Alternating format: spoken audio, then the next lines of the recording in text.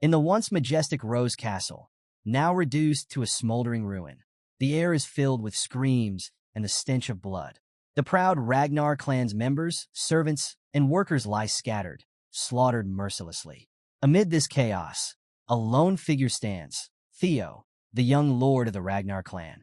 He fights desperately, trying to fend off the mysterious faction responsible for this devastation, unaware of which rival house has betrayed his family. Before we dive deeper into this brutal battle, let's take a step back. The Ragnar clan is no ordinary family. For over 1,000 years, they've served as the Empire's northern shield, protecting its borders at the edge of the continent. This family's strength comes from their unique lineage, rumored to descend from dragons. Every Ragnar is born with extraordinary magical powers, stamina, and unmatched swordsmanship. That is, every Ragnar but one. Our protagonist, Theo, the so-called bastard heir of the Ragnar clan. Unlike his kin, Theo was not blessed with the talents that define his family. But that doesn't stop him from giving his all. And now, in the ruins of his ancestral home, Theo's opponent stands before him, a man cloaked in betrayal. This traitor is none other than his own swordsman tutor, the person he trusted most, Master Rendon. Theo's eyes widen in disbelief as Rendon pulls off his mask, revealing the face of his betrayer. Mocking Theo with every word, Rendon sneers, calling him a talentless fool, a disgrace to the prestigious Ragnar name. He watched Theo struggle every morning, training harder than anyone else, yet never getting anywhere. Rendon laughs cruelly, telling Theo his efforts were always in vain. Anger bubbles up in Theo, who can only grit his teeth as the insults keep coming. Gathering what little strength he has left, Theo lashes out, accusing Rendon of betraying him after all those years of teaching him useless techniques. But before Theo can even finish, Rendon's sword flashes, swift and merciless. With one clean strike, Theo's arm is severed. His scream pierces the air as blood splatters the battlefield. Weak, he falls to the ground, his strength draining fast. Rendon isn't finished. Grabbing Theo by the hair, he lifts him up, forcing him to witness the burning ruins of Rose Castle. "Look at what you've caused," Rendon snarls. He tells Theo that all the destruction, the death of his family, rests on his shoulders. Why? Because he's a talentless failure. As if that wasn't enough, another figure approaches, dragging a lifeless body, Theo's mother. She's thrown in front of him, her eyes empty, her body cold. Rendon twists the knife further, telling Theo that even his mother's death is his fault. He's the reason she's nothing more than a corpse. Overwhelmed by grief, Theo can barely stand, but he makes one last, desperate attempt. With all the strength he has left, he grabs his sword and charges at Rendon, his mind filled with rage. But before he can reach him, a sword whizzes through the air and pierces Theo's gut, launching him several meters away. The one who threw the sword, another enemy, looks annoyed. "Just finish him off already," he grumbles. Rendon, chuckling, apologizes to his companion. "I was just taking my disciple for a stroll down memory lane," he says with a grin. As Theo lies bleeding out, his vision begins to blur. The world around him starts to fade, and with his final thoughts, he reflects on his pitiful death. He regrets not having the talent to protect his family, to save his mother, to live up to the Ragnar name. Everything he fought for, gone. Darkness consumes him. But this isn't the end. Just as the light leaves his eyes, a sudden system window appears before Theo. A cold, emotionless voice announces that his death has triggered a special trait. The world around him shudders, and the system informs him that he will be sent back to a critical moment, a regression point, this time with a newfound power. And with that, Theo's story truly begins. Theo opens his eyes, disoriented. The first thing he sees is the last person he ever wanted to see again, Rendon, his treacherous instructor. They're in the middle of sword training, just like the old days. Rendon, ever the strict teacher, snaps at Theo for daydreaming. But Theo is frozen, confused. His mind is racing. Is this a flashback? It can't be.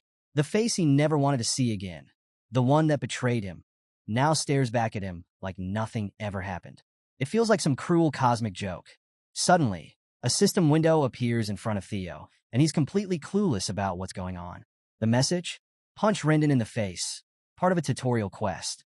Theo has no idea why or how this is happening, and what's weirder is that Rendon can't see the system window. With a mix of disbelief and irritation, Theo decides he's not going to question it. He drops his training stick, balls his fist, and without warning, delivers a solid punch right into Rendon's smug face. To Theo's surprise, Rendon barely reacts, his face completely blank as if Theo's punch was nothing more than a joke. Our boy, though, is inwardly smirking, thinking about how real this so-called flashback feels. But his satisfaction is short-lived. Rendon, now angry, retaliates with a vicious strike, sending Theo crashing to the ground. As the pain floods his senses, Theo is annoyed. Do I seriously have to endure pain in my flashbacks too? Rendon sighs, completely missing the point of Theo's outburst. He assumes it's all because Theo is frustrated about the upcoming awakening ceremony, a huge event where the members of the Ragnar clan unlock their true power. Rendon explains he understands why Theo's struggling, but he won't forgive a student who lashes out at their master. Then he just walks away, leaving Theo on the ground. At the mention of the awakening ceremony, Theo's eyes widen. That ceremony happened 10 years ago. Now it's all starting to click. As Rendon leaves, and the other clan members snicker, mocking him like they always do, Theo begins to process everything. The ground beneath him feels real. The injury, the stinging pain, it's all real. This isn't a flashback, he realizes. I've actually come back in time. He's 17 years old again, reliving a moment from 10 years before his death. Right on cue, another system window pops up, congratulating him for completing the tutorial quest. His reward? Ragnar's talent has been activated. The system asks if he wants to receive it. Without hesitation, Theo hits yes. Immediately, a surge of arcane energy erupts in his chest, and the system confirms his stats are going to increase at an insane rate. For the first time in his life, Theo feels a glimmer of hope. Meanwhile, back in the Rose Palace, we cut to that filthy traitor, Rendon, having tea with Theo's mother, Lady Cecilia Ragnar. He's busy reporting to her about Theo's progress, though he's not exactly kind with his words. Rendon sneers, telling her that her son is the most talentless student he's ever seen. But with a broad, fake grin, he assures Cecilia that this is exactly why he is here, to whip Theo into shape before the awakening ceremony, which is now only 5 months away. Lady Cecilia, with her usual grace, smiles warmly and hands over a heavy bag of gold coins, telling Rendon to give Theo a bit of extra attention. Rendon eagerly accepts the money, trying to reassure her that she has nothing to worry about. But Cecilia's response is calm and firm. She's not worried. She believes in her son, Theo, with all her heart. We cut to Rendon, smugly strolling down the castle corridor, a hefty bag of gold swinging in his hand. He grins to himself, pleased with the easy money he's earning. He's being paid handsomely to teach Theo absolutely nothing. As he walks, he chuckles at how both mother and son are complete fools. Not only is he training the direct heir of the Ragnar clan without lifting a finger, but he's also being rewarded by his real master for leaking Theo's secrets and sabotaging his progress. It's a dream opportunity for this traitor.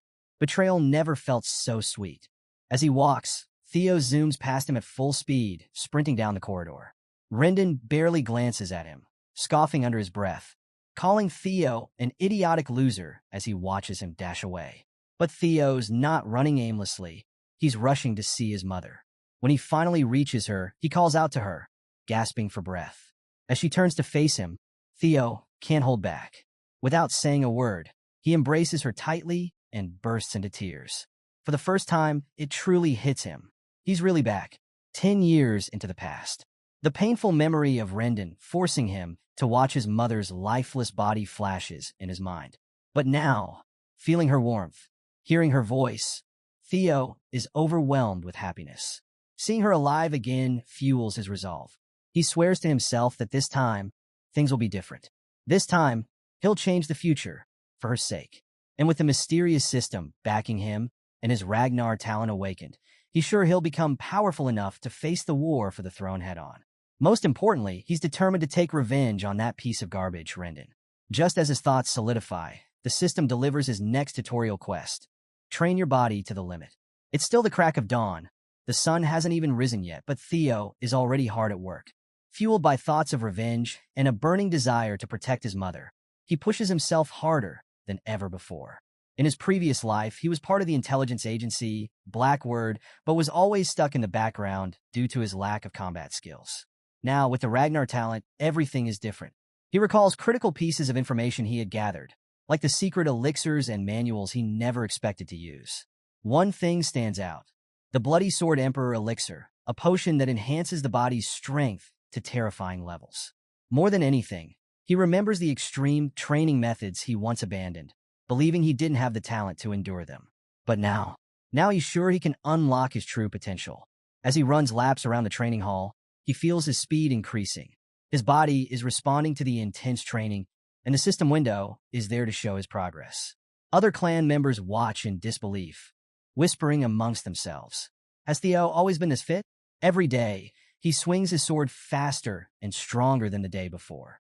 His confidence grows with each passing hour. A few days later, we find Theo training late into the night, long after everyone else has gone to bed. He's been pushing his body relentlessly, with barely any sleep. Enter Evelyn, the manager of the training grounds, who yawns as she watches him.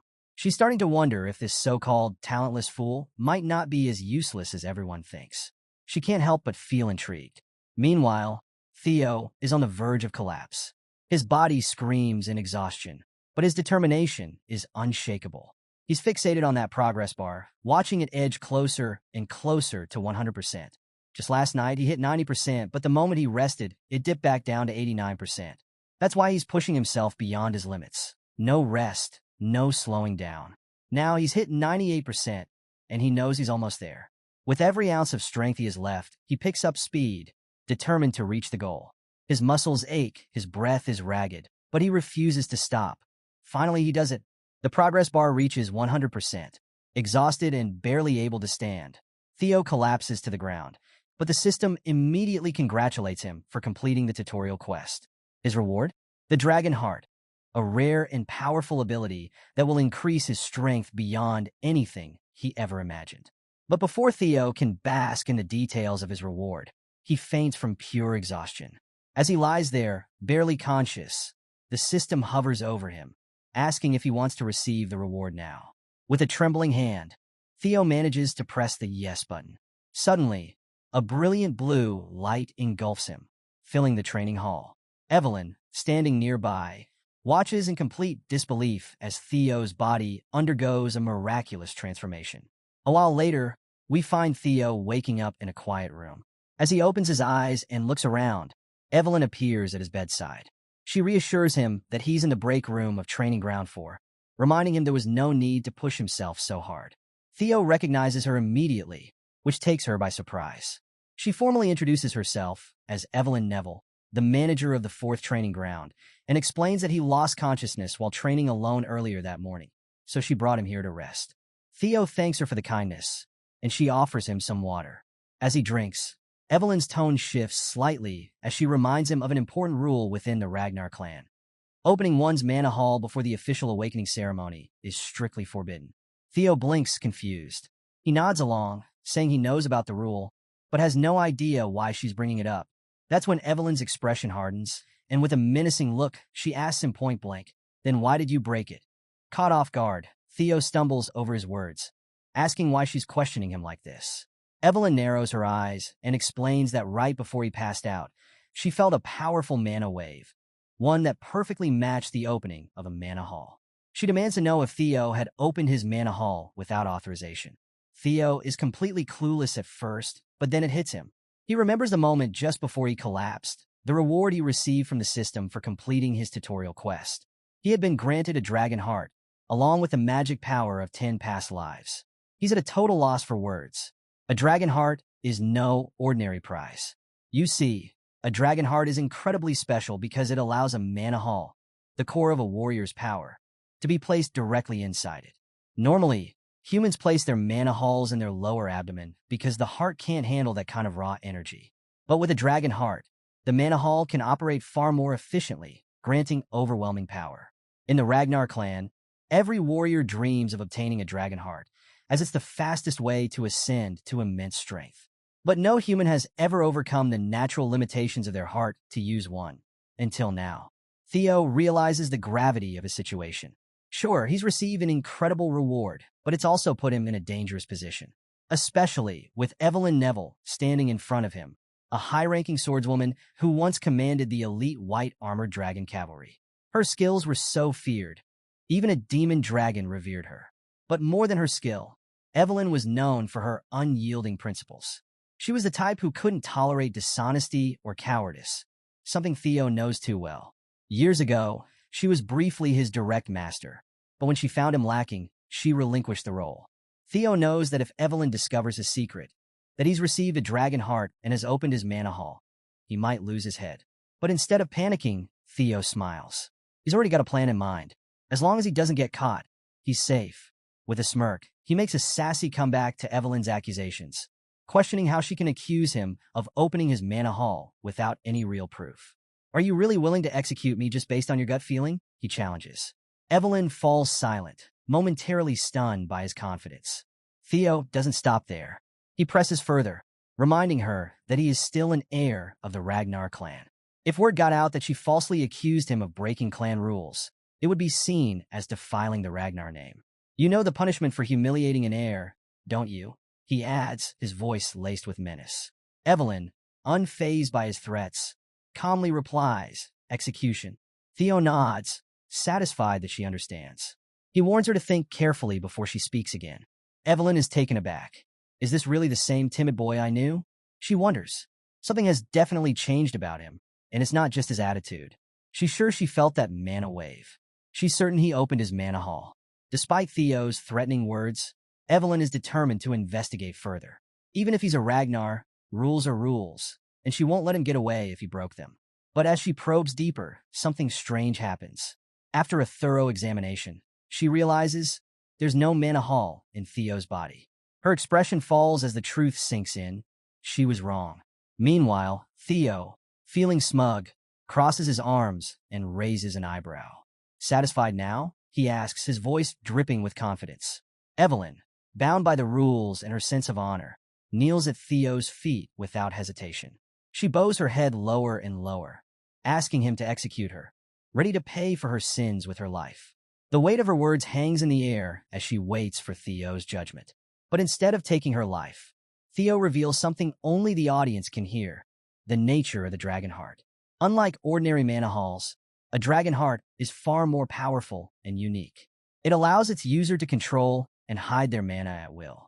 And since the fact that humans can possess a dragon heart won't be discovered for years, Theo is confident no one can accuse him of having one. Instead of delivering the execution Evelyn expects, Theo places a reassuring hand on her back. With a calm voice, he tells her there's no need for such drastic actions. As he walks away, he praises her righteousness, acknowledging that few would risk their lives to demand the truth from an heir. But in reality, Theo has his own reasons for sparing her. He knows Evelyn is one of the strongest warriors around, and keeping her alive could prove beneficial in the long run.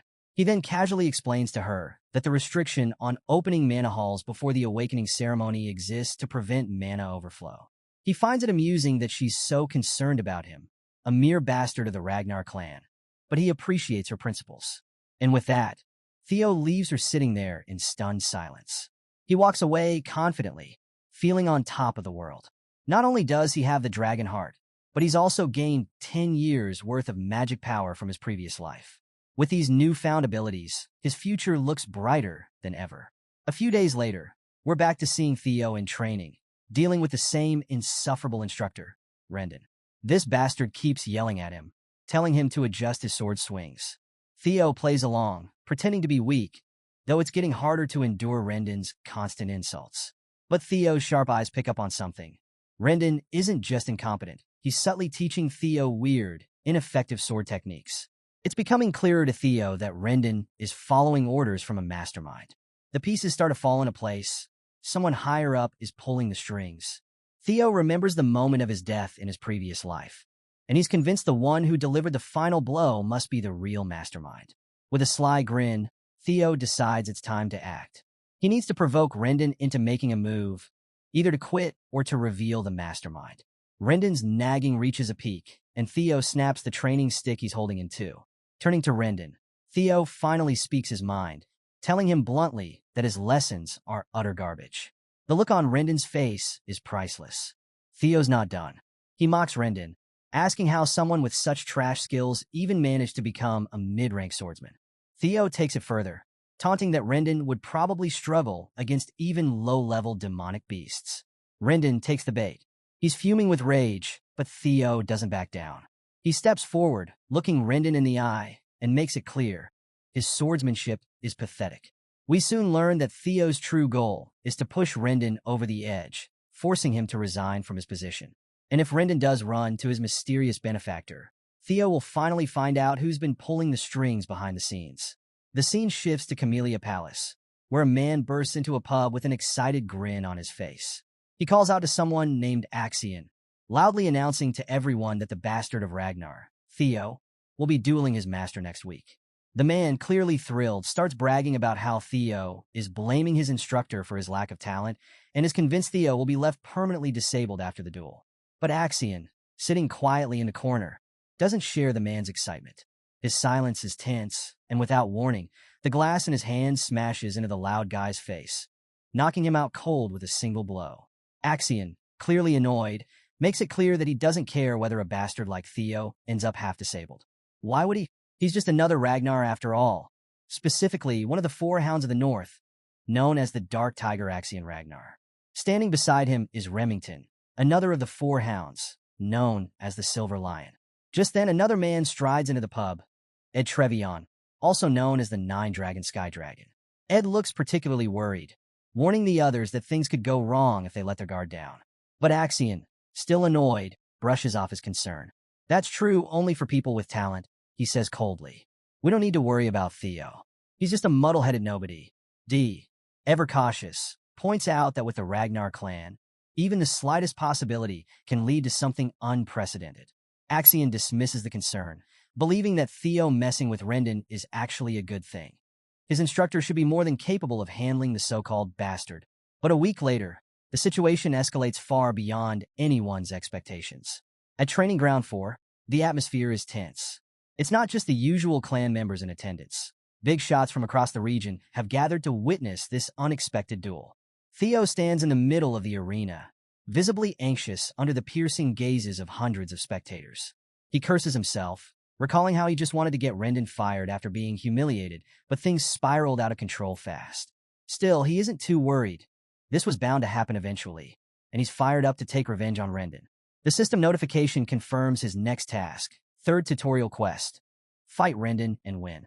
As Theo takes a deep breath, the memory of how this duel was set into motion flashes through his mind. We cut to the moment when Theo confronted Rendon, calling out his pathetic swordsmanship and bluntly firing him. You're done. Get lost, Theo had said, but Rendon, desperate, protested that his contract wasn't over yet. Theo shot back, reminding him that since he was fired by the employer, Theo himself, there was nothing left to discuss. Theo would have loved to punch Rendon right then and there, but doubts still lingered in his mind about his ability to take this guy down. For Rendon, this was a disaster. He couldn't afford to be fired. He hadn't completed his true mission yet. As he stepped closer to Theo, trying to convince him otherwise, a system window flashed before Theo's eyes. Fight and win against Rendon. It caught Theo completely off guard. Before he could react, Evelyn Neville stepped in, suggesting they settle this the Ragnar way, through a sword match, letting strength decide the outcome. A duel would eliminate the need for any tribunal. Everything would be decided by the sword, following the will of the victor. Sensing an opportunity, Rendon quickly agreed to the duel, eager to resolve things on his terms. Theo, meanwhile, was left unsure. He wasn't ready to face Rendon in a real fight. But with the pressure mounting and Evelyn insisting it was the best course of action, Theo found himself with no choice but to agree. Now, standing face-to-face with Rendon, Theo could hear the whispers of the crowd. They mocked him, smirking as they gossiped about how pathetic the bastard of the Ragnar clan was. They were convinced he didn't even know how to properly swing a sword and fully expected him to leave the arena crippled. To them, there was no way Theo, an apprentice swordsman, could possibly defeat a mid-ranked fighter like Rendon. Rendon, brimming with arrogance, tells Theo that if he apologizes now, he'll pretend nothing happened. There's no need to throw your life away over your pride, he sneers. But Theo, always quick with the sass, fires back. Maybe you should apologize, Rendon, he says, voice laced with confidence. Unless you want to end up a one-armed swordsman, I suggest you quietly accept that you've been fired. Rendon simply grins, his mind already set on how this duel would end.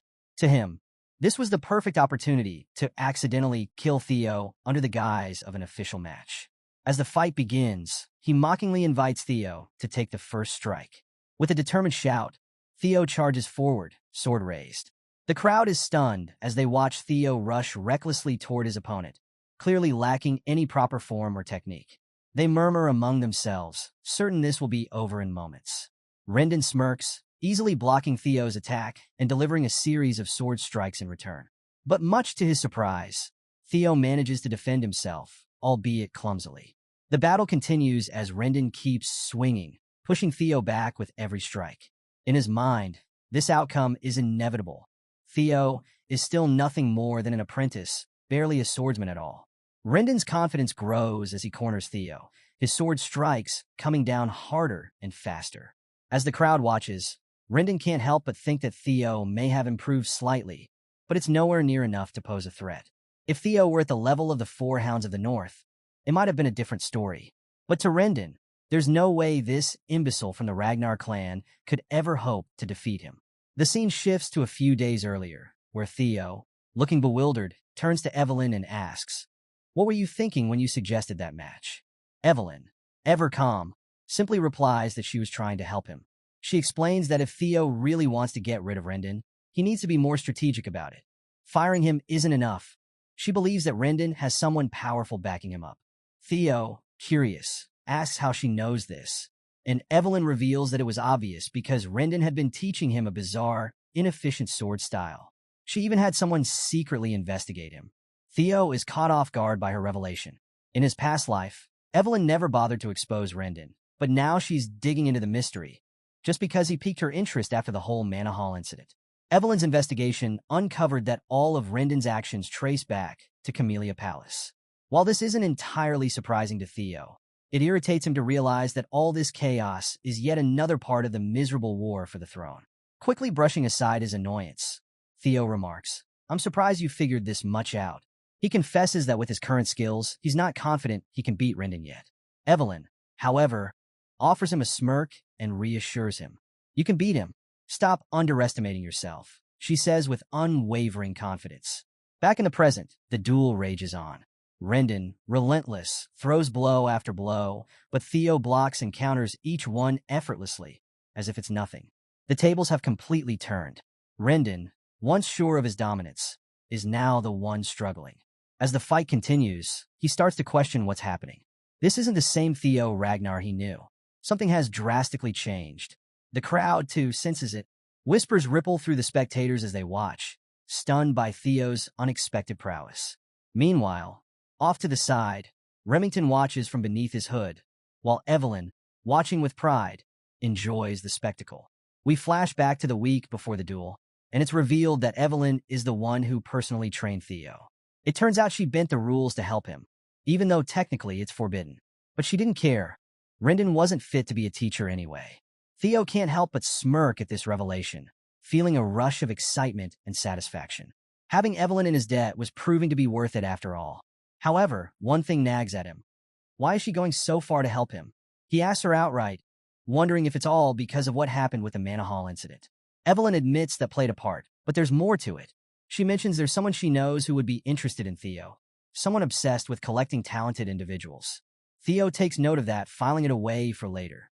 Back in the present, the battle intensifies. Rendon, growing desperate, starts to wonder if Theo has been faking his weakness all this time, acting like a fool just to lower everyone's expectations. Mid-fight, Theo suddenly asks, "Who's backing you?" Rendon freezes, his face twisting in confusion and anger. "What are you talking about?" he snaps. But Theo presses on, casually reminding him that he knows Rendon has been teaching him useless sword techniques on purpose. He finally gets blunt, asking if Rendon is working with Camellia Palace. The moment of silence that follows confirms Theo's suspicions. The truth is written all over the old man's face. Seizing the opportunity, Theo swings his sword, and in a flash, he slices through Rendon's hand.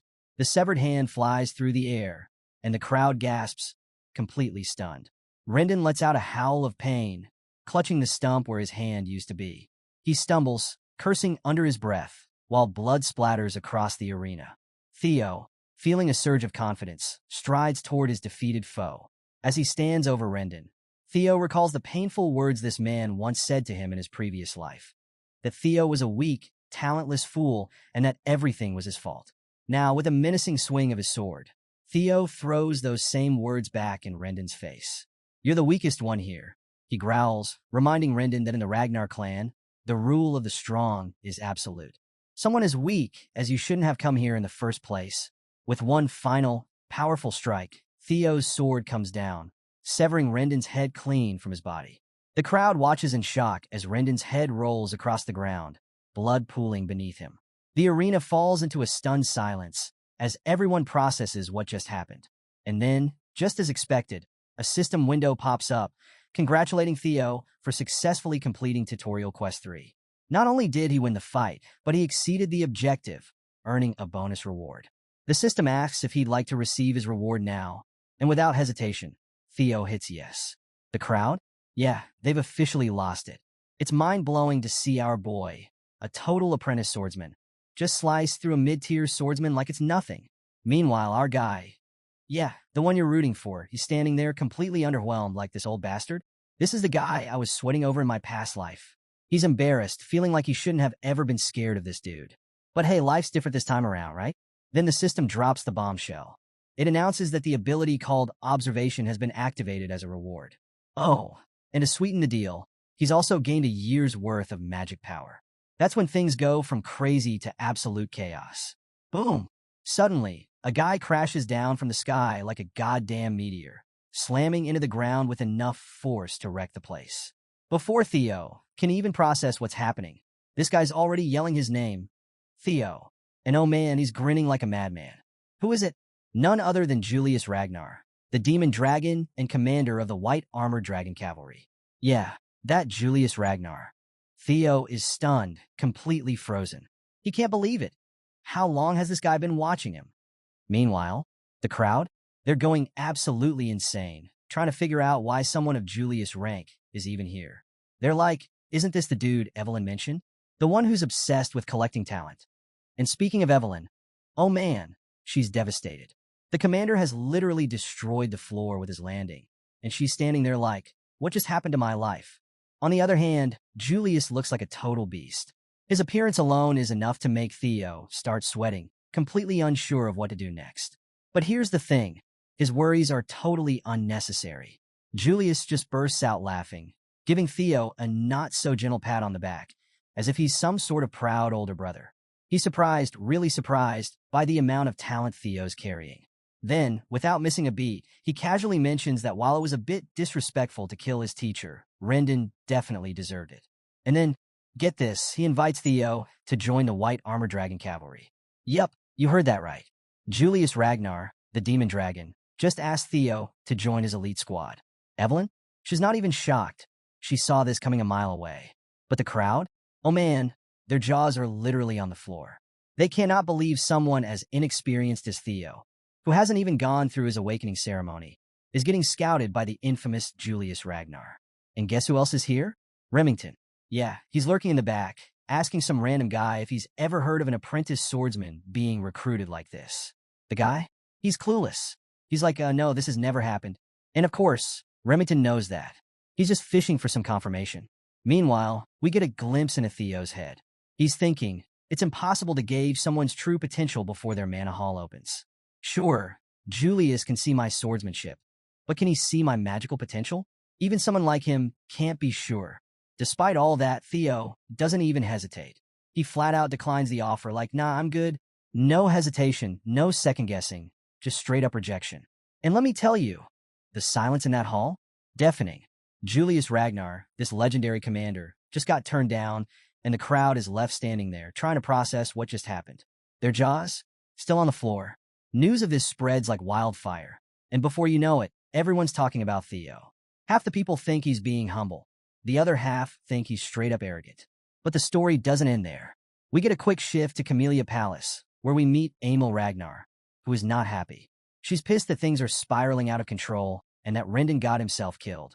But one of her men reassures her, reminding her that Rendon was a complete noob anyway, assigned to his position because, frankly, he wasn't good enough for anything else.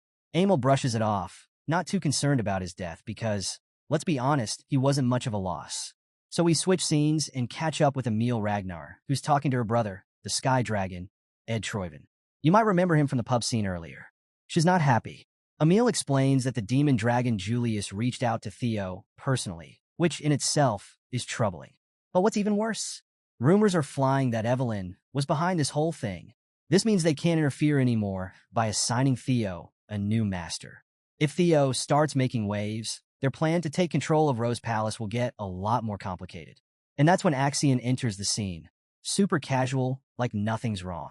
He asks why they're even stressing over this. According to him, there's no chance the clan head will get involved, so their plan can keep moving forward without any issues. But Emil isn't having it. She makes it clear that for their plan to work, taking control of Rose Palace without offending the clan leader, Theo needs to stay powerless. Axion just nods, acting like he's totally in control. He says he's sure Theo is still powerless.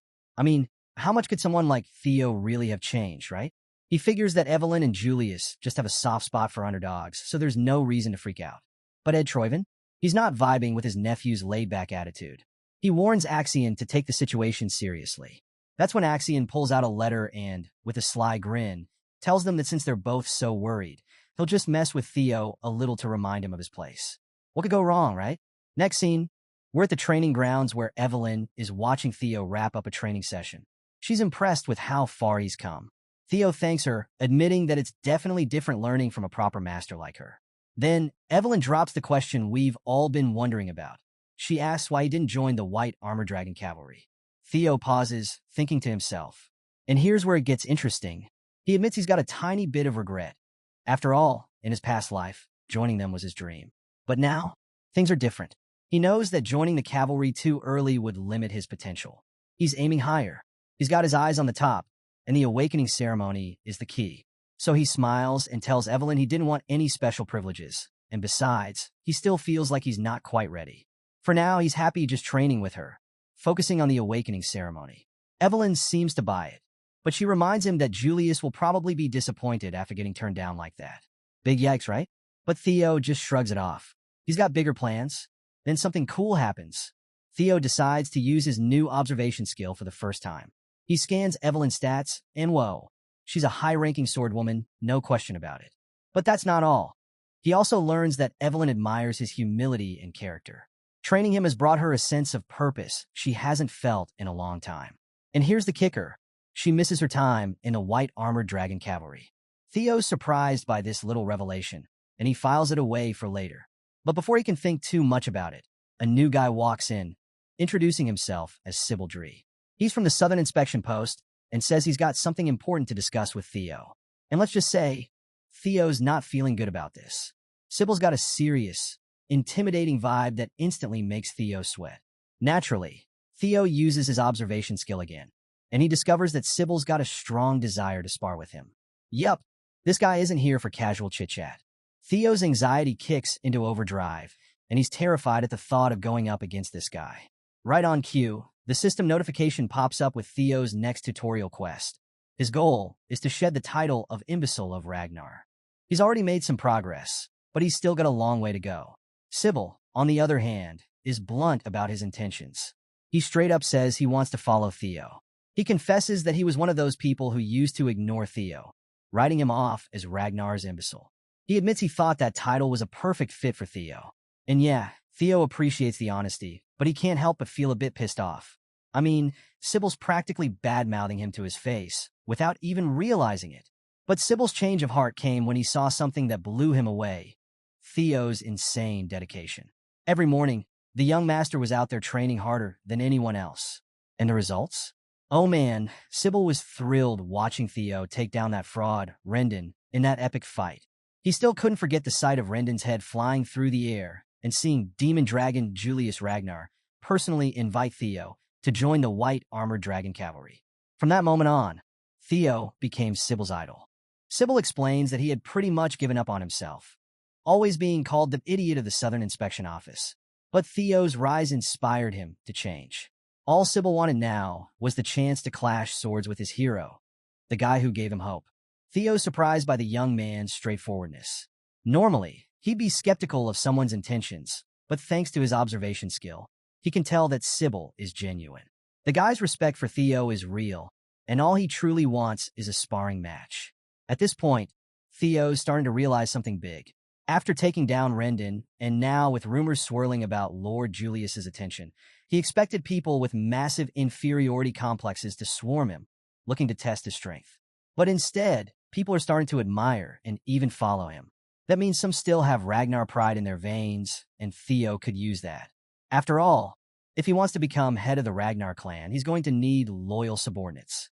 Plus, this could help him progress on his final tutorial quest, getting rid of that humiliating title, Ragnar's Imbecile, for good. Something he was never able to shake off in his past life. Determined to take full advantage of this opportunity, Theo turns to Evelyn and asks for permission to spar with Sybil. His master? She's all for it. Evelyn encourages him to show off what he's learned. With that, Theo formally introduces himself as Theo Ragnar, apprentice swordsman of the Rose Palace, awaiting the awakening ceremony under the guidance of Master Evelyn. Evelyn, the one-armed sword master, smiles with approval. Sybil's clumsy but earnest as he salutes back, introducing himself as an apprentice swordsman of the Southern Inspection Post, specializing in Kurai clan swordsmanship, all about speed and precision. And with that, the sparring match kicks off. Sybil blasts off the ground like a madman, going for the kill right from the start. But Theo's ready. He blocks the first attack, and their blades clash, sparks flying. The dude might be known as the idiot of the Southern Inspection Post, but man, his speed is no joke. Sybil's confidence in his quick strikes is obvious. From the first exchange alone, he can already tell Theo's skill is the real deal. Meanwhile, Theo's wondering why this guy even has the nickname Idiot in the first place. If this were his previous life, Theo knows he would have struggled to keep up with someone this fast. But this isn't the same Theo anymore. He's come a long way. With a swift, powerful move, Theo goes on the offensive, and with one solid strike, he sends Sybil flying like a ragdoll. The force is so strong, poor Sybil loses his grip on his sword, and he crashes into the stands of the training area. Sybil? Barely standing. He's almost throwing up from the sheer impact to his solar plexus, but he manages to get up, clearly overwhelmed. Despite the brutal loss, Sybil praises Theo's mastery of the sword and concedes defeat with gratitude. Theo, ever the graceful victor, salutes Sybil, telling him it was a good fight. As he holds his sword up in salute, he catches a glimpse of his reflection in the blade and gets an idea. Could he use his observation skill on himself? Turns out he can. Activating the skill, Theo sees all his talents and stats laid out in front of him. It's a game changer. He's officially a level 1 swordsman with balanced stats and a whopping 190 points in magic power, way higher than he expected. He realizes that with his talents now fully visible, he can keep unlocking more as he progresses through quests. He's got 4 more locked slots to fill. So, after using his observation skill on himself, Theo's pumped about his ability to check his stats whenever he wants. And let me tell you, he's got some serious magic power, thanks to his past life's magic and that dragon heart beating in his chest. But there's one stat that's got him seriously annoyed, his luck. It's sitting at a brutal negative 49 points. Theo wonders if he's cursed or something. Maybe all the misfortunes from his previous life were because of this ridiculously low luck stat. Either way, he knows one thing for sure. He's got to fix this fast. But Theo's so focused on the sparring session with Sybil and checking his stats that he doesn't even notice the crowd of young swordsmen gathering around the arena. They've practically formed a circle, watching him closely, and their intentions? Completely unknown. Theo figures that after beheading Rendon and gaining the respect of Commander Julius Ragnar, this kind of attention was only natural. With Ragnar's rule of the strong, people either become envious of you or they admire you. Evelyn, though, can see things clearly. These guys? They're part of the latter group. They're not here to challenge Theo. They're here to admire him. You can see it in their eyes. They've heard the rumors, and now they're seeing the truth. Theo is the real deal. They're impressed. In fact, some of them are imagining themselves in Sybil's shoes, wondering if they'd even last a second against Theo. The thought alone is making them itch to test their skills against the young master. Among them is one young swordsman, Iodi Nalen. Theo scans the crowd and spots him, which immediately surprises the guy. Without hesitation, Theo calls Iodi forward for a spar. Iodi, a little stunned, steps up and salutes, introducing himself as the third son of Viscount Nalen, specializing in double ascension swordsmanship. Theo returns the salute, ready for a good fight.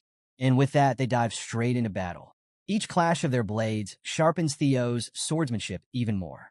Yodi isn't a pushover, though. He's fast, clever, and even manages to land a slash that seems impossible to counter. But in that moment, something clicks for Theo. Time slows down, and he adjusts his grip, blocking the attack with perfect precision. Iodi's blade goes flying from his hand. It's a decisive victory for Theo. Iodi acknowledges his defeat, but more importantly, he gives Theo his eternal respect. And here's where things get interesting. Gaining Iodi's approval actually increases Theo's luck stat. Theo is stunned. Could his luck really be tied to his reputation? If that's the case, he's just found a way to fix his terrible luck. All he needs to do is keep winning, literally fight his way to better luck. Next up, Banat Ramiro. And let's be real, easy dub. With another win, his luck goes up by another point. Then comes Eric Moran. He puts up a decent fight, but it's still not enough to stop Theo's momentum. After that, we've got Manfred Nonbird, and then Manuel Noir, who doesn't stand a chance. Even the thuggish-looking Void Parank? Theo wipes the floor with him in under a minute. At this point, Theo's on fire. He's totally immersed in the sparring frenzy, and his winning streak is nothing short of impressive. He's beating these young swordsmen one by one. Daniel Riemann is just another name added to the list. And even though he's starting to feel the exhaustion creep in, he's still itching for more. Theo calls for the next challenger, but no one steps up. It's clear he's dominated the arena, but when Theo checks his quest progress to shed the title of Ragnar's Imbecile, he's only made a 1% improvement. 1%. He's frustrated, realizing that the people in this crowd already respect him. He'll need to seek out stronger foes or show off his skills to those who still doubt him if he wants to make any real progress. Just when he's considering his next move, a man steps forward from the crowd. He tells Theo he looks exhausted and should probably rest. Theo brushes it off, arguing that he'll rest when he needs to, but right now he's still got some fight left in him. And just as Theo says that, Remington Narcio, one of the Four Hounds of the North, steps up and formally requests a sparring match. Everyone, including Theo, is completely caught off guard. I mean, this is Remington, the guy who's up there with the strongest swordsman in the entire Ragnar clan, alongside names like Axion Ragnar and Hulkus Lank. Remington says he came early to observe Theo's swordsmanship before the awakening ceremony, and with a calm smile, he salutes Theo, thanking him for honoring his request. He's a genius swordsman, known for his keen senses and unmatched work ethic, but right now, he's just excited. He wasn't expecting to find such a worthy rival in the form of Theo. Theo, standing tall, salutes back with pride. This time, he introduces himself as the 31st son of the great guardian of the North, Kyle Ragnar.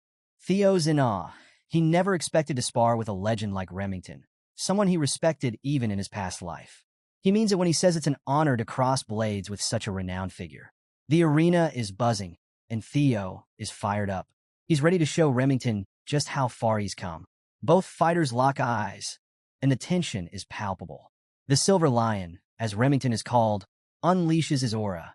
It's terrifying. Theo wonders for a second if he can actually defeat someone this strong, but there's no turning back now. And then it begins. They charge forward, their blades colliding with such force that sparks fly across the arena. Each clash is so powerful that it literally shakes the stage. Theo's eyes are laser-focused, while shards of steel rain down around them. Remington? He's smiling, loving every moment of this intense duel. But then, something happens.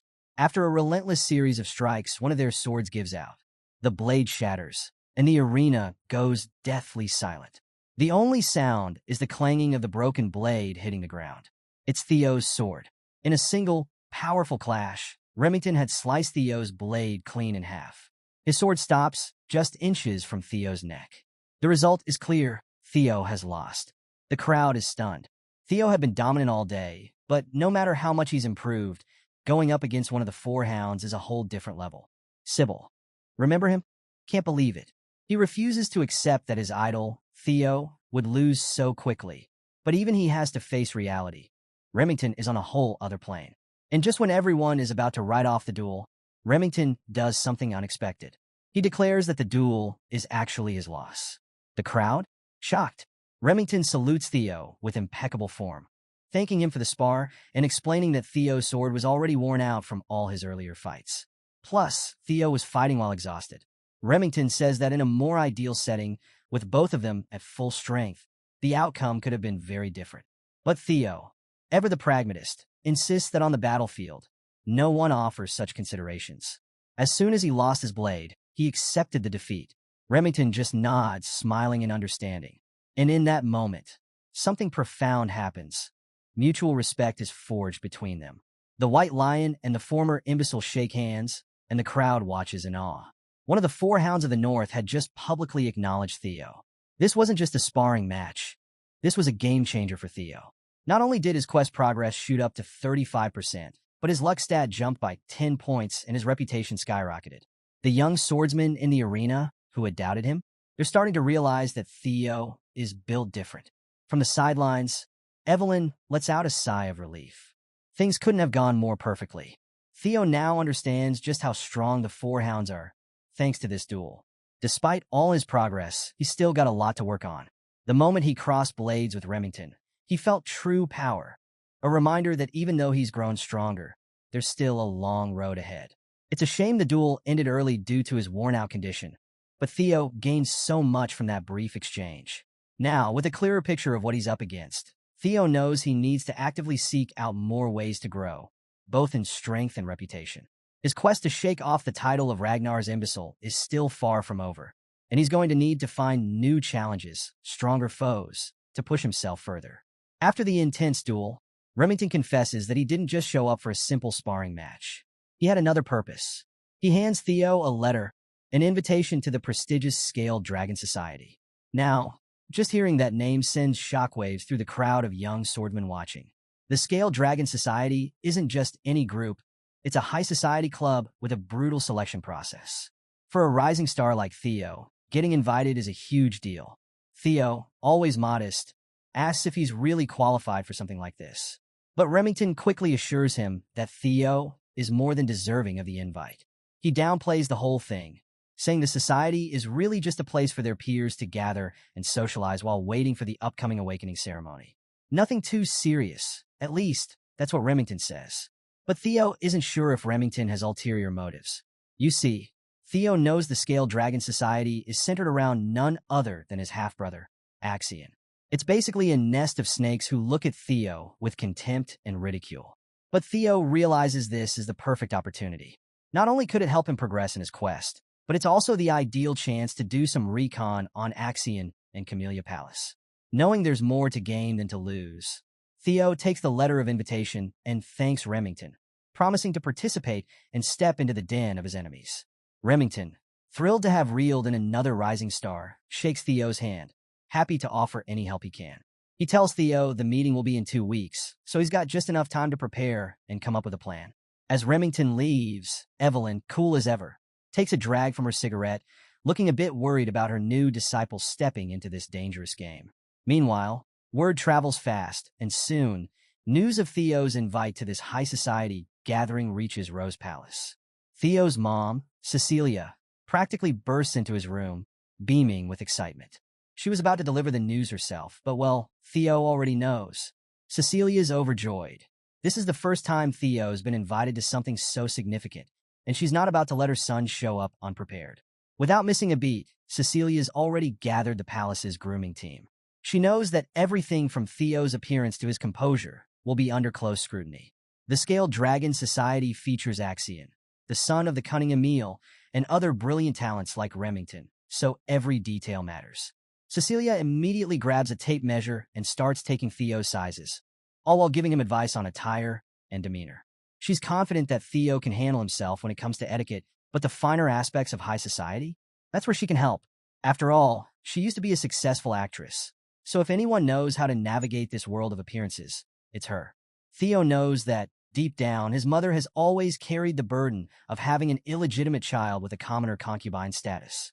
It wasn't her fault, but in the cutthroat Ragnar clan, where strength is everything, Theo can only imagine how hard it's been for her. She raised him while living under the shadow of his weak reputation in his past life. But this time, things are different. Cecilia might be all smiles and excitement on the outside, but Theo knows she's just a worried mother, concerned for her son's well-being. She wraps him in a tight embrace, assuring Theo that no matter what, she believes in him, that he can achieve anything. And for the first time, Theo lets the warmth of his mother's embrace melt the coldness in his heart. He hugs her back, promising himself that this time around, he'll work hard to stop making her worry. But while Cecilia's thoughts are on Theo joining the Scale Dragon Society and making a good impression, Theo's mind is already on something else. All he can think about is destroying this nest of snakes. He knows that the society is filled with enemies, and if he's going to survive, no thrive, he's going to have to pulverize every last one of them.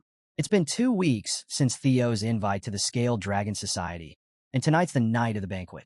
Remington, ever the gentleman, rolls up to Rose Palace in a lavish carriage to pick up Theo.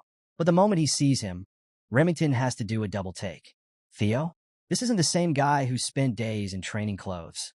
Thanks to his mother and the palace staff, Theo's rocking some seriously exquisite drip. He looks less like a warrior and more like an aristocrat, and Remington's genuinely impressed. Theo tries to brush it off as a joke, but Remington isn't kidding. He's blown away by the transformation. And to be fair, Theo has changed a lot in just 2 weeks. He's taller, his muscles are more defined, and it's all thanks to his relentless training. Interestingly enough, Remington had joined him every day for those 2 weeks, and they've gotten pretty close. Theo also built quite the following during this time. Sybil and the other young swordsmen now practically idolize him. Poor Evelyn has been stuck training what's become a whole battalion of Theo fanatics. Let's just say it's been a lively 2 weeks. But now, Theo's heading into his first formal banquet, and while he's still recovering from dealing with all his overeager followers, he's ready. Remington assures him there's no need to be nervous, but he leaves him with a single warning. His friend, Axion, can be very mischievous. In fact, it was Axion who extended the invitation to Theo, wanting to meet the new rising star. And here's the kicker. The entire banquet was organized for Theo's sake. That changes everything, doesn't it? But not in a bad way. Theo's actually looking forward to it. He's mentally preparing to be insulted left and right. But that's fine. This is exactly the kind of situation he can use to turn the tables. Meanwhile, up at Camellia Palace, Axion Ragnar, also known as the Dark Tiger, is already sipping on expensive booze, just itching to turn the imbecile of Ragnar into his next plaything. The banquet is just one big opportunity for him to mess with Theo. The carriage pulls up in front of the lavish palace, the banquet venue. Theo steps out, immediately scanning the area. This is Camellia Palace, the home turf of the same people who destroyed his life in his past. Axion and his crew. They're the ones who ruined him, his mother, and everything tied to Rose Palace. His mind flashes to thoughts of vengeance, but Remington interrupts, reminding him that Axion will personally greet them at the entrance. Theo knows exactly why Axion invited him. The guy probably thinks it's up to him to stop Theo's growing momentum.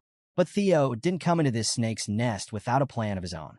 He's ready to show Axion just who he's dealing with. As they approach the palace, something catches Theo's eye. Up on one of the higher floors of the palace, he spots a strange blue light, the kind that only appears for a system quest. He's momentarily distracted by the possible quest inside, and that's when it happens. Out of nowhere, something comes plummeting from above, aimed right at Theo. Remington tries to act fast, but before he can even get close, it explodes, a cloud of white smog billowing out. Remington, panicked, calls out for Theo, but thankfully, it's not as bad as it looked. Theo's fine. Turns out it was just a sack of flour launched from above, a childish prank. Remington is furious at the prank, while Theo, he's annoyed.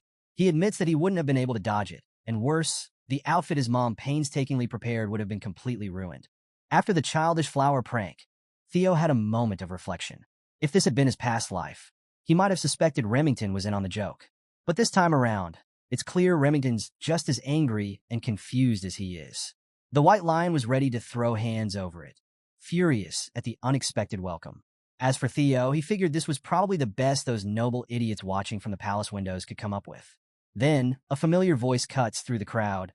It's none other than Axion Ragnar, finally showing his smug face. He brushes off the incident as a little greeting between brothers, claiming it's just a simple courtesy. But Remington wasn't buying it. He was genuinely pissed. Axion, though? He was loving every second of it. Theo immediately uses his observation skill on his half-brother, and what he sees is as twisted as he expected. Axion's talents include madness, psychopathy, and an overwhelming potential for swordsmanship. In Axion's mind, Theo was just a new toy to play with, and he couldn't wait to see how it would unfold. But instead of snapping back, Theo just smiles and thanks him. Yep, thanks him for the warm welcome. This confuses his psychopathic brother, but Theo keeps up the act, saying that with how welcoming Axian's been, he's really grateful and looking forward to the party. Axian's confusion quickly turns to elation. To him, it seems like Theo's finally becoming interesting, and he's loving it. Finally, they enter the banquet hall, where the Scaled Dragon Society is gathered. It's an exclusive event. Only the most promising nobles are invited to wine, dine, and talk shop. But tonight, everyone's focused on the special invitee, Theo Ragnar. And let's just say, the reaction is far from welcoming. Most of the nobles can't wrap their heads around why Axian would invite someone like Theo, the so-called imbecile of Ragnar. Sure, he's got Ragnar blood, but his reputation as a failure hangs over him like a cloud. Even though he's decked out in some seriously cold drip, credit to his mom and the palace staff, they still see him as trash. The nobles, smug as ever, don't even bother lowering their voices. They openly talk about how Axian must be playing with his new toy, snickering at Theo's expense. Remington, feeling embarrassed by the crowd's rudeness, apologizes to Theo, explaining that these events usually aren't this scandalous. But Theo? He's completely unfazed. He lets them talk trash. In fact, the more they badmouth him, the sweeter it'll be when he crushes them later. While all this is going on, Theo notices the blue quest light he saw earlier. It's nearby. He's pretty sure it's significant, but right now, he can't approach it without raising suspicion. At that moment, Axian, the host of this twisted party, descends the stairs with a smirk, asking his brother if he's enjoying the event. Theo forces himself to stay calm, sticking to the plan. He smiles and thanks Axian again for the invitation, playing along. Axian, grinning like the manipulative snake he is, sarcastically apologizes for the flower incident, admitting that maybe he went a little too far. Then, in a flash, he's right in front of Theo, closing the distance in the blink of an eye. He grabs Theo's shoulders tightly, putting on a show for everyone as he demands that Theo accept his apology in front of the entire hall. Remington wants to intervene, but before he can, Theo steps in. He calmly insists that Axian has nothing to apologize for. Using Axian's own words, Theo calls it a simple greeting between brothers. The psycho's at a loss for words. Theo's composure is unshakable. He's too calm, too collected for Axian's mind games to work. After a brief pause, Axian laughs, patting Theo on the back like a proud older brother. He's honestly impressed. Theo's changed so much since they were kids, and now he's becoming fun. The nobles watching this exchange, they're eating it up. They mockingly call Theo Axian's lapdog, whispering about his illegitimate lineage. In their eyes, even though Theo and Axian share Ragnar blood, they're on completely different levels. Theo's mother, Cecilia, was a commoner concubine, while Axian hails from the powerful Troivan clan, a swordsmanship powerhouse from the east. To these nobles, Theo is little more than a nobody, a far cry from Axian's noble, prestigious bloodline. Theo's been taking it all in. The insults, the sneers, the outright disrespect. And instead of getting flustered, he's been letting it fuel the fire inside. But there's one thing that's confusing these snickering nobles: Remington's closeness with the so-called imbecile of Ragnar. As they start throwing insults Remington's way, even going so far as to question his lineage as an illegitimate son of the Narcio family, the White Lion is ready to snap. Theo can tell that Remington is about 2 seconds away from stealing the spotlight, but that won't do. Before Axian can lead Theo upstairs, Theo takes control. He calmly asserts that, since he's just arrived, he should greet his new friends. And with that, he walks straight over to the table where the nobles had been running their mouths. Every pair of eyes in the room is now fixed on him, on the imbecile of Ragnar. Theo quietly grabs a bottle of wine from the table, walking over to the noble who'd been smearing Remington's name. He makes a motion to pour the guy a drink, and the noble, smug as ever, smiles and asks if he said something wrong. That's when Theo shifts his grip on the bottle and smashes it over the guy's head without mercy. Boom! The entire hall goes dead silent. Even Remington, and yes, even Axian, who's usually unfazed by chaos, are stunned by the sudden brutal move. The noble, now bleeding from his head, grabs at his hair in agony as blood stains his blonde locks. Theo stands over him, still holding the broken, bloody bottle, while the noble spits out curses, furious at being humiliated in front of everyone. Before Blondie can finish his rant, Theo sends a brutal kick that breaks the noble's jaw, cutting off his yapping with a sickening crack. Theo's plan has officially begun. His eyes turn cold, almost crazy, as he calmly explains that he was just giving Blondie a little greeting, only to get such a hurtful response in return. The other nobles? Frozen in place, too scared and too confused to process what's happening. Meanwhile, Theo's quest progress quietly ticks up to 43%.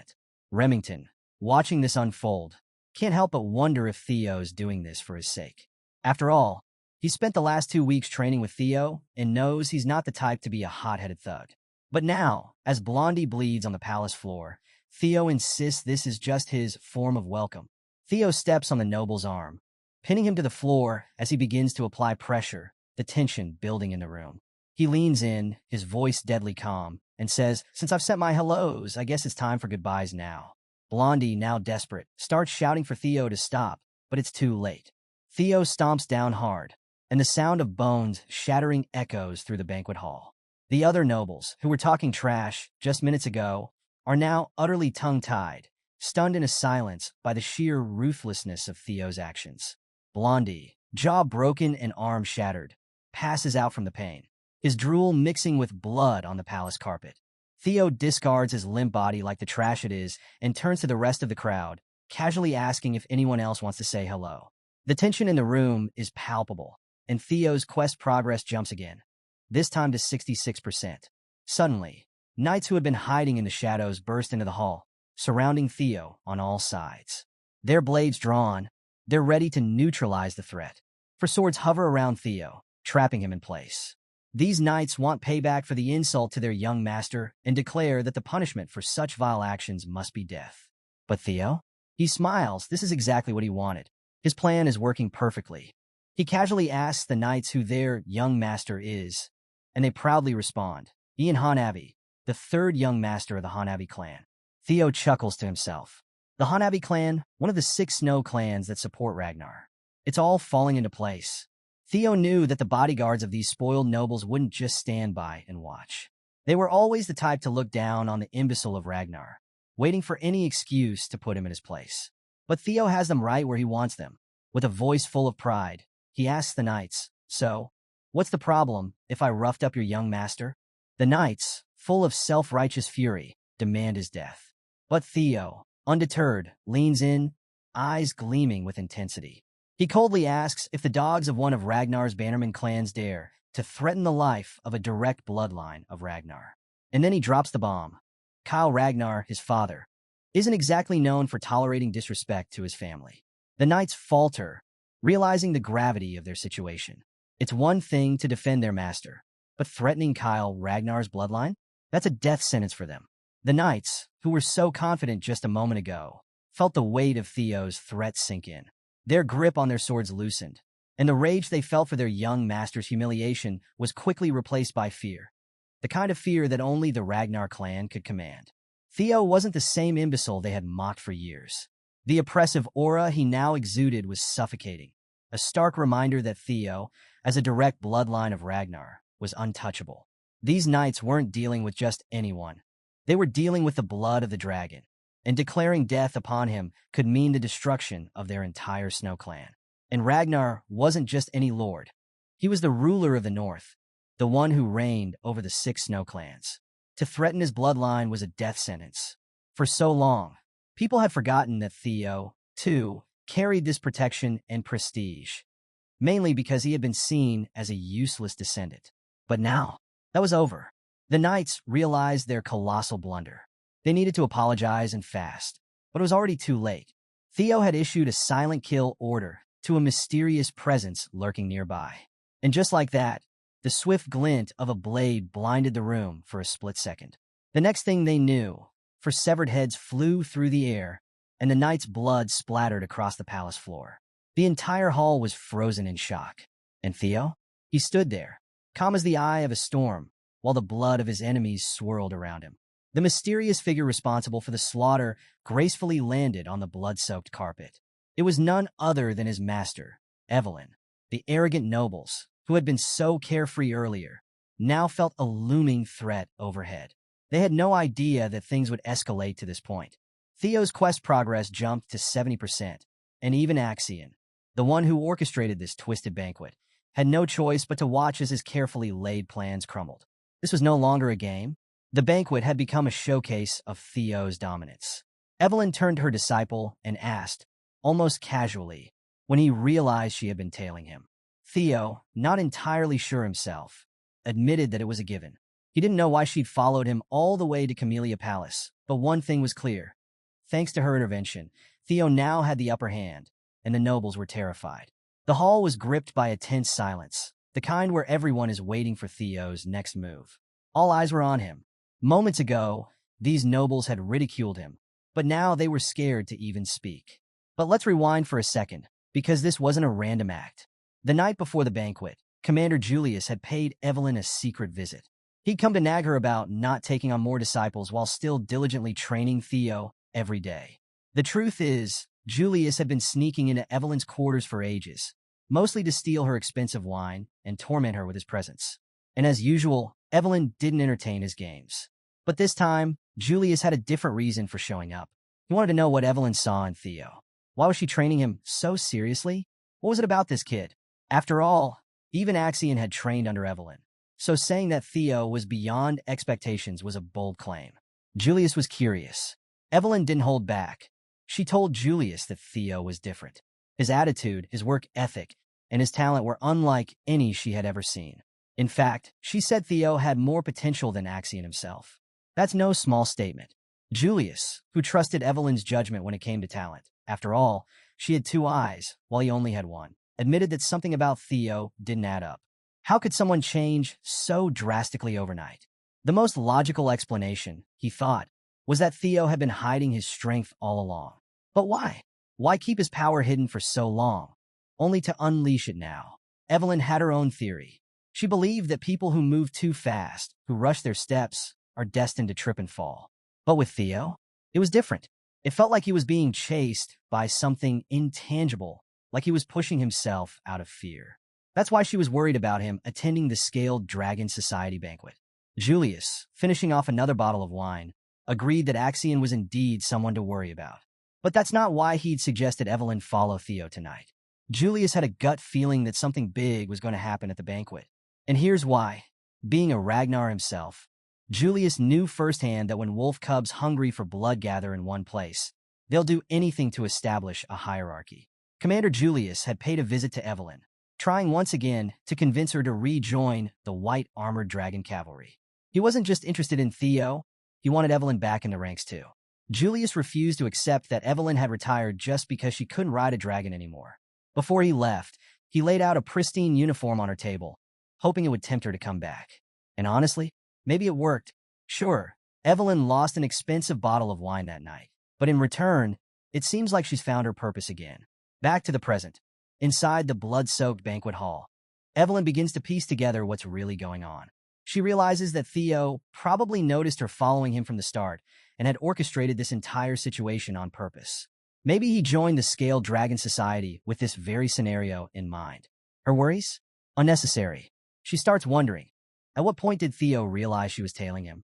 Turns out, Theo sensed Evelyn's presence the moment he got into the carriage. Thanks to his dragon heart, he can extend his energy perception like a sixth sense. But right now, that doesn't matter. What matters is that Theo's plan for revenge is in full motion. Turning to Evelyn, Theo asks the room a chilling question. What is the punishment for nobles who show blatant disrespect to a successor candidate of the Ragnar clan? The guilty nobles almost faint on the spot. They know what's coming. And Evelyn, ever the rule follower, calmly states that according to clan law, the punishment can be as extreme as immediate execution. Theo grins. He set the stage perfectly. But instead of calling for their heads, he says he's feeling merciful. These nobles are just children after all. Theo announces that he'll settle for taking one arm from each noble involved. The guilty parties start panicking, but it's too late. Evelyn moves like lightning, an unstoppable force. She slices through the room like a deadly machine, aiming at the bratty nobles who dared to insult Theo. The second son of the Byron clan tries to dodge. His right arm is severed cleanly. The first son of the red and white mercenary corps screams as blood pours from his stump. The dainty fourth daughter of the Ceres Merchant Guild loses her arm in one swift motion. The third son of the Clark clan attempts to flee, only to be caught and cut down in seconds. Even the first daughter of the Howard clan becomes another victim, reduced to a one-armed mess on the banquet floor. Theo's quest progress surges to 79%. One noble, too terrified to think straight, crawls toward Axion, begging for help. But Axion? He simply repeats Theo's words, telling the crawling noble that this is just another greeting between brothers. And as the noble whimpers at Axion's feet, a glint of steel flashes in his peripheral vision before his arm is sliced clean off, his blood nearly splattering Axion's clothes. The first son of the Parank family twists in agony, while Axion, surprisingly, just watches. He and Evelyn exchange glances, a silent acknowledgement passing between former student and master. Even Axion hadn't expected to see his old trainer in action here, but he nods as Evelyn salutes with her bloodstained blade. Axion finally realizes this banquet isn't about him anymore. It's become Theo's show of dominance. Evelyn had only targeted those who insulted the Ragnar bloodline, meaning even as a fellow successor, Axion has no authority to stop what's happening. Theo's revenge is unfolding perfectly. In just a matter of minutes, Evelyn had severed the right arms of 14 nobles. Their status as swordsmen? Ruined. Sure, they can take their arms to a priest and get them reattached, but their reputation is shattered. And with it, Theo's quest progress hits 79%. Everything is going according to plan. Meanwhile, Axion's thoughts shift. He's more curious than angry, wondering how in the world Theo, the imbecile of the Rose Palace, managed to get both Remington and Evelyn on his side. This brother of his? He's evolved into something terrifying. But that's the psycho in Axion talking. Deep down, he's thrilled. He wants to crush this new version of Theo under his boot more than ever. As Theo finishes what he came to do, he calls for Evelyn and Remington to leave with him. Together, they make their way out of the palace, leaving the frightened stares of the remaining nobles fixed on Theo. But before they exit, Theo and Axion lock eyes. Brother to brother, successor to successor. No words are spoken, but the tension between them is electric. Theo pauses for just a second, grabs Axion's arm, and tightens his grip, enough to wrinkle Axion's suit. After a beat, Theo lets go and waves goodbye with a sly grin, telling Axion he had a ton of fun at this bloody banquet. As they walk away, the final system notification pops up. Theo's tutorial quest to escape the title of Imbecile of Ragnar is finally complete. Axion, he's absolutely fuming. After watching his perfect plan blow up in his face, he storms out of his own palace, screaming Theo's name at the top of his lungs. As much as he wants to make a move right then and there, Axion knows it wouldn't be wise. Not yet. Meanwhile, Theo? He's riding high. With all the tutorial quests completed, no one in their right mind would dare call him the imbecile of the family anymore. His public perception has completely shifted, and his reward for pulling off this transformation? An experience elixir, a tonic that instantly raises your level by 5 if you're below level 30. This is just the beginning. The tutorial might be over, but Theo's true revenge is only getting started. News of the bloodshed spreads fast. Everyone across the palaces is shocked to hear what went down. Axion's prestigious Scale Dragon Society, torn limb from limb, both literally and figuratively. But Theo? He's in a celebratory mood. His subordinates take him to a pub to celebrate his flashy and gory high society debut. Everyone is there. Even Evelyn shows up for a drink. Theo can't help but wonder how the Scaled Dragon Society feels now after being humiliated by the man they used to call an imbecile. Meanwhile, back at Camellia Palace, things are tense. Amel Ragnar, Axion's mother, is in disbelief. She's heard about what happened, and she's shocked. Not only did they give Theo justification for his actions, but he also chopped off everyone's arms right in front of Axion. Amel is furious, and she lets her son know it. She had warned Axion not to take Theo lightly, but now they've handed him complete authority to go wild. Axion, trying to defend himself, insists that once Theo gains more recognition, it'll be harder to take over the Rose Palace. He assures his mother not to worry, but Amel isn't having it. She points out his mistakes, frustrated that their great plan has almost fallen apart because of his arrogance. Axion, realizing he's not getting through, backs down and leaves the room. As Axion walks away, Amel reflects on how her son could be so obnoxious. Her brother, Ed Troyven, chimes in, joking that Axion is just like she was when she was younger. But Amel isn't in the mood for jokes. Ed quickly apologizes, then tries to calm her down. He reassures her that this incident, while chaotic, might not be worth worrying about as much as she thinks. Ed explains that while the Rose Palace has been outside of the clan leader's interest for a while, it's still a part of the clan head's harem, meaning it's hard to take ownership of it. Even though it's known as a place where riffraff gather, it still holds the support of the clan leader himself. He reveals his plan. Thanks to Theo's recent chaos at the banquet, they now have enough justification to suppress him through legal procedures. Amel, hearing this, starts to calm down. She realizes that the reason she feared Theo becoming stronger was because she thought his power and influence would expand over time. But now, thanks to Ed's strategy, they can use Theo's own actions against him to keep him in check. She starts to see the bigger picture. The Camellia Palace can legally suppress Theo, and the Rose Palace will have no choice but to bow to them. Ed assures her that everything is already in motion and that by tomorrow morning, she'll hear some great news. He suggests she take the night to relax, even mentioning that he's prepared an aromatic candle from the southern volcanic region for her bath. Amel finally decides to trust in her brother's plan and expresses her gratitude before retreating to her quarters. Meanwhile, back at the tavern, Remington, who's never been one to handle his alcohol, seems drunk, even though he's only been drinking orange juice. He tells Theo how shocked he was by what went down at the banquet. Remington hadn't realized how much Theo cared for him until that night. Theo, a bit confused, asks what he means, finding it funny to watch Remington get all sentimental over some juice. But Remington is serious. He recalls how, despite enduring countless insults himself, Theo didn't hesitate for even a second when the nobles started hurling insults at Remington. Theo stepped up, no questions asked. Remington feels embarrassed that he didn't do more to stand up for himself, especially after everything Theo did for him. He looks at Theo in a new light, realizing just how much his friend had endured in the past. Theo, the untalented, useless child who everyone had looked down on for years, had somehow found the willpower to keep going, to become stronger against all odds. In Remington's eyes, Theo isn't just battling the Camellia Palace. He's battling everything and everyone that ever tried to push him down. So, after everything that went down at the banquet, Remington is getting teary-eyed, overcome with emotion. He genuinely believes that Theo's bold actions, wielding his sword without hesitation and standing up against the nobles, were all for him. Theo, a bit bewildered by this, quickly realizes that Remington has completely misunderstood the situation. Before Theo can clear things up, Remington stands up, inspired. Despite the orders of his clan, he shares that he wants to follow a different path, and that path is to follow Theo. The whole tavern erupts in cheers, with people praising Theo and his friend as if they were some legendary duo. Theo, now a little embarrassed, tries to correct the misunderstanding, but just then, he hears Evelyn's voice in his head, telepathically telling him to just let it be. She's watching from across the room and calmly advises him that this isn't such a bad misunderstanding. After all, it seems like everyone intends to follow Theo now. With that, Theo can't help but smile, but deep down he still feels like he's nothing special. All of his newfound strength? It's thanks to the status window, the mysterious system that's been guiding him.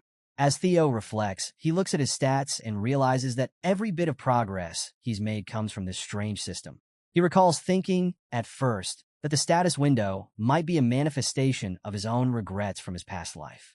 But the more he studies it, the more he understands it's something beyond him, something bigger. It even gives him a sense of déjà vu, but he brushes it off.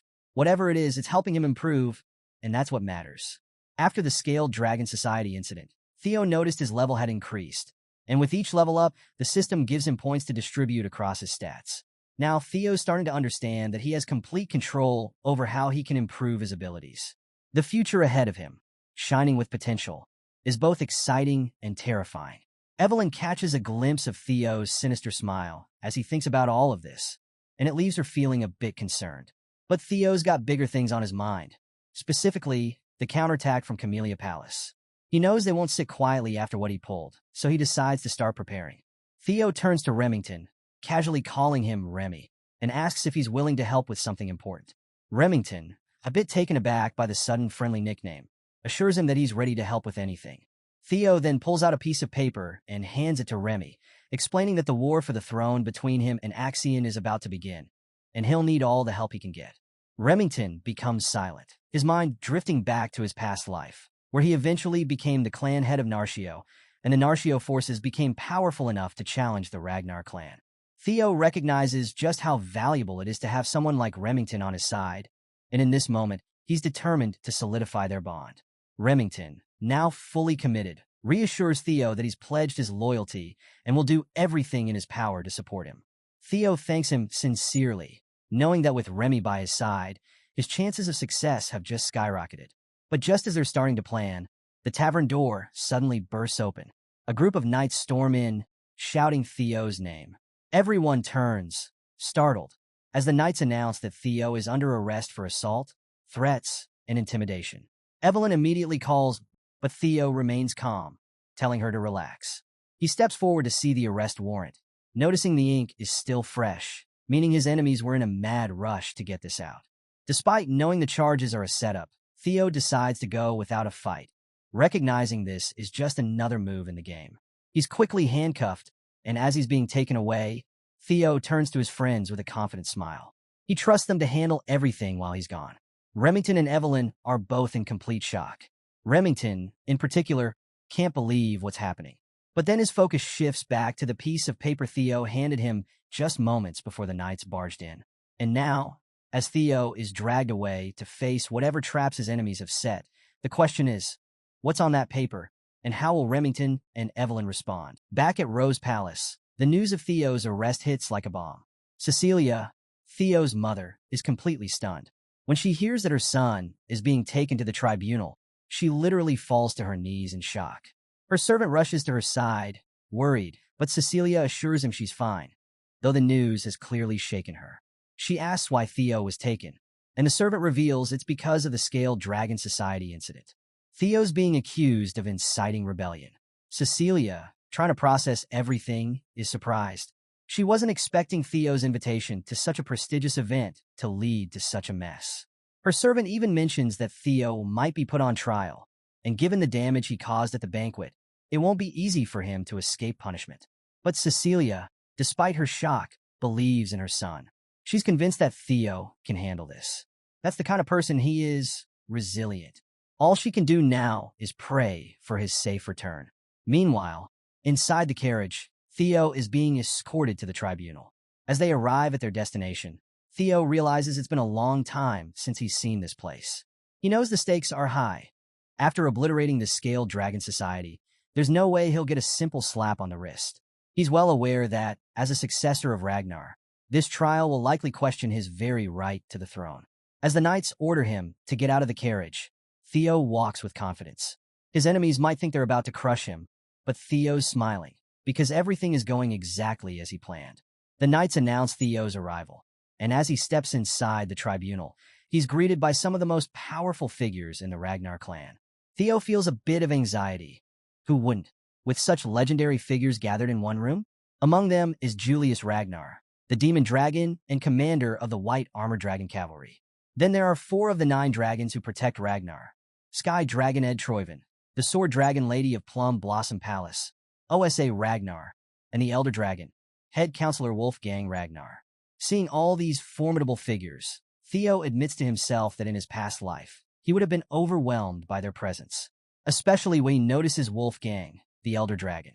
Wolfgang has a deep-seated disdain for Theo, and he doesn't even try to hide it. To him, Theo, an illegitimate child, is a stain on the Ragnar bloodline.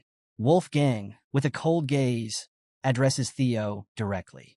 "Are you aware of why you've been summoned?" he asks. Without waiting for a response, Wolfgang lays out the charges. The Byron clan, the Merchant Guild, the Red and White Mercenary Corps, and even the Hanabi clan. They're all cutting ties with the main family because of Theo's foolish actions. Furious, Wolfgang calls Theo a bastard, demanding if he can bear the damage he's caused to the Ragnar name.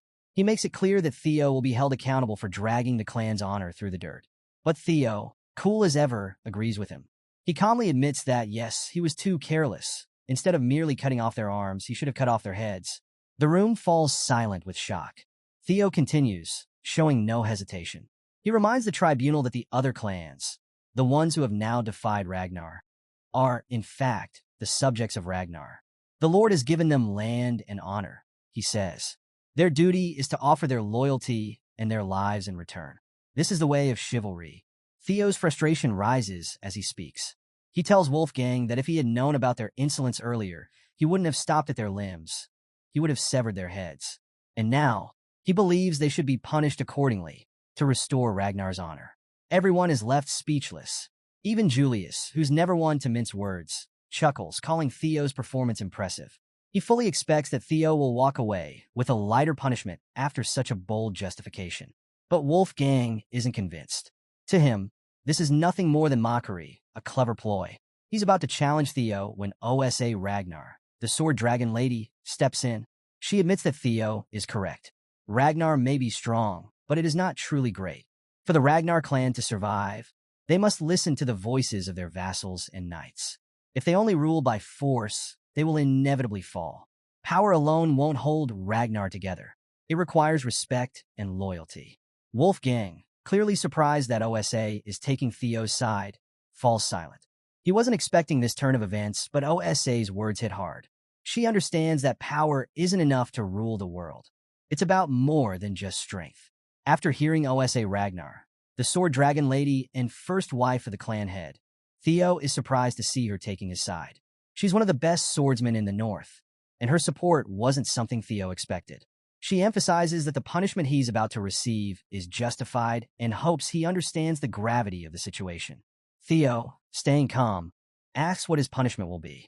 That's when Wolfgang steps in, sternly informing Theo that he'll be placed under 3 months of probation.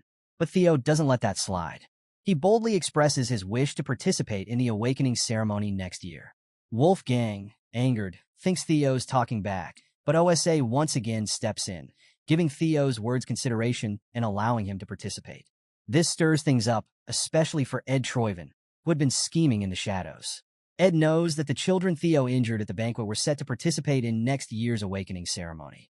Now, thanks to Julius Ragnar's influence, Theo gets off with a lighter punishment. But Ed isn't worried. He sees this as an opportunity. If Theo carries the dishonor from this incident, the Camellia Palace can continue its plan to take over the Rose Palace. He smirks, believing everything is going according to plan, and that Theo is trapped. But then, Theo does something nobody expected. He announces that he wants to appeal the decision. The entire room is left stunned, including Ed Troyven. Ed tries to suppress his grin, thinking that Theo's arrogance will be his downfall. He's convinced that things are about to get much easier for him. Julius, ever the sharp one, steps forward and asks Theo if he really understands what it means to appeal. Theo responds confidently. He knows it's not something that can be brushed off with just 3 months of probation. But Theo's not here to settle for a slap on the wrist. In Ragnar culture, appealing means war. Theo states that in the end, only the strong have the right to speak the truth. He's not just asking to defend himself. He believes he should be rewarded for his actions. The room falls into speechless shock. Meanwhile, at the hidden northern branch of the series Merchant Guild, everything is engulfed in flames. Evelyn cuts down the last of the guards as Remington realizes this was the exact hideout Theo had mentioned. They uncover something valuable after destroying the place. Something that could shift the tides in Theo's favor.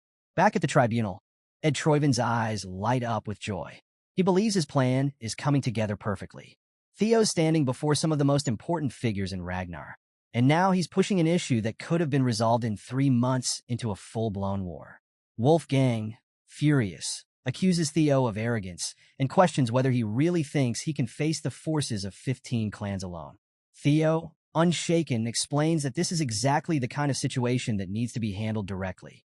In their world, power dynamics are everything, and appeals are resolved through proxy battles, a one-on-one sword fight to decide the victor. The representative of each side fights for their honor. In Theo's case, there's a high chance that the opposing side will send Axion as their champion. Julius, always one to think ahead, recognizes the danger here. He questions whether Theo has a plan, warning him that if he's expecting someone to step up as his representative, he's in for a disappointment. But Theo's not backing down. He requests that the proxy battle take place in 1 week, as per the rules. Ed Troyven, thinking he's seen right through Theo's plan, believes Theo is banking on someone like Julius or Evelyn representing him in battle. But Ed knows no one will agree to fight for Theo, meaning Theo will have no choice but to fight personally. Ed, confident in his scheme, prepares to announce Axion as his representative, certain that Axion will easily finish Theo off and show him his place. But then everything stops. Suddenly, the entire room falls silent as they hear someone's footsteps. A voice praises Theo for his cleverness, noting how much he's changed since they last met. Kyle, with an air of authority, and says he's heard all about the situation. He knows that Theo is planning to make an appeal through a proxy battle. Theo confirms this, and his father nods, recognizing the difficulty Theo will face if he enters the battle himself. Kyle then asks the big question: who does Theo plan to choose as his representative? At that moment, Theo realizes his father is testing him. He could ask someone else to fight on his behalf, but Theo chooses to step up, knowing that this is a crucial moment to prove himself. He confidently tells his father that there's no one who can represent him. He will be his own champion in the proxy battle. Kyle Ragnar, impressed but skeptical, believes his son is heading for a loss.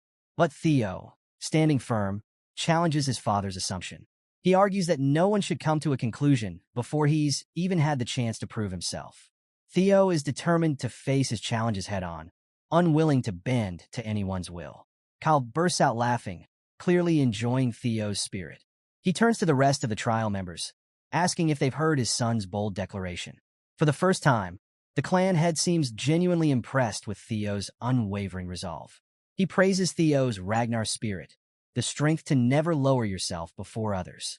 This attitude, Kyle notes, is the very essence of being a Ragnar. Theo, now grinning, feels the momentum swinging in his favor. Things are going exactly as he planned. The proxy battle was never about winning, it was just bait.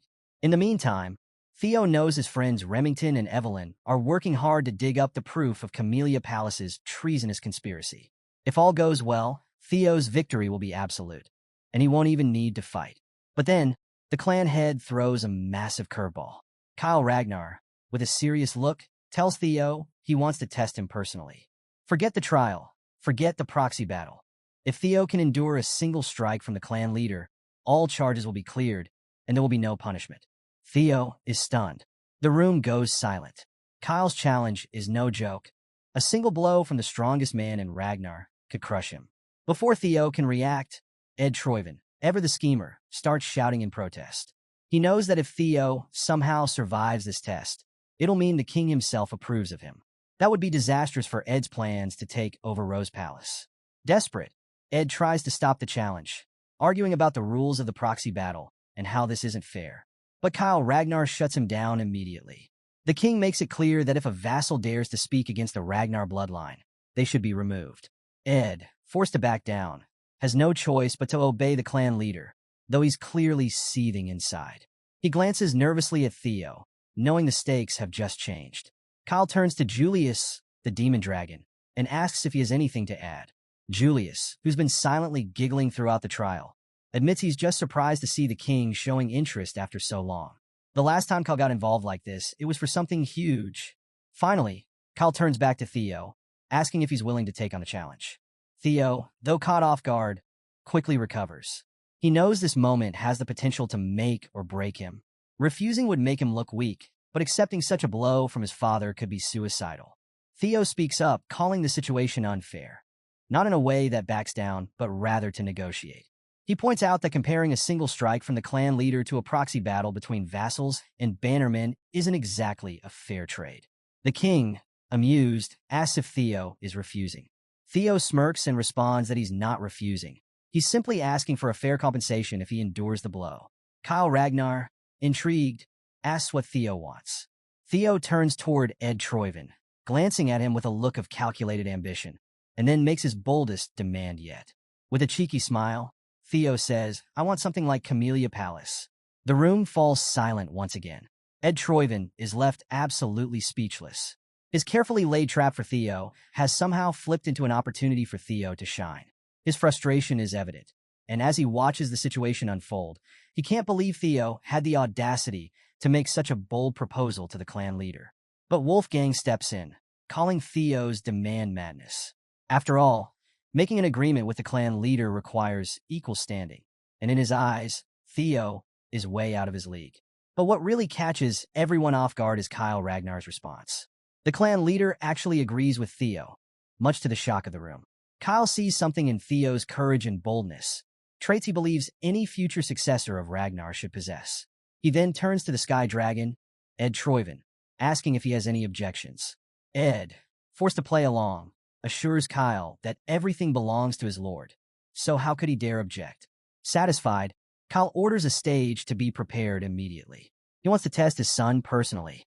Theo's nerves start to kick in as he faces his father, while the other vassals and bannermen gather on the sidelines to watch this intense showdown. Ed Troyven, although frustrated, tries to stay calm. He's convinced that even with Theo's newfound strength, there's no way he can withstand a single strike from the clan leader. After all, not even high-ranking swordsmen can survive such a feat in Ed's mind. Theo's overconfidence will be his downfall. But Theo knows something Ed doesn't. Thanks to the experience elixir he earned after finishing the tutorial, Theo's strength has tripled, and he's confident he can survive his father's attack. The clan leader quickly notices this change in his son and wonders if Theo consumed an elixir, but even that wouldn't explain such a drastic transformation. Still, Kyle Ragnar decides it doesn't matter. What matters is the test at hand. Kyle turns to Theo and asks if he's warmed up. Theo replies confidently, even though the pressure is mounting. The clan leader comments that, normally, he'd use his great sword in battle, but since Theo hasn't learned to use mana yet, Kyle will go easy on him by using a rusty steel sword. He asks Theo if he has any objections, but Theo, determined, says he's ready. And then the fight begins. As Kyle Ragnar's aura flares, the room becomes thick with pressure. Theo feels the sheer power of his father's fighting spirit, and it nearly overwhelms him. But Theo stands his ground. Kyle, impressed that his son hasn't buckled under the weight of his aura, acknowledges that there's something more to Theo than meets the eye.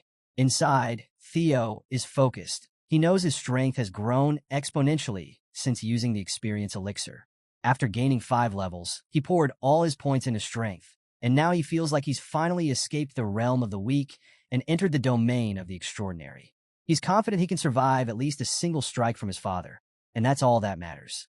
When Kyle Ragnar finally throws his attack, it's like a red beam of light, a massive strike that destroys the entire stage, sending shockwaves through the air.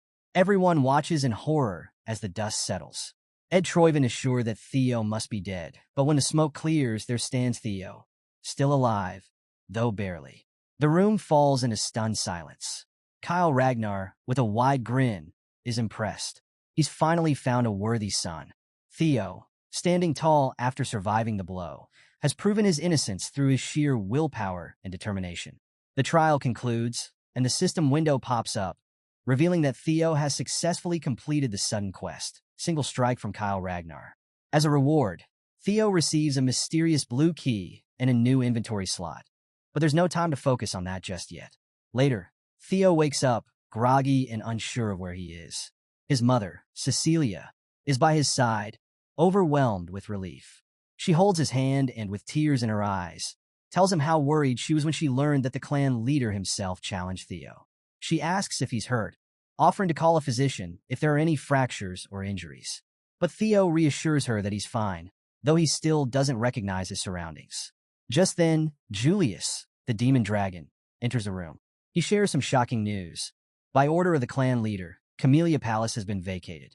Amelie, Axion, and all their loyalists have been removed. Theo is grinning ear to ear as he realizes he's inside Camellia Palace, now fully under his control.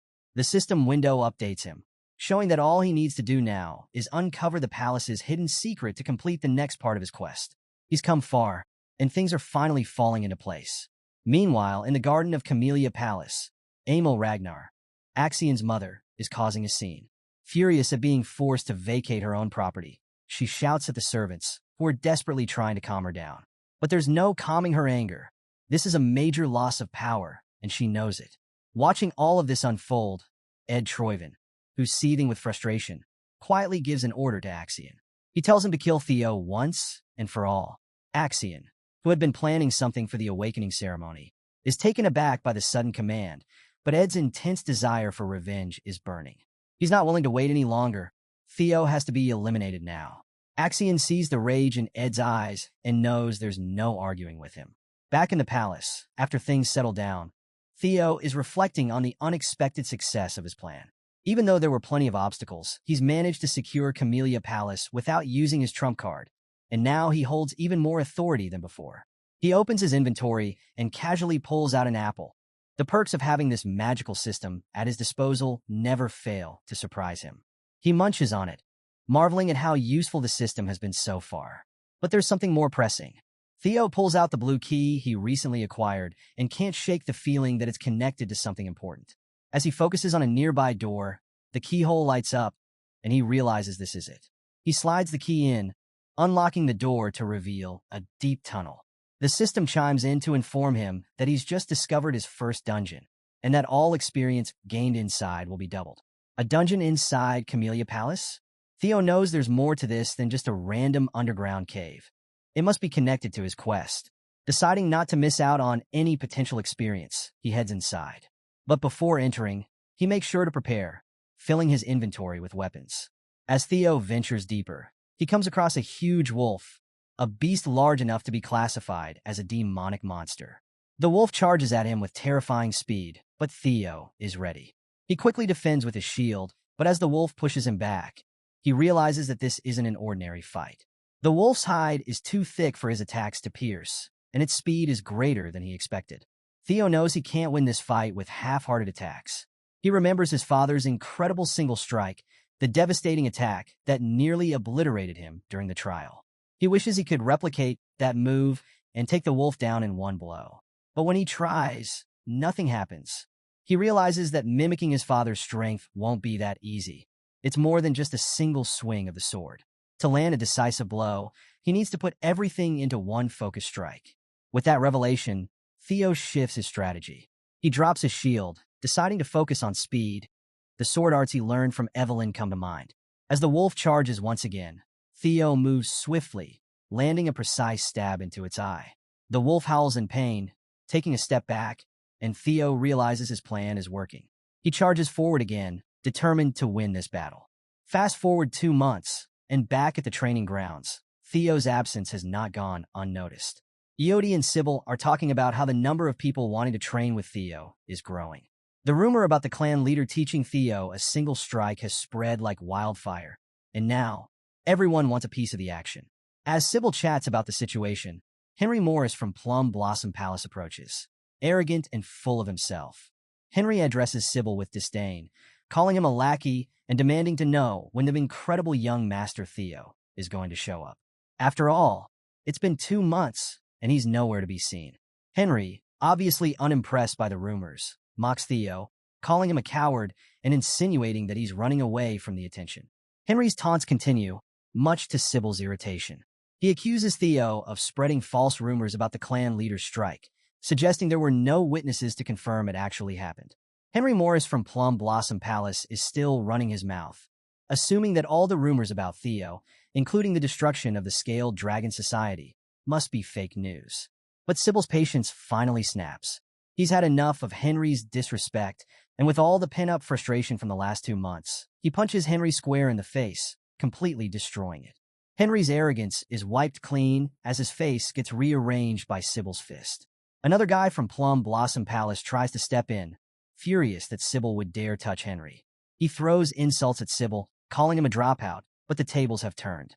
Everyone in the training ground, all those loyal to Theo, start glaring at the Plum Palace guy, ready to pounce.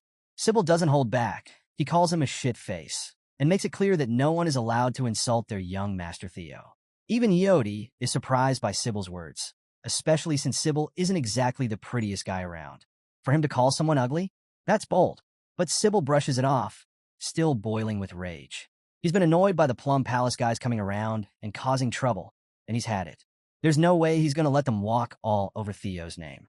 Without hesitation, Sybil and his comrades draw their swords and declare war on the Plum Palace troublemakers. The tension in the air is electric. They're about to clash, and it's going to get bloody. The Plum Palace guys, not backing down, draw their own swords. But just as they're about to fight, someone steps in and freezes all the weapons in place with a single move. Everyone is shocked. Sybil, wide-eyed, immediately recognizes him. Ray Ragnar, one of the 4 Hounds of the North. Before anyone can react, another voice booms with laughter. Hulkus Lanka, also from the 4 Hounds, joins the scene, clearly amused by the chaos. Sybil can't believe his eyes. 2 members of the 4 Hounds have just shown up out of nowhere. Hulkus, always the loud one, starts asking for the Luster Tiger, confusing the Plum Palace guys. Growing impatient, Hulkus demands an answer, clearly looking for the master of the training ground, Theo Ragnar. With a mischievous grin, Hulkus announces that he's here to challenge Theo himself. Meanwhile, deep inside the dungeon, Theo is reaching his limit. His sword has shattered, and he's taken on more than he ever expected. The system notifies him that he's leveled up, and multiple windows pop up, showing his stats increasing. He's hunted down 170 demonic beasts, and though exhausted, he sits triumphantly on the pile of monster corpses. But there's still one enemy left, the boss. Theo drinks a healing potion, restoring his strength, and reflects on the brutal fights he's faced. There were many moments when he almost died, but each time, the healing potions saved him. At first, the beast seemed impossible to defeat, but as he leveled up, things got easier. What surprises him the most is how fast time flew by. He's already spent 2 months inside the dungeon, and it's all come down to this. The system informs him that the final boss is waiting. Theo's sure it's going to be a powerful monster as he spots some stairs leading to the final level.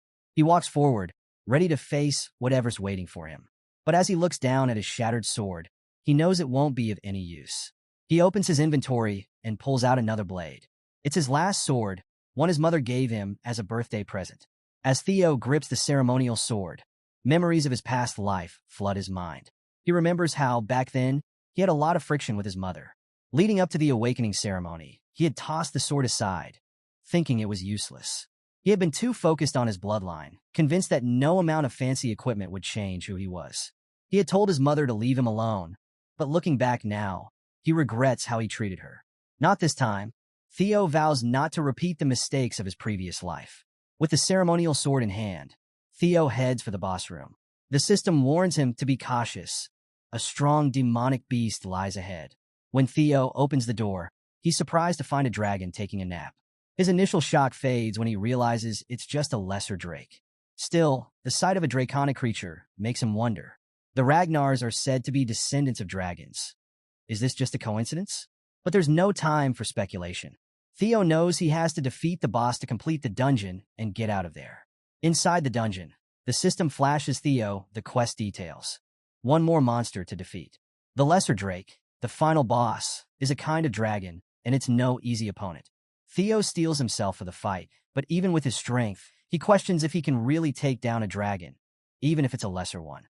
Drawing on his training, Theo focuses on using his technique, the single flash. The movie's practiced endlessly against the wolves in the dungeon. Although it's nowhere near the level of his father's legendary Dragon Flash, Theo believes that if he uses his dragon heart to the max, he might just land a serious hit. With all his might, Theo charges toward the Lesser Drake, aiming for its eye. His sword pierces through, and the monster lets out a deafening scream of pain. Theo feels a brief moment of triumph, but it doesn't last. The drake's tail lashes out in retaliation, forcing Theo to dodge. He quickly realizes that his strike wasn't enough. The attack didn't reach the brain. The drake is hurt, but far from defeated. The drake roars, its massive form thrashing, and Theo can sense the mounting danger. The beast is preparing to kill him, but Theo, never one to back down, sees the possibilities in the fight. His confidence fuels him as he charges in again, landing several quick blows. It's not enough to take the monster down, but he's looking for its weak point, the reverse scales that all dragons have. Suddenly, the Lesser Drake lets out another piercing scream, but this time, the battlefield shifts. The overwhelming fear that radiates from the drake locks Theo's body in place. He tries to move, but fear grips him tightly, paralyzing him. He can see the drake's attack coming, but he's frozen, only able to block it with his sword at the last moment. The impact sends him flying, crashing into a rock wall. Pain shoots through his body, and he knows he can't keep this up for long. Struggling to his feet, Theo spots the drake preparing to strike again. He knows the key to winning lies in hitting the reverse scales, but he needs to be fast and precise. As the monster charges, Theo leaps onto its massive body, dodging its vicious attacks. With a powerful thrust, he pierces the reverse scales. Blood gushes out, and the drake howls in agony. Theo presses the attack, striking the weak spot again and again. Confident his plan is working. But the drake doesn't fall. It's still standing, and Theo's surprise is written all over his face. The beast isn't going down without a fight. Meanwhile, back at the training grounds, the tension between the four hounds is reaching a breaking point. Hulkus Lanka, fiery as ever, is furious at Ray Ragnar. Hulkus demands the chance to fight Theo Ragnar, but Ray isn't having it. She mocks Hulkus, calling him a loser, reminding him that he lost 3 years ago. Hulkus defends himself, insisting that he's improved since then. He spent every day honing his skills to close the gap, but Ray isn't impressed. She brushes him off, calling him a loser again, which only fuels Hulkus's anger. He challenges her to a duel, declaring that the winner will get the chance to fight Theo. Their weapons clash, and Hulkus swings his massive weapon at Ray, but she blocks it effortlessly, unfazed. The spectators, Sybil and Henry, watch in shock. They don't understand how these two could be so strong.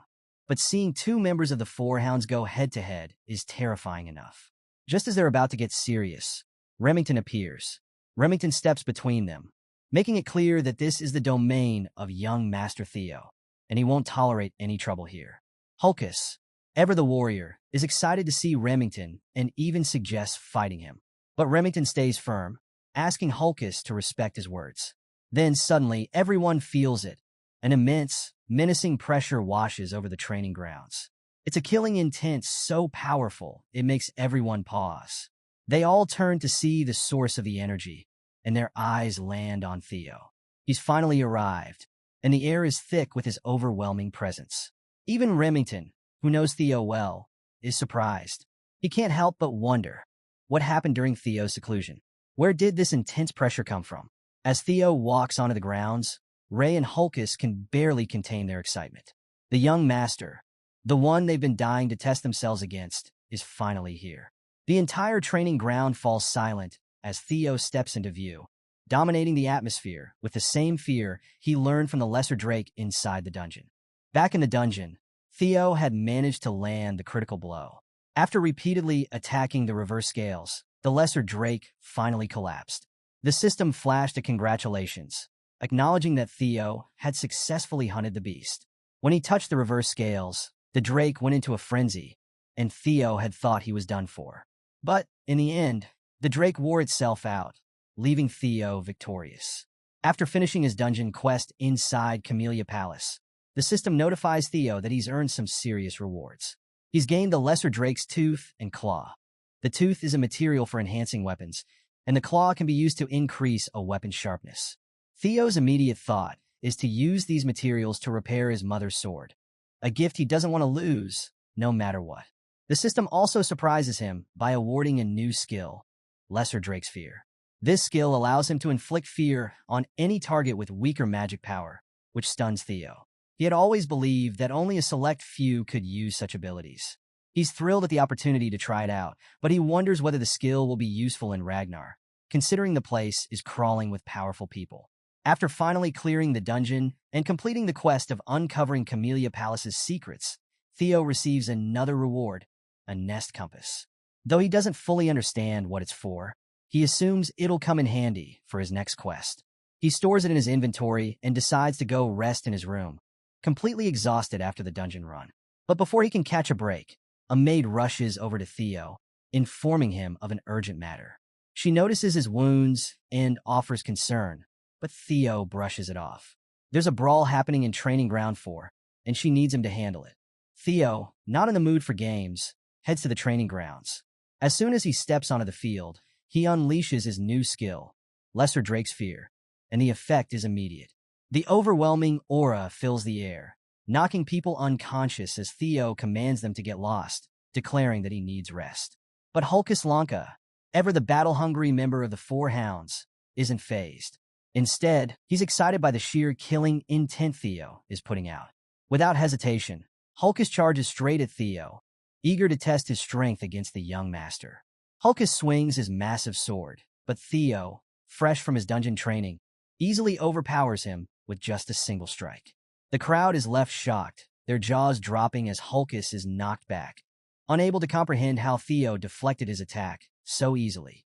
Theo, too, is surprised by his own progress, realizing just how much he's leveled up since the dungeon. But Hulkus doesn't back down. He's been known as the weakest member of the Four Hounds, not because of his strength. He's as powerful as a black bear, but because he's a bit dull-witted and never rounds out his skills. Fueled by determination, Hulkus charges in again, challenging Theo to block his next attack. Even though Hulkus is known for his raw strength, Theo is now able to keep up with him. With a well-timed slash, Theo counters Hulkus and defeats him in one move. The impact leaves Hulkus coughing up blood before he loses consciousness and collapses. Theo realizes that he might have been too reckless with his strength, but he's glad Hulkus is tough enough to survive it. Sybil and the others in the training ground are stunned.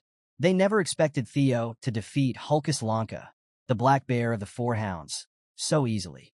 As the crowd begins to cheer for the young master, Theo reassures them that Hulkus is still alive, though knocked out. But before Theo can even process the moment, his mother's sword, already battered, shatters completely. It's a moment of disappointment for Theo, as this was a precious gift, but the crowd seems to be cheering even louder, interpreting the broken sword as a sign of Theo's incredible power.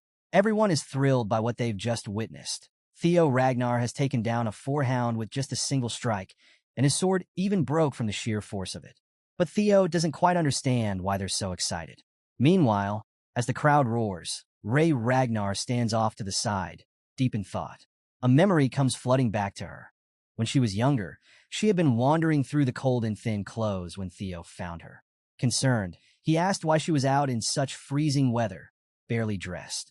Seeing how cold she was, Theo gave her his scarf and took her back to his house, promising to take her home once the snow stopped. As she recalls the memory, a smile creeps onto her face, something she doesn't often do. Watching Theo now, she can't help but feel a sense of admiration for the boy who helped her long ago. As she leaves the battleground, Remington, who's been watching the whole scene, catches sight of her smile, surprised to see such an expression from Ray. Back at Camellia Palace, Theo's feeling a little embarrassed as the maids excitedly congratulate him on earning his new title, Luster Tiger. It's clear his hard work is finally paying off.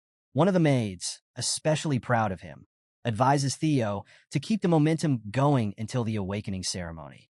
She believes he can do it, and her enthusiasm gives Theo a boost of confidence. Suddenly, Theo's mother, Cecilia, bursts in, armed with a new abalone dish.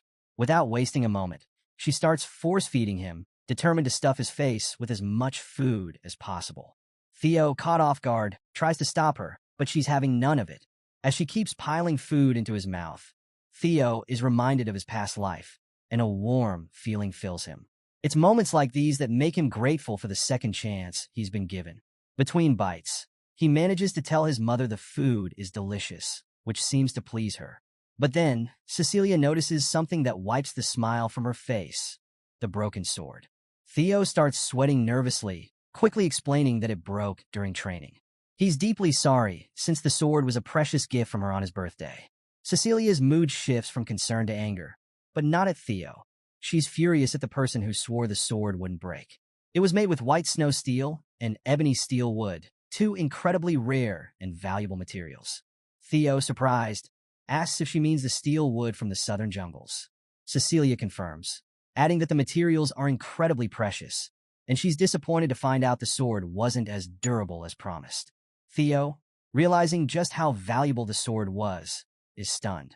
He never imagined it was made from such rare materials, and wonders how his mother even managed to get her hands on such a weapon.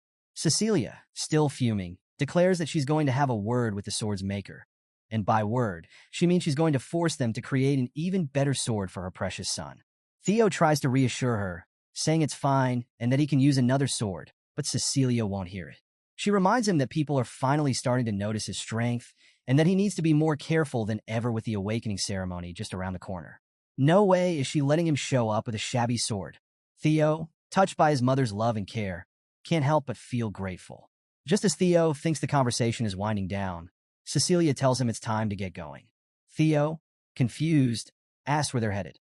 That's when she drops the bomb. They're going to the Basque Workshop, the best smithy in all of Winterra. Now, the Basque Workshop isn't just any ordinary place.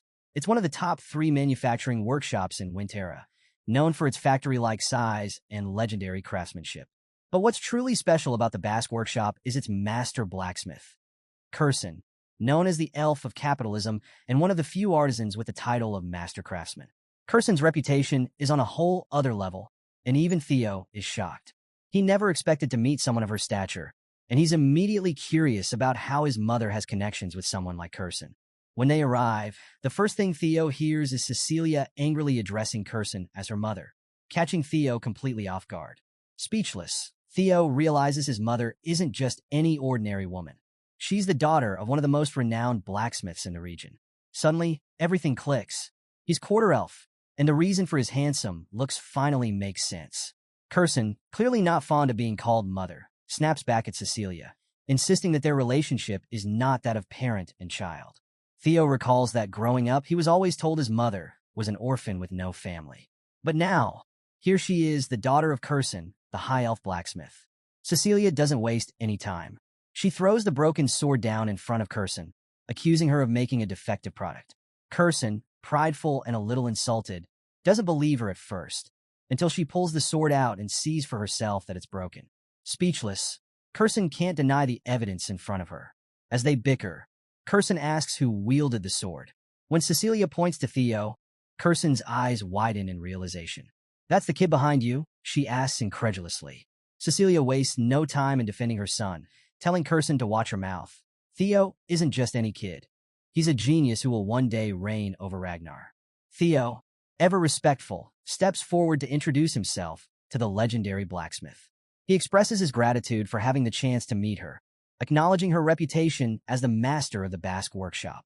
Curson, somewhat surprised by his manners, praises Cecilia for raising such a child. But the conversation quickly returns to the sword. Curson asks if Theo was the only one who used the weapon. When Theo confirms, Curson is even more intrigued. Cecilia believes the sword was defective, but Curson, now realizing this might be more complicated, knows it's going to be a long conversation. She invites them inside to discuss things further, knowing this isn't just a simple repair job. As they walk into the workshop, Theo can't help but wonder about the connection between his mother and Curson. Curious, he asks if his mother is really related to the demon craftsman, and Cecilia confirms that he's right. He asks his mother if Curson is really her biological mother. Cecilia explains that, although she never spoke much about it, Curson took her in as a foster mother for a short time. She shares that Curson has a deep love for anything beautiful, whether it's music, jewels, theater, or even people, which is why she took Cecilia under her wing.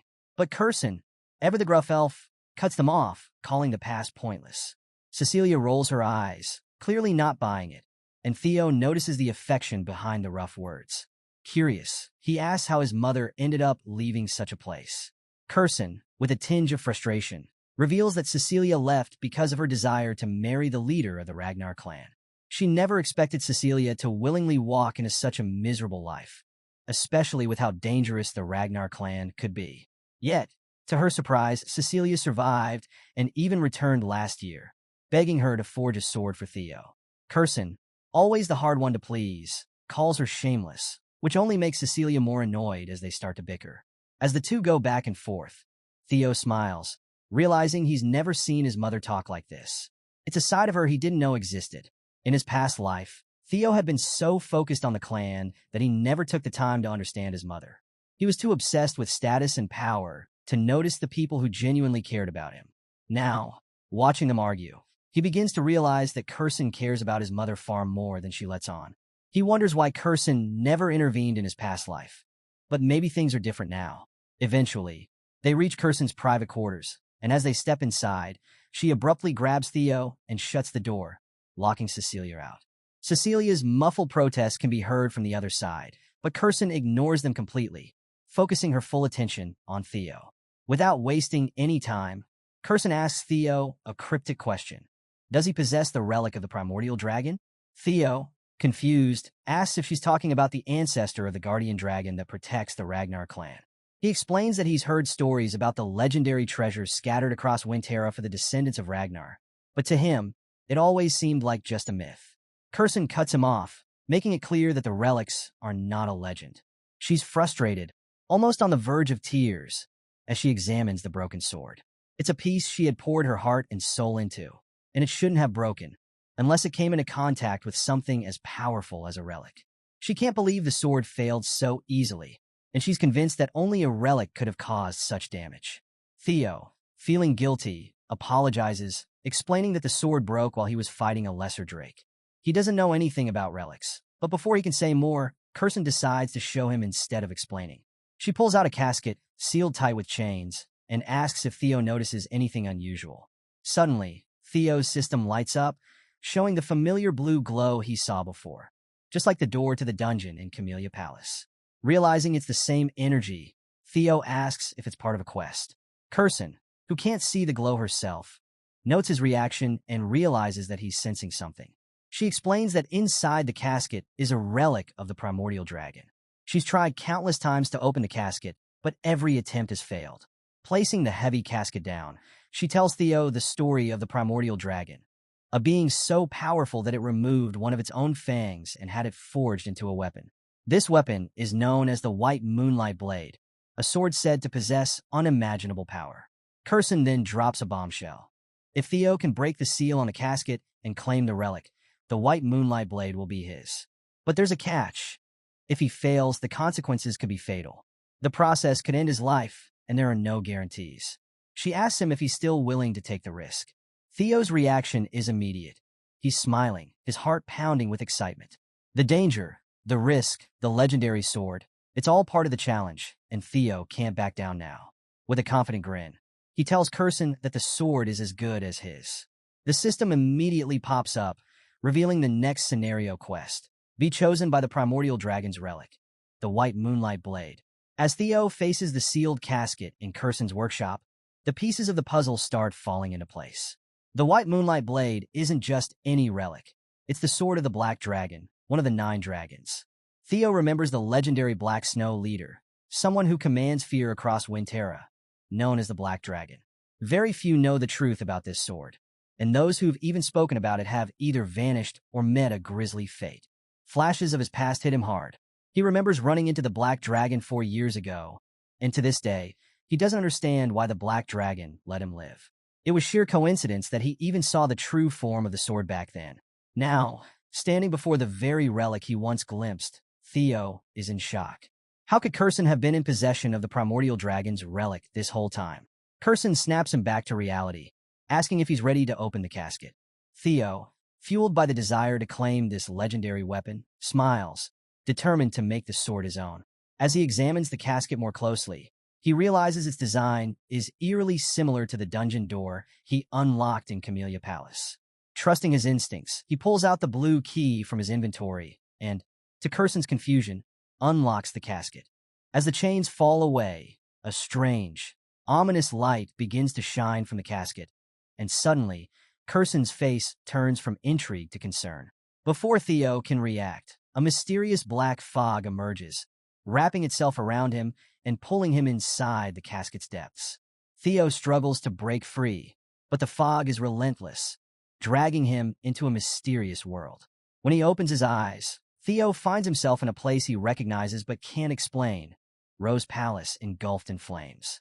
His memories rush back, and he's shaken by the reminder of how weak he used to be. The fire, the destruction, everything he tried to forget is now right in front of him. His desire for power overwhelms him, and the vision of Rendon and his enemies resurfaces. He knows he needs to become stronger, strong enough to crush the Camellia Palace once and for all. But then, something strange happens. Out of the flames, a griffin emerges, its piercing eyes locked on Theo. The creature seems to be playing with his mind, feeding on his desire for power, twisting his thoughts. The griffin attacks, ready to devour him whole. Theo, caught off guard, grabs the griffin's beak just in time, realizing that the monster is trying to take over his mind by exploiting his darkest desires. That's when it hits him. This isn't just a regular monster. It's the essence of the Moonlight Sword, a beast meant to test whoever dares claim it. The griffin's voice echoes, calling Theo insolent for trying to challenge its power. But Theo, unfazed, declares that he's already conquered the despair the creature is trying to show him. He's been through too much to be tempted by false promises of power. As Theo struggles, he notices something odd. The griffin is smaller than he remembers. In his memories, the beast stood at least 10 meters tall, but now they're the same height. Theo smirks, realizing that perhaps the griffin's power has waned from being trapped for so long. With a surge of confidence, he tells the monster that the Moonlight Sword is his now. The griffin thrashes, trying to break free from Theo's grip, but it's too late. Theo's willpower is unshakable, and as he prepares to finish the creature off with a punch, a wicked grin crosses his face. He's already passed the test. Meanwhile, back in Curson's room, things are getting tense. Cecilia, who's been watching all this unfold, is panicking. Seeing her son unconscious, she frantically tries to wake him up, but nothing seems to work. Tears stream down her face as she begs her mother for answers. Why is Theo like this? Why isn't he waking up? Curson, for once, is speechless. She didn't expect things to go this far and admits that she's never seen or heard of anything like this before. She can sense a monster's energy intertwined with Theo's bloodstream, but she doesn't understand how or why. What she does know is that Theo possesses something powerful, another relic, and this is affecting the process in ways she couldn't predict. Cecilia, devastated, warns her mother that if anything happens to Theo, she'll never forgive her. The room is heavy with tension, Cecilia's cries filling the air as she desperately holds her son. Then, out of nowhere, a mysterious light begins to form around Theo's chest. Curson and Cecilia both stop, eyes wide in shock. The moonlight sword begins to pulse with energy as Theo's hand instinctively reaches out to grab it. The light grows stronger, enveloping his entire body. Cecilia rushes to her son, trying to wake him up, and when Theo finally opens his eyes, she hugs him tightly, tears streaming down her face. She was terrified something had gone wrong, but Theo, ever calm and collected, reassures her, telling her not to worry. He's completely fine. Meanwhile, the system congratulates Theo for defeating the Griffin and finishing the quest. His reward? Becoming the owner of the legendary White Moonlight Sword. Theo reflects on how lucky he was. The Griffin, freshly unsealed, wasn't at its full strength, and its psychological attacks couldn't sway him. It was just a matter of timing. The system then alerts him to something even more shocking.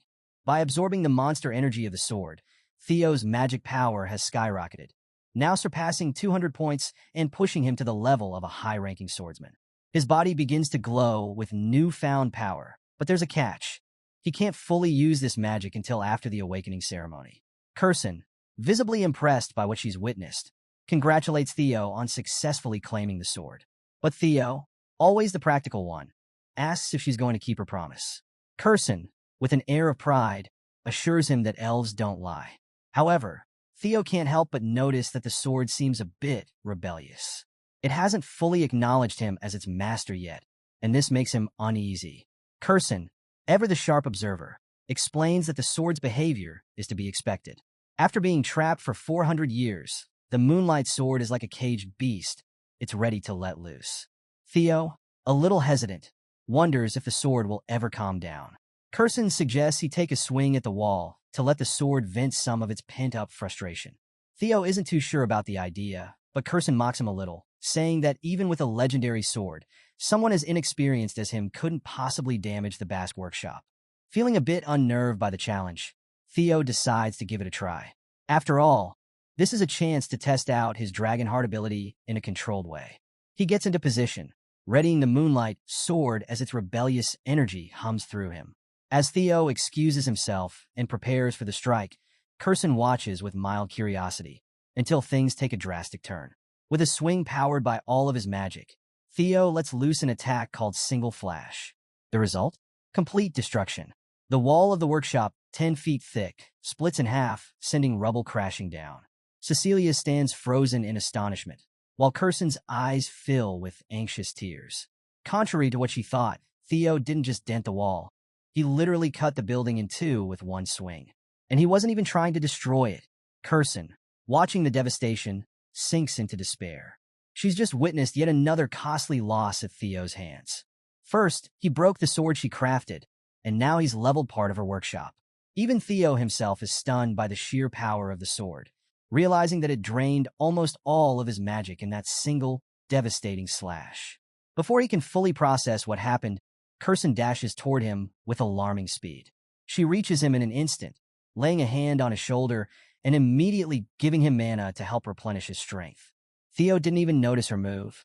She's startled to realize that Theo truly has no control over his magic yet.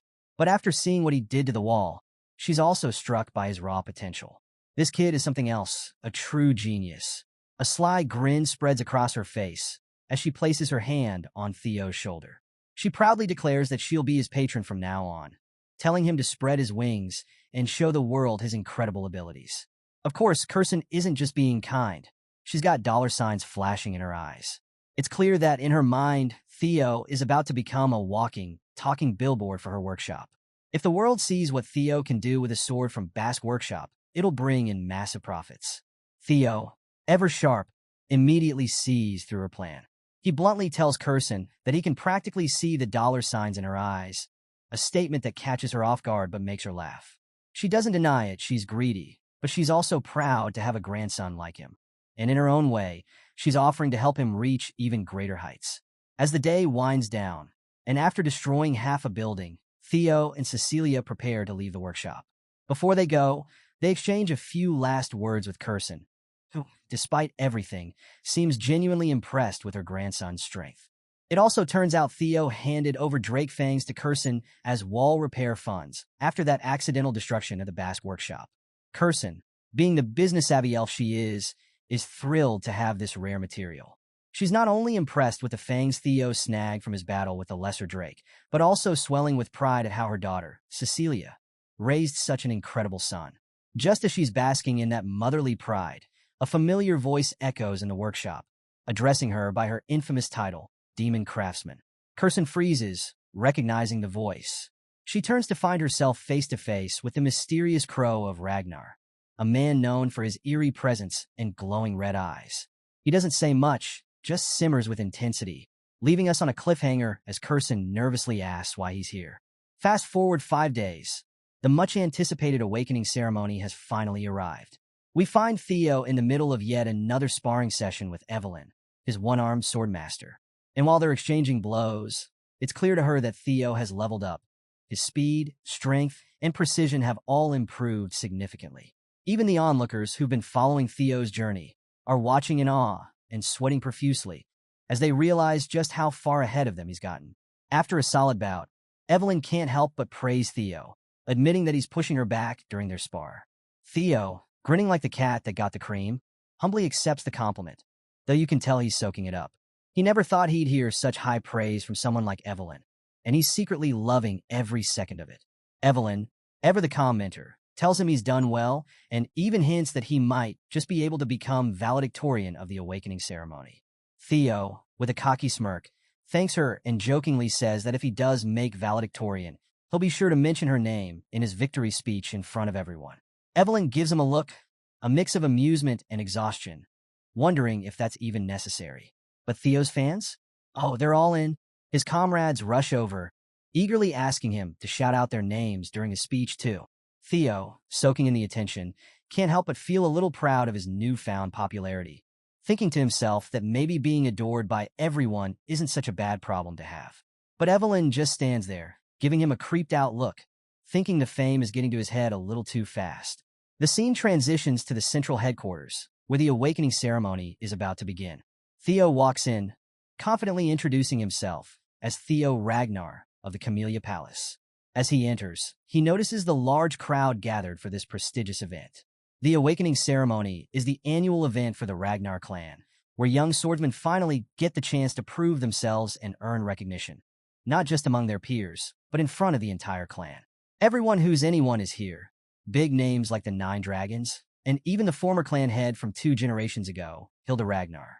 Theo spots Hilda and is relieved to see she's still attending these events, even though she's supposedly over 150 years old. She certainly doesn't look it, though, and her presence only adds to the weight of the moment. Suddenly, a drum sounds, signaling the start of the ceremony. The conductor, Vanna Ragnar, steps forward, a Dragon Gate swordsman and judge of the event. His booming voice commands everyone's attention as he explains the rules for the preliminary examination. The test is simple but brutal. Grab a sword and make a mark on the steel wall in front of them. Of course, this isn't just any wall. It's forged from a blend of white snow steel, a material so strong that ordinary swords can't even scratch it. But there's a catch. If the participants can open their mana halls and channel their magic into their swords, they'll have a chance to cut through the wall. To help with this, Vanna hands out a special soma pill to each participant. This elixir contains the power of 10 years' worth of magic, designed to open their mana halls and unlock their true potential. The deeper the cut they leave on the wall, the higher their score. Then, Vanna calls out the first participant, Theo Ragnar. Theo steps forward, taking the soma pill and reflecting on how, in his previous life, his half-brother Axion was the one who took the title of valedictorian. But this time? Not today. This is Theo's moment, and he's ready to rewrite his fate. With renewed determination, Theo grabs a sword and heads toward the white snow steel wall, all eyes on him. He knows this is his chance to prove that he's not the same weakling from his past life. As Theo walks toward the white snow steel wall, a system window suddenly pops up, giving him a new quest: become the valedictorian of the awakening ceremony. With a smirk, Theo knows this is his moment. No more second chances, no more hiding his power. This time, he's here to dominate. Meanwhile, high above the ceremony, Hilda Ragnar, the 150-year-old former clan head, watches with interest. She turns to Kyle Ragnar, the current clan leader, and asks if this is the boy he's spoken of before.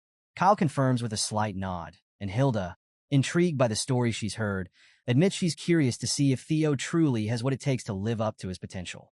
Back on the ground, Theo, feeling the weight of everyone's eyes on him, stretches his shoulders, trying to shake off the nervousness.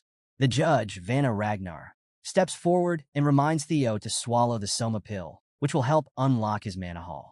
Theo pops the pill into his mouth, but he's not the same kid from his past life.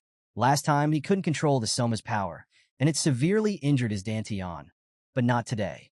As soon as he swallows the pill, Theo feels an explosion of energy within him. The mana surges through his body, scattering in waves. Vanna is stunned, watching this brat cause a mana wave of this size. He's concerned too much mana can overload a person's system, especially someone with a powerful dragon heart like Theo. But just as quickly as the mana erupts, Theo stabilizes it with ease. Feeling a rush of confidence and power, Theo can't help but smile. It's almost too easy this time compared to his past life. Now, with his mana hall open and the vast power of his dragon heart at his disposal, he's officially unlocked his full potential. No more holding back. Theo gathers himself, leaping into the air, ready to unleash his first true attack. He channels every ounce of magic into his sword, and in a single, powerful flash, a massive dragon made of mana surges forward, slamming into the steel wall. The impact is devastating. A giant crack runs through the wall, leaving the entire arena in awe. Vanna, the judge, is completely boggled by what he's just seen. He announces with absolute certainty, Theo Ragnar has passed. The crowd, bamboozled, doesn't even begin to cover it. Theo's display of power was nothing short of monstrous. A system window pops up in front of Theo, announcing that the curse of bad luck that has plagued him for so long has finally ended. His fame is beginning to spread throughout the world. A wide, genuine smile spreads across his face. He's finally reached the same starting point as everyone else. He's no longer the outcast. As the system continues to update him, it reveals that Theo has caught the attention of some of the biggest names in the Ragnar clan. Osa Ragnar, the sword dragon, wants to take him on as a disciple. Julius Ragnar, the demon dragon, seems a bit frustrated with all the attention Theo is getting, while Rober Ragnar stays cautious. But most importantly, even Hilda Ragnar, the former clan head with the heart of Garuda, has shown interest in him. For Theo, catching Hilda's eye is a huge win. He knows how powerful she is, and secretly, he's already dreaming of obtaining that Garuda heart one day. Things are looking better than ever. But the ceremony isn't over yet. Other participants try their luck with the wall too. One guy manages to leave only a tiny scratch, no more than a thin hairline, and can't help but cry out in frustration, realizing how far behind he is compared to Theo. Next up, we've got Ray Ragnar, Hulkus Lanka, and Remington. Each of them puts in a solid effort, leaving impressive marks on the wall, but none of them come close to matching the massive cut that Theo left. Even the crowd can't believe it. These are some of the strongest contenders, but Theo's results have left everyone in the dust. Finally, it's time for Axion Ragnar, Theo's half-brother and the one who stole the title of valedictorian in Theo's past life. As Axion steps forward, the crowd begins to murmur. People are already buzzing with anticipation, wondering if this year's contest will come down to the Luster Tiger, Theo, and the Dark Tiger, Axion. Axion is furious at the idea that people are comparing him to Theo. It's clear that the crowd's excitement is getting under his skin. Swallowing his Soma pill, Axion's mana surges, and a massive red dragon bursts forth, slashing at the wall with devastating power. The crack it leaves behind is just as large as Theo's, stunning the audience into silence. Even Vanna, the seasoned judge, is left speechless for the umpteenth time today. He announces that Axion Ragnar has passed as well, and the crowd erupts into cheers. Axion's slash was equally impressive, leaving everyone wondering who will come out on top. Now, the final score will come down to precision. As the sun begins to set, Vanna steps forward and officially announces the end of the first stage of the awakening ceremony. This year, the results are particularly impressive. There are several participants who have significantly improved their scores. However, the crowd is buzzing with excitement over the big question: who will be named valedictorian?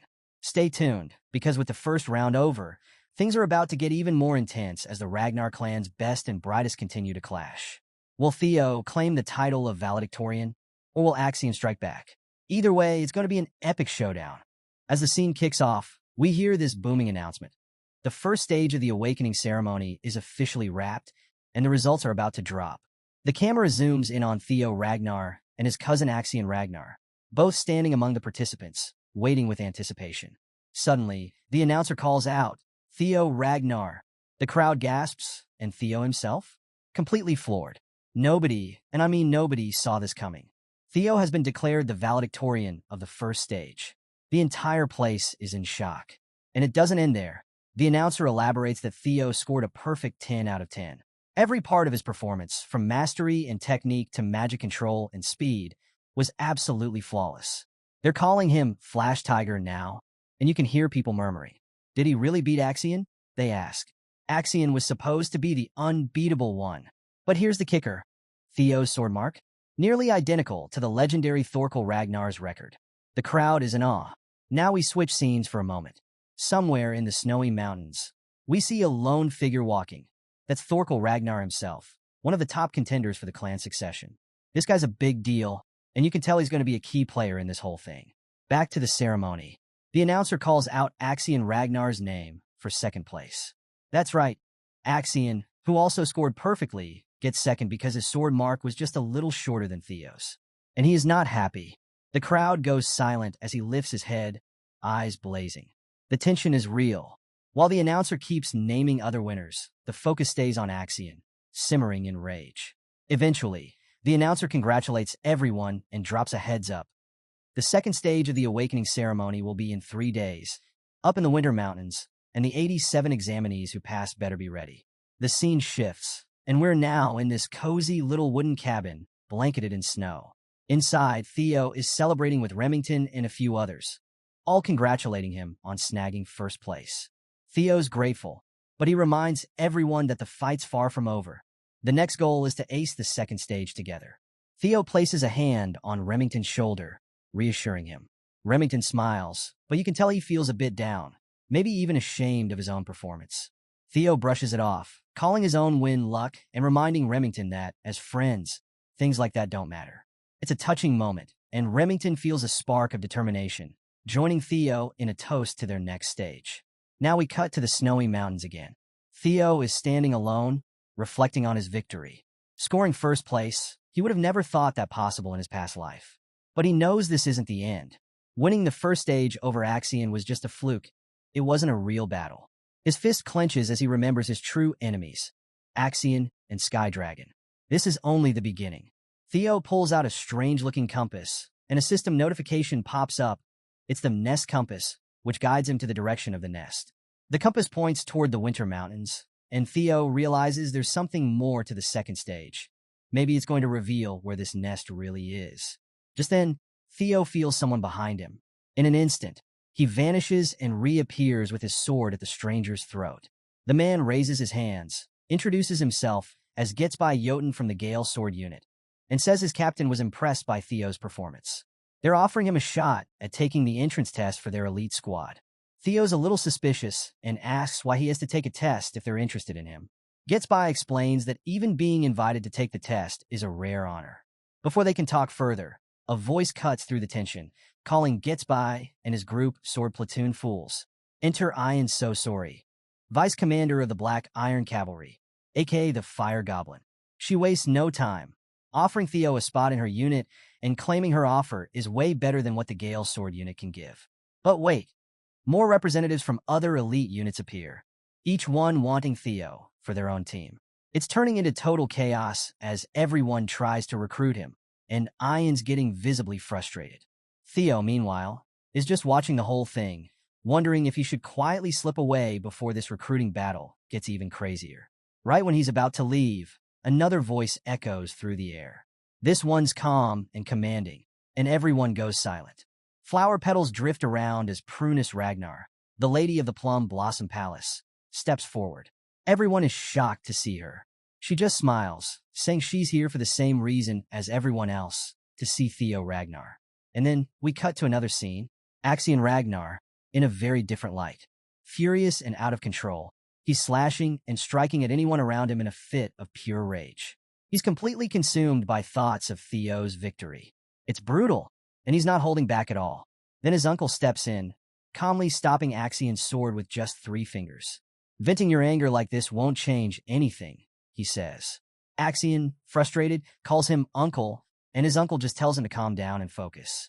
He leans in and tells him, "Follow me.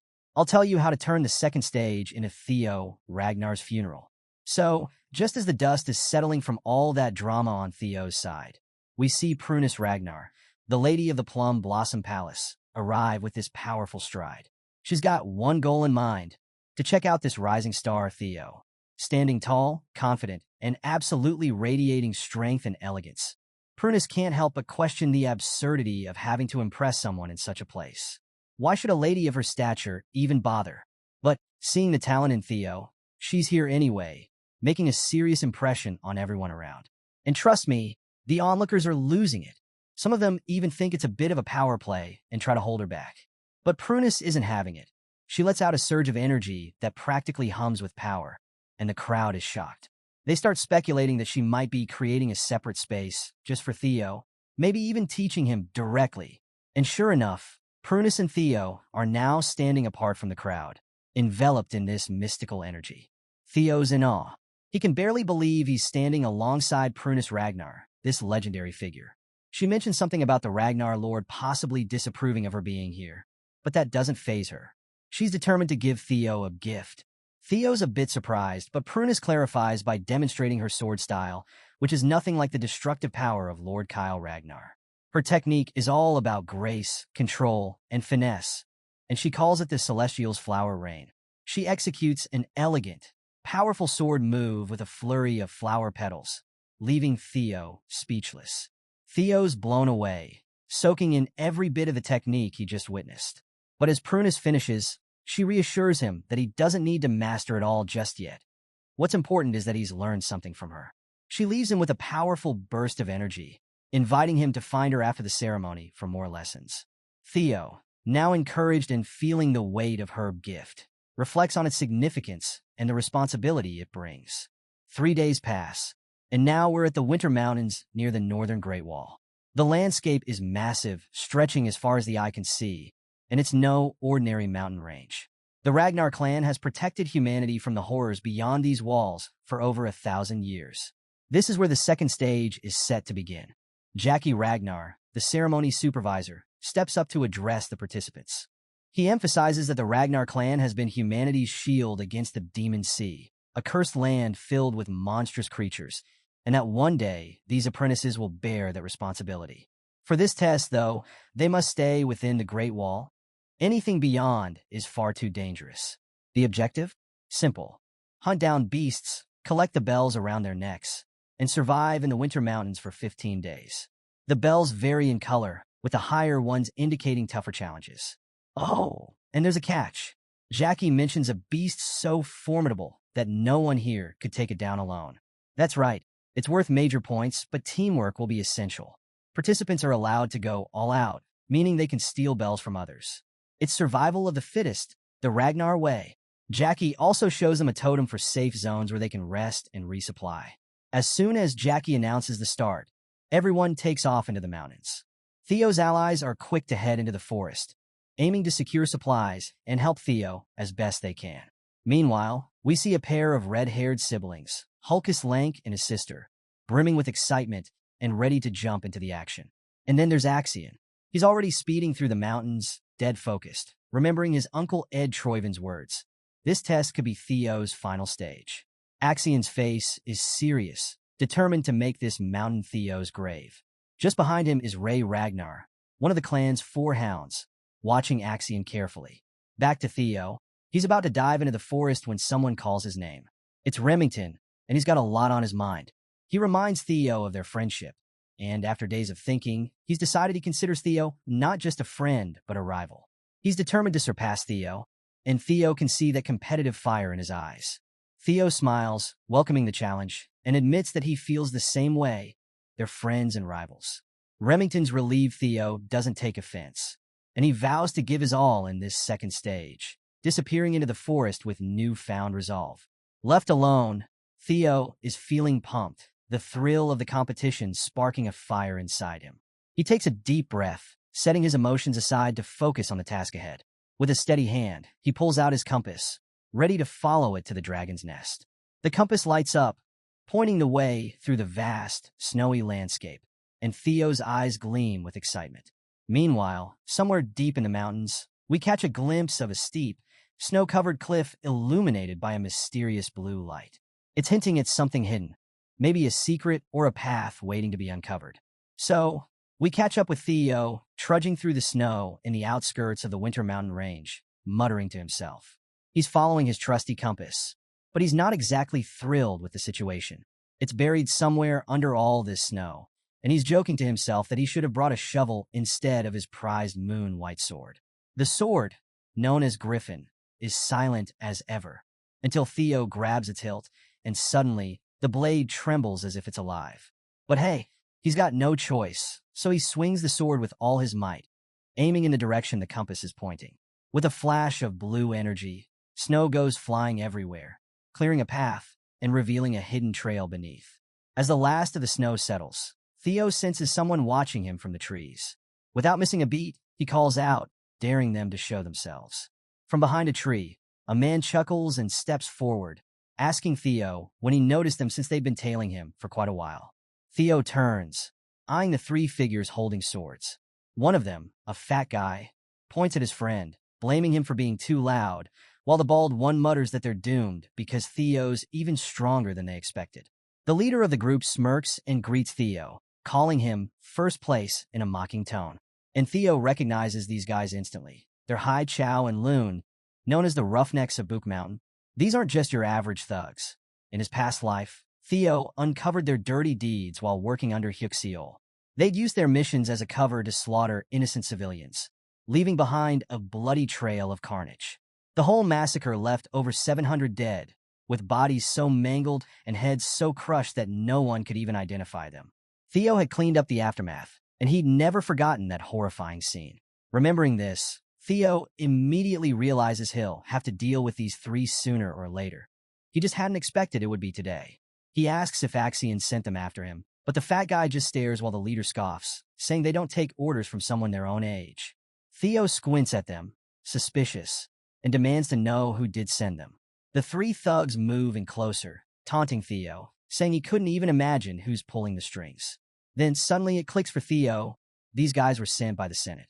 His guest catches them off guard, and the leader lets out a sly grin, complimenting Theo's intuition.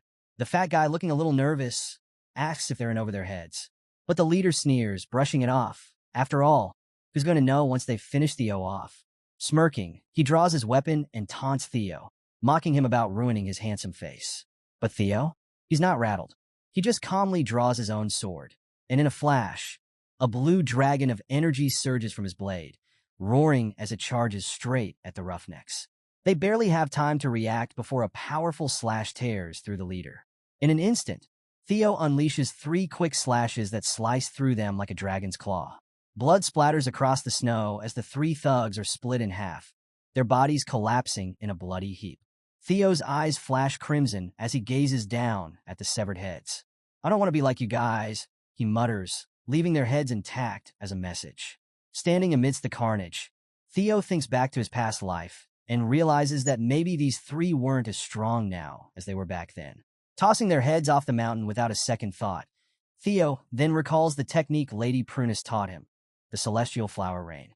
He's managed to replicate it 3 times, but he's still far from mastering it the way Prunus can, executing it with over 100 strikes in a single breath.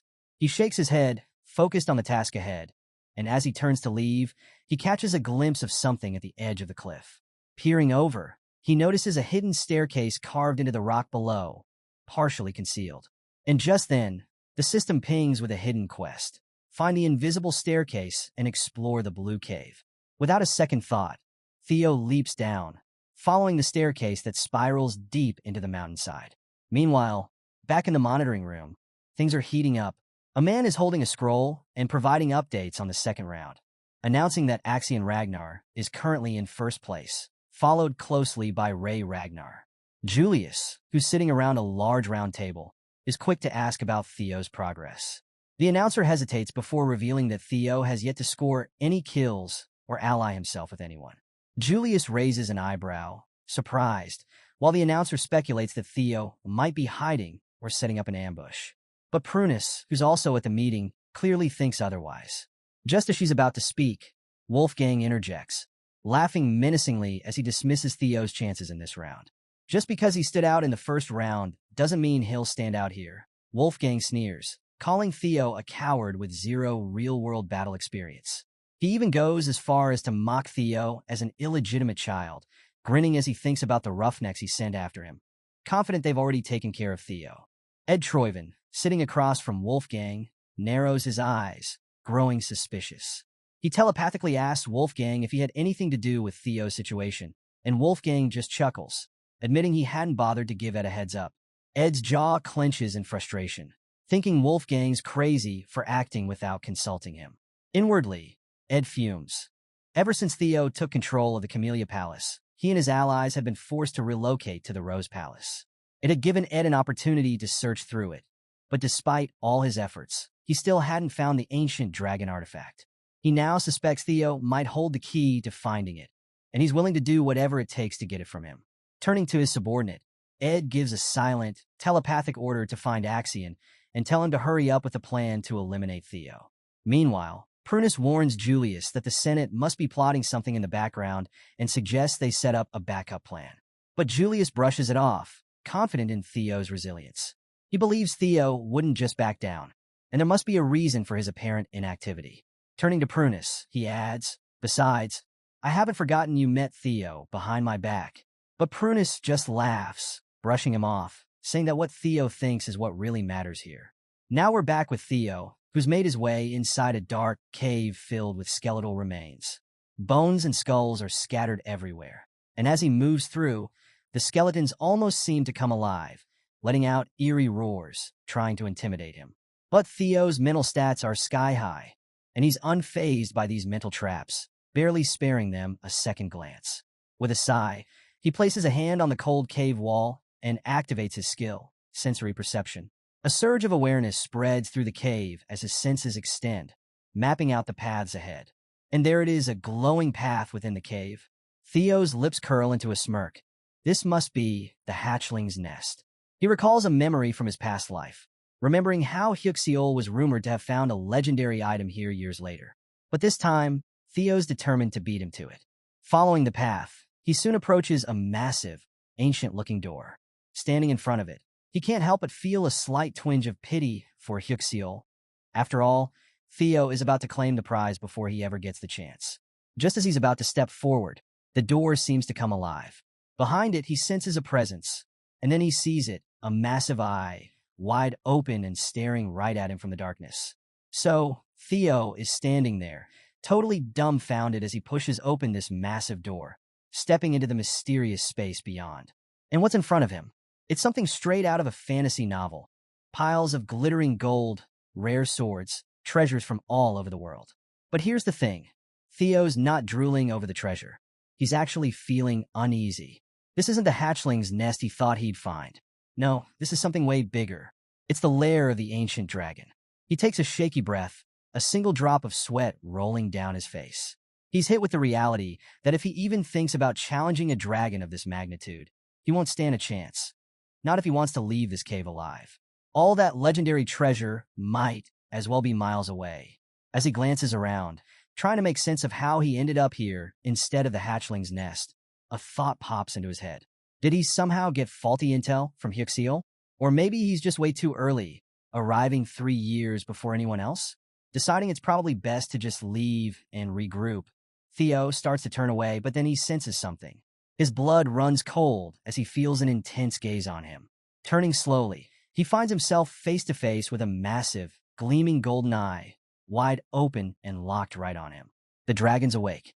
Theo stands frozen in place, heart pounding, as the dragon speaks in a voice that resonates through the entire cave, carrying an air of ancient authority. "You are the first selector in a very long time," it says. The dragon, lounging calmly atop the mountain of gold, watches Theo intently. Theo can hardly breathe as the dragon goes on, introducing itself as Roadbroke, the very being the Ragnar clan reveres as the guardian dragon and the ruler of Winter Mountain. Theo's mind is racing as he realizes who he's dealing with, and overwhelmed by the honor, he drops to his knees, bowing deeply and greeting Roadbroke as his ancestor. Roadbroke, a little amused, tilts its head, echoing, "Ancestor," with a raised brow. Theo quickly explains, recalling his clan's history. Wasn't the guardian dragon the lifelong companion of their great ancestor Sigurd, the progenitor of their bloodline? And wasn't it also the mother of the famed dragon Friedrich? The dragon lets out a snort, almost sounding amused, and clears up a few things. "It seems that bastard Sigurd spread some nonsense," it says. Roadbroke explains that while it's true Sigurd and the dragon were companions, it was more a bond of respect rather than blood. There was a contract between them, a deep pact, but no romance or family lineage like the tales suggest. After all, a human and a dragon, that's not exactly a compatible mix. Theo feels his cheeks go red at the implication, but he presses on, asking if that means all the Ragnar families talk about having dragon's blood is just propaganda. With a nod, Roadbroke confirms that it's a bit of a myth, but not entirely wrong either. The contract did result in Sigurd carrying traces of the dragon's power, though it was more symbolic than anything. Getting a little more comfortable, Theo realizes he's been given a rare opportunity, something that doesn't require any fighting. He could actually get some answers here, answers that could help him in his quest to rise to the top of the Ragnar clan. Sensing Theo's excitement, Roadbroke sighs and says that as the guardian dragon, it's bound by an ancient covenant. To any worthy selector who passes its test, it grants the right to ask 3 questions. Theo is practically buzzing now, realizing just how rare this chance is. The scene shifts, and we cut over to Axion Ragnar. He's busy taking down a fierce beast with a powerful technique known as Thousand Dragons Roar. With one strike, he brings down a tiger-like creature, which falls instantly at his feet. He picks up a small green bell from the creature's neck, smirking and muttering that this makes his 57th. As he tosses the bell to one of his subordinates, he asks if there's been any word on Theo. Orion, a loyal member of Axion's gang, says no, they still have no clue where Theo's hiding. Orion can't help but admire Axion, thinking to himself how strong his leader is, capable of taking down beasts others would avoid. In his admiration, he mutters something about Theo's intelligence, but that quickly proves to be a mistake. Axion's expression darkens, and before Orion can react, Axion grabs him by the throat, lifting him off the ground. With a deadly glare, Axion tightens his grip and growls that true strength knows no fear. Orion, gasping for air, manages to stammer an apology just as another messenger arrives. The new arrival reports that the Central Intelligence Bureau has sent orders to speed things up. Axion releases Orion, still clearly fuming, and brushes off the news, telling the messenger to let the Bureau know that no one wants Theo dead more than he does. His body is practically vibrating with bloodlust, making his intentions very, very clear. We return to Theo, who's deep in thought, carefully planning his questions for Roadbroke. He knows each one has to count, so after a moment, he takes a deep breath and finally speaks, starting with what's likely on everyone's mind. "Why are you here?" Roadbroke's eye gleams with approval at Theo's choice. "Good question," it says with a chuckle. Roadbroke explains that a creature lies far beyond the edges of the known world, a monster called the Nameless Monarch. For thousands of years, it's been the dragon's mission to protect the world from this entity. Winter Mountain, as grand as it is merely an outpost, a strategic point in a much larger battle. Theo feels a shiver as he realizes that even this ancient dragon, one of the most powerful beings in existence, harbors a deep-seated fear of this nameless monarch. But he steels himself, pushing his fear aside to ask his second question. What is the ancient dragon's relic? Roadbroke nods approvingly, impressed by Theo's curiosity. The dragon explains that there are 3 such relics, each one a powerful artifact connected to the dragon's soul. But, Roadbroke adds with a hint of mystery, it seems Theo's already in possession of 2 of them.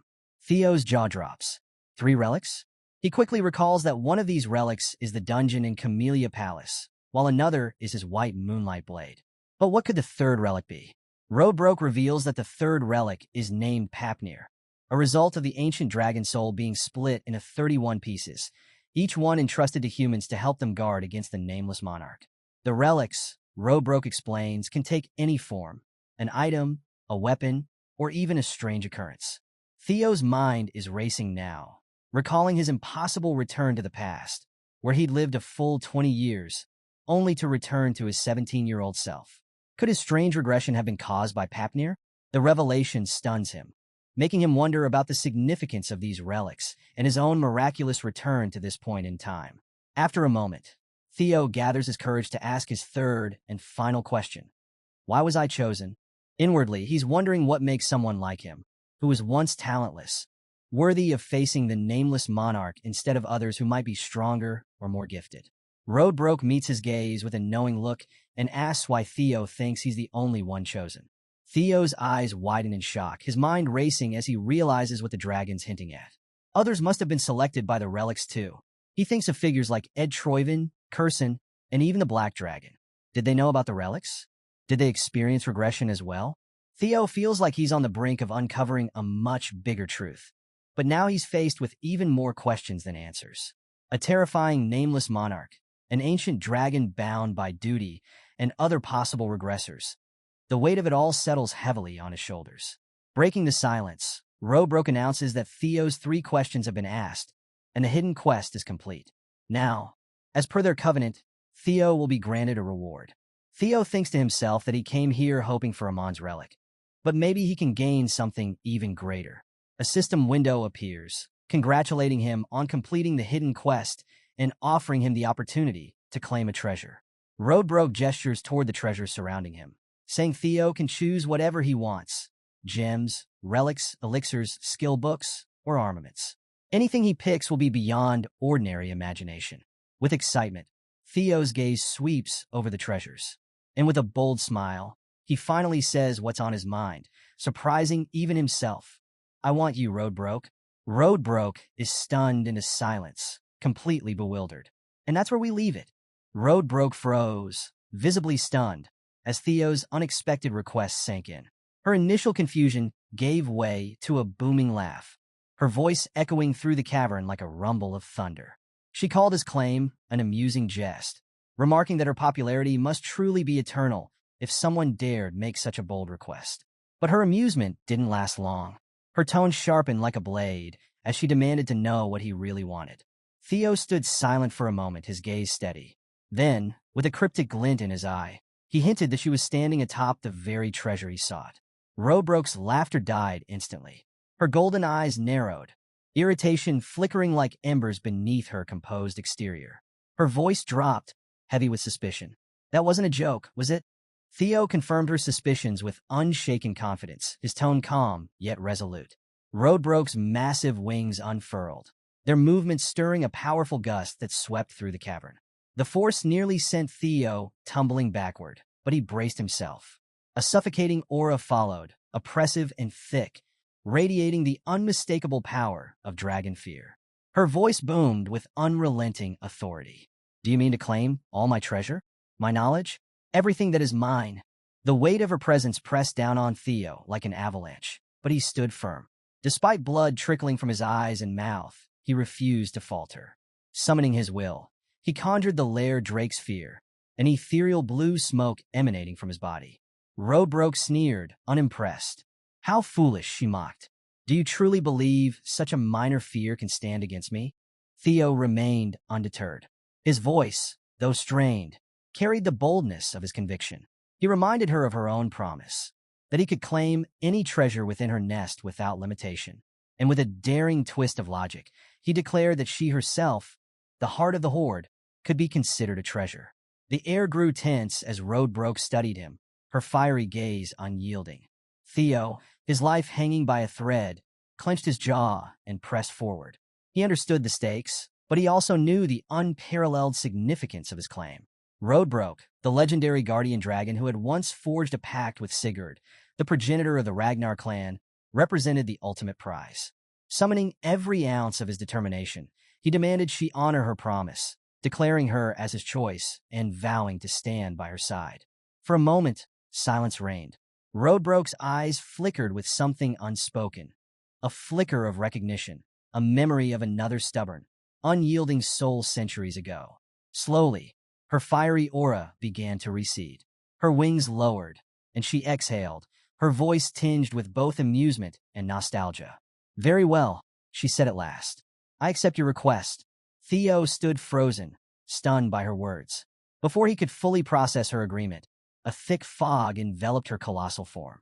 Golden light shimmered within the mist, glowing with an ancient, otherworldly brilliance. As the fog began to clear, her shape transformed. From the cloud emerged a humanoid figure, stepping out from the mound of treasure. The mist dissipated entirely, revealing a breathtakingly beautiful woman. Her horns curled gracefully atop her head. Her eyes shone with a golden hue, and an aura of ancient majesty clung to her every movement. Robroke chuckled softly as she noticed Theo's astonished expression. "Captivated, are we?" she teased, her voice carrying a playful lilt. But her tones soon turned somber. She revealed her age, over 2,000 years, and spoke of the loss she suffered 50 years prior. Without her heart, her life was nearing its end. Bound to her nest, she had only 3 years left to live. Extending a hand toward Theo, she asked, her voice soft yet firm, "Even knowing this, do you still choose me as your reward?"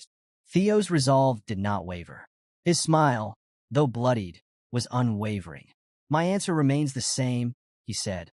"I choose you, Robroke." A system notification appeared before him, confirming his choice.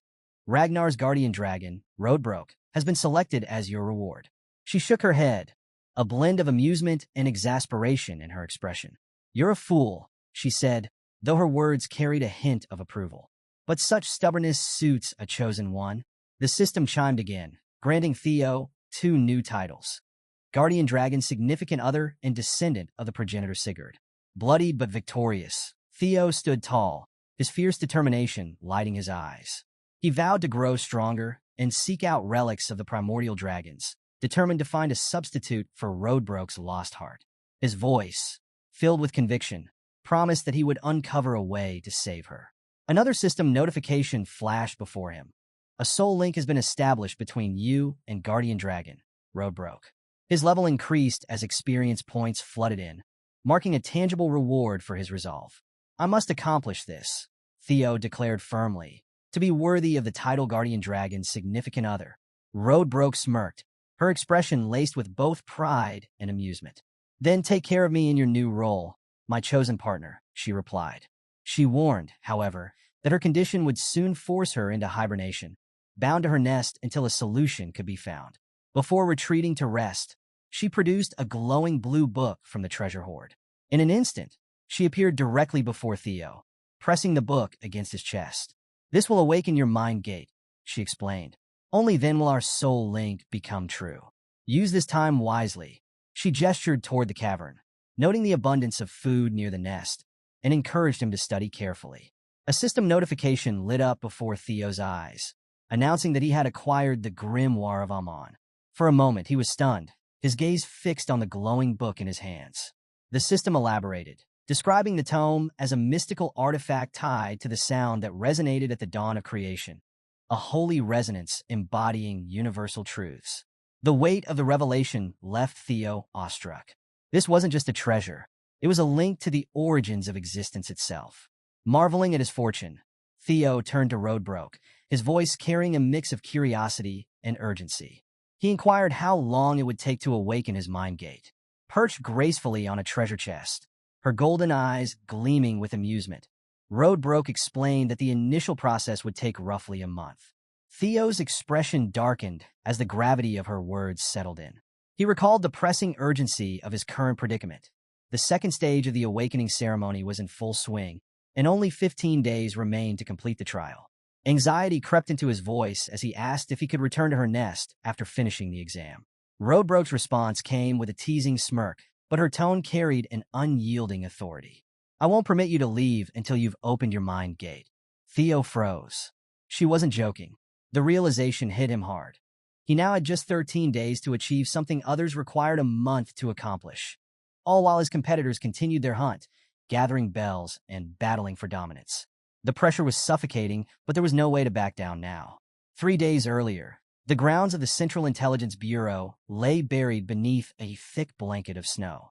The frigid air wasn't the only thing chilling the atmosphere. Axion's uncle stood nearby, his malicious grin radiating a sinister energy far colder than the winter frost. Axion watched silently as his uncle rummaged through a container, eventually pulling out what appeared to be an innocent marble. But in this world, appearances were deceiving. With a theatrical flair befitting a villain in a dark fable, Axion's uncle began explaining the marble's purpose. It wasn't merely decorative. It enhanced the energy of fiends trapped within, creating an anti-field zone to repel other fiends. Demonstrating its power, he crushed the marble in his hand. A haze of black and purple miasma swirled out, twisting and condensing into a fiendish creature with a gaping maw large enough to devour Axion whole. Before Axion could react, shadows erupted from his uncle's feet. They coiled and surged upward, forming the shape of a massive dragon. With a single devastating strike, the shadowy dragon obliterated the fiend in an instant. Axion stood frozen, caught between awe and unease. The spectacle was a grim reminder of the monstrous legacy he'd inherited. His uncle, unbothered by Axion's inner turmoil, moved on, detailing the next stage of their plan. The second stage of the trial was straightforward: kill fiends and earn points. But for Axion, the mission carried a far more vindictive twist. His task was to lure Theo out into the open using the marbles. Axion, never one for subtlety, proposed torturing Theo to extract every ounce of information about the Rose Palace relic. His uncle, however, shot down the idea, warning that Theo was not someone to be underestimated. Restraint has never been your forte, he chided, earning a sharp glare from Axion. Instead, the plan was to exploit Theo's emotional ties, targeting his followers from the training grounds to provoke a reaction. Back in the present, Axion's scheme was unraveling. Despite the bait laid out, Theo remained elusive, refusing to participate in fiend hunting like the other competitors. It was as though he had vanished entirely. With only 12 hours left on the clock, Axion brooded in frustration. His rank, 860 points, was a poor consolation. Behind him, the rhythmic hum of footsteps announced the arrival of Felix Ragnar, a swordsman from Plum Blossom Palace and currently ranked 5th with 446 points. Felix, ever the self-proclaimed investigator, suggested Theo might have been captured by the Seal Scoundrels, a notorious band of rogue competitors. Axion's response was cutting, a cold, soul-piercing glare followed by a sneering remark. "Your deductions are as pathetic as your rank," he snapped. To twist the knife further, Axion mocked Felix's association with Lady Plum Blossom. Felix's jaw clenched, his hands trembling with suppressed anger. He wisely chose not to retaliate. Axion dismissed him with a wave, turning his attention back to the matter at hand. It's time to drag Theo out of hiding. Rallying members of the Scaled Dragon Society and Plum Blossom Palace, Axion laid out a new plan: systematically hunt down Theo's companions. The members of the Scaled Dragon Society grinned maliciously, eager for the hunt. But as Axion plotted, an eavesdropper lurked in the shadows.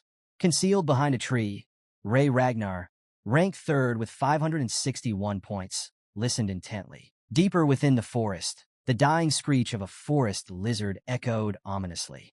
A band of hunters stood triumphant over its carcass, the scent of blood mixing with the damp aroma of moss and earth. This wasn't just any lizard, it was a mid-tier fiend. The hunters basked in their inflated sense of accomplishment, oblivious to the grander battles unfolding elsewhere. Among them was Sybil, ranked 68th with a mere 31 points, just enough to avoid being written off entirely. He clutched a yellow demon bell, a token of his earlier victory over a fiend so feeble it barely qualified as prey. Sybil's comrades, Gordon, ranked 53rd with 52 points, and Romero, ranked 62nd with 36 points, shared in his fleeting self-satisfaction. Their modest triumphs were enough to keep them alive, but not enough to elevate their standing. If points were currency, they'd still be impoverished. Sybil held up the yellow demon bell, the lackluster emblem of their mediocrity, grumbling. 12 hours left. Where's Theo? His tone carried more irritation over wasted supplies than concern for Theo's safety. Gordon, the group's self-proclaimed strategist, offered his theory. Theo's probably orchestrating something big. He's not like us, scrapping for points just to stay afloat. Romero, the group's resident optimist, chimed in with a spark of excitement. What if he takes the top spot again? His enthusiasm was met with a round of annoyed glances, his companions too jaded to share in his naivety. Their conversation was cut short by the sickening crunch of steel piercing flesh. Without warning, Orion Gardner, ranked 14th with 1,173 points, drove his blade through Sybil's back. The sound echoed sharply, and Sybil's victorious grin twisted into a grotesque mask of shock as blood spilled down his front. Orion yanked his sword free with a flourish, his icy voice cutting through the moment. "You're nothing more than fodder." Gordon and Romero froze, their breaths hitching as Orion's frosty gaze landed on them. His disdain was palpable, his raised sword daring them to make a move. Before either could react, chaos erupted in a flurry of blood and steel. Meanwhile, deep within Roadbroke's nest, Theo stood under the penetrating gaze of the ancient dragon. Her glowing amber eyes studied him with an unsettling mix of curiosity and judgment. Her voice, a resonant rumble that seemed to reverberate through the cavern walls, filled the space as she appraised his progress. In a feat deemed nearly impossible, Theo had partially awakened his mind gate in under a month. A timeline so extraordinary it would shatter the confidence of even the most prodigious sorcerers.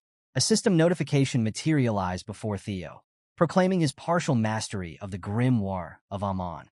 Reading the description, Theo couldn't help but smirk wryly. "That's my life," he muttered to himself. Always the overachieving B+ in a world demanding A++. The grimoire was no ordinary artifact. It was a relic shrouded in mystery, its secrets tied to the primordial sound of creation. Unlocking its full potential demanded immense mana reserves and a connection to a dragon's heart, both of which Theo possessed. This allowed him to advance at a pace that most could only dream of. Yet, as always, the system wasn't one to let him rest on his laurels. A new skill, hatching, was granted, an ability that allowed him to manipulate lingering thoughts through psychokinesis. Impressive in theory, but far from the game-breaking power he'd been hoping for. Roadbroke, unimpressed by his momentary grumbling, closed her massive eyes and spoke bluntly. "You've barely qualified to call yourself my consort." Theo blinked in disbelief. Consort? What kind of twisted partnership terms is this dragon operating under? Ignoring his bewilderment, she continued, her tone matter-of-fact. "You'll need rigorous training to master advanced skills.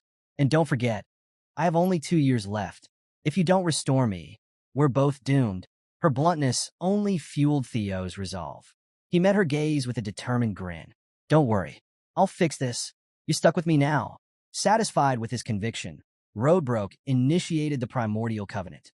Wisps of smoke coiled around Theo as her molten gold eyes burned brighter, her voice resonating with ancient authority. "You are my consort, the first in a millennium." In an instant, Roadbroke vanished, and Theo found himself standing on a snow-covered mountain cliff. The biting cold cut through him as he scanned the frostbitten wilderness stretching endlessly before him.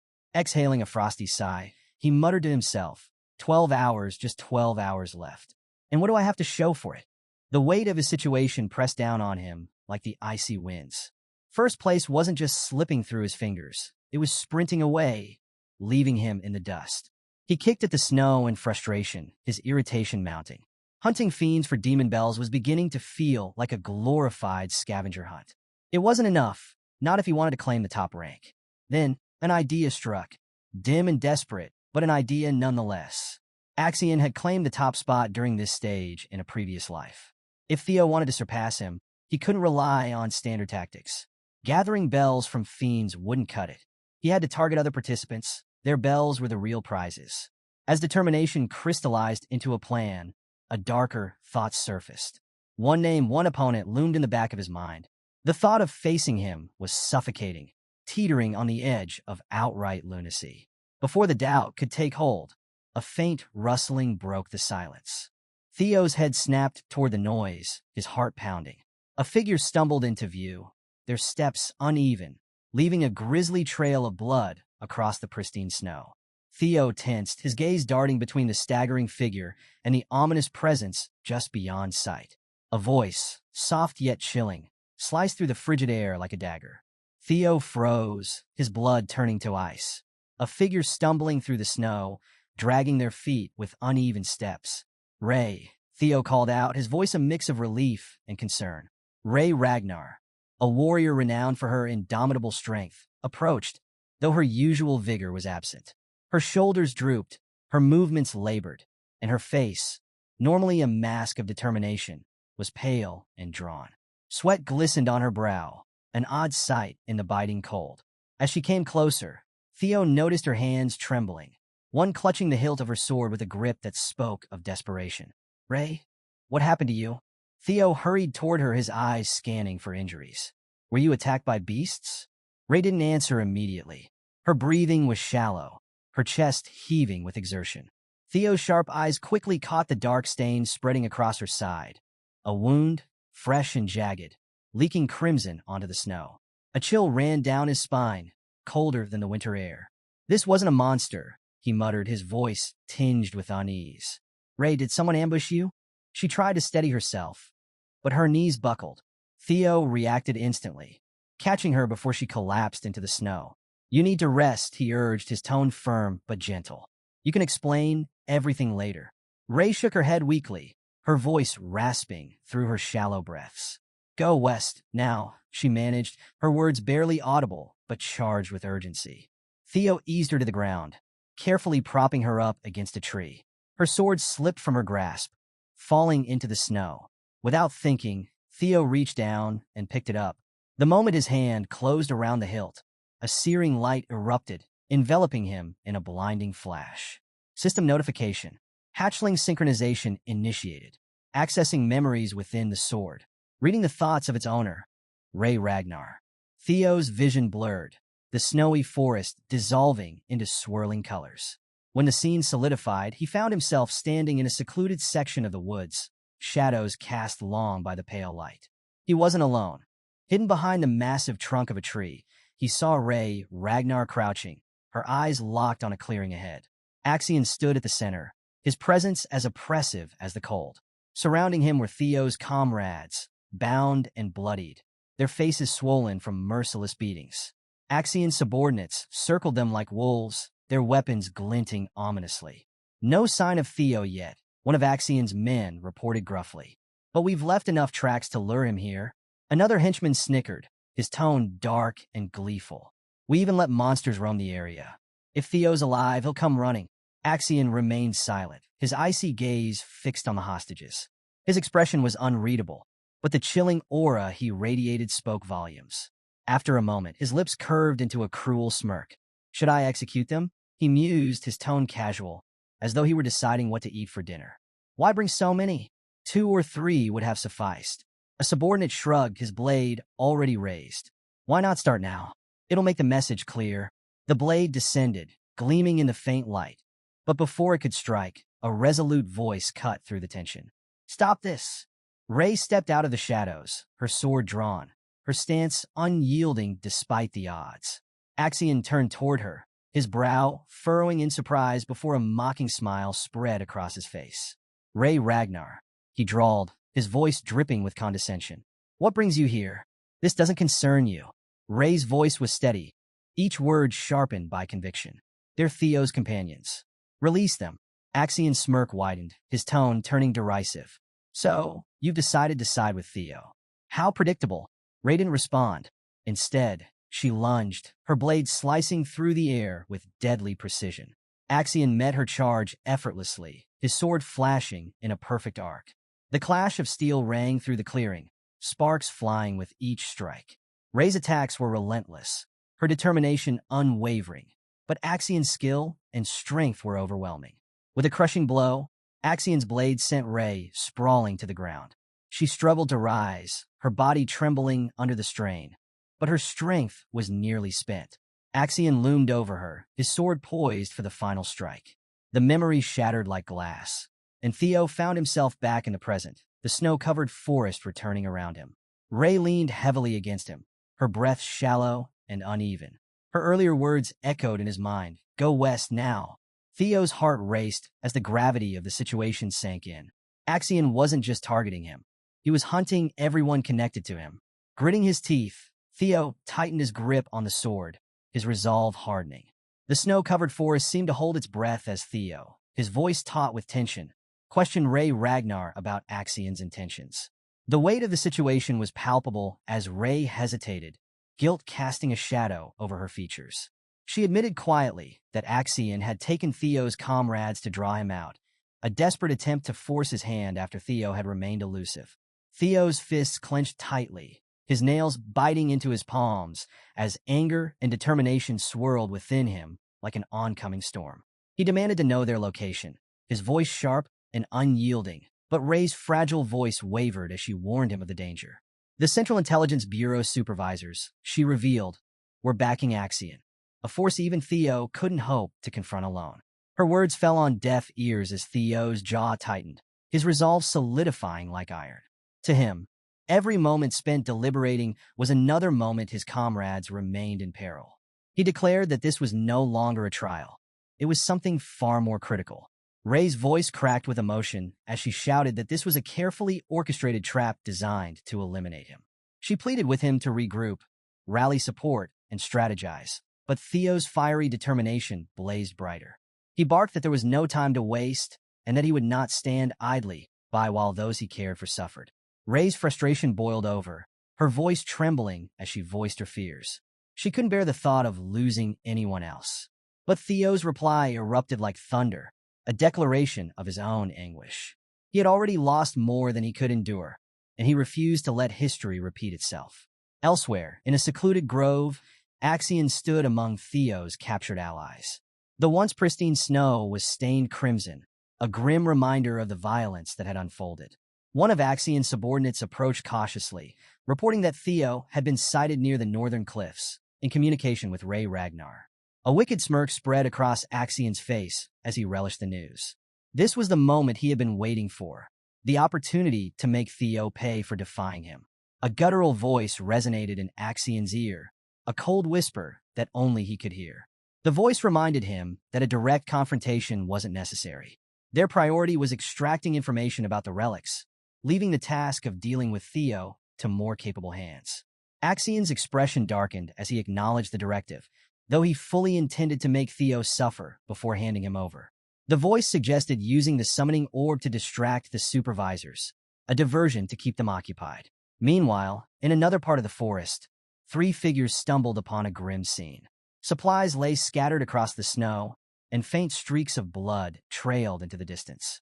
Remington, ranked second in the competition, knelt to examine a blood-stained box. His expression turned grim as he recognized the provisions. They had belonged to Theo's team. He called to his companions, Hulkus and Erica, urging them to act swiftly before it was too late. The tension between the three was palpable as they prepared to investigate further. The forest trembled as a massive white beast charged toward Theo, its weapon raised high above its head. Theo's eyes narrowed, every muscle in his body poised for action. The ground cracked beneath the creature's weight as its weapon swung down with tremendous force. Theo sidestepped at the last possible moment, narrowly avoiding the devastating blow. Dust and debris erupted around him as the ground splintered under the impact. Breathing heavily, Theo tightened his grip on his sword. He couldn't afford to hesitate. In a single fluid motion, he lunged forward, his blade cutting through the air with precision. He targeted the beast's vulnerable spots, his strikes swift and lethal. The creature let out a bone-chilling howl before collapsing with a resounding thud. Theo didn't pause to celebrate. His mind raced as he pressed onward. His comrades' lives depended on his speed and resolve. As he moved through the forest, the sound of rustling alerted him to another threat. 5 identical beasts emerged from the shadows, their glowing red eyes locking onto him. They growled deeply, their menacing presence meant to intimidate and delay him. Theo gritted his teeth, recognizing their purpose immediately. They weren't ordinary foes. They were designed to test his limits and stall his progress. Without hesitation, Theo tapped into the power of his dragon's third claw. Energy surged through his veins, and his sword crackled with a faint blue glow.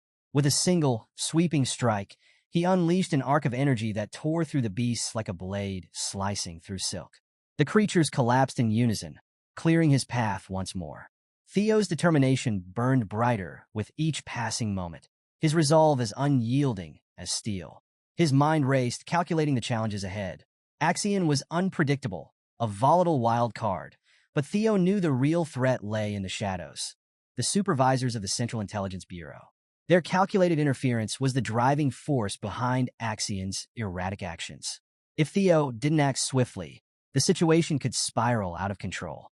As Theo advanced, the final beast loomed before him, a towering, hulking figure far more menacing than its predecessors. He crouched slightly, his muscles coiling like a spring, then launched himself into the air with explosive force. His sword gleamed as he descended, aimed with unerring precision at the beast's skull. The creature's maw opened wide to counter, but Theo was faster. With a decisive strike, he plunged his blade deep into its head. The beast convulsed violently before collapsing in a lifeless heap. Landing gracefully, Theo exhaled sharply, his focus unwavering. He uttered a single thought aloud. Axion was next. At the same moment, Ragnar stood motionless in the forest, her gaze fixed on the horizon where Theo had disappeared. Memories flooded her mind. Childhood moments when Theo had guided her through a dark forest with the same unwavering bravery he now displayed. She clenched her fists, her determination solidifying like ice under pressure. Theo had always been selfless and fearless, but this time, Ray resolved not to let him face the danger alone. Without hesitation, she set off, determined to lend her strength to the battle ahead. Meanwhile, at the enemy's base, Theo's captured comrades sat bound and battered. Their expressions were grim, frustration and anger etched deeply into their faces. One of them, defiant even in chains, struggled against his restraints and shouted a curse at their captors. Axion reacted with disdain, planting his boot on the man's face and shoving him to the ground with casual cruelty. Tiring of the noise, Axion unsheathed his sword, pressing its cold edge against the captive's throat. His grin was malicious as he taunted the prisoner. But before he could act further, a calm voice from the shadows reminded him of the orders from the Intelligence Bureau. Rash actions, the voice warned, could jeopardize the mission. Growling in frustration, Axion relented, though his anger simmered just beneath the surface. He perched arrogantly on the captive's back, using the man as an improvised seat. Through the dense trees, Axion's crimson eyes caught faint lights in the distance. His expression darkened as realization struck. High-ranking prosecutors had been dispatched to monitor Theo, another sign that even Axion's own family doubted his ability to handle the situation. Theo stepped into the clearing, his presence commanding immediate attention. All eyes turned toward him, including those of his bound and bloodied comrades. Shock flickered across their faces as they saw him. Axion, sitting smugly, lifted his gaze and locked eyes with Theo. For a brief moment, silence hung heavy in the air before Axion's lips curled into a smirk. He taunted Theo with mockery, accusing him of taking his time to appear. Theo moved forward, his steps steady, his gaze sweeping the scene. He took note of every detail. The captives on his left, the guards bristling with tension to his right, and Axion, exuding arrogance from his makeshift throne. Axion's smug remarks rolled off Theo like water off stone. Instead, Theo's focus sharpened on the man beneath Axion's feet, his grip tightening on his sword. Axion stood, his hand moving to his sword hilt, but the shadowed voices once again called for restraint. They cautioned Axion against letting Theo provoke him. Axion hesitated before regaining his composure, shifting to a more neutral tone as he addressed Theo. He urged Theo to see reason, attempting to frame their confrontation as inevitable. Theo interrupted coldly, asking if Axion was afraid. His words were sharp and unrelenting, driving straight to the heart of Axion's insecurities. He mocked the lengths Axion had gone to, hostages, guards, and an elaborate setup, to lure him out, framing it as an act of fear rather than strategy. The accusation struck a nerve, and Axion's composure cracked. His fury bubbled to the surface as he lashed out, calling Theo delusional. Theo pressed on, raising his sword and challenging Axion directly. He demanded a duel, invoking Ragnar pride and questioning whether Axion had abandoned it entirely. Enraged, Axion finally snapped. He declared his acceptance of the challenge, vowing to end Theo once and for all. Above, hidden among the treetops, spies observed the escalating situation. One murmured about the tension rising, while another reminded their companions to stick to the plan, prepared to intervene if Axion lost control. Back on the ground, Axion barked orders at his subordinates, ensuring no one interfered. This, he claimed, was a matter of honor, a duel of pride. He assured that the hostages would remain untouched until the fight concluded. Theo moved first, his speed startling, Axion barely managed to block the initial strike, stumbling slightly as his mind raced to catch up. Theo's taunting smirk only stoked the fire of Axion's anger. In retaliation, Axion unleashed his ultimate technique, Thousand Dragons Roar. A massive red dragon materialized, its jaws snapping at Theo with terrifying force. For a brief moment, Theo stood frozen, awed by the sheer power of the attack. But his hesitation was fleeting. Summoning his blue sword, Theo countered with Dragon's third claw, the blade glowing brilliantly as it cleaved through the roaring dragon's energy, nullifying the attack instantly. Axion stared in disbelief as his ultimate technique was dismantled with ease. Theo stood tall, his confidence unshaken, his sword gleaming in the pale light. A smirk tugged at his lips as he leveled a cold remark at Axion, questioning whether the Elder Ragnar had anything of value to teach him. And that's where we'll leave it for now. Axion, driven by fury, and Theo, standing tall with unshakable resolve. The clash of Ragnar pride is about to reach its peak, but who will emerge victorious? Don't miss the next episode as the stakes rise, secrets unravel, and destinies collide. If you enjoyed this recap, don't forget to like, subscribe, and hit that bell icon to stay tuned for more epic battles and gripping twists. See you in the next one. Reincarnator, the 14th ranked executive of the Scaled Dragon Society, erupts with rage. His face twists in fury, veins bulging as he roars. Damn it all. This isn't going as planned. Across a treacherous, snow-covered chasm, Theo battles his opponent, and Orion watches from a distance. At first skeptical, unease now gnaws at him. Theo is far more powerful than Orion anticipated. How strong is he? The thought tightens a coil of dread in his chest. A bead of cold sweat slides down his temple. His jaw clenches. This fight has grown far more complicated than he'd predicted. To Orion's shock, Axion, arrogant, overconfident Axion, is losing. A dangerous idea sparks in his mind. Should I betray Axion? Throw my support behind Theo? After all, Axion has always been an insufferably cocky son of a. Orion's thoughts swirl. His expression becomes unreadable as he weighs risks against rewards. The idea of betrayal flickers, but resolve quickly hardens in his eyes. He mutters to himself, too late to switch sides now. The Bureau's proctors are here. They'll handle Theo. My priority is creating a diversion. Raising his voice above the icy silence, Orion commands, Scaled Dragon Society, disperse. Now! The order cuts through the frosty air, echoing among the snow-laden trees. Like shadows in the blizzard, his men vanish into the dense forest. We need to get out of here, one hisses urgently. This fight is beyond us. Axion's on his own. Their whispers fade as they disappear into the storm. The scene shifts abruptly. A young Axion stands in a grand, opulent room. His childlike innocence contrasts sharply with the ornate knife clutched tightly in his hands. A voice laden with authority echoes through the chamber. Axion, Emil, draped in a flowing dark gown, stands beside Ed Troyven. Both gaze down at the boy with a mix of grief and determination. The fate of Ragnar rests on your shoulders, Ed Troyven declares, his voice heavy with responsibility. Stepping forward, Ed Troyven's expression blends wisdom with cold ruthlessness. The Ragnar name, he rasps, is nothing but a facade, a carefully constructed illusion. His words hang in the air, weighty and foreboding. Axion's piercing red eyes meet Ed's unwavering gaze. Each word from Ed lands like a hammer blow. You are a Troon. Never forget your true bloodline. This is your birthright. The memory fades. In the present, Axion stands poised for battle, an image of controlled fury. Observing from his vantage point, Orion feels a grudging respect. He's become quite the warrior, Orion admits quietly, a flicker of apprehension crossing his features. Suddenly, with a burst of speed, Theo closes the gap. He launches himself across the chasm, landing with a thunderous impact. His sword arcs toward Axion in a blinding strike. Theo Ragnar. Axion roars, meeting the attack head-on. The clash of their swords reverberates through the frozen air, a sharp metallic clang underscoring their deadly duel. Axion retaliates with a relentless flurry of strikes, his blade glowing with an ominous red aura. Every swing crackles with raw power and fury.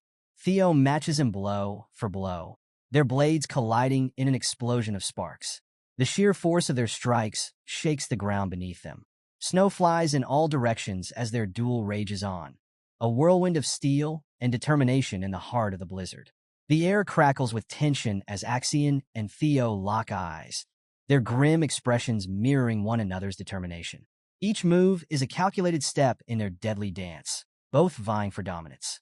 Hidden among the snow-laden branches, Theo smirks inwardly. Everything is proceeding according to plan, he thinks, his satisfaction chilling. Elsewhere, within the confines of a shadowy chamber, figures gather around a massive circular table. The room is silent, save for the voice of a man delivering his report. Theo Ragnar has made his move, he announces. He's currently locked in combat with Axion Ragnar. The news ripples through the room, sparking murmurs of anticipation. Julius throws back his head and laughs, his voice booming. About time, Theo's finally making his move. His excitement is contagious. Wolfgang, however, frowns in confusion. He wasn't eliminated? I thought our men dealt with him. He mutters, uncertainty lacing his tone. At the head of the table, Ed Troon exhales softly, a subtle sigh of relief. He lives, he says, his smooth voice tinged with satisfaction. Excellent. Now the final phase can commence. A sinister smirk stretches across Ed's face. Once Axion has served his purpose and retrieved the information we need, he trails off, his tone dripping with menace. My hand-picked swordsman will be waiting to cut him down. Like a ripe fruit falling from a tree, two guards in ornate golden armor approach the table. One bows respectfully. Lord Troyven, we've received new intel, he says solemnly. What is it? Ed asks, his voice low. The guard hesitates before continuing. Axion and Theo are now in the midst of a duel. Ed mutters under his breath. What in the... Back at the duel, Theo's movements blur as he unleashes a dizzying display of speed and skill. His jester's footwork technique turns his swordplay into a whirlwind of relentless strikes, each aimed with deadly precision. Axion struggles to defend himself, barely managing to parry the onslaught. Theo's blade arcs like a flashing streak of light, singing through the air with every near miss. The relentless barrage pushes Axion to the brink, leaving him breathless and fighting for his life. Gritting his teeth, Axion feels his muscles scream in protest. Through his struggle, a grudging respect blooms in his chest. He's strong, Axion admits, his voice tight with strain. A lot stronger than I thought. Yet, amidst Theo's ferocity, Axion's sharp eyes catch a pattern. A flicker of hope ignites in his chest. He's powerful, but he's not that fast. Focusing intently on Theo's sword hand, Axion analyzes every twitch, every subtle movement. Slowly, he begins to unravel the rhythm of Theo's attacks, predicting the strikes before they land. Axion's confidence grows. With precision, he parries a strike that would have ended him, a smug grin spreading across his face. I've got you figured out, he taunts, his voice brimming with confidence. Every single move. Suddenly, a projectile whizzes past Axion's ear, embedding itself deep into the snow behind him. Startled, Axion freezes. His eyes widen as he stares at the weapon lodged in the ground. What the hell? He whispers, his earlier confidence shaken. A throwing technique? Axion exclaims, surprise flickering in his voice. Where did that come from? Nearby, for trainees from the Scaled Dragon Society gasp, their faces pale. The sudden appearance of the thrown sword has shaken them to the core, rattling their confidence. The memory surges through Theo's mind, his past encounter with a thrown sword. It feels like a ghost from another life. Axion lands lightly on the snow, his movements precise and graceful. The swirling flakes form a shroud around him, an unspoken warning of his lethal intent. His cold, piercing eyes lock on Theo, sharp as shards of ice. There's a fundamental flaw in your strategy, Axion says, his voice dripping with disdain. Theo glares, but Axion continues, his tone carrying the weight of a chilling lecture. Relying on flashy, predetermined sequences only telegraphs your next move, Axion says, smirking faintly. You're making it far too easy for me to anticipate every action. A single drop of blood falls from Axion's blade, splattering onto the pristine snow. The stark red against white is a brutal reminder of the duel's deadly stakes, the fragility of life etched in violence. Nearby, the snow beneath a fallen man is rapidly turning crimson. The silence is deafening, broken only by the howling wind. Theo's eyes narrow, his gaze fixed on the lifeless figure. Recognition dawns like a blade slicing through his thoughts. The uniform, the insignia, it all falls into place. It was you all along, Theo whispers, his voice trembling with realization. Memories flood back. Theo sees the cloaked figure from his final moments before regression. The realization sends a chill down his spine. Axian's gaze lingers on the corpse, his mind racing. The man's face, now frozen in a silent scream, burns itself into Axian's memory. Pieces of the puzzle click together. Above them, the cloaked figure pulls his hood further down, shrouding his face in shadow. He stands motionless, an ominous presence amid the snowy battlefield. Axian's patience snaps. His eyes blaze with an intensity almost inhuman as he growls, "End this." His voice is devoid of emotion, as cold and sharp as a winter wind. A wave of rage washes over Theo, his face twisting into a mask of grief and fury. Memories claw at him, raw and unrelenting. The burning palace, the screams, the overwhelming sense of loss. The monster who did this. "I'll make you pay," Theo growls, his voice thick with venom. The scene shifts again, plunging into Theo's memories. The magnificent Rose Palace is engulfed in flames, its proud spires collapsing into a crumbling inferno. "The day I died." Theo's voice echoes in the memory, heavy with pain and regret. He remembers sprinting through the burning halls, smoke and desperation clawing at his throat. "I was meant to die that day," he thinks bitterly. "I never even knew who was responsible for this atrocity." A single tear rolls down Theo's cheek, stark against the fiery backdrop. His voice cracks with emotion. "All because I was helpless, powerless." The memory fades, leaving a raw ache in his chest. Theo's mind races. Rendon's carelessness was a stroke of luck, he muses, a cruel smile twisting his lips. The image of Rendon's face flashes before him. The moment he removed his mask. A fatal mistake. Thanks to Evelyn's relentless investigation. Theo's voice cuts through the silence, his determination hardening. "I uncovered the truth. Rendon and the Camellia Palace were deeply intertwined. Two sides of the same coin." The burning Rose Palace looms large in his thoughts, its destruction a constant reminder of his tragic past. It was the only logical conclusion. The pieces of the puzzle fall into place. Camellia Palace was behind the attack. Back to the present. The cloaked figure remains still, his face obscured, his motives veiled in shadows. His silent presence adds to the growing tension. Theo's fists tighten around his sword as he glares at the figure. His heart pounds, his memories fueling his resolve. This fight is no longer just survival. Theo's mind races, piecing together the clues. There's one detail he can't ignore, a unique fighting style that stands out among the Troan. His voice takes on a sharp edge as the realization strikes him like a bolt of lightning. "Among all the Troan," he mutters, "only one person uses the sword-throwing technique." The name echoes in his mind, dripping with betrayal and destruction. "Axian Ragnar," Theo whispers, the name tasting like ash in his mouth. He studies Axian's fighting style, his mind sharp and calculating. Throwing a sword is reckless, a high-risk gamble, Theo thinks. Only someone arrogant, someone blinded by their own sense of invincibility, would use such a tactic. The last remnants of doubt vanish from Theo's mind. His eyes harden with cold certainty. "I wasn't sure at first," he admits, his voice steady and filled with conviction. "But now, there's no denying the truth." Theo's bloodied fingers tighten around the shattered remains of his sword. The fractured metal bites into his skin, but the pain doesn't register. The sound of the breaking blade echoes in the air, a mirror of Theo's shattering illusions. The sword finally splits into two useless pieces, falling apart in his grasp. Theo growls, his voice low and raw. "What is it with you people? Why are you so hellbent on ending my life?" Axian stares, stunned. His eyes widen in disbelief as he processes what he just witnessed.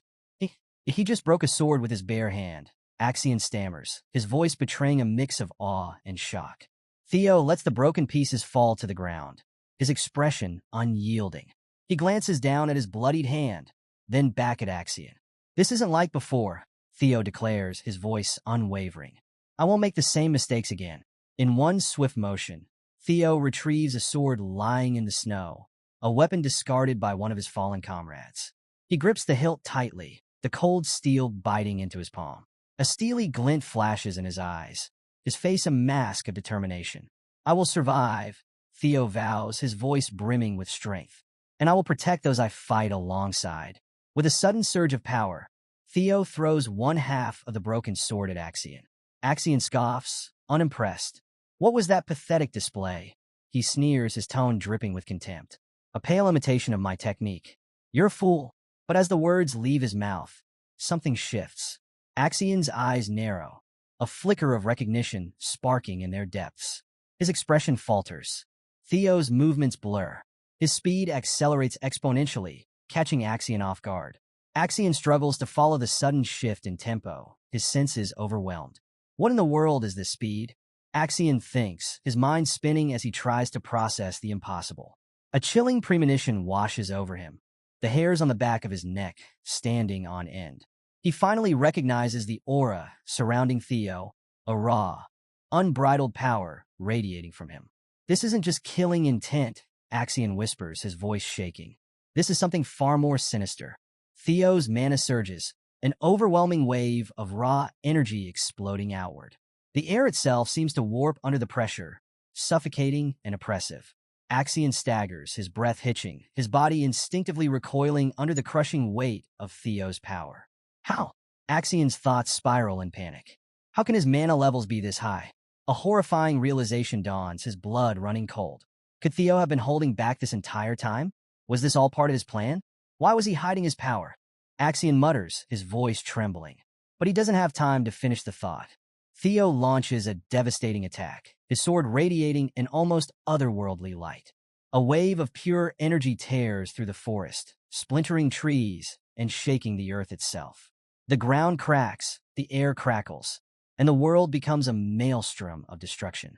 With a cry, Theo raises his sword high and brings it down with ferocious speed, aiming for Axion's head.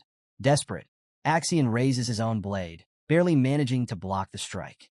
Sparks erupt as steel clashes against steel, the impact sending violent tremors up Axion's arms.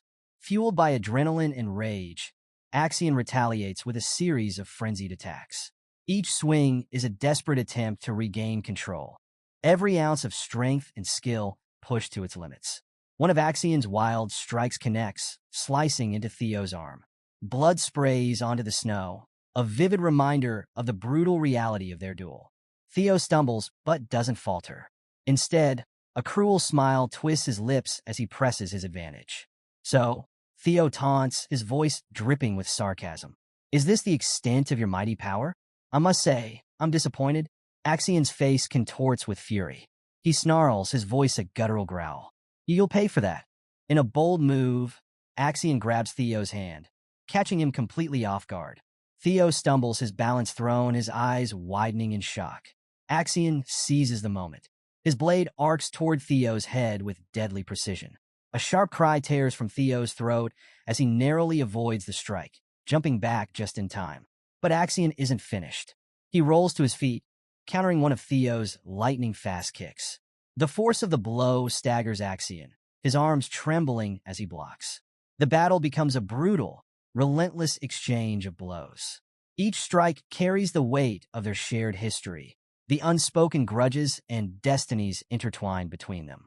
Snow swirls around them in a chaotic ballet of death and fury, the silent witness to their struggle. Theo advances, his eyes blazing with cold fire, his sword poised in a ready stance. The snow falls heavily now, its quiet beauty contrasting the ferocity of the fight.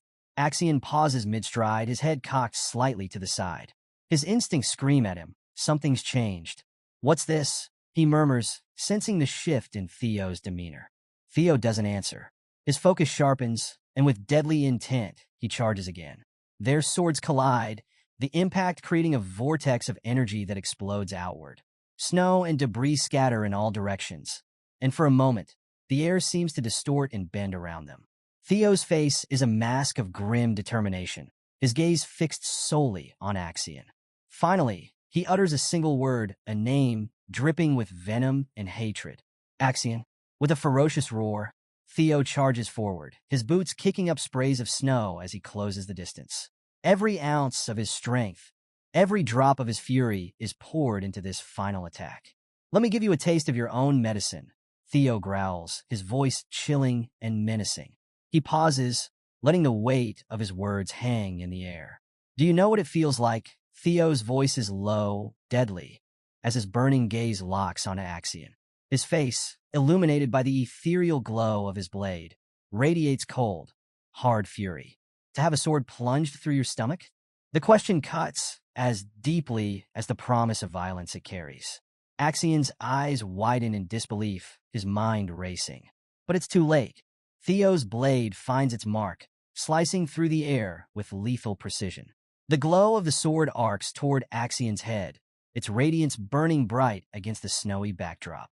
This doesn't look like a monster attack, a voice observes, surveying the scene. It looks like someone was taken. The only one capable of something like this is Axion, Remington suggests. Hulkus, Erica, and Remington exchange uneasy glances. Axion? Hulkus wonders aloud. But he's in first place. Does he want to get more bells? Remington's eyes narrow as the realization strikes. It seems he took Theo's subordinates as hostages to draw him out. His voice hardens. He's planning to get rid of Theo during the second blooming ceremony. Hulkus bristles, furious. What? He should fight him fair and square. What's he even doing? Ever pragmatic. Erica replies coolly. Turns out Axion is a coward, huh? So what? Hulkus shouts, his frustration spilling over. Erica remains calm, though her words cut. This is Ragnar's blooming ceremony. Situations like this are normal. Remington falls silent, deep in thought, his expression unreadable. Finally, he speaks, disapproval lacing his tone. That's why I don't like Ragnar. Even if it's a battle of strength, this is still unacceptable. Erica's sharp gaze meets his. Your words are dangerous, she warns. Are you being serious, Remington? With newfound resolve, Remington declares, I must save his subordinates. If it were Theo, he would do the same. Hulkus turns to Erica, urgency in his voice. If you come with me, you'd be a great help, he pleads. We must go. Nuna, you're coming with us, right? Erica's response is blunt. No, I'm not interested. She elaborates, her tone cold. I only followed you because I thought I'd meet Theo Ragnar. But I don't see him. Her disdain is palpable. And I really hate weak men. I don't want to save them. Hulkus stares at her aghast. Nuna, are you trash? What? You punk. Erica snaps back. Remington interjects, stepping forward. Erica, he says knowingly. I know why you want to meet Theo. Erica's eyes widen, caught off guard by his statement. Remington presses on, his voice persuasive. If you help me this time, I guarantee it'll help you achieve your goal. A sudden burst of movement shatters the stillness of the snowy landscape. Remington, Hulkus, and Erica sprint through the icy expanse, their mission clear. Remington glances back with determination. Wait just a bit longer, everyone. A sword materializes out of nowhere, blocking their path. A hand grips the hilt, the intent unmistakable. Stop, the sword's owner commands, stepping forward to bar their way. In the distance, a group of figures emerges from the shadows, swords drawn. They form an imposing barrier. Remington's eyes widen in recognition. Scaled Dragon Society. Orion steps forward, a smirk playing on his lips. It's been a while, Remington, he says, his voice dripping with sarcasm. I can't believe you threw us away to team up with some dumbass. Orion's smirk deepens as he continues. And now you're hanging out with those stupid bear ranks? Hulkus explodes, fists clenched. What are you saying? That we're just dumb bears who use muscles for brains? Feigning innocence, Orion shrugs. I didn't say all that. Remington's voice cuts through the tension like steel. Move, Orion. I don't want to fight an old friend. Orion's smirk fades. I refuse. Remington's gaze hardens, his grip tightening on his sword. If you won't move, Remington says, his voice laced with menace, then I'll have no choice. The sword swings with deadly force, its intent clear. But to get rid of you. Meanwhile, on the battlefield, Sybil's eyes widen in a mixture of shock and pain as blood splatters across the pristine snow, a stark contrast to the white landscape. Desperately, he struggles to untie himself using Axion's broken sword, which landed nearby after Theo's throw missed its mark. This is my chance, Sybil thinks, determination blazing in his eyes. Young Master Theo gave me this opportunity. I have to cut it off. As Sybil works on the bindings, his gaze shifts toward the battle. Between Theo and Axion, a hooded figure intervenes, their sword clashing with Theo's in a shower of sparks. The echoing clash slices through the stillness of the forest. Theo, clad in his white uniform, parries a fierce blow from his dark-haired opponent.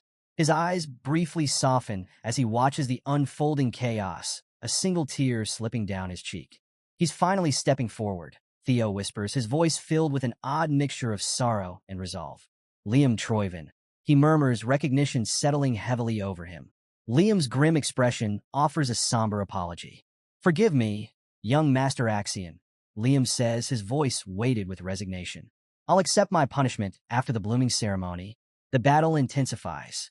Theo and Liam's swords clash with deadly precision, their movements a whirlwind of grace and lethality.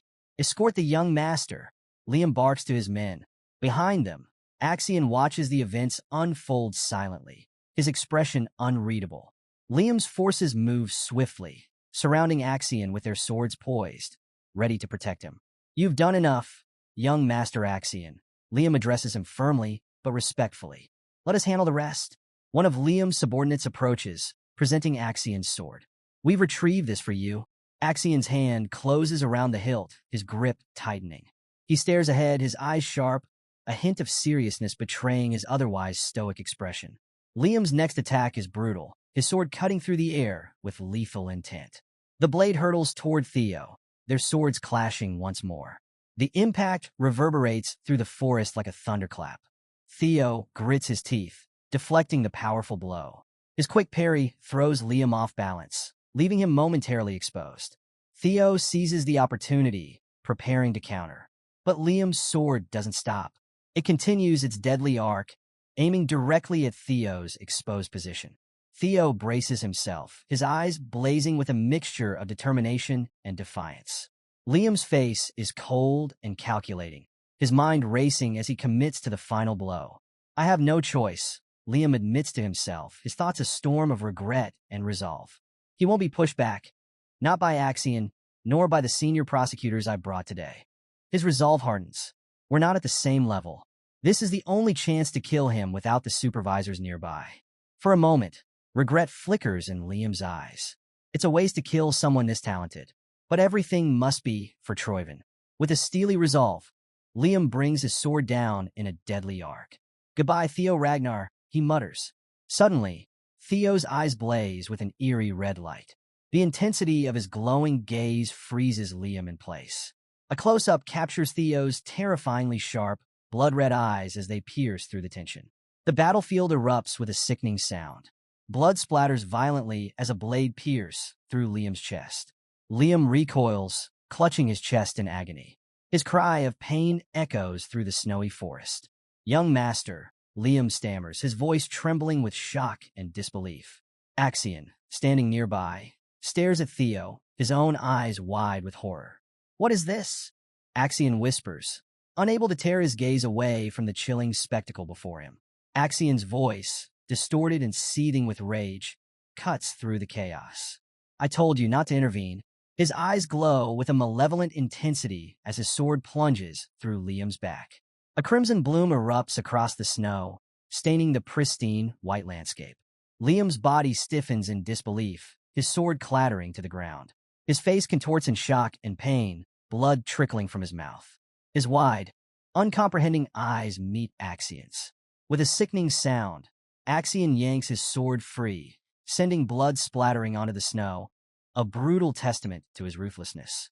Liam collapses to his knees, clutching at his wound. Axion's subordinates stand frozen, their faces a mixture of horror and confusion. One stammers, speechless. Another cries out in anguish. Axion, what are you doing? Axion's glowing red eyes burn with an almost demonic light. A muscle twitches in his jaw as he spits his justification. You got involved in the fight because you thought I'd lose. That's an insult to me. An insult to the air. Theo watches in shock, realization dawning across his face. Axion, you crazy bastard, he murmurs. That's your own family. Axion turns back to Theo, a cruel smirk twisting his lips. Yes, Theo Ragnar, you are indeed strong, he sneers, his voice dripping with condescension. But not strong enough. In a flashback, where we see Ed Troyven standing before a young Axion, his face partially obscured in shadow. His voice is cold, filled with malice. The weak are useless, Ed declares.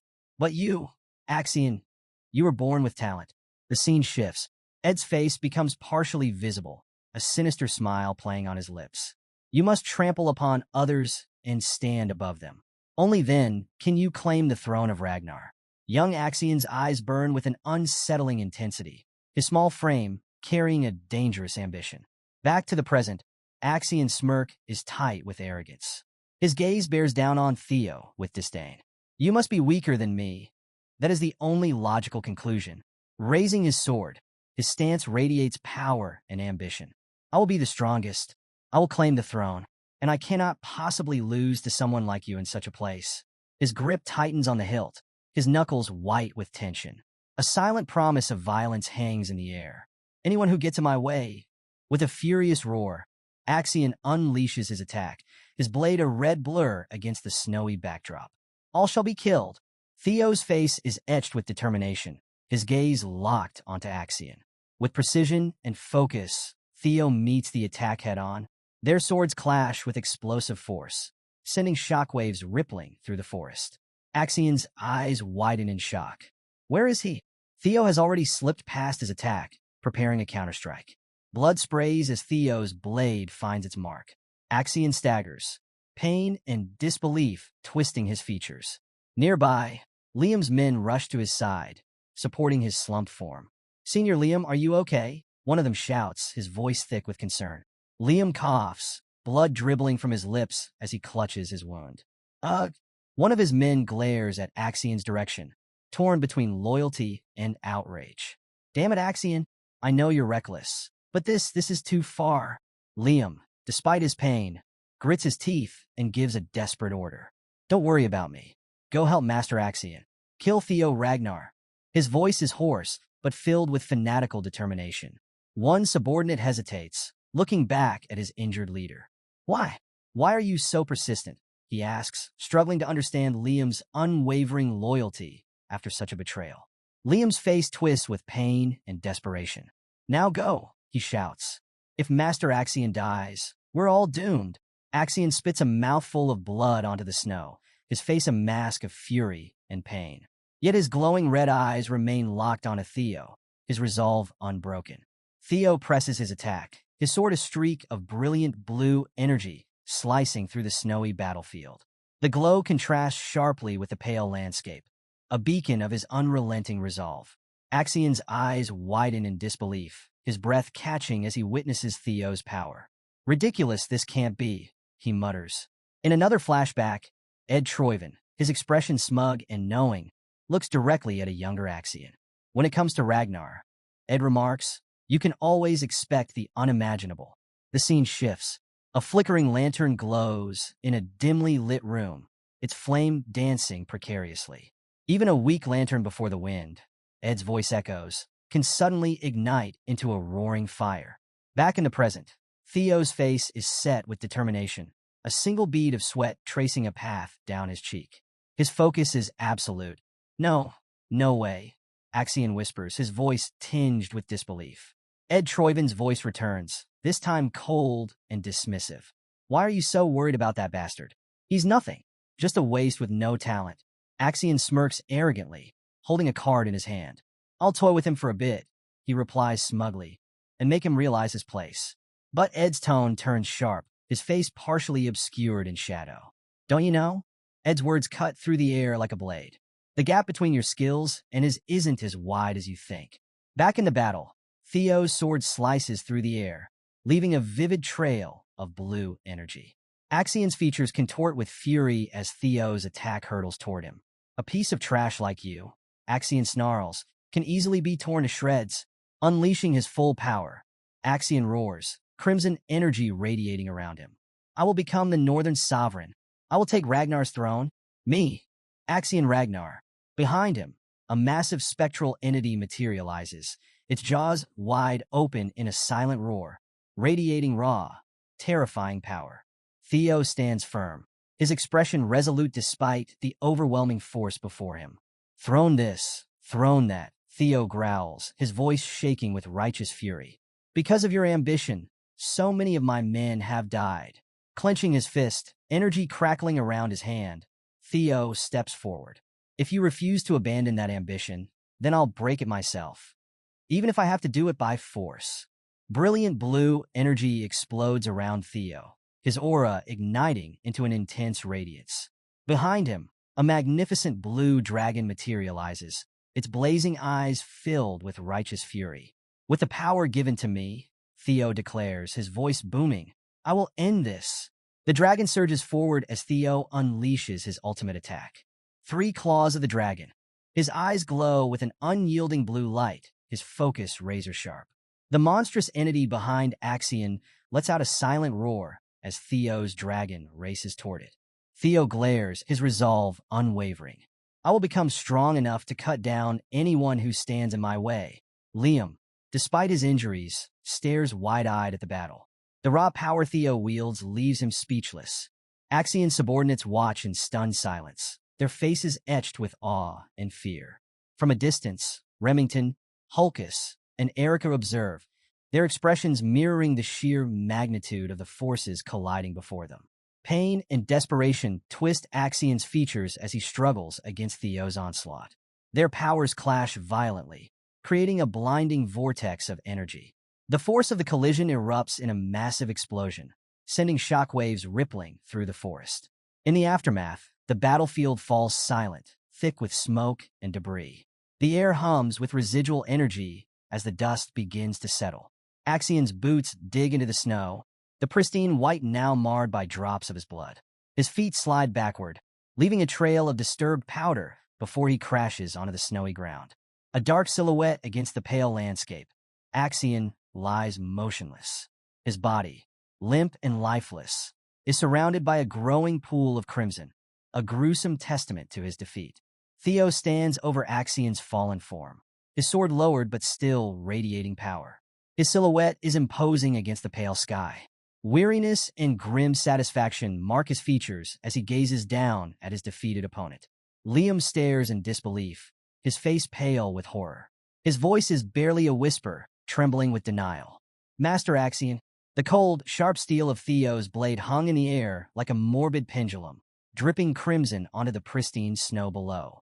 Axion lay sprawled on the ground, his lifeless eyes staring blankly at the unforgiving sky. A chilling silence descended upon the battlefield, broken only by the ragged breaths of the surviving combatants. Liam's subordinates, their faces a mixture of shock and horror, stammered. Young Master Axion. Despite his grievous wounds, Liam struggled to rise, his gaze fixed on Axion's fallen form. Kill, he rasped, his voice a ragged whisper. Kill him. Kill that bastard. Theo stood amidst the carnage, his once white coat now stained crimson with blood. His sword, lowered but still dripping, bore the evidence of his victory. The faces of Liam's subordinates, barely visible beneath their dark hoods, betrayed their inner turmoil. Though weary and wounded, Theo held his ground, his sharp gaze sweeping over the remaining members of the Central Intelligence Bureau. His mind raced. I'm in trouble. He assessed the situation grimly. Even if I were at full strength, going against 4 senior proctors would be a gamble. In my current state, it's impossible. My stamina is at its limit, and my mana is almost gone from the earlier attack. His grip tightened on his sword, anticipation flickering in his exhaustion. Soon he thought, isn't it almost time for him to appear? 2 cloaked figures approached Theo, their swords unsheathed, the tension rising with each step. Theo prepared himself, his grip tightening further. Soon, suddenly, a blur of motion broke the standoff. Figures clad in dark cloaks moved with blinding speed, their swords flashing in the pale light. A surprised grunt and the sickening thud of a body hitting the ground shattered the silence. Before anyone could react, more figures joined the fray, their movements swift and precise. Remington, Hulkus, and Erica emerged from the chaos, their faces grim with determination. Their swords clashed with the attackers in a whirlwind of steel. That's not who I was waiting for, Theo exclaimed, his voice a mix of surprise and relief. What? You guys? Theo gasped, his eyes widening in astonishment. Remington, his silver hair gleaming in the fading light, offered a wry smile. Isn't it natural to save a comrade in trouble, young Master Theo? He said, his voice calm despite the chaos around them. Theo, momentarily speechless, could only stare at his unexpected saviors. Erica grinned. Theo, you look even better in person. Damn, it's my first time meeting someone as strong as you. I like you already. Hulkus laughed, his wide grin cutting through the tension. Finally, Sybil, his face bruised but his spirit undeterred, joined the fight. "We sincerely want to assist young Master Theo," he declared, his voice ringing with unwavering loyalty. "We can't just run away after causing so much trouble." Despite the intervention of the supervisors being strictly forbidden, they stood with Theo, their resolve unshaken. "You do know that directly involving yourself with a candidate is a serious offense, right?" Remington shouted, his voice laced with irony. The question hung in the air, heavy with unspoken defiance. The tide of battle shifted. The remaining members of the Central Intelligence Bureau, overwhelmed and outmatched, found themselves on the defensive. Liam's face contorted with pain and frustration as he watched his carefully laid plans unravel before his eyes. "Sir Liam, what should we do?" One of his subordinates pleaded, his voice trembling with fear. "Things have gotten too big. Should we get rid of all these guys too?" Another supervisor, panic etched into his face, begged, "Please, give us your decision." But Liam, defeated and desperate, could only mutter, "We're doomed." His thoughts spiraled. "We failed. We couldn't uncover anything about Rose Palace's artifacts. We couldn't kill Theo. Even Master Axion, he's dead." His mind reeled, bitter realization settling in. And now we've been caught breaking the rules. Liam felt a cold dread washing over him, the precariousness of their position sinking in. He clenched his fists, his mind racing. "There's no way," he began, but then his lips twisted into a sinister smile. "Make it up," he declared, his eyes gleaming with newfound resolve. "Sir Liam, there's no time," one of his subordinates urged, panic lacing his voice. Liam ignored him, his smile widening. "Then the best way is—" He paused, letting the tension build. "Kill everyone." His calm, chilling voice sent a shiver through his men. Liam's gaze swept over the carnage. What if an internal outbreak occurred? He mused. An extermination of all examinees on site? Disguising this as an accident would erase all traces of Tren's involvement. He pulled out several dark orbs, their sinister energy radiating ominously in the cold air. "These fifth-grade monsters are enough to make it look like an accident. Understand?" His gaze bore into his men, daring them to disobey. One hesitated, but eventually stammered, "Yes, sir." Just as Liam prepared to unleash the monsters, a voice cut through the tense atmosphere. "What is going on here?" Liam froze, his breath hitching as a sudden, sharp pain shot through him. A choked gasp escaped his lips, and his sinister smile faltered. 3 supervisors had arrived, their imposing presence halting the chaos. The representatives of the White Dragon Clan, Plum Blossom Palace, and Daffodil Palace, Selford Gardner, Sally Gardner, Natasha Koppel, and Aaron Backus, stood with expressions of concern and suspicion. Their gazes swept over the battlefield, taking in the devastation. "What's going on here?" Selford demanded, his firm, authoritative voice breaking the silence. Natasha's eyes narrowed as her gaze fell on Liam's fallen form. "Sir Liam," she exclaimed, rushing to his side. The other supervisors moved swiftly, intercepting the remaining members of the Central Intelligence Bureau. "You 3 stop," one commanded, his tone brooking no argument. "Follow us if you want to save your lives. If you want to end up like Liam, then stay where you are." A tense standoff ensued, the air thick with unspoken threats. Amidst the turmoil, Theo stood silently, his gaze fixed on the unfolding events. He had survived against impossible odds, but the cost had been immense. "Supervisors," Theo said, his voice tinged with relief. "Thank goodness you arrived." Remington nodded, gratitude evident in his expression. "You came just in time," he added, his voice a mix of exhaustion and appreciation. Ray approached Theo, her face pale, but her eyes steady. A faint smile touched her lips. "Theo," she began, her voice soft but firm, "that was reckless. Why would you?" Theo met her gaze silently, his expression speaking volumes. The desolate, snow-covered landscape bore silent witness to the brutal confrontation. Under the pale moonlight, the surviving combatants gathered around Theo. Remington, Hulkus, and Erica stood by his side, their faces a mixture of exhaustion and relief. Sybil and the remaining members of Training Ground Number 4, their eyes glistening with tears, called out to him. "Young Master Theo, you did all this for us. We have no regrets, even if we die." Theo looked at them, his heart heavy with the weight of their sacrifice. Nearby, Ray whispered, her voice filled with admiration and relief. This is the strength I'm after." "Theo," her gaze softened as she extended her hand. "All right, give me the bell," she said with a faint smile. "I'll get first place." Theo smirked faintly, his expression a mix of weariness and determination. In the aftermath, under the weak moonlight, the battlefield became a somber tableau of loss and resolve. Far away, at the headquarters of the Central Intelligence Bureau, Ed Troyven sat motionless, his face etched with shock and disbelief as he listened to his subordinate's report. Axion, he murmured, his voice barely audible. The news of Axion's death had shaken him to his core. Around the table, the other council members, Wolfgang, OSA, and Julius, stared in stunned silence. Dead, one of them whispered. Years of scheming, manipulation, and carefully laid plans had unraveled in an instant. Everything they had worked toward was reduced to nothing. The announcement echoed through the snowy forest clearing, a formal declaration that hung in the air like a solemn decree. The second round of the blooming ceremony has concluded. The gathered figures, their faces marked with exhaustion and hardship, exchanged shocked glances. Murmurs rippled through the crowd, uncertainty and anticipation crackling like static. The scene panned downward, focusing on the deliberate steps of the examiner as he moved forward. His boots left firm impressions in the snow, each step punctuating the tense stillness. A deep, resonant voice cut through the murmurs. Everyone has worked hard, it announced.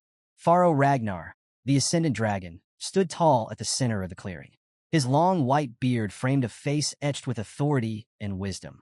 His crimson eyes glimmered faintly, his presence alone commanding respect. Pharaoh's voice carried over the crowd. 45 out of 87 candidates passed. The crowd reacted instantly, disbelief, confusion, and murmured questions. I can't believe the Ascendant Dragon himself is here, someone exclaimed. Why would someone who rarely shows up come now? Another whispered. Unfazed by their reactions, Pharaoh continued, his tone steady. The survival rate is not bad. It must be true that this year's talents are the best we've seen in generations. The atmosphere shifted. The air seemed to hum with unseen power as Pharaoh's words carried weight. And the highest score this round is surprising, he added, his crimson eyes gleaming ominously. Pharaoh's gaze swept across the crowd. As you all know, everyone who passed the second round of the blooming ceremony will be promoted from apprentice to entry level. The weight of his declaration sank into the assembled candidates. You are allowed to be proud of yourselves, Pharaoh stated. His solemn tone softened slightly, tinged with a note of acknowledgement. Because now, you are qualified to serve as Ragnar's inspectors. In the crowd, Remington and Sybil stood side by side, their expressions unreadable. Everyone here is qualified, Remington muttered, his calm tone betraying a hint of contemplation. Pharaoh's voice resumed, commanding the crowd's attention. Now, I will announce the scores of the second round of the blooming ceremony. His red eyes glimmered again, a subtle reminder of his unyielding authority. The results: first place, Theo Ragnar, 1,121 points. The reaction was immediate. Gasps and whispers spread like wildfire. As expected, it's Theo Ragnar again, someone exclaimed. 1,000 points? How is that possible? He didn't even have any points until the last minute. What happened? Another voice joined the growing chatter. Didn't you hear? Axion. The sentence trailed off, leaving the name to linger ominously in the air. Pharaoh continued, unperturbed by the crowd's reactions. Second place, Remington Narcio, 926 points. Third place, Erica Lank, 843 points. Fourth place, Ray Ragnar, 789 points. Fifth place, Hulkus, 742 points. Pharaoh paused briefly, his tone shifting as he approached the end of the announcement. 45th place, Isla Lehman, 28 points. With finality, Pharaoh declared, that is all. Everyone has worked hard. Pharaoh's voice took on a sharper edge as he added. However, the blooming ceremony is not yet over. There is still the third round. The tension among the crowd thickened as confusion rippled through the candidates. Pharaoh finished with a solemn directive. Those who have earned the qualification to participate in the third round, raise your hands. Questions and murmurs spread again as the candidates glanced at one another. Did you succeed? Someone asked, their voice tinged with anxiety. No, I didn't have enough bells. Another replied, frustration evident. I don't understand, one muttered. Even after seeing it, none of this makes sense. The snowy clearing fell into an uneasy silence, the weight of the Ascendant Dragon's announcement pressing down on the candidates. A soft thud broke the tense silence as Remington raised his hand. The movement, calm and deliberate, drew attention.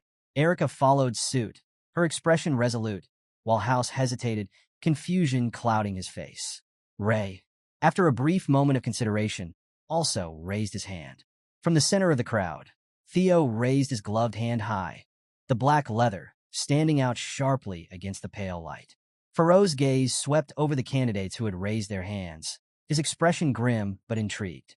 The hidden piece of the second round, he began, his voice resonating. The elemental attribute breathing method, an ancient technique. To master it, one must not only collect bells, but also understand the words etched within them. It's called a hidden piece because of how difficult it is to read, comprehend, and integrate into one's magic. Only those who've truly mastered it during the exam can qualify for the third round. The crowd murmured in awe, some glancing at the raised hands with envy and disbelief. Theo's flashback. Theo's mind drifted to the past. In my previous life, he thought, his expression tightening, I couldn't fully understand the meaning of the words. A vivid image filled his mind. A single bell, its surface adorned with strange, intricate symbols. His bright blue eye filled the screen, glowing with unearthly energy. A blue-bordered system notification appeared. Hatchling synchronization activated. You can read the thoughts of things. The scene shifted to a fierce battle, bright lights and crackling energy illuminating the chaos. The essence of the words appeared in my mind as vivid pictures. Theo narrated inwardly, recalling the surreal experience. And in this life, I was able to understand everything in no time. He let out a soft laugh. It's rare to see even one person master it. But four? That's surprising. In my past life, Ray and Remington never managed to grasp the quality breathing method. Is this the butterfly effect I caused? Faro's expression darkened as he addressed the four candidates. Each of you will now demonstrate what you've gained. Show me the results of your mastery, he commanded, his voice unwavering. First, he announced, Theo Ragnar. Theo stepped forward, his thoughts steady and resolute. Since Axion is gone, so much will change, he thought, his heartbeat steady. His gaze turned forward, filled with determination. But I have nothing to fear. The future will be better than before. As his foot touched the ground, a faint blue aura surrounded it, crackling with latent energy. What I've obtained, Theo began, his voice firm. The air around him seemed to hum with power. His blue eyes narrowed as a glowing text box appeared before him. Infusion, manifestation, control, expansion, aura release. Theo's voice grew quieter, almost a whisper. First, grant the mana, a thunder attribute. The crowd gasped as the ground trembled beneath him. No way, someone exclaimed, their voice filled with disbelief. He's already at the level of expressing it? Another questioned, on their tone. Blue lightning erupted around Theo, a massive display of power that crackled and surged like a living storm. His figure became the center of a swirling vortex of energy, radiating strength and dominance. Young Master Theo, Sybil's voice rang out, filled with excitement and pride. As expected, most would stop there, unable to push further. But Theo smirked, confidence gleaming in his eyes. Remington's eyes widened as he watched Theo closely. What is he? Suddenly, Theo's chest glowed, pulsing with concentrated energy. The thunderous aura surrounding him intensified, spiraling upward into an electrified storm. As Theo unleashed a massive wave of power, lightning erupted from the sky, illuminating the snowy clearing in bursts of brilliance. Ray watched in stunned silence, his expression a mixture of awe and disbelief. Erica, eyes wide, whispered, I like him. Meanwhile, Hulkus, unable to contain his excitement, yelled, he's so cool. From his elevated vantage point, Faro observed with a hint of a smile tugging at his lips. Ha ha ha, that's surprising, Faro said, his tone amused. I didn't expect you to be able to control it as well as I've heard, Theo. Theo's expression remained unreadable, his red eyes fixed ahead. Without a word, energy crackled and swirled around him, intensifying until a massive explosion of lightning ripped through the ground. As Theo lowered his arms, his voice rang out clearly. Thunder Dragon. The crowd gasped as the manifestation of Theo's spell took shape. Lightning coalesced into the form of a colossal dragon, its glowing eyes radiating destructive intent. He's attacking the supervisor, someone yelled in disbelief. But Faro chuckled, his voice calm and entertained. Fufu, this is fun. He's already reached the expand level. Raising his hand, Water began to swirl around Pharaoh's fingers, forming a barrier of shimmering liquid. "You have the qualification to test me," Pharaoh declared, his voice resonating across the clearing.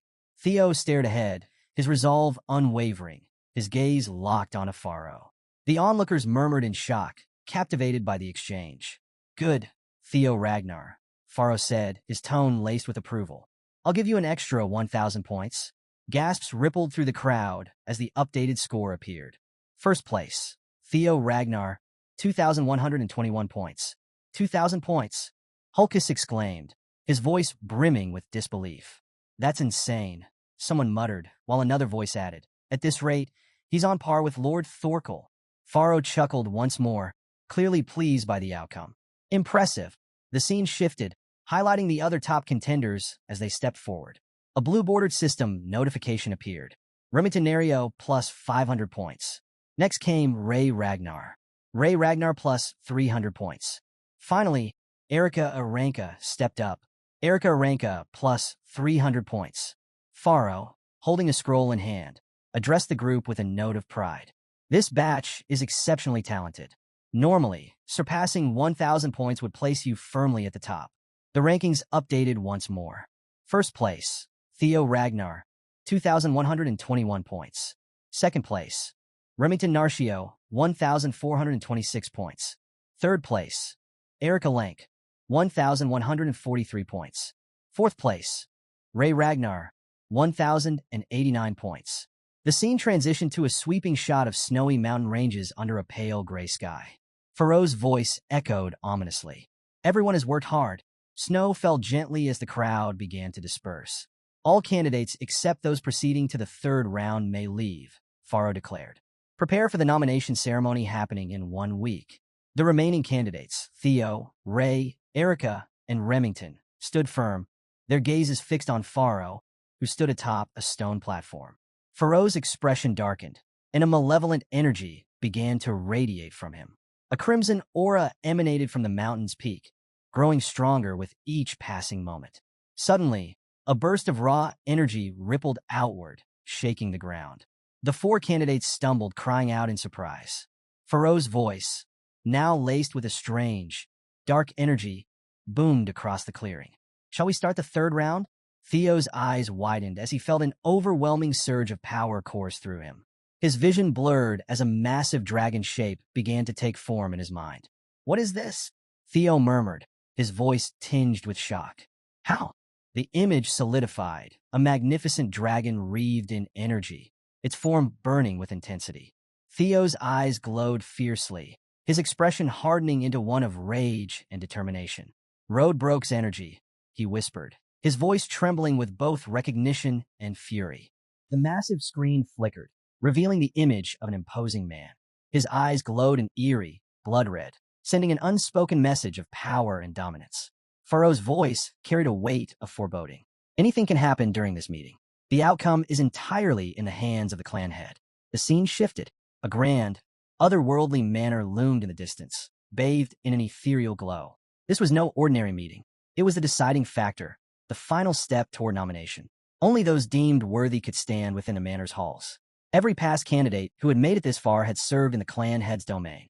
In the haze of crimson mist, shadowy figures emerged, each gripping a weapon.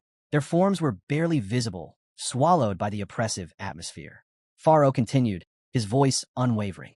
"Being nominated to serve in the clan head's manor is proof that one is recognized as a potential successor."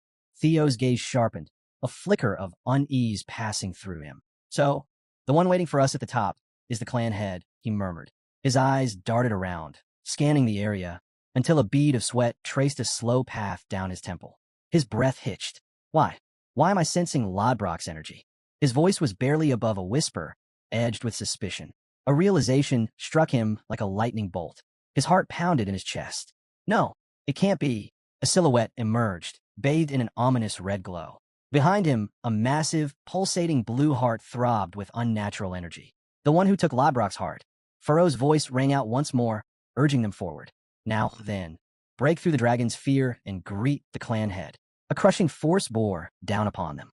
The sheer presence of the clan head's aura was suffocating, making every step a battle against an invisible weight. The four candidates strained against the overwhelming pressure. Erica let out a ragged cry. Damn it, she gritted her teeth, muscles trembling under the strain. How the hell are we supposed to climb in this state? Theo, struggling to push forward, exhaled sharply. I'm giving up on brute force. It won't work. Remington, ever composed even amidst the chaos, glanced at him. Huh, then what do we do? Theo's response was immediate. We need to match the mana's wavelength. Erica, still gasping for air, furrowed her brows. Wavelength? Remington's sharp mind caught on instantly. Ah, you mean an anti-phase wave? Interfering with the mana to cancel out the pressure. Theo smirked slightly. Correct. You never disappoint, Remy. His expression turned serious. But easier said than done. This is their way of filtering us out. If you can't control your magic properly, you don't deserve to meet the clan head. Remington nodded, his gaze hardening. You've got a point. Erica groaned in frustration. Anti-phase? Interference? Are you two speaking some kind of secret mage language? Remington let out a small sigh, a weary smile tugging at his lips as sweat dripped down his face. Listen, he began, his voice steady despite the strain. Magic power moves in waves. It has vibrational properties, just like sound or light. The clan head's aura? It's the same, it's made of waves. If we want to get through, we need to create an opposing magic wave to cancel it out. Erica stared at him, completely lost. The explanation may have made perfect sense to him, but to her, it was just blabber, blabber, blabber. She muttered under her breath, her brain short-circuiting. Erica's confusion twisted into frustration. She clenched her fists and glared at Remington. So what you're saying is, I just need to generate magic power that counters this pressure? Remington gave a small shrug. Something like that. The scene shifted to a desolate mountain peak, the wind howling through the jagged rocks. Erica's patience had officially snapped. You absolute goody two-shoes, she snapped, her voice dripping with sarcasm. Why didn't you just explain it that simply in the first place? Remington raised an eyebrow. Goody two-shoes, he muttered to himself, unfazed. Ray, watching the exchange, nodded in understanding. I see. So that's what I need to do, Light. Erica, still fuming, turned back to Remington. By the way, are you really 17? You talk like a total boomer. Before Remington could respond, a sudden shift in the air drew their attention. A vortex of blue energy swirled around Theo, crackling with raw power. The very atmosphere seemed to tremble. Remington and Erica froze, eyes widening in disbelief. Theo stood at the center of it all, his body radiating a brilliant blue aura. His gaze was unwavering, filled with pure determination. A voice echoed through the scene. It's only natural for the next clan head. From a distance, Faro watched the display, a flicker of intrigue crossing his face. Declaring himself the next clan head already? How reckless! As Theo's energy continued to surge, his form glowing like a beacon against the darkness, the tension in the air grew thicker. Remington's voice broke the silence. Young Master Theo, what are you? Erica's concern mirrored his. Theo. Faro's voice cut through their hesitation. You two shouldn't waste time standing around. His tone was sharp. Your ranking is determined by the order you arrive. Every second counts. Snap back to reality. The group exchanged tense glances. The pressure was on. Meanwhile, high above in a rocky outcrop, Faro let out a quiet chuckle. Oh, interesting. The wind whipped around him as he mused. To think I'd be considering taking on a disciple at my age. Scene shift. Palace. Laughter echoed through the grand palace halls. Wahaha, my precious youngest daughter, where are you? The eccentric demon craftsman dashed through the lavish corridors, his excitement radiating like a wildfire. A group of maids trailed behind, whispering amongst themselves. The demon craftsman is here again. The palace has been livelier ever since young Master Theo became a rising star.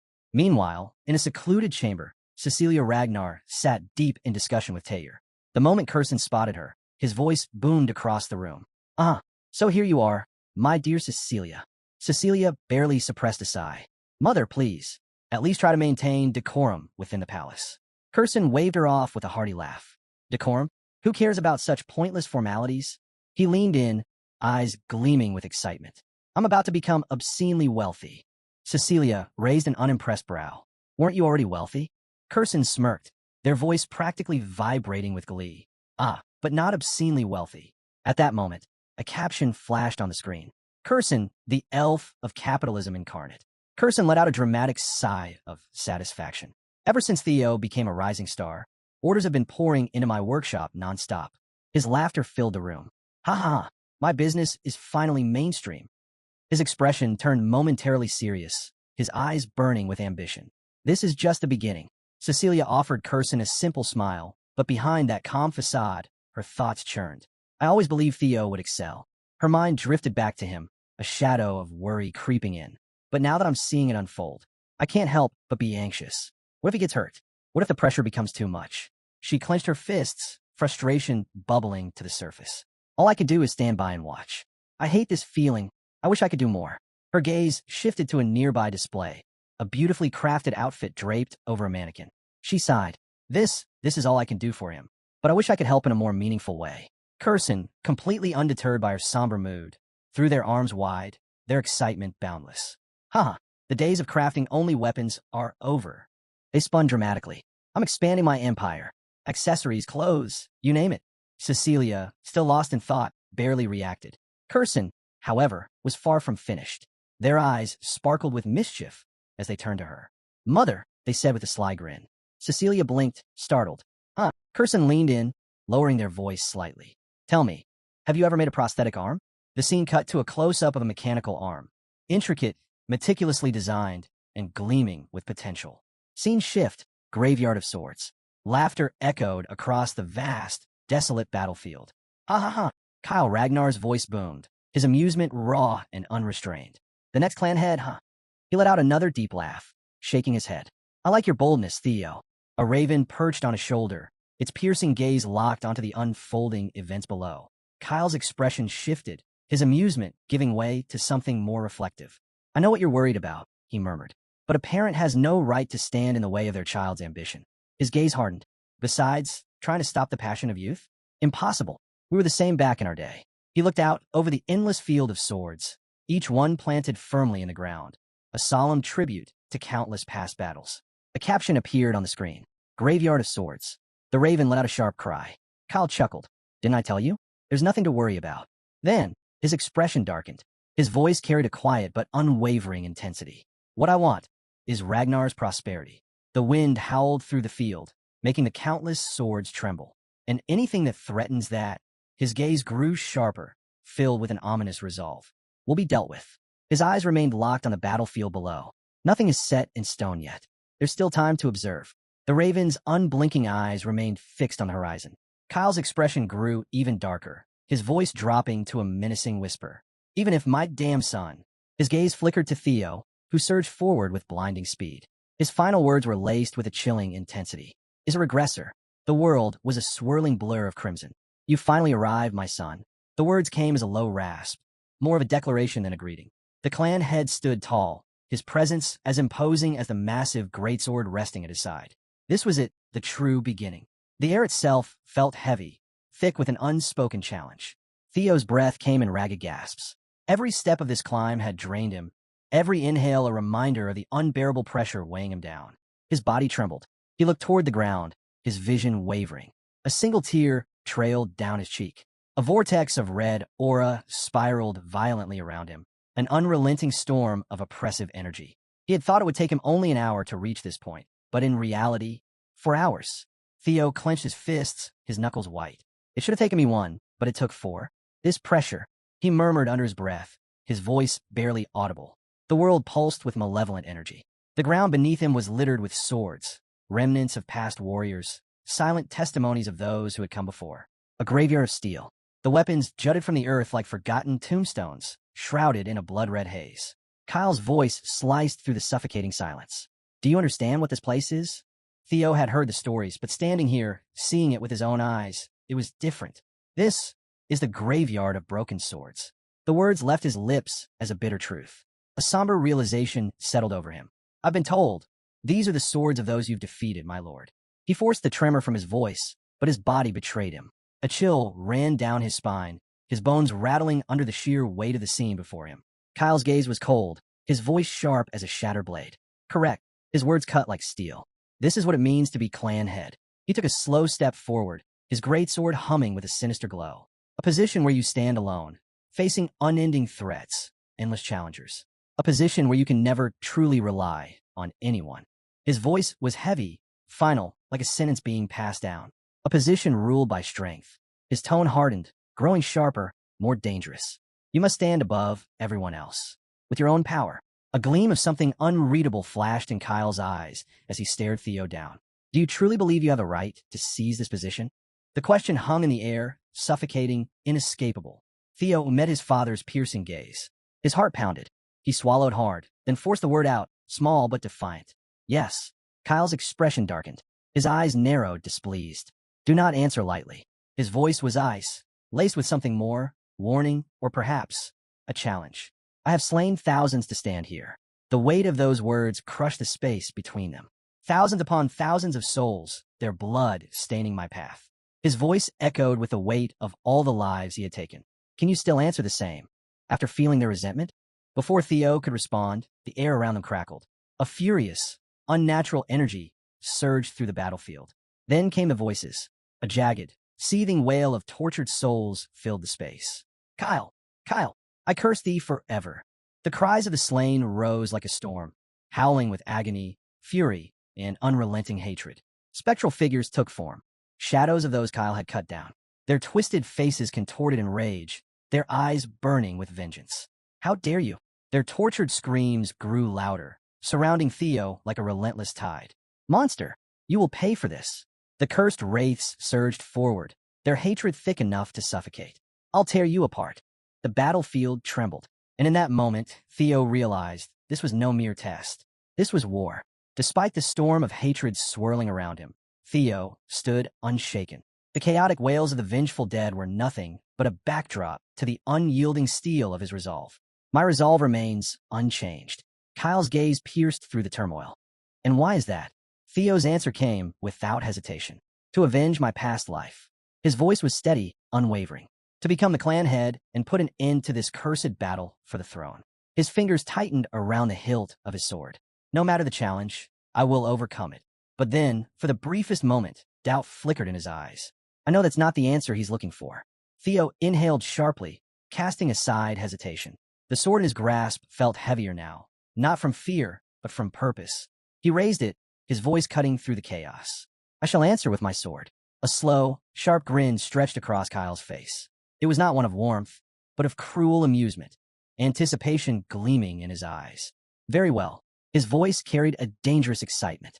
From this moment on, I shall not treat you as my son, only as a challenger. He took a step forward, his presence suffocating. Then, his voice dropped slightly, laced with something unreadable. Let's see what you've learned from her teachings. Theo's breath hitched. His grip faltered. Her. His mind reeled, the words throwing him off balance. Did he just say her? His fingers clenched tighter around his sword. As I suspected, Father is the one who took Lodbrok's. His thoughts cut off. A flash of movement. A violent shockwave. Theo barely had time to react before the world erupted into chaos. A sharp gasp escaped his lips.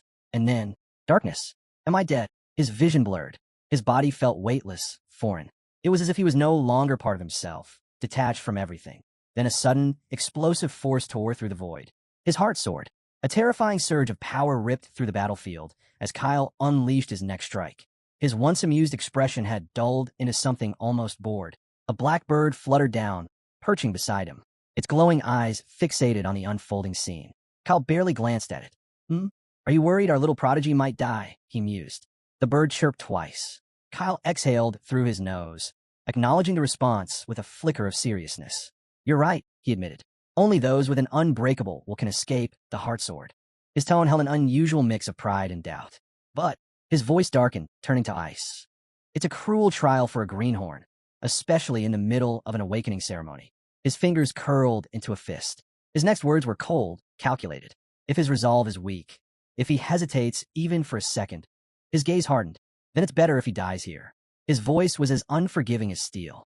I have no need for a regressor who will bring only harm to the clan. The world around Theo darkened further, a suffocating blackness seeping into his very soul.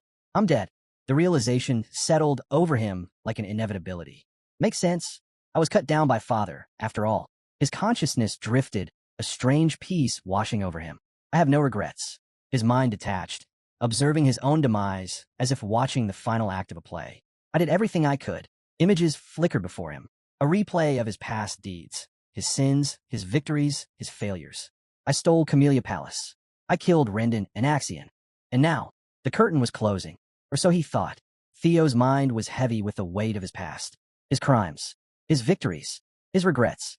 It was all just luck. The realization struck him like a blow, cold and undeniable. His life flashed before his eyes, yet instead of fear, a strange calm settled over him. Compared to my past life, this one was happy. A faint smile tugged at his lips, a rare moment of tranquility. That's right, it's time for me to go. His thoughts faded, slipping further and further into the abyss. Rest peacefully. The words echoed, distant and hollow, as his consciousness dissolved into nothingness. The darkness swirled, consuming everything. And then, a voice. Harsh, guttural, unyielding. Hey now. It wasn't gentle. It wasn't comforting. It wasn't even meant for him. A monstrous presence emerged from the void. A magnificent beast, its form shifting between shadow and light. Enough already. Get up. Its voice rumbled like thunder. If you were just going to sulk, you should have let me devour you. A single spark ignited in the void, small but potent. It flickered, then roared into a blaze, flames licking at the edges of the darkness. Theo's heart pounded. You're right. Thanks. Strength surged through his body, the frigid grip of death retreating before his rekindled resolve. I can't let it end like this. His awareness snapped back. His body stirred. His legs moved. The crunch of the ground beneath his feet was real. I made a vow. His head lifted, eyes burning with fierce determination. His thoughts were sharp, his mind clear. His sword gleamed in his grip, power coursing through him. I may break. Pain screamed through his body, stretched to its limits. But still, I will never yield. With a roar, he struck. His body moved on instinct, a symphony of motion and raw power. His sword became a streak of light, cutting through the darkness like a blazing comet. A single, devastating slash. The void shattered. Theo stood still, dazed, watching as the world around him fractured, splintering into 1,000 pieces. His vision cleared. The battle was over. He had survived. Kyle watched from above, his gaze unreadable, his dark brows shadowing his eyes. Then he spoke. You pass. The words were stark, devoid of the cruel amusement from before. But there was something else, an edge of acknowledgement, a sliver of pride. Theo stood, his chest heaving, his muscles screaming in exhaustion. He had been pushed to the brink, but he endured. 1 week later, clan headquarters. The air crackled with anticipation. The nomination ceremony was finally here. The grand hall buzzed with energy, voices blending into a restless hum. Excitement and tension clashed, unspoken yet undeniable. Hulkus stood awkwardly beside Erica, shifting uneasily. He looked visibly uncomfortable, his towering frame rigid as he scanned the sea of people. He groaned, his voice tight. There are way too many people here. It's making me anxious. His fingers fidgeted at his sides, his shoulders stiff. Erica rolled her eyes, a smirk tugging at her lips. How could someone so big be this timid? She teased, her tone laced with amusement. There was something almost fond in her voice, though she'd never admit it. Hulkus bristled at her remark, his voice rising in protest. I'm not timid. You're just overly bold, he shot back. His frustration grew with every name he listed. Commanders from every unit, the 9 dragons, the former clan head, the current clan head, heroes, all of them, gathered here. His words spilled out in a rush, as if trying to justify himself. Erica scoffed. You're such a baby, she muttered. Relax already. She smirked. No one's going to care about someone who couldn't even obtain elemental breathing. Hulkus gaped, his eyes widening in disbelief. What did you just say? He sputtered. His face twisted in frustration and embarrassment, his fists clenched at his sides. A strange sensation bubbled inside him, his body trembling. He exhaled sharply, his eyes darting around. Just tell me already, he demanded. What did the clan head give you during the 3rd stage? His voice brimmed with impatience. Erica crossed her arms, her tone cool. It's a secret. Hulkus' face darkened with outrage.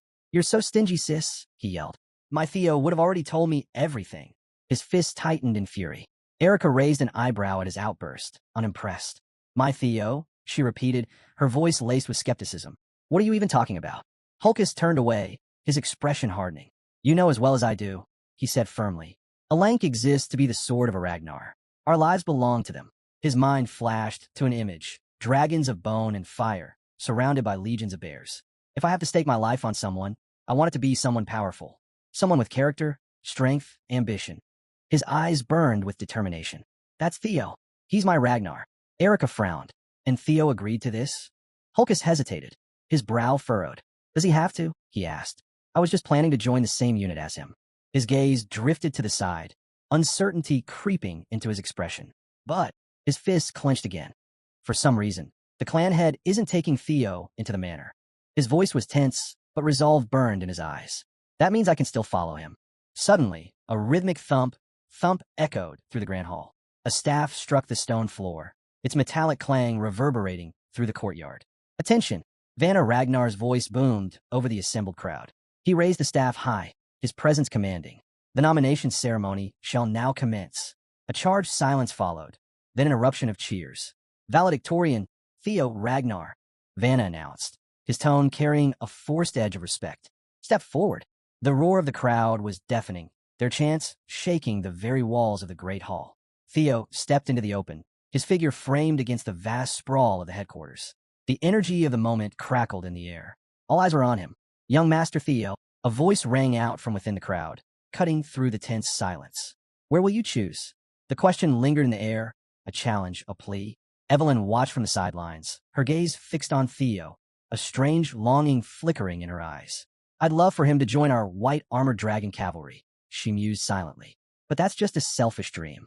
Standing alone in the courtyard's center, Theo faced the sea of expectant faces. Vanna Ragnar's voice carried over the assembly. Congratulations on being named the overall valedictorian, Theo Ragnar, he announced, his tone filled with weight. Your excellence in every category was truly awe-inspiring. He paused. Now, then, a sharp sound rang out. Movement. The crowd instinctively turned toward the source. Vanna's face twisted in shock, his eyes widening. A figure stepped into view, Ed Troyven, director of the Central Intelligence Bureau. His eyes were concealed in the shadows, his presence sending a ripple of unease through the gathered elites. The Sky Dragon, the Central Intelligence Bureau's director, Ed Troyven. Murmurs spread like wildfire. What the? Is he here to avenge Axion? Someone whispered. No way. Another muttered. Not with the 9 dragons and the head of Ragnar watching. Vanna's voice was tight with tension. Central Director, he began cautiously. I don't know what you intend to do here, but please, take your seat. His words carried a firm command, but unease crept beneath them. Ed ignored him. Instead, he turned his gaze on Theo. Theo Ragnar, he called out, his voice ringing clear in the stunned silence. Theo's thoughts raced. The Central Intelligence Bureau. He knew of the Sky Dragon. Is he still reeling from Axion's death? No. Even he wouldn't be reckless enough to disrupt the nomination ceremony over personal vengeance. Ed took another step forward. Then, to everyone's astonishment, he extended a hand. A faint, disarming smile played on his lips. I'd like to offer you the position of Deputy Director, he announced. The words sent another wave of shock through the crowd. Theo's eyes narrowed. His expression remained unreadable, but suspicion coiled within him. He didn't trust this. Not one bit. Theo's title as valedictorian carried a weight unlike any before him. A Ragnar, starting from nothing at the lowest rank. An image flickered in his mind. A cracked, dark egg resting in a nest of brittle twigs. A fragile beginning, overlooked and dismissed. Yet now he had risen. The vision shifted. A dragon, powerful and majestic, soaring against the endless sky. Whispers rippled through the crowd. I knew he'd gotten strong. But to think he actually killed Axion? Someone muttered. Another voice chimed in, hushed but urgent. I heard he almost took out a Proctor too. Would have finished the job if he hadn't been stopped. Theo's story, his climb from rock bottom to the very top, struck a deep chord among the apprentice swordsmen. The sneers and mockery from before had vanished. The disdain once attached to his name was gone. The imbecile of Ragnar no longer existed. A notification flashed before Theo's eyes. You have become the overall valedictorian of the awakening ceremony. Another message followed immediately. Congratulations. You have completed scenario quest number 3. Victor of the awakening ceremony. You have obtained Ether Core as a reward. The reward has been stored in your inventory. Theo blinked. Oh yeah, I almost forgot about that quest. He glanced at the panel, his curiosity piqued. Ether Core? Considering the effort this quest took, the reward had to be something significant. His gaze drifted toward Ed Troyven, who remained poised among the gathered elites. The Central Intelligence Bureau. Theo's eyes sharpened. Ed Troyven stepped forward, his smile warm yet unreadable. He extended a hand toward Theo. I'd like to offer you the position of Deputy Director, he announced. Silence fell. Theo didn't move. His expression remained impassive, but his focus locked onto the man before him. With a subtle flicker of intent, he activated his skill. Observing Ed Troyven, the results flashed before him. Ed Troyven, age 46. Title, Sky Dragon. Talent, wolf in sheep's clothing. Status, aims to take Theo Ragnar under his wing and use him as a pawn to uncover the secrets of the relics of the primordial dragon. Theo's eyes narrowed slightly. So that's his game. He's after the relics, which means he probably knows I already have one. His fingers curled into a fist. Too bad for you, Ed Troyven. Nothing will ever go your way again. The Troyvens will be crushed by my hands. The tension was shattered by a sharp voice. What is the meaning of this, Central Director? Julius Ragnar's demand rang out across the courtyard. Ed remained composed, his tone smooth. I'm merely extending an offer to a talented individual in accordance with nomination ceremony procedures. Is something wrong? Julius's expression twisted with fury. Don't insult our intelligence, he snapped. Everyone can see this for what it is. A pathetic excuse to avenge your nephew. The crowd buzzed once more, the air thick with unspoken tension. All eyes turned to Theo. Would he accept? Or would he shatter their expectations once again? Ed chuckled softly, shaking his head. I can see why you'd think that. He mused, a sly smile creeping onto his lips. But you're mistaken. His voice was smooth, almost disarming. As an individual, I may hold my own grievances. But as the Central Director, my only priority is recruiting the best talent. This snake. Theo's gaze darkened. Even after his nephew's death, his only concern is completing his objective? Stop. Vanna Ragnar stepped forward, raising a hand. I understand your desire for skilled personnel, Director, but we haven't even formally begun the proceedings. He shot a pointed look. Hold your horses. Turning to Theo, Vanna's expression steadied. Now, Theo Ragnar, have you made up your mind? Or do you need more time to decide? Theo met his gaze. Truth be told, I haven't decided yet. Vanna's features softened slightly. That's why, Theo continued, his lips curving into the faintest smirk. I'd like to hear what offers are on the table first. His eyes swept across the grand hall. A movement caught his attention. A delicate hand raised, fingers adorned with a gleaming ring. OSA Ragnar Plunus stepped forward. OSA Ragnar Plunus. Offer Theo Ragnar more than just mentorship, she declared. I will take him as my personal disciple and grant him the title of Junior Lord of Plum Blossom Palace. The hall erupted in stunned murmurs. Did she just say Junior Lord? Someone gasped. Lady Plum Blossom has no children of her own. Another whispered, eyes wide. That's basically an adoption proposal. A third voice added, filled with awe. Theo studied her. The successor of the Sword Dragon. Across the hall, someone murmured, 2 of the 9 dragons have already stepped up. Remington grinned. You really are something, young Master Theo. Amazing, Hulkus exclaimed, eyes gleaming with excitement. Most commanders and directors won't be able to compete with these offers, Erica added, her arms crossed. Then the air shifted. A lone figure stood atop the balcony, a bird circling overhead. I like to throw my hat in the ring as well. A powerful force crashed down, shaking the very foundations of the hall.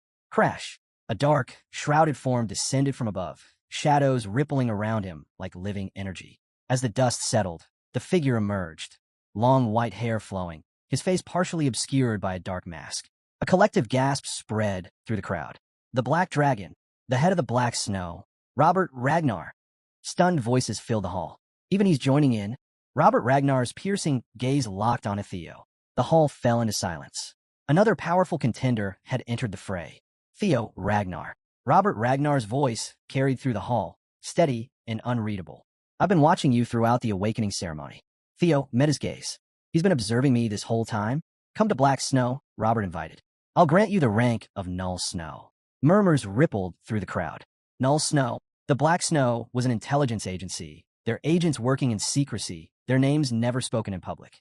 But Null Snow, the highest rank within Black Snow, a position that allowed one to maintain a public identity, to achieve fame and honor while still operating in the shadows. Theo's mind flashed back to his past life. When I was in Black Snow, there were only 8 Null Snow agents. He had strived for that rank, pushed himself to his limits, yet it had always remained just beyond his reach. To think I could obtain it so easily this time. A voice cleared its throat, pulling Theo from his thoughts. If it's prestige you seek, then allow me to remind you of another option.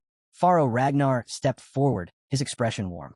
Theo Ragnar, your performance in the 3rd stage left quite a lasting impression. He smiled. I hope you haven't forgotten about Zenith Academy. Gasps erupted throughout the hall. Zenith Dragon, the master of Zenith Academy. The proctor who had once saved Theo couldn't contain his shock. Pharaoh Ragnar himself? That makes 4 of the 9 dragons, someone murmured. Let's not forget, Evelyn added, her voice tinged with amusement. There's still one more. All eyes turned toward the last remaining silent figure. Julius Ragnar, the demon dragon, commander of the white armored dragon cavalry. Julius stepped forward, his gaze unwavering. The White Armored Dragon Cavalry will not offer any special treatment to Theo Ragnar. Aaron let out a breath. He's really choosing now to stick to his principles? As expected of our commander, Evelyn said, admiration laced in their voice. Julius's voice was firm. Honor is earned, not given. My desire to recruit Theo is great, but I cannot grant him any privileges over the others. The only thing I can guarantee is full support for his development and the pride of being a Druid. His gaze locked onto Theo. That is my offer. The hall fell into silence. All eyes were on Theo now. He stood in the center of it all, taking a slow, deep breath. His eyes fluttered shut for a brief moment, then reopened, sharp, unwavering. A smirk played at his lips. I will choose. But before he could finish, a voice sliced through the air, laced with an undeniable force. You're a regressor, aren't you? Theo's breath hitched. His eyes widened in shock as he whipped around, scanning the room. His gaze landed on a woman sitting gracefully upon a throne. Her piercing eyes locked onto him. The former clan head, Hilda Ragnar. Theo swallowed hard. His throat had gone dry. Gulp. I have no idea what you mean, he said, his voice carefully measured. Hilda's lips curled into an amused smile. I don't know what kind of life you lived in your previous cycle, she mused, but your acting is impeccable. Her smile deepened. Truly impressive. Cycle? Theo's mind raced. She knows. But what does she mean by cycle? Is there a limit to regression? His pulse pounded as he struggled to piece it together. Vanna Ragnar's voice cut through the haze. Is something wrong? You don't look well. Theo exhaled sharply. Could I be given a moment to gather my thoughts? Vanna nodded. As you wish. The weight of every gaze pressed down on him. Theo clenched his fists. This ceremony had taken a turn no one could have expected. Vanna nodded. This is indeed an important decision, but don't take too long. Hilda leaned back in her throne, a smirk tugging at her lips. There's no need to hide it, she said smoothly. After all, I'm also a regressor. Theo's breath caught. What? Hilda continued, her voice steady. Though my cycles have now ended. Theo stared at her, his mind spinning. She said again. That meant she had regressed multiple times. His eyes narrowed, thoughts racing. But how? Could there be more aggressors? If so, how many? He exhaled sharply. There was no use dancing around it. She's a former clan head. If I want answers, it's faster to ask directly. By cycles, do you mean that one can regress multiple times? He asked. Hilda raised an eyebrow. Then, with a chuckle, she replied, Wait, you don't know? She sighed, shaking her head. Kyle must not have told you anything. Theo stiffened. Kyle? I suppose I shouldn't be surprised, Hilda mused. Kyle hates regressors. Theo's eyes darkened. Kyle hates regressors? He clenched his fists. So that's why he gave me such a brutal challenge. You seem confused, Hilda observed, amusement flickering in her gaze. But I'm afraid we don't have time for all your questions. Her smirk deepened. If you truly want to uncover the secrets of this world and our clan, come find me. We'll finish this conversation then. Theo remained silent, his thoughts in turmoil. During the third stage of the awakening ceremony, his father had given him no answers, only the heart sword. He lowered his gaze, recalling this ceremony. So father hates regressors. Then what about Lodbrok's energy? He had sensed it from Kyle back then, and suddenly, a realization struck him. The stolen heart of Lodbrok. Was it really father who took it? His heartbeat quickened. Lodbrok was an ancient dragon that welcomed regressors. A human defeating an ancient dragon? Impossible. His gaze lifted, locking onto Kyle Ragnar, who sat upon his throne, silently watching him. But then again, father is called a demigod for a reason. Theo turned away, his decision solidified. I have no choice. If he wanted the truth, if he wanted to uncover the clan's secrets surrounding regression, he had to take action. Vanna Ragnar's voice pulled him back to the present. Now then, Theo Ragnar, has your heart decided where you will go?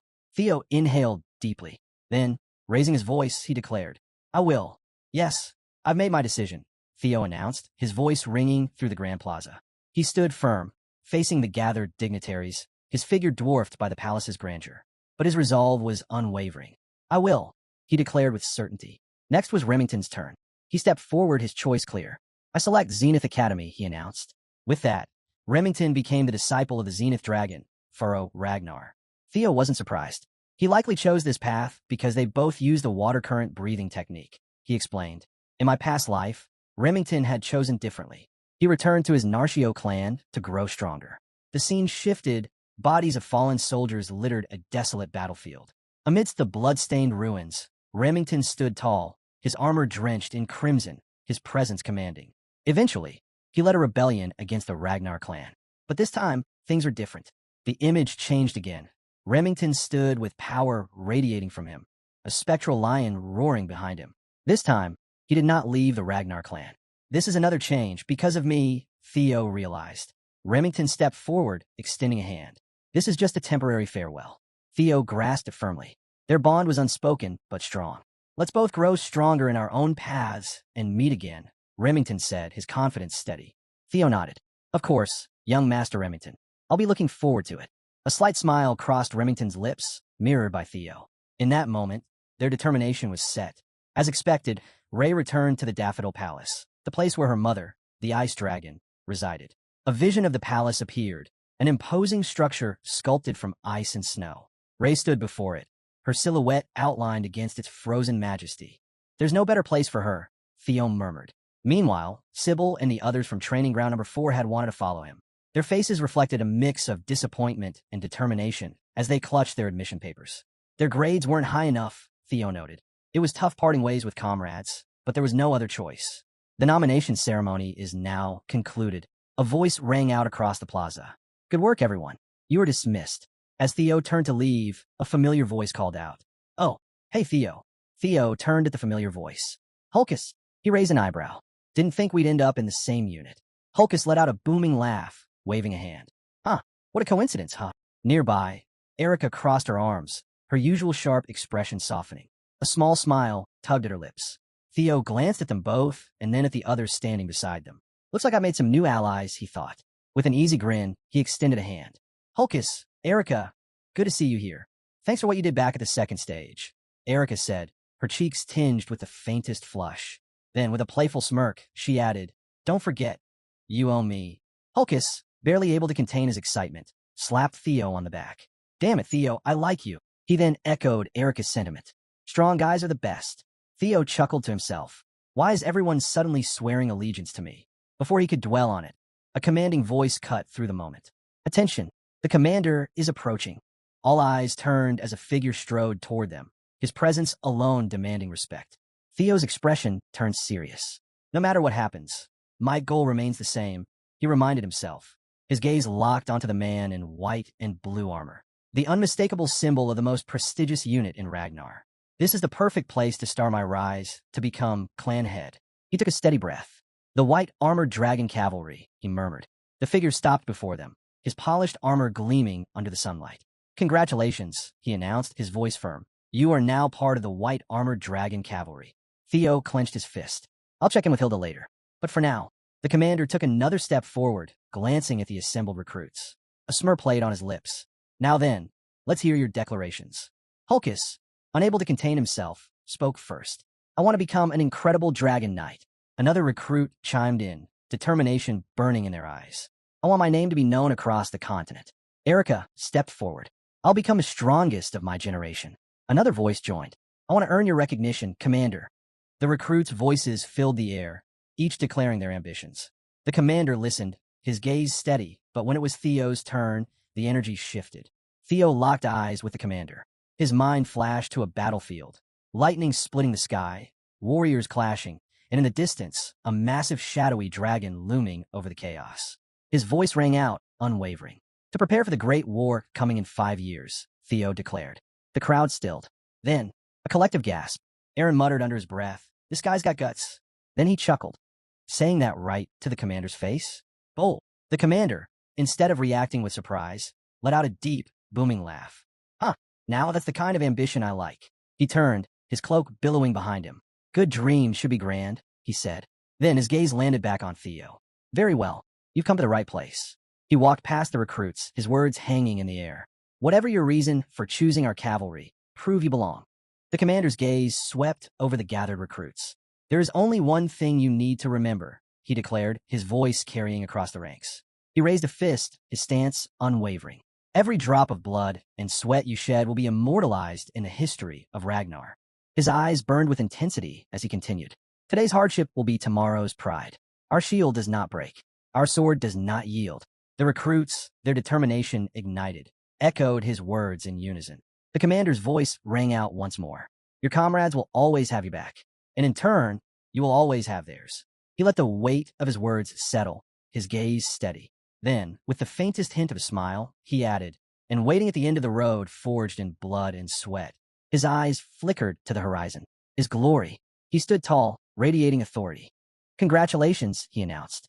From this moment on, you are part of the white armored dragon cavalry. At that moment, a colossal spectral dragon materialized behind him, its form pulsing with raw power. Its eyes gleamed with an eerie light before it unleashed a deafening roar, shaking the very air around them. A flying dragon. A recruit gasped in awe. That's the commander's partner, another whispered. The commander's expression was proud as he gestured toward the mighty beast. This is my partner, Gullah, he introduced. A flying dragon, the symbol of dragons. As if answering his words, more dragons appeared, their massive forms soaring effortlessly through the sky. One by one, they descended, their claws digging into the ground with thunderous impact. Then, the commander turned back to the recruits, his sharp gaze assessing them. Now, get on your seniors, dragons, he ordered, a knowing smirk playing on his lips. He strode toward his own dragon, mounting it with practiced ease. We will begin the admittance test, he declared. It's time for you to obtain your own partner. With that, he commanded, assemble at the nest. His dragon launched into the sky, its enormous wings cutting through the air with ease. Theo watched in silent awe. So this is a dragon knight. A thought flickered through his mind. Will I be able to get a flying dragon of my own? Just then, a familiar voice rang out. Let's go, young Master Theo. His eyes widened in surprise. He turned quickly toward the source of the voice. A dragon rider approached, her presence commanding even in midair. I see you've made it to the white armored dragon cavalry, she said, her tone teasing. Theo's eyes locked onto her. Evelyn, he exclaimed, why are you here? Have you returned to active duty? Evelyn smirked, a glint of mischief in her eyes. Yeah, something like that. But Theo's gaze had already fallen to her arm. His expression darkened. Evelyn, your arm, he muttered. She lifted it slightly, the metal glinting under the sunlight. The craftsmanship was flawless, intricate, precise, a masterpiece in itself.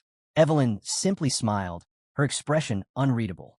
I came to give my thanks, Cecilia Ragnar, Lady of the Camellia Palace, announced, her voice warm and sincere. She stood before Evelyn, placing a hand over her heart, a picture of graceful gratitude. Beside her, Curson observed the exchange, his expression filled with curiosity. Evelyn, her sword resting casually at her side, seemed momentarily caught off guard. Behind her, soldiers marched in perfect formation, their presence adding to the weight of the moment. Turning to face them fully, she asked, Lady of the Camellia Palace and Curson, if this is about young Master Theo, there's no need, Evelyn replied with a small, knowing smile. I believe he would have grown just as strong without my help. Her tone was light, almost dismissive, but there was a hint of something else beneath it, humility. Cecilia and Curson exchanged a glance. That may be true, Cecilia admitted, but knowing that someone acknowledges him sincerely, supports him, her voice carried genuine emotion. And knowing that person is someone strong and reliable, that alone gives him strength. Evelyn's eyes widened slightly, a faint blush creeping onto her cheeks. Cecilia's words didn't stop there. She smiled softly. I heard you were that person for Theo. Evelyn's composure faltered. No, I'm just a retired, one-armed inspector, she mumbled, clearly flustered. Curson, ever practical, interjected. Please, don't diminish yourself like that. Cecilia's expression grew more resolute. There are times when the light that guides others doesn't realize how bright it shines. She took a small step closer. You are that light, Evelyn. Evelyn lowered her gaze, overwhelmed. A single tear slipped down her cheek. Cecilia's voice carried unwavering promise. And I will help you so that your light can spread across the world. Evelyn let out a quiet breath, touched beyond words. A small, genuine smile broke through. Thank you, she whispered. You took special care of it. A familiar voice spoke from behind her. Evelyn turned. Theo stood there, watching her with a quiet sincerity. A grateful smile spread across her face. Thanks to you, I've been able to return to the White Dragon Squad. Theo sighed, a flicker of regret in his expression. I should have taken care of it sooner. His gaze dropped slightly. Seems like my mother shifted the credit to me again. Cecilia chuckled knowingly. That's very much like her. Theo exhaled and murmured, Thank you, mother. His voice was filled with gratitude. Then, Evelyn stepped forward. With newfound resolve, she lifted her head, her pink hair catching the light.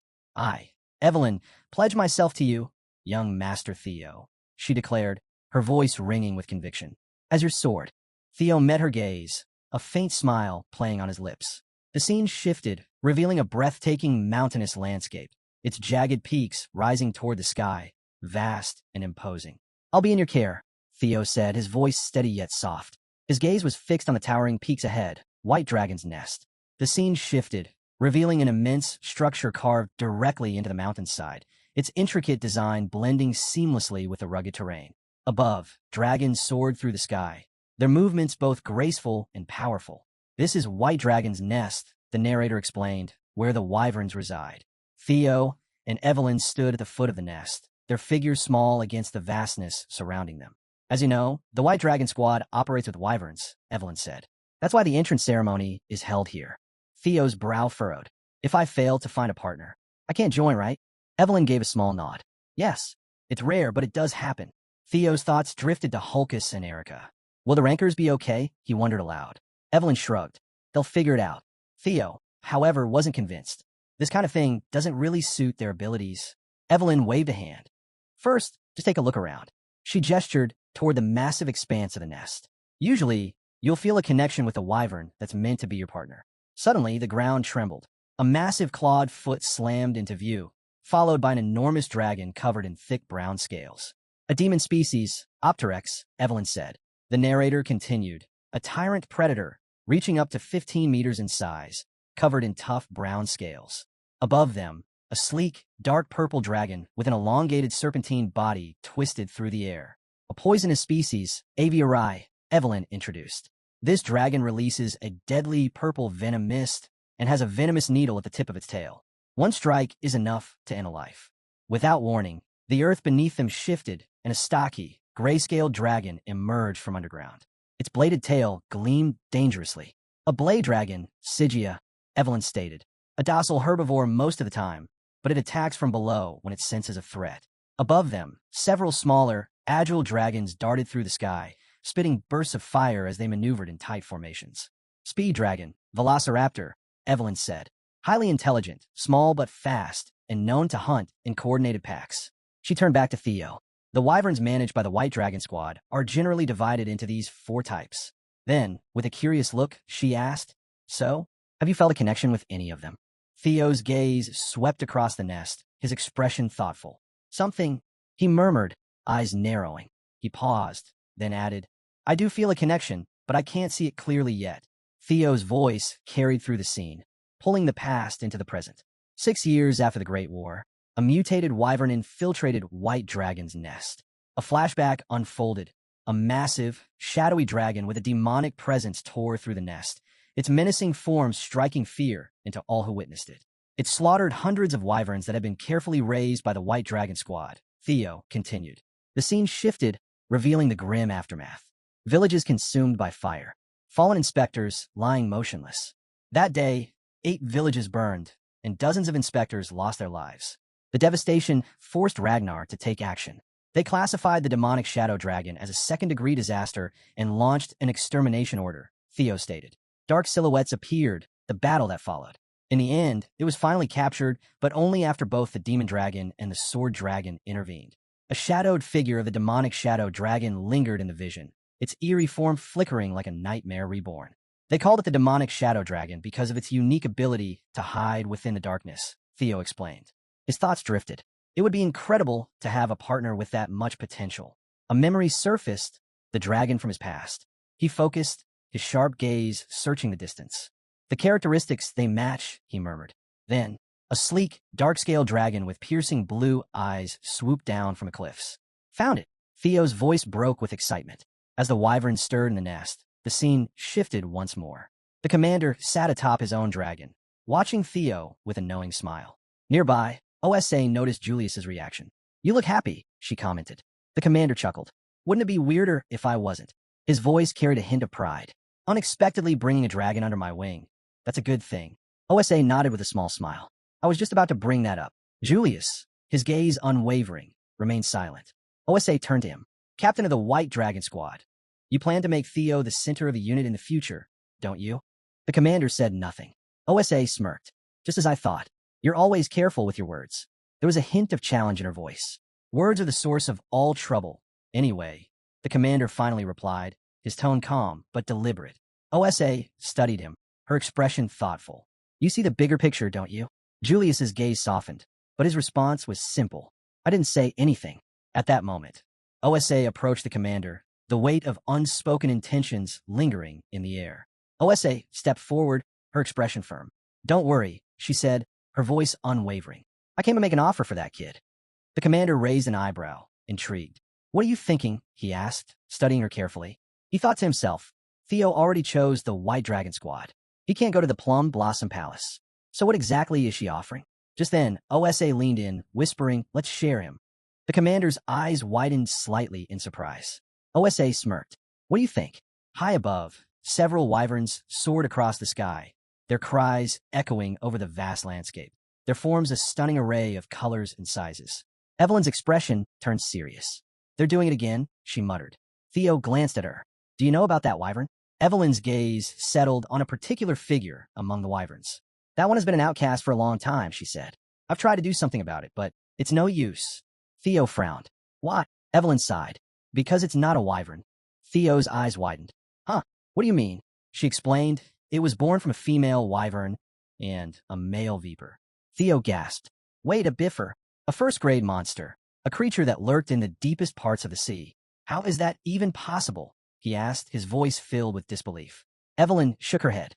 "That's the mystery." The narrator's voice cut in, explaining the gravity of the situation. A first-grade monster is on the level of a natural disaster, like a typhoon or torrential rain. Even a single one crossing the barrier could cause massive destruction. The scene shifted, revealing the imposing image of a monstrous dragon, its presence alone enough to invoke terror. "Viper is a ghost species," Theo murmured, his mind racing. "A creature that dwells in the shadows of the forest. So the abilities of the demonic shadow dragon must have come from its father, a biffer." The memory shifted again, showing turmoil within the White Dragon Squad. "When it was born, it created a huge controversy," Theo recalled. Evelyn nodded. "At first, we allowed it to stay and simply observed.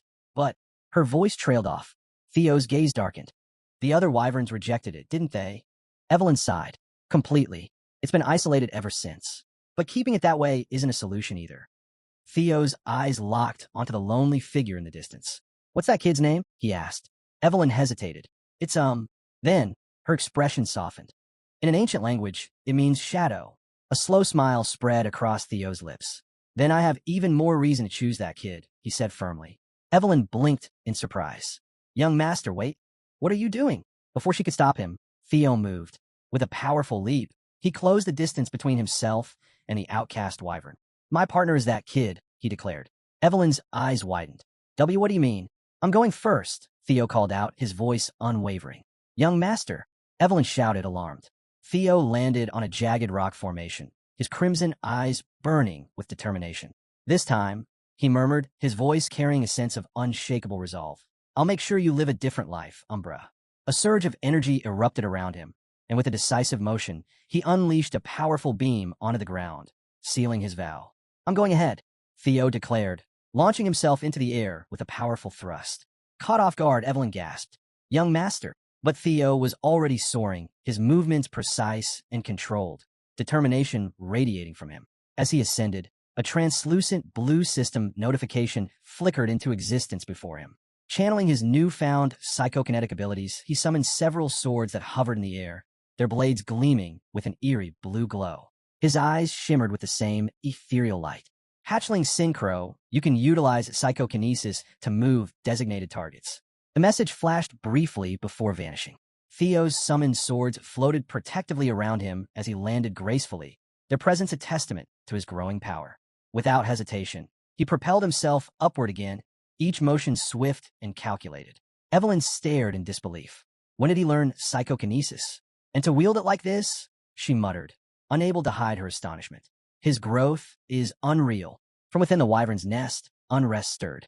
The creatures watched Theo's display, their cries filled with both unease and hostility. One in particular, Umbra, let out a fierce roar, its eyes glowing with an intense white light. Theo, undeterred, continued his ascent, his gaze locking onto Umbra. He knew this feeling all too well. The whispers, the doubts, the scorn. Imbecile. Is he even really a Ragnar? Huh, too incompetent. Even for an illegitimate child. His eyes narrowed. Sparks of blue energy crackled around him as a surge of power exploded from within. The Thunder Dragon breathing technique ignited, sending a ripple of electricity through the air. The dragon mark blazed to life on his skin, pulsing with raw energy, its radiant blue aura crackling with force. The wyverns shrank back, their cries turning from aggression to fear. Some bolted, their frantic movements betraying their panic. Theo scoffed, shaking his head. Running away the moment you're faced with real power? Bullies are nothing more than cowards in disguise. His gaze followed the retreating creatures before shifting back to Umbra. The wyvern let out a low growl, part fear, part defiance. Theo stepped forward. Are you all right? Umbra hesitated before letting out a sharp cry and flapping its wings, preparing to flee. I'll wait, Theo called after it. Evelyn, still watching from the sidelines, cautioned, he's on edge. If you push him now, it'll only drive him further away. Give him time. But Theo remained steadfast. No, he said firmly. That's exactly why I have to be here. His voice softened as he gazed at the wyvern. Why do you think he lingers near the nest even after being cast out? A bitter smirk crossed his lips. Because loneliness cuts deeper than any wound. Theo turned to Evelyn, concern evident in his voice. He's hurt. He couldn't have gone far. Please help me track him down. Meanwhile, deeper in the mountains, Umbra lay exhausted, his breath ragged as he struggled to recover. His body tensed at the slightest sound, his instincts on high alert. As Theo approached, a strange glow caught his eye, a luminous rock pulsing with energy. The moment his hand hovered near it, the light intensified. Theo, Evelyn cautioned. Many have tried to tame him before, but none succeeded. Even the commander himself couldn't get through to him. Right now, he's even more on edge. If you push too hard, it can make things worse. Theo nodded. I'll take it slow. But first, could you bring me something to feed him? He turned his gaze back to the wyvern. In the meantime, I try to understand him. This is my test, after all. With that, Theo activated wyvern fear, his aura flaring to life. Umbra, in response, unleashed lesser drake fear, his own presence surging forth. A tense moment passed. Theo took a step forward. Umbra mirrored him. Another step. Umbra followed. A silent rhythm formed between them. Then, reaching into his inventory, Theo pulled out a small vial. He uncorked it and splashed the healing potion onto Umbra's wounds. How's that? Feels better, right? Umbra blinked in confusion, as if unsure of what just happened. Theo observed him carefully. Maybe it's the dragon heart, but I can feel his emotions. Pain, resentment toward the herd that cast him out, conflicting sorrow and longing, the desire to belong, yet the fear of rejection, and then a wariness toward Theo himself. He doesn't trust me, but he wants to. Slowly, Theo reached out, placing a hand against Umbra's face. Don't worry, he said softly. I won't turn my back on you. Digging into his inventory again, he pulled out something else, a shimmering gem. He smirked. I know you love these. Umbra's eyes locked onto the gem, a flicker of interest replacing his hesitation. You want it? Theo asked, tilting his head. Umbra hesitated but leaned forward, his gaze fixed on the prize. Theo grinned. If you follow me, there's plenty more where that came from. He extended his hand. So what do you say? For a moment, Umbra remained still. Then, with a deep, rumbling roar, he gave a nod. You have been successfully recognized by the Viper Wyvern as its master. A blue system message appeared. New skill acquired. Wyvern taming, rank C. Mastery, 1%. Higher mastery increases a tamed dragon's trust. When mounted, grants a 10% power boost to both rider and beast. With a powerful flap of his wings, Umbra soared into the sky, carrying Theo with him. Back on the ground, Evelyn stood frozen, still dragging the bull she had prepared. She stared up at them, completely bewildered. Hey, Cha! As Theo and Umbra descended, a smirk played on Theo's lips. Umbra, now at ease, tore into the food Evelyn had brought, happily devouring his meal. Evelyn watched in disbelief. He's actually eating? He's never opened up to anyone before. Thanks for the meat, Evelyn, Theo said casually. Evelyn, still flustered, demanded no, seriously. How did you do it? Theo just smirked, watching Umbra feast. Theo chuckled. I just tended to the wound in his heart, he said simply. Once his resolve wavered, the gift sealed the deal. Evelyn stared at him, speechless.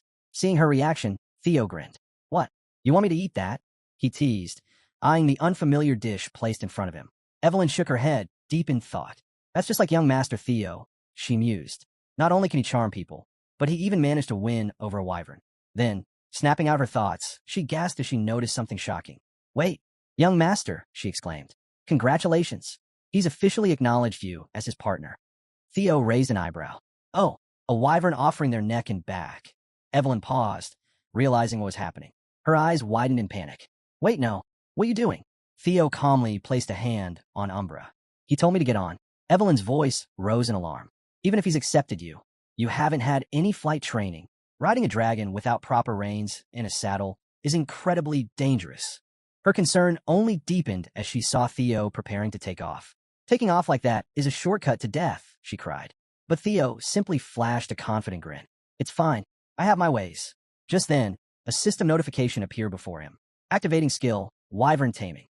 Compensating for insufficient riding proficiency. With that, Umbra took to the skies, carrying Theo with him.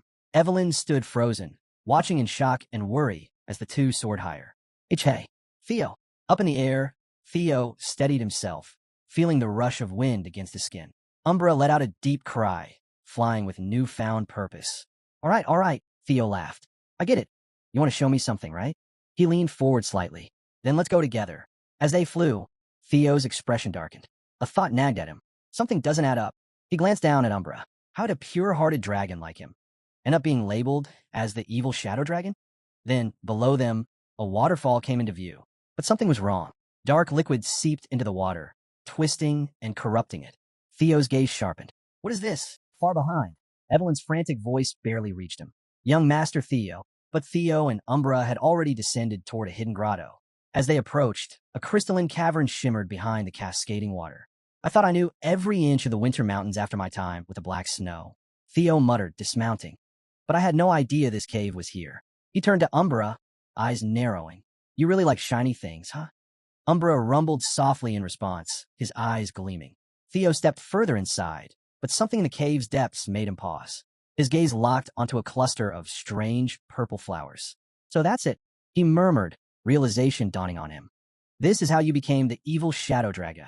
He knelt beside the flowers, examining them carefully. You've been eating these, haven't you? A system window appeared. Ghost Spirit Flower, a rare plant found only in the deepest reaches of the Demon Sea. Absorbs demonic energy under moonlight. A highly potent elixir for demonic fiends and demon kin. Theo's expression darkened. Demons and dragons are complete opposites, but you've been absorbing pure demonic energy. A surge of power radiated from the flowers, making the air around him feel heavy. This is dangerous, Theo muttered. I'll have to burn them all later. Umbra let out a low hiss, shifting uneasily beside him. Relax, I won't touch the crystals, Theo reassured him. But then, he noticed something. His gaze darted to the back of the cave, where a shadowy corner concealed something eerie. A skeletal corpse chained to the wall. The faint sound of agony echoed in the cave. Theo's breath slowed. A person. He stepped closer cautiously. No, it's a corpse. From a state of decay, it had been dead for at least a decade. But the body hasn't rotted much, Theo observed.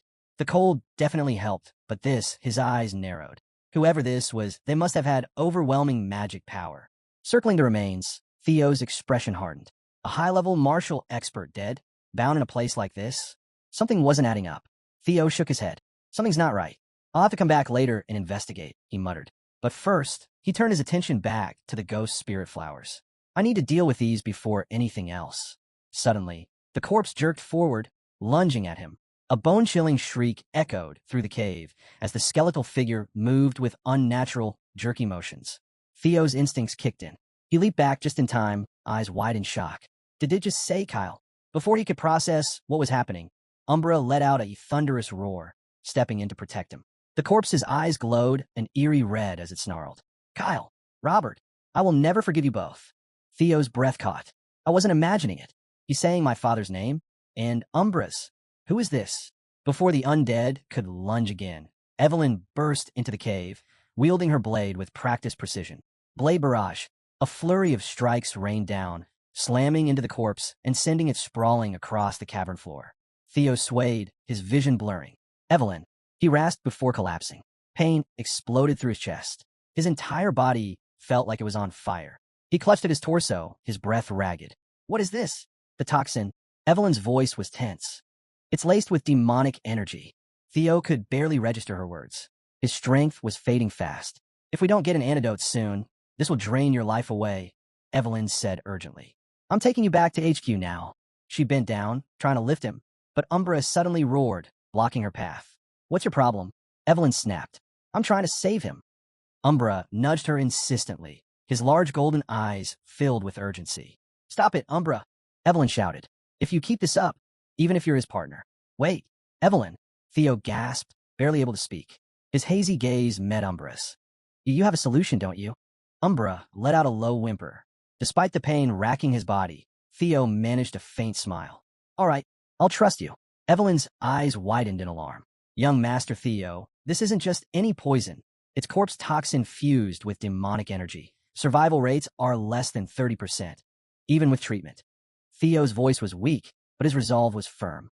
Umbra, he's evolved into a Class 2 demon fiend after consuming the ghost spirit flowers. He's fought creatures like that corpse before. If anyone knows how to counteract this poison, it's him. His breathing was ragged, but his determination didn't waver. So please trust him. Follow his lead. Umbra let out a deep, rumbling roar before tearing the ghost spirit flowers apart with his claws. He then nudged the shredded pieces toward Theo. Evelyn's brows furrowed. Wait, you want me to blend this and feed it to him? Umbra growled in response. Evelyn hesitated, glancing at Theo's unconscious form. You're seriously telling me this will help? But Theo, barely conscious, clenched his jaw. His eyes watered from the pain, but he forced himself to speak. Fine, I'll do it. Swallowing her doubt, Evelyn followed Umbra's instructions. She blended the mixture as best she could, then carefully fed it to Theo. Moments passed. Then, his fingers twitched. Umbra's gaze remained locked on him, his concern evident. Evelyn leaned in, holding her breath. Theo stirred, his breathing steadying. His dragon heart began to glow. Evelyn's eyes widened. What? The energy radiating from Theo intensified, filling the cave with an overwhelming force. Then, he roared. A powerful dragon's roar erupted from deep within him, shaking the very walls around them. Evelyn staggered back, stunned. His magic power attribute. It's changing to black. That's impossible. Umbra, equally shocked, took a cautious step back. What's going on? Evelyn exclaimed. A blue system notification appeared in front of them. Commencing body cleansing. Purification in progress. Another message followed. Obtaining the trait of the evil shadow dragon. The scene shifts to Julius's office. Julius sat behind his desk, his fingers steepled as he processed the latest report. His gaze darkened. Has Black Snow verified this information? He asked. A subordinate stood before him, his expression grave. Yes, sir. After cross-checking the facts, they estimate an 89% chance that the intel is accurate. Julius's grip tightened around the report. His fury flared, and in an instant, his surroundings trembled under the weight of his anger. Damn it all. He exhaled sharply, trying to suppress the rage bubbling within him. I knew something would go wrong eventually, but this, his jaw clenched. This was beyond anything I could have predicted. A narrator's voice cut through the tension. Trainer Isvin, captain of Platoon 5 of the White Armored Dragon Cavalry, and the 15 men under his command, have all perished in battle. A dark stream bled into the waterfall's rush, clouding the clear waters with shadow. Then came a blinding surge of light, radiant energy rippling outward. The ritual had begun. Ancient and sacred, this rite was crafted to purify the body and heighten mana control to impossible levels. Only a chosen few even knew it existed, and fewer still had the strength to survive it. It required unyielding power, relentless cooperation between master mana users, and the endurance to last days under its brutal strain. The scene shifted. There stood Theo, his body enveloped in pure energy, glowing, pulsing alive. But there was a catch. This ritual had only ever succeeded in children under 5. For someone like Theo to even attempt it, unthinkable. And yet, as the camera closed in, the mark of the phantom dragon spiraled across his skin in dark, twisting lines. What was happening to Theo wasn't luck. It was the perfect storm of events lining up. First came the venomous core poison, visualized as a red-eyed skeleton, its chains lashing out like death itself. Then, the years of ghost shade mana he'd absorbed, each one symbolized by eerie, blooming black-purple flowers. Umbra stood quietly in the background, surrounded by crystalline leaves and delicate petals, the very image of precise, fragile balance. Inside Theo's soul, light and dark clashed and danced. But instead of being consumed by the poison, he did the unthinkable. He absorbed it. And something changed. Something no one could have predicted. He evolved. The vortex slowed. Silence fell. Theo gasped, his breath ragged, caught between pain and awe. A new power surged through him. Wild, overwhelming, unreal. Evelyn was at his side in an instant. Young master, are you all right? Her voice was tight, her hands hovering hesitantly above him. Theo, a faint smile tugged at his lips. His voice barely carried. Didn't mean to worry you. She blinked, stunned for a second, then visibly relaxed. And right then, a system window blinked into existence before him, outlined in cool blue light. Theo Ragnar, age, 17, gender, male. Title, Flash Tiger, The greatest prodigy in 1,000 years. Talents. Ragnar, player. He glanced around. Eyes sharp. These crystals, they're pure energy. Diluted, their toxins actually healed me. He turned to Umbra and gave a nod of respect. Thanks for believing in me. His voice steadied, strength returning with every word. The Ragnar body's been reforged. Purification, rebirth, and now, the Phantom Dragon's mark. From this point on, my growth, he paused. It won't just be fast. It'll be beyond reason. But his gaze darkened. There was still one piece of the puzzle he hadn't solved. That old man. His eyes locked onto the chained skeleton nearby. Something about it was off. Heavy. Ominous. Together, Theo and Evelyn moved toward the stone wall behind it. Ancient carvings shimmered faintly under the cave's glow, etched with precision only a master could leave behind. What is this? Theo murmured, stepping closer. Evelyn leaned in, fingers brushing the grooves. It's a journal. Someone wrote this here. Theo squinted, reading the faded script. Time had worn it down, but the message was chillingly clear. The writing spoke of a man lost to vengeance. He named two enemies, Cale and Robert, as those who had once brought him down. Theo and Evelyn froze. They kept reading, each entry darker than the last. The man's body had begun to deteriorate, most likely from a wound Robert inflicted, his mana core shattered beyond repair. Desperate, he turned to Ghost Shade just to survive, but it was eating him alive. His thoughts spiraled, his memories flickered, and soon, the journal recorded frequent blackouts, his demonic nature slowly claiming what little was left of his mind. Each word in the carving bled with hopelessness. In a final desperate act, the man had melted down his most prized weapon, the Jade Serpent Blade, using it to bind what remained of his decaying body. A silent plea etched into time, waiting for someone, anyone, to find this place and carry out his dying wish for revenge. Theo and Evelyn traded tense looks. But what came next struck even deeper. The carvings mentioned two lost arts, the Phantom Sword art and the Storm Thunder God technique. Fabled skills that had vanished from the world. Evelyn's breath caught. This was the Wind Lord, she whispered. From Tragic Hero, the man who faced Lord Hector Ragnar 40 years ago. Theo stiffened. They told me the Wind Lord died. But he hadn't. Not really. He'd been left here, forgotten, shattered, chained to the dark. Evelyn sank to her knees. Her hands trembled. I heard a rightful Ragnar heir. That's treason. The sentence is death. Theo's voice came sharp and steady. Enough. That man wasn't Ragnar anymore. He was lost to madness. You saved me. There was no other choice. She tried to protest. The law was clear. The consequences, unavoidable. But Theo's words cut through. Then let the truth stay buried. He held out his hand. If guilt still weighs on you, then take his legacy. Claim his techniques. Carry his will. Evelyn looked up, stunned. These arts, they rival the 9 dragons. Why would you give them to me? Theo's answer came without hesitation. Become the Wind Lord's successor. Let his story live through you. Grow stronger. That's how his legacy survives. Still kneeling, Evelyn's body shook. Theo stood over her, calm and resolute. You're his disciple now. Let his soul rest. No one can judge that. She stared at him, wide-eyed. Didn't you once say you become his sword? Realization struck. With slow, reverent motion, the senior swordsman of House Ragnar lowered her head, placing her fist to the earth. My lord, she said, voice steady and full of purpose. Please accept my oath as your sworn vassal. Theo let out a faint smile. Even now, you're still bound to honor. He took her hand in his. Theo Ragnar accepts the oath of Nearville. From this moment, it's etched into my soul. You'll be my first sword on the path ahead. His words echoed, powerful and still. Evelyn rose in silence, the weight of the moment grounding her. Then, a gust of wind broke the quiet. A high whistle followed, and the scene shifted. The camera swept across a vast, thunderous training yard. It buzzed with action, soldiers clashing, commands flying, steel ringing in the air. This was the heart of the White Armor Dragon Corps, where only the elite trained. A booming voice cut through the chaos. Huh, still no sign of Theo, huh? It was Hulkus, larger than life, flexing with a grin. Maybe he really is the best in the whole damn Corps. He puffed his chest, but then stopped cold. His jaw fell open. All eyes turned as Theo stepped into the yard, calm, composed, and far from alone. Beside him marched a dragon, towering, controlled, radiating power with every step. Hulkus froze, his bravado melting away. Theo stopped in front of him, nodding coolly. I brought something back.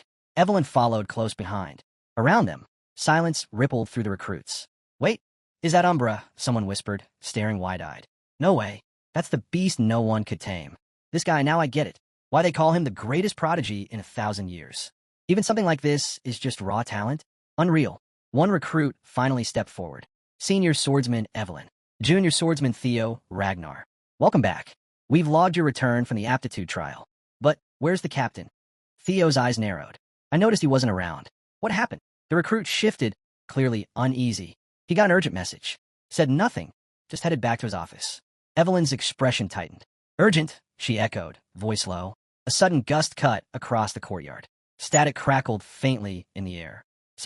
Someone, was moving fast. Julius stepped into view, his voice carrying a sharp edge. He knows the trial's over, but there's no time to talk. Orders just came in. All of you, prepare for deployment. The words hit like a hammer. Blanky Fortress, he said flatly.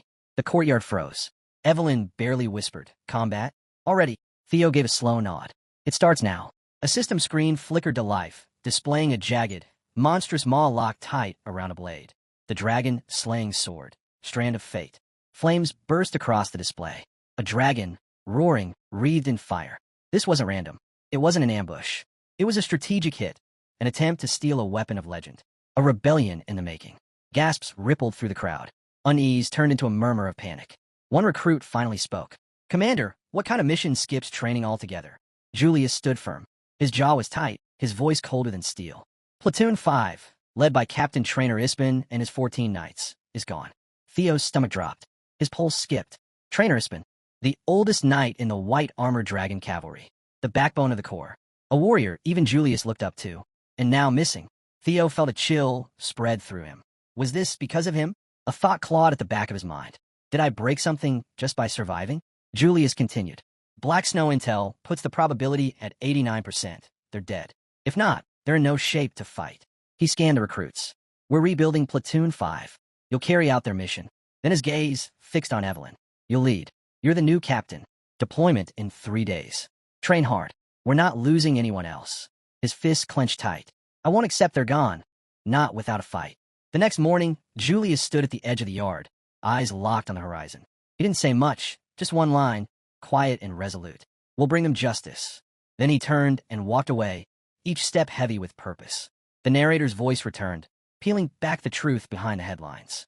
To the outside world, the Black Skull Bandits' raid on the Sirius Merchant Guild was just an unfortunate, isolated incident. The White Armored Dragon Cavalry had acted fast, protected civilians, prevented disaster.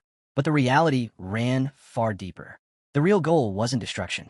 It was theft, specifically the smuggling of a mythic blade, the Dragon Slayer's sword, Bomong. From the shadows, a single masked man had orchestrated the entire strike. Troyven, a master manipulator, he'd planted explosives and twisted the raid into cover for his coup. While the world looked one way, he moved behind the curtain. Back in the yard, Theo stood frozen in thought, brows furrowed, jaw tight. None of this happened in the original timeline. A bead of sweat rolled down his face. If this shift, this chain reaction, is because of me, then I need to see it through myself. Suddenly, a blue window lit up in front of him, crisp, glowing, alive with power. Hidden quest unlocked. The Dragon Slayer's sword, Bomong. 3 days later, cloaked in heavy furs against the biting cold, the recruits stood at the foot of Fort Blanky's towering walls. I'll never get used to this frozen nightmare. One of them muttered, his breath puffing out in a misty cloud. Another tilted his head upward. Why does the moon look twisted? But before anyone could respond, a cry shattered the stillness. The White Armored Dragon Cavalry. Incoming. A sentry atop the battlements leaned forward. Sound the Aller. His warning never finished. A barrage of shadow-laced projectiles slammed into the tower, swallowing it in an explosion of black fire. Light it up. Evelyn's voice cut through the chaos, sharp and commanding. The recruits exploded into motion. Spells surged. Blades flashed. Dragons roared overhead as magic clashed with steel, and shockwaves tore across the battlefield. The ground shook with each detonation. Every strike sang with fury, raw, violent, relentless. Inside, fall back. Don't die out here, someone shouted, trying to rally the defenders. The fortress, once a towering symbol of strength, was now a war zone. Dragons shrieked in the sky. Blood splattered the snow, staining it crimson. Theo moved like a shadow through the storm, flanked by his squad, every step lethal and precise. Crush them, Evelyn roared. Let them learn what it means to defy us. Under the onslaught, the mighty walls buckled. Fire devoured stone. Smoke curled into the sky. Screams echoed into the night. Amid the burning wreckage, a lone soldier crouched, pale-faced but alive. Another minute and I'd be toast, he muttered, wiping sweat from his brow. A grin tugged at his lips. Doesn't matter. I delivered it. Job's done.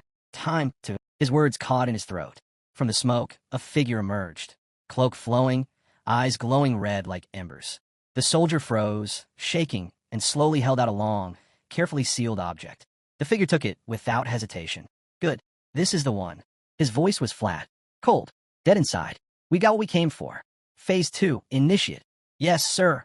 Multiple voices answered at once. Emerging from the haze, his team, silent and synchronized like machines. The cloaked figure turned to a nearby group operating strange mechanical instruments. All that remains, he said quietly, is cleanup. Across the field, Theo stood among the wreckage, surveying the ruins with a smirk. Fort secure, he said. Too easy. He let out a short laugh. But Evelyn didn't join him. Her eyes swept the destruction, too calm, too focused. No, that's the problem. It was too easy. Theo's grin faded. Something twisted in his gut. Platoon 5 couldn't have fallen to this. No chance.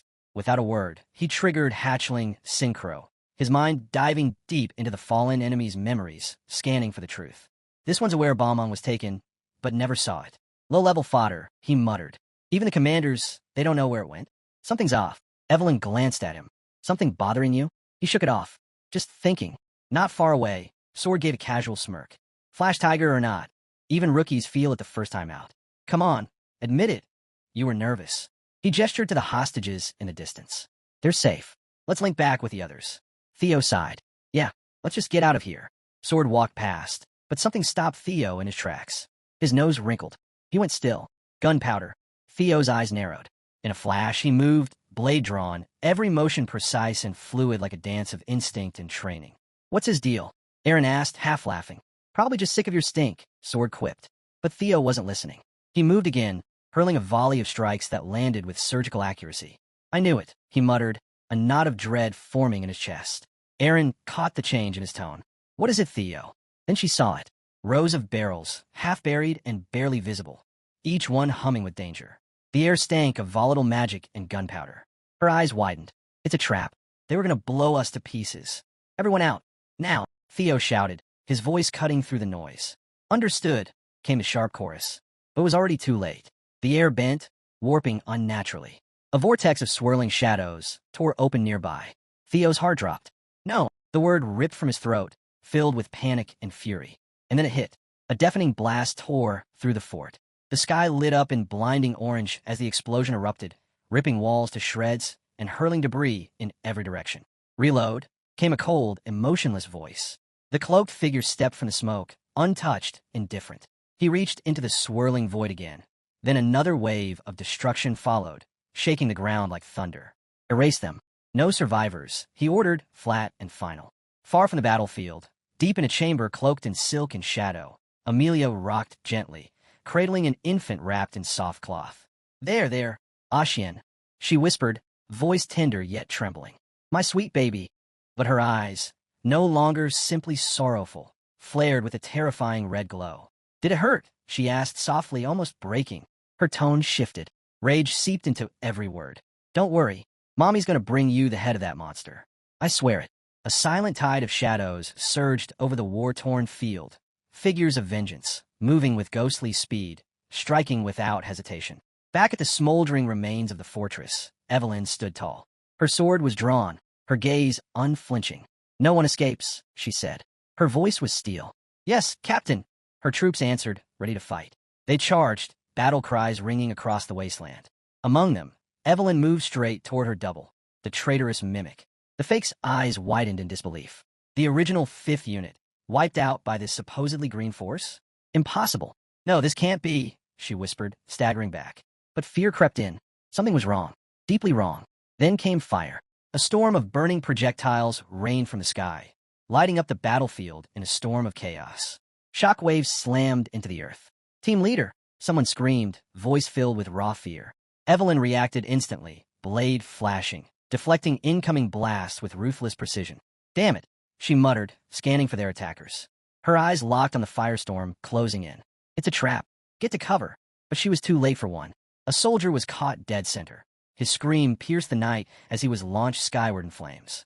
Evelyn reached out, but the explosion hurled him far. His body hit the ground with a dull, final thud. Lifeless. Theo, and the others ducked behind cover, adrenaline surging. It's an ambush. Move now, the squad leader shouted. Theo scanned the carnage, making his call in seconds. We'll flank. Opposite direction of the blasts, go. Suddenly, a blue interface flickered into view before him. Mind gate activated. Cognitive restrictions lifted. His pupils dilated. Time slowed. Thoughts snapped into clarity. In a flash, Theo charted a precise escape route. Terrain, angles, risks, all processed instantly. As his awareness settled, he spotted Evelyn still frozen. What are you doing? He barked. We need to move now. Theo didn't hesitate. He grabbed Evelyn's hand and took off. What are you doing? She gasped, stumbling after him. We don't have time. We have to get back to the fortress. But he kept moving, dragging her as the structure behind them buckled and collapsed. I can't believe we're heading back there, she muttered.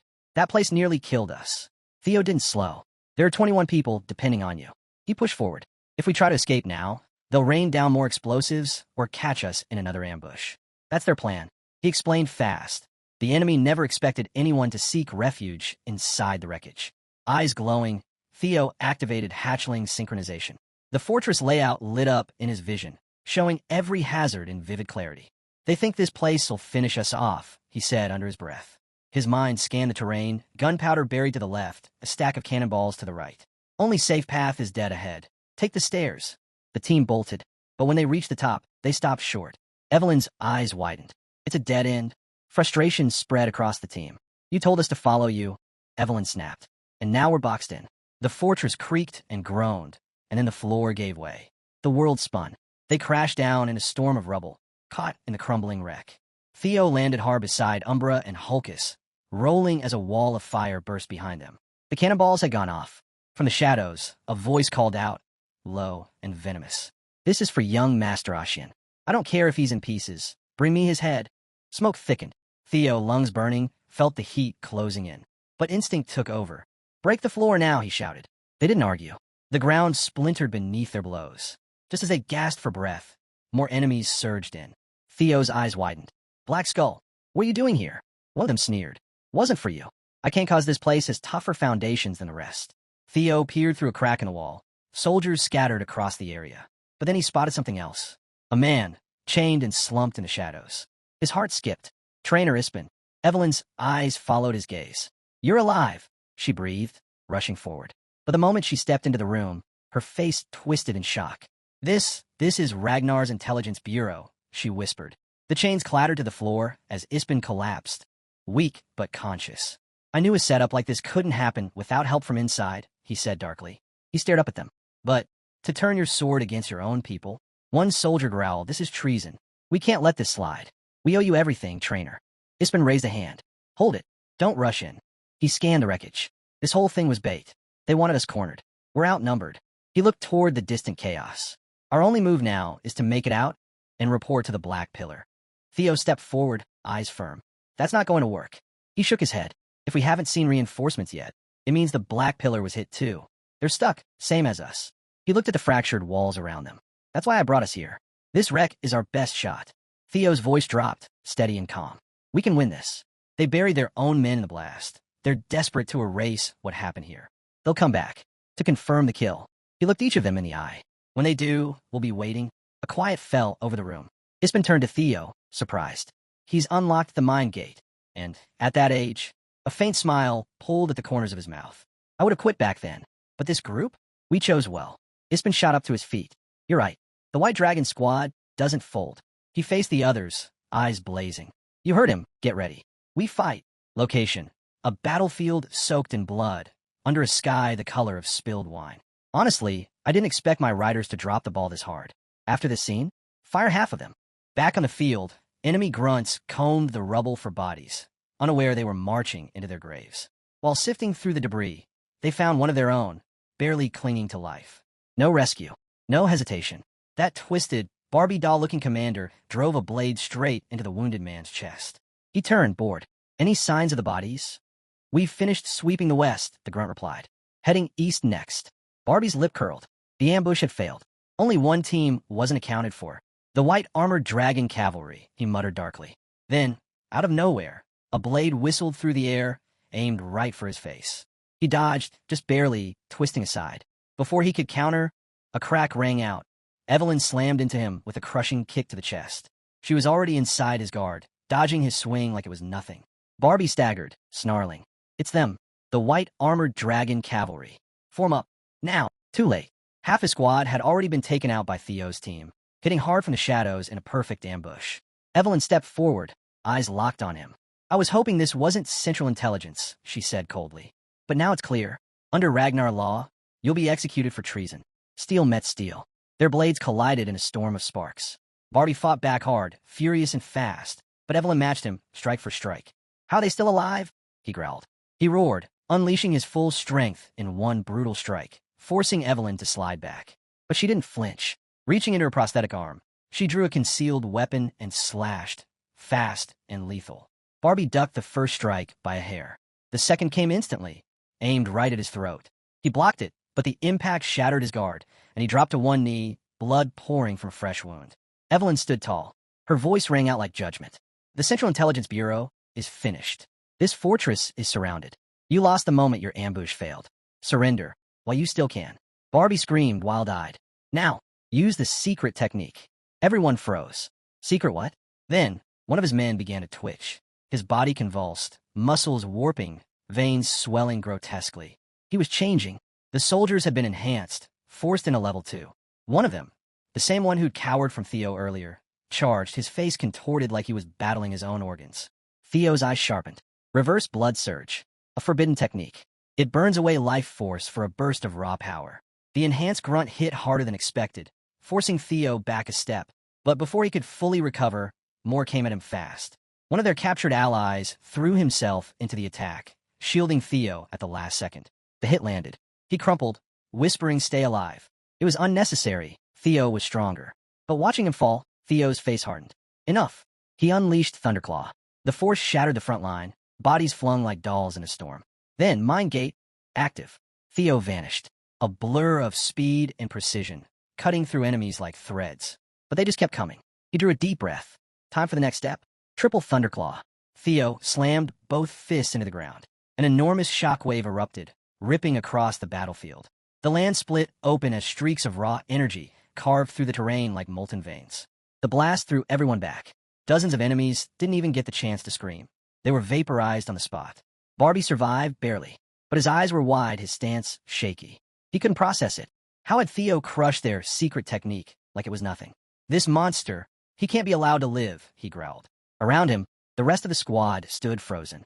Even Glasses muttered under his breath. We've got a long way to go before we can stand beside him. But that kind of power came with a price. Theo stumbled, coughing hard, blood streaking down from his lips. He'd pushed the Mind Gate too far. His body was cracking under the pressure. Barbie saw his chance. Screaming, he lunged at Theo. If I'm going down, you're coming with me. Something was wrong. Theo's instincts roared. He locked eyes on Barbie and saw it. A manicore, rigged for detonation. A walking bomb. But before he could react, Evelyn was there. She stepped between them, raising her hand without hesitation, calling on the divine force of God Tempest. With the technique Theo had entrusted to her, she launched the opening move, Squall.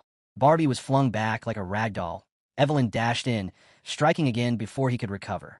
Then came the real blow. Hey, what are you gawking at, creeps? Someone shouted off-screen. Focus. Maelstrom. The attack landed, right on the manicore. Theo watched, stunned, as the detonation didn't happen. It was suppressed. The energy collapsed inward, then burst outward, slamming Barbie into the earth with a shockwave that shook the sky. No question, Barbie's story ends here. Rip. You will not be missed. Hey, Lord Theo. Hulkus's voice rang out. He came bounding over, beaming. Good call making me your first sword. Too late. Evelyn crossed her arms beside Theo, already wearing the title. Gratitude started pouring in from every side. You saved us. We owe you everything. Thank you, Theo. He laughed it off, brushing dust from his coat. Someone help him up. Where'd you learn moves like that? One asked. Theo just smirked. You don't want to know? The team swarmed him, cheering. Victory was theirs. Far away, under a different sky, an old man looked to the heavens. At last, he murmured. The long night is over. A new dawn begins.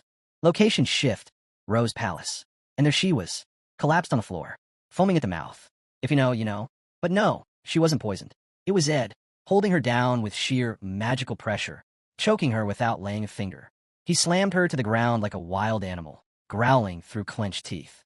Where did you get the nerve to act without my command? Stewards rushed in, voices pleading, but Ed wasn't done.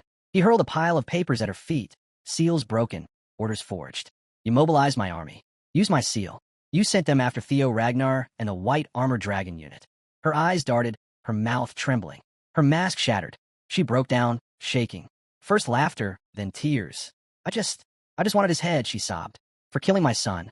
I wanted everyone close to him wiped out, just to make it stop hurting. Ed's face twisted in disgust. His hands clenched. Your son was trash. He slammed his fist into Ashian's cold body, blood splattering across her face. You forgot your place. And now, he stepped back, voice cold enough to freeze steel. You've lost the Dragon Slayer sword. The core of the entire operation, gone. She's no longer family. That cold declaration echoed in the hall as Ed turned his back on her. Panic surged through her. That look in his eyes, it was the same terrifying glare their father once had. He snapped at his men, lock her away, somewhere no one will ever find her, and erase anyone tied to her. No loose ends. The weight of her actions finally hit. She dropped to her knees, begging for mercy, pleading for forgiveness. But it was too late. Ed stormed out, fury radiating off him. Years of careful planning, shattered. The rebellion he'd spent his life building, undone in a single reckless move. And at the center of it all, Theo Ragnar. His hands trembled with rage. I'll deal with him myself. Cut to Theo. The man himself, our battlefield legend, unsheaths a massive greatsword. A system window appears. Status sealed. Unlock conditions. Unknown. He focuses his aura into the blade, and instantly it flares. Wild energy lashes out, slicing across his palms, yanking free from his grip. He catches his breath, eyes narrowing. Thought so. The weapon wasn't forged for mere mortals. It pulsed like a phantom from the mythic age, untouchable unless one unravels its secret. But if mastered, it rivaled the power of ancient heroes. Theo remembered. Ed had uncovered its secret once, in a life now long gone. A memory clicked. Only one place could hold the key. He returned the sword to his inventory. Until then, it was just dead weight. A knock sounded.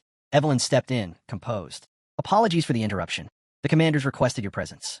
Inside the war room, the old commander welcomed Theo with a warm smile, his eyes tired but grateful. You made it out. I'm glad. But then came the surprise. I'm stepping down. Theo blinked. What? The old man exhaled deeply. I lost more than just my leg in that last battle. My Drake, my strength is gone. I want to spend my last years honoring the fallen. No arguments. Julius, ever loyal, just sighed. He knew better than a pushback. As they sipped tea, the old man changed gears. Not a replacement. A revelation. A recruit who stood out from the rest. Theo Ragnar. Just 15, and he's already unlocked the Thunder Gate. Julius's eyes widened. That's the threshold. The divide between ordinary and something far more. And he wasn't born with it open, the commander added. He forced it. His aura now runs through expanded vessels, far beyond the human norm. It's absurd. Julius chuckled, leaning back. If his vessel's that vast, then it's time we start filling it. The commander gave a nod. That was all for today. Later that night, under a quiet sky, Julius pulled Theo aside. This road? From here on out, it's yours to walk. Theo stiffened at the words. But Julius changed the tone. I heard you played a major role on that last mission. Theo waved it off. It wasn't just me. The whole team carried the weight. Julius smirked. Still so humble. He leaned in. But tell me, how far along your path have you walked? Theo tilted his head. You mean in combat? It's gotten easier, sure. Julius's gaze sharpened. No, I'm not asking how strong your sword is. He paused. I'm asking what your sword means. What kind of life is it trying to speak into existence? The question caught Theo off guard. He paused, uncertain. I don't know yet. Julius unsheathed his sword with a smooth motion. I used to train with a single goal, he said, to mirror the Patriarch's blade. That's how it is for most of us in the beginning. But as he raised the weapon, the atmosphere changed. The sky above shifted, deepening to an eerie, luminous blue. Then it shattered, bleeding into a vivid red. This wasn't the Sword Dragon's realm from the Second Awakening. This was something else entirely. Theo's breath caught. The Magic Dragon's glass realm. A place shaped not by strength alone, but by the inner path of its wielder. The pressure in the air grew heavy. Julius's voice rang out. My sword walks the path of the demon. Before Theo, a massive blade materialized, towering, terrifying. Then Julius moved. With one strike, a rift tore open across space. The shockwave so violent it could have crushed entire armies. But in the next heartbeat, he brought the sword down. The storm froze in place. Absolute control.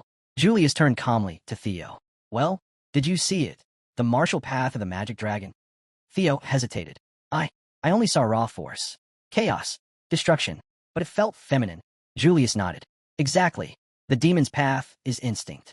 Pure, untamed, unfiltered. It might burn out someday, but it tears through everything in its way. That's not just power. That's swordsmanship in its most primal form. Or maybe it's the essence of death. Then Julius shifted gears. What about the Plum Blossom Palace Lord Sword? He asked. Theo's answer came without hesitation. It was beautiful, elegant. Julius smiled faintly. Beautiful, huh? Makes sense. Her sword carries the essence of life. Like a seed, it grows, blooms. It never stays the same, but it never stops reaching forward. It's patient, soft, but relentless. As Theo listened, something clicked. This is what it means to walk the martial path. Even among the 9 dragons, no 2 blades were the same. Every master viewed the sword through their own lens. Julius chuckled, then threw him a deeper question. Do you think life and death are opposites? Theo blinked. Aren't they? But Julius didn't answer. Instead, he dissolved the realm with a wave of his hand and handed Theo a worn book. What's this? Theo asked, opening it, then froze. His eyes widened. It was a dialogue, a back-and-forth exchange between Julius and the Plum Blossom Palace Lord. A written conversation about the sword's true nature. This is real, Theo whispered. Julius nodded. Rare? Incredibly. But you're not just anyone. You're a shared disciple of both the magic dragon and the sword dragon. Theo stood speechless. His thoughts spun, trying to process what that meant. The scene shifted years earlier. A quiet grove, hidden from the world. Julius and the Plum Blossom Palace Lord sat together, deep in conversation. He grumbled, You're being greedy, trying to claim my student. She smirked, brushing off the jab. Don't be jealous. It's for Theo's sake. And truthfully, he couldn't argue. Theo's growth had already outpaced nearly everyone, even those once considered frontrunners for succession. But that kind of speed came with a price. One day, Theo would hit a wall. Hard. And when that time came, he needed this book. Julius exhaled. Fine. But what if one day, Theo turns against Ragnar? The question stopped her cold. She knew it wasn't far-fetched. Those who climb too fast often fall the hardest. History doesn't ask. It demands. She hadn't expected that kind of foresight from Julius. She always thought his love for Theo was blind, unshakable. But now she understood. He was the right one to entrust with the legacy. She handed over the manuals with a calm intensity in her eyes. Not yet, she said. These are only yours when you truly understand what it means to be a Ragnar, and when every step of your journey matters to you. Back in the present, Hi-Ha placed the manual in Theo's hands. Theo stared at it, stunned. 2 legends. The highest blades of the sword and demon dragon paths. And now he stood as their shared disciple. He looked up slowly, voice barely audible. Am I really worthy of this? Julius didn't hesitate. No need for false modesty. You've earned it. Theo stayed quiet. In his chest, a weight grew of gratitude, of responsibility. He knew he'd made it this far not because of talent alone, but because they believed in him, guided him, even when he had nothing to give in return. He took a breath. I've had help, he admitted. From the beginning. I'll pay it all back someday. His companion grinned and instantly unsheathed his blade. Then let's start right now.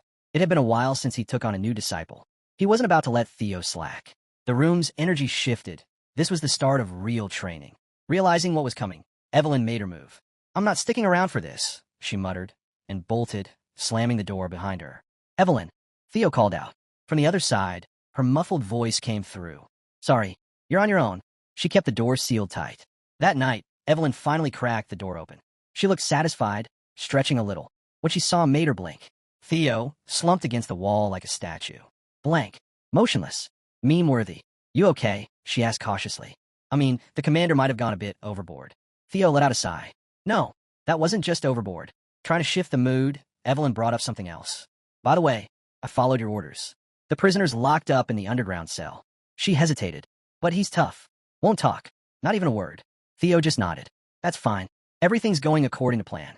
He leaned closer, then whispered something in her ear. Evelyn's eyes widened. Wait, what? Scene change. Plum Blossom Palace, training grounds. Theo arrived, greeted by the palace lord herself. I've been waiting, she said. Did the little gift from the demon dragon and me serve you well? Theo nodded. More than you can imagine. With a graceful step, she unsheathed her blade and leapt into the air. A flurry of plum blossoms erupted across the field. She landed softly, blade humming. It wasn't just a display, it was a message. This is the art behind the art. The true foundation of swordsmanship, she said, isn't about technique. It's about how a blade lives in your hands. She smiled. Let me show you how to make your sword bloom. Then, with surprising sincerity, she turned to him. Theo, would you become my disciple? But he didn't answer immediately. Instead, he looked her in the eyes. Are you asking this as the Heaven Dragon Sword Master? Her brows lifted slightly. That name wasn't one shared freely, even within a clan. But she didn't deflect. Yes, the Heaven Dragon School is passed down to one disciple at a time. I'm the current heir. And now, she continued, do you want to know the real reason I'm offering this? Theo lowered his head. Before that, I'm sorry. She stopped him with a gentle gesture. There's nothing to apologize for. I'm not hiding anything. From the Plum Blossom sword to the Heaven Dragon style. I've always intended to pass them to you. Theo stood there, completely stunned. Words failed him. A while later, Theo stepped out of the hall, only to be stopped by some random guy blocking his path. Hey, the man said. You're Theo, right? The new recruit from the White Dragon Cavalry. Theo didn't break stride. What if I am? He replied coolly. Not your business. That lit a fuse. The guy scoffed, puffing up. Wow, real classy. Can't even greet your seniors properly. He started puffing out his chest, throwing his title around. Now that you're part of Plum Blossom Palace as Lady Plum Blossom's disciple, the least you could show is basic respect. Theo paused, gave him a once-over, then smirked. Oh, so that's what this is. Thought it might be serious, but nah. Just some bruised ego tantrum. That hit. Another guy stepped in, snapping. You talk like rank means nothing. You're not even a formal disciple of this palace. Theo turned, eyes sharp, aura flaring. You've got all backwards, he said. Lady Plum Blossom did offer to take me in. Then he walked away, leaving the group frozen, speechless. Rewind just a little. Back in the training ground, Theo stood before her, stunned. You're really offering to pass down both techniques? He asked. She nodded. Isn't it tempting? Of course it was. But Theo couldn't wrap his head around it. Why? I haven't done anything to deserve this. She motioned for him to stand. There's no complicated reason. It's just you. You remind me of someone. My husband, Kyle, the clan head. Not just in how you look, but how you carry yourself. When Kyle was young, he chased impossible dreams. He never gave up, no matter what broke around him. I see that same spark in you. That's the version of Kyle I fell in love with. And seeing it in you, I can't sit idly by. That's my reason. Now give me yours. Theo took a breath. As incredible as this offer is, I have to decline. She didn't react, just calmly asked why. He met her eyes. Because right now, I already have too many teachers. There's Demon Commander Julius. My teammates. My friends, Hulkus, Erica, even Ed, even Ashian. That one made her blink. Ashian, she repeated. And the Sky Dragon. I know our history's messy, Theo said. But the pain they caused me, it helped shape me. My path, my sword, it was forged by the people who cared for me, and the ones who didn't. That's why I'm not the one to inherit your school. I'm not sure I ever could do it justice. She sat there quietly, absorbing every word. Then Theo smiled softly. But if you'd allow it, I'd be honored to be your son. Her expression shattered. Back in the present, Lady Plum Blossom lounged in her garden, swirling wine in her glass. Her assistant approached, a knowing smile on her face. You've taken quite a liking to him, haven't you? She chuckled, leaning back. How could I not? The heavens never gave me a child. And then one day, this boy, who mirrors my late husband, walks in. She took another sip, eyes glinting. And just like that, he calls me mother. What more could I ask for? Her assistant smiled, watching the peaceful glow on her face. For what it's worth, she said gently, you really do look happy. Lady Plum Blossom nodded. I owe it all to him. To Theo, for letting me feel like a mother. Lady Plum Blossom set down her wine and turned to her assistant. Prepare a letter, she said. To the clan head, the assistant asked, surprised.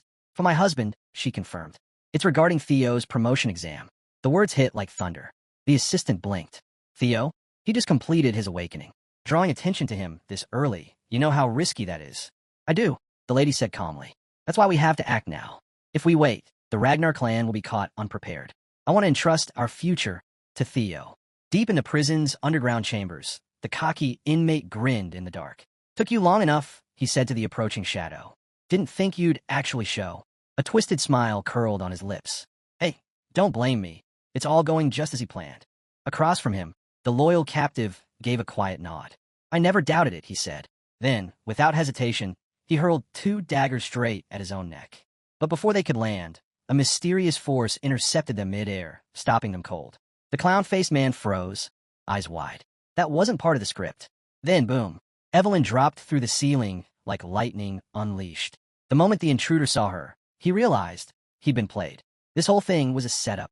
Evelyn wasted no time. She dove in with a barrage of attacks, strike after strike with brutal precision. Watching her move, the clownish assassin couldn't believe it. She was as strong all along? He'd lost his edge. There was no way he'd be able to eliminate the captive now. Escape was the only option left. But Evelyn wasn't letting him go. "I'm not just going to stand by," she said sharply. Then, Wind God's technique. The force of the technique locked him in place, pinned down like a nailed shadow. Desperate, the assassin tried to erase all evidence, activating a failsafe to destroy the mission trail. Too slow. Evelyn stepped in and drove her fist in his gut. Hard. Lights out. At White Dragon HQ, the news spread fast. They had an assassin. Alive. In a secured war room, officials gathered in silence. Julius stood at the head. "The prisoner's part of Serpent Season," he said. "An Eastern Splinter faction operating under the Trovian clan." A hush fell. It confirmed everything. They were linked directly to the Sky Dragon. "And now we know," Julius said grimly. "There's a mole inside our ranks." The meeting was held off-grid, deep underground. No transmissions in or out. Their intel was clear. Serpent Season's current base was located inside an ancient fortress in the Calhelm region. 3 hours. That's how long they had before the entire operation vanished in smoke. There would be no second chance. "This is a strike mission," Julius said. "Surprise is our only card. We hit first, extract everything we can, and finish it before they burn all." A woman stepped forward. Cloaked in quiet authority, she introduced herself. "Agent Null Snow." Theo blinked. "Wait, why is someone like her being introduced to me?" Julius answered. "Because this isn't just any mission. This is your promotion exam, Theo Ragnar." Theo's eyes widened. "I'm eligible for promotion?" "You are," Julius confirmed. "But don't celebrate yet." He leaned in slightly. "The higher you climb, the harder the tests get. And frankly, assigning a mission like this to someone testing for mid-rank? Unusual." He wasn't wrong. This mission could spark civil war if it went wrong. Julius continued. "You ordered Evelyn to watch the cells. You expected the assassin. You made the first move. Now finish it." Theo bowed his head. "I apologize. Planning without clearance was out of line, even as an heir. But I won't back out. I'll see it through." Across the room, one of the senior fighters stepped up, grinning. A true combat veteran. A Chad in every sense. "You want solo mission rights?" he said, cracking his knuckles. "Then get promoted. Let's see what you're really made of." A blue system window flickered to life in front of Theo. Mission: sever the entanglements of a past life. He stared at it. The meaning was vague, but something deep in his soul stirred. Whatever those entanglements were, he was about to face them. Null Snow turned to him. "Any issues?" Theo didn't hesitate. "None. No matter what, I'll see it through." The old commander rose from his seat. "The meeting's over," he said. "Operation Snake Extermination begins now." Snow fell softly across the dark forest as 3 figures stood silently beneath the trees. Null Snow spoke calmly. "Because of the mole, this mission stays small. Just us." She reminded them. This was an association stronghold. They'd be outnumbered. Head-on combat was suicide. "We're swordsmen," she said. "We strike from the shadows. No matter what happens, don't even think about quitting." The other 2 nodded, their faces grim with resolve. Inside the mansion, the library flickered with candlelight. 3 men sifted through papers in silence. "Take everything," one said. "Even the scraps." The man in the Joker mask paced near the exit. "Once you're done, we move. No delays." One of them glanced at the door. "How long's it been since he left?" 2 hours, the masked man replied. "You should be back by now." The third man stood guard, sword drawn, eyeing the hallway. Then, click, a small sphere rolled into the room and burst, releasing thick black ash into the air. They coughed, disoriented. "Is it an attack?" the swordsman shouted, already on edge. Then chaos. The girl burst through the haze. With one fluid sweep of her scale-shaped weapon, she sliced clean through all 3. The Joker-masked man clutched his neck, blood spilling from his throat as his eyes went glassy. One tried to escape. She didn't let him. Steel flashed, and it was over. "The room's clear," she said into her comm. "Secure the basement. I'll take the upper floors." Her partner nodded, still stunned by the precision in her strikes. Following the intel map, he sprinted down a corridor, eyes scanning for the basement stairwell. Then, thwick, arrows rained down. He dove sideways, barely avoiding a fatal shot. Heart pounding, he dropped to a knee and activated his skill, reading the terrain. Every trap lit up in his mind. Every hidden enemy marked. Theo sprang into motion, his sword gleaming as he launched into thunder dragon breathing. In an instant, he cut through the traps, then through the ambushers. Silent, lethal, unstoppable. When the dust settled, bodies littered the hallway. The Joker-masked man, once barking orders, now reduced to ash. Theo stood alone, eyes locked on the staircase below. The security was overkill. That meant only one thing. Whatever's hidden in the basement, it matters. He descended slowly, scanning every shadow. Blood painted the walls. Skulls were scattered across the floor like forgotten relics.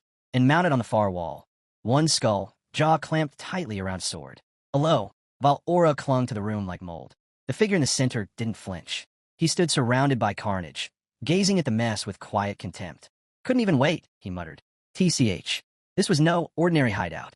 This was the domain of the Holy Demon Church, a doomsday cult that twisted salvation into fuel for destruction, devoted to a warped prophecy of apocalypse and rebirth. They believed in a savior, a divine figure who would rise when the world ended. But they corrupted that belief into something far more terrifying. The cult twisted faith into fuel for cruelty. Theo remembered it was this very group that ignited the Great War, nearly bringing the Empire to ruin. From across the chamber, the man called out, asking if Theo remembered him. But Theo didn't answer. Instead, he activated his mana sight. What he saw made his stomach tighten. The man's body pulsed with blood energy, warped by what could only be a demonic eye. His mind, fractured, unstable, and from him, something impossible seeped into the air. A mana that didn't follow any natural laws. It had to be the so-called grace granted by the Blood Christ. The man smiled. Still doubting, he asked, before folding his hands in prayer. Then he whispered that Theo would make a fine sacrifice. Suddenly, his body contorted, mutating into a monstrous form. He stepped forward slowly, telling Theo not to resist the god's blessing. Theo's eyes flicked to the creature's hand. Was it even human anymore? He didn't wait to find out. In a blur, Theo unleashed a storm of strikes in every direction. But then, the man caught his blade, just reached out and stopped it. Mid-swing, Theo threw his weight behind the weapon, but it didn't budge. Not even an inch. Before he could react, the man flung him across the room like a rag doll. The impact cratered the wall. Lying in the rubble, Theo stared up in shock. This man was only a blood priest, just a low-ranking cultist. Yet his power was beyond anything Theo had faced. His hands trembled. He thought about using the triple dragon's claw, but that would collapse the entire structure. He'd be crushed along with his enemy. Even a basic energy technique wouldn't be enough. Cornered and overwhelmed, Theo looked down at his sword. Doubt clawed at him. Was this weapon still worth holding? But then, through the chaos in his mind, a thought surfaced. Destruction is part of the sword, just like death is part of life. He remembered, every blade carries both love and ruin. It can protect, it can destroy, it creates, it ends. The contradiction burned in his chest. Theo gripped his sword tighter, whispering about the meeting of two blades, two truths. Across the room, the blood priest raised his hand like a preacher. This young lamb spills his sacred blood, he chanted. Then he roared, accept this offering. With a scream, he charged. Theo dodged just barely, but his focus never broke. His enemy laughed, calling him stubborn. But Theo had changed. He wasn't just reacting anymore. Something deeper had awakened. His movements began to flow. Strike, stillness, strike again, like the rhythm of the sea. That's when the truth hit him. Life and death aren't enemies. They're parts of the same story. One leads to the other. Each gives meaning to its opposite. He no longer needed to choose. He'd wield both. Raising his sword, Theo stood tall. The priest sneered. That blade won't save you. But Theo was calm now. Centered. And then, dragon flash. A whirlwind of dark mana erupted around him, spiraling like a storm. At first, the priest didn't flinch. But then his expression shifted. His eyes widened. Because in that strike, there wasn't just destruction. There was life. The impact launches Theo across the room, slamming him into the wall. He crashes down hard, blood spilling as he hits the floor. Gasping for breath, the man chokes out. You hunt truth with violence. You're corruption itself. I won't let you defile my God's name. Theo steps forward, placing a hand over the man's face. The priest screams in agony as Theo taps into his memory-reading skill, peeling back layers to find the source of the priest's strange power. Images flood Theo's mind, glimpses of the holy demon church's grip on the world. But then, something shifts. This isn't just a memory anymore. Theo feels himself being pulled somewhere else, deep into a place that isn't part of this world. Everything is warped, dark, unreal. A string of incomprehensible symbols flashes across his vision. Then, a warning. Flee. You've come into contact with a powerful entity. Theo steadies himself, eyes searching the void. A voice echoes from the emptiness. Who are you? Theo stands his ground. The better question, what are you? That's when he sees it. A vast pit opens before him, bottomless, endless. The weight of ancient, unseen eyes bears down on him like a curse. And from within that abyss, a voice rumbles. Why do you disturb my sweet slumber? Theo's thoughts race. Is this the one the church worships? Is this their so-called God? The abyss stares back. And in that gaze, Theo sees the truth. This isn't the grace itself. It's the thing behind it. With a steady voice, he speaks his name aloud. Theo Ragnar. The moment the entity repeats his name, something shifts. Theo's breath catches. This being knows him. It's been looking for him. For a long, long time. Roots, thick and black, rise from the darkness. They wrap around Theo, tightening like chains. The voice speaks again. You are the light of this world. The words send a chill through him. He struggles to process it, bound in place, mind spinning. Then light. A figure bathed in golden aura steps forward. Theo's heart pounds as he sees him. He whispers the name. Lord Bork. Power radiates from him. Power beyond anything Theo has ever known. But even so, Theo warns him. This enemy, this demon, can't be taken lightly. God-tier strength might not be enough. When Theo realizes Lord Bork plans to face the entity alone, panic hits. He shouts, trying to stop him, to take the risk himself. But before he can move, Lord Bork falls, and Theo crashes down too, shouting his name in despair. Then, everything fades. Theo jolts awake, flat on the stone floor, every limb shaking. Somehow he's back, but his heart is still racing. Lord Bork is in that place. Alone, Theo stares at his bloodied fingers. Across from him, the priest lowers his head. His voice cracks. He confesses he spent his life worshipping, and never once did Lord Bork bless him. Then his grief turns to fury. Why you? He screams. You, who don't even believe. Why were you chosen? Theo's answer? Steel. His blade flashes. And with quiet finality, he speaks. I want nothing to do with a god like yours. The name returns to him. The nameless sovereign. The true god behind the Holy Demon Church. The one Lord Bork revealed. The one connected to why Theo was sealed away for. Theo remembers now. He was sealed away for thousands of years. All to keep the world safe from demons. But something's changed. Lord Bork, she's fading. Her heart's gone, and her time is running out. 3 years, that's all she has left. And yet, the war, the final clash between the Guardian Dragons and the Holy Demon Church, is 5 years away. It'll begin with a man named Ed Troyven. It's all lining up now. This isn't coincidence. Just as the puzzle pieces fall into place, his allies burst onto the scene. One of them steps forward with a soft smile. You've done well, Theo. She glances at the fallen blood priest, a mix of concern and relief on her face. Rushing in like that, against a blood priest of all people, she sighs, then looks back down at the body. Her expression shifts. She turns to Theo again, her voice firm. That was incredible. You've really proven yourself. The scene shifts. They're now in the library, documents spread across the table. The girl flips through the pages, frowning. The information is dangerous, explosive, even, but not complete. A lead, not a verdict. That's when Theo steps forward, holding out a sealed box. Everyone stops. One of the girls stares at it, eyes narrowing. Recognition flickers across her face. She remembers this box. She handled it once, back before the weakening ceremony. Inside were the secret trade logs. Proof linking the series Merchant Guild to the Troyven conspiracy. She turns to Theo, surprised. Why didn't you bring this up earlier? Maybe you already saw it coming. She opens the file, scans the documents, and freezes. Her eyes go wide. It's all there. Sales records. Transactions. Everything tied to Ed Troyven. Cold, hard evidence. She looks up impressed. You've really outdone yourself.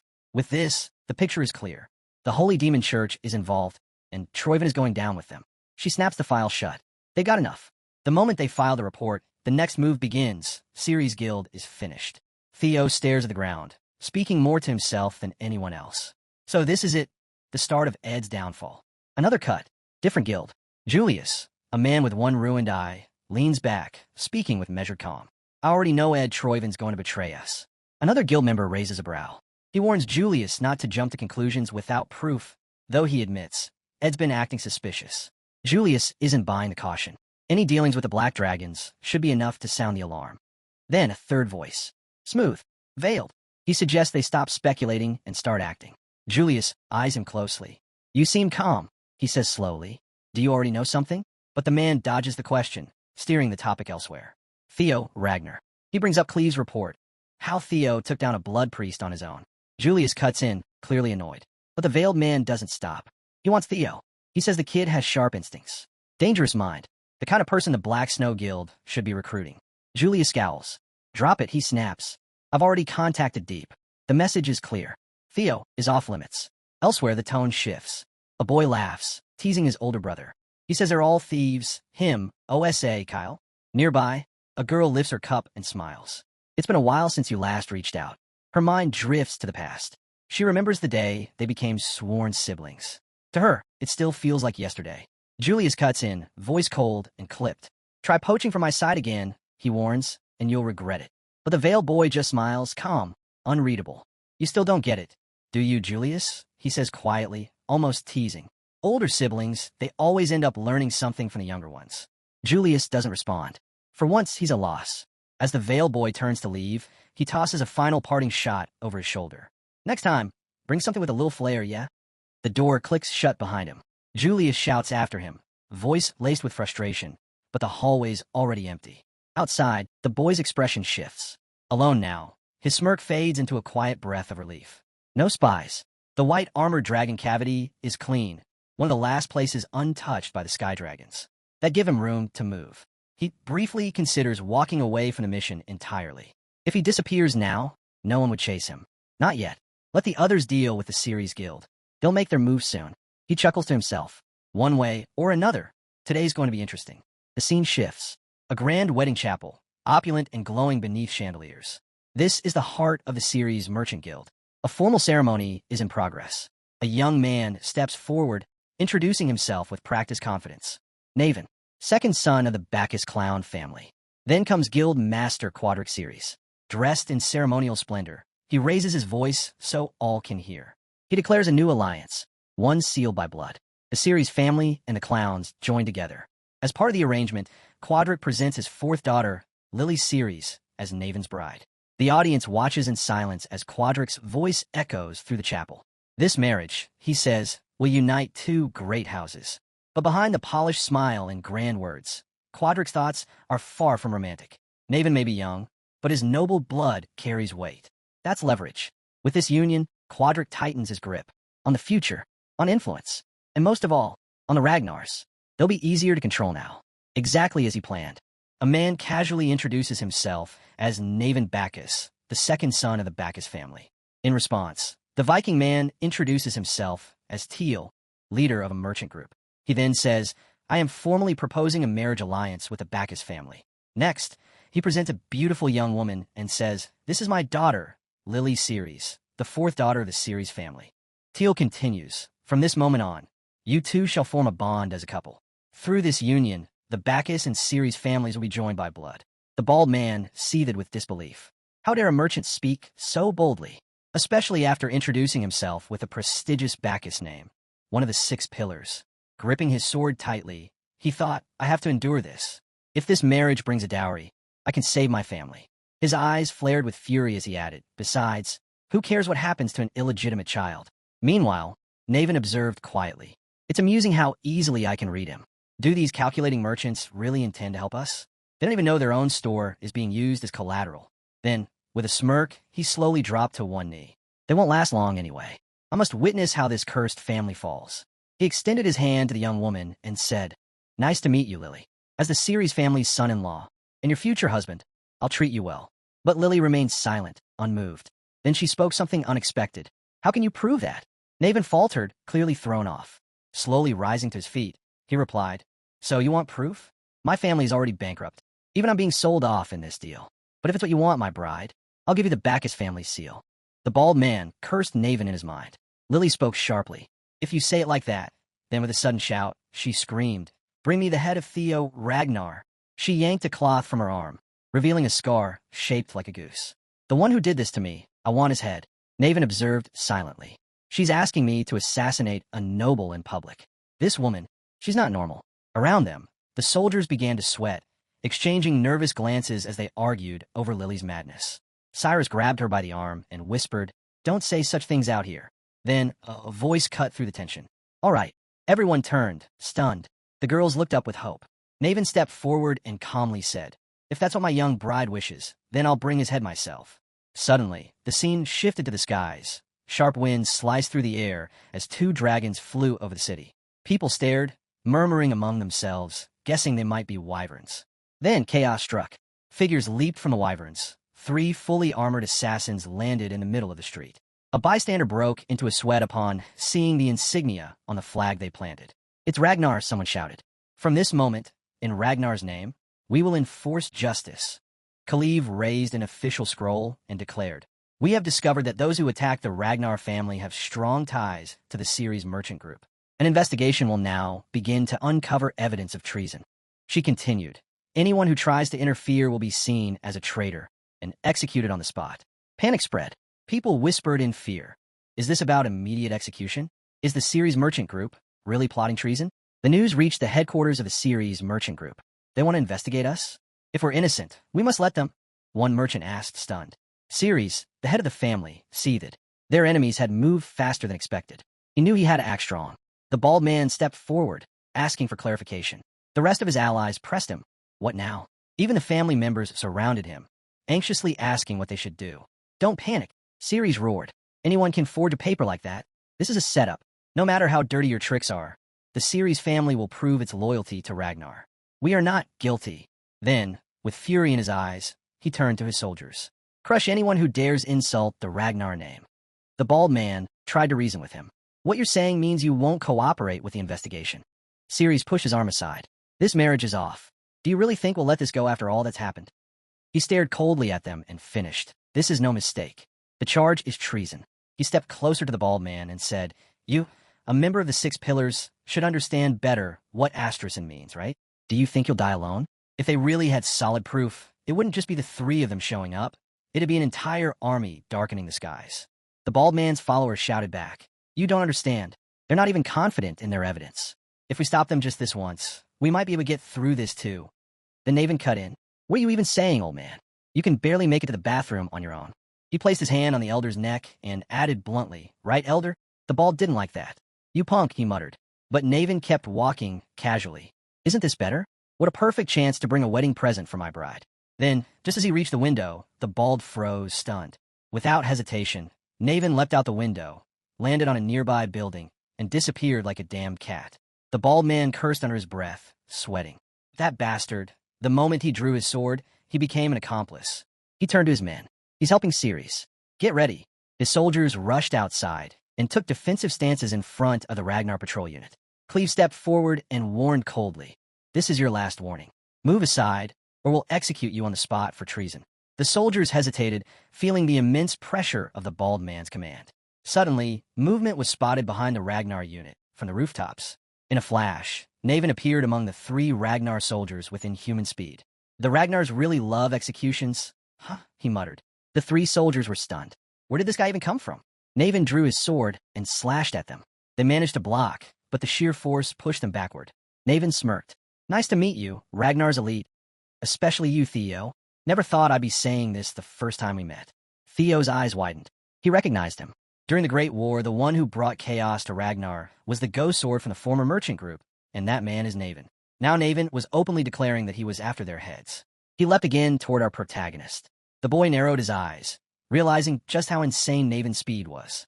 Naven launched several slashes, but the boy dodged and countered, deflecting the attacks.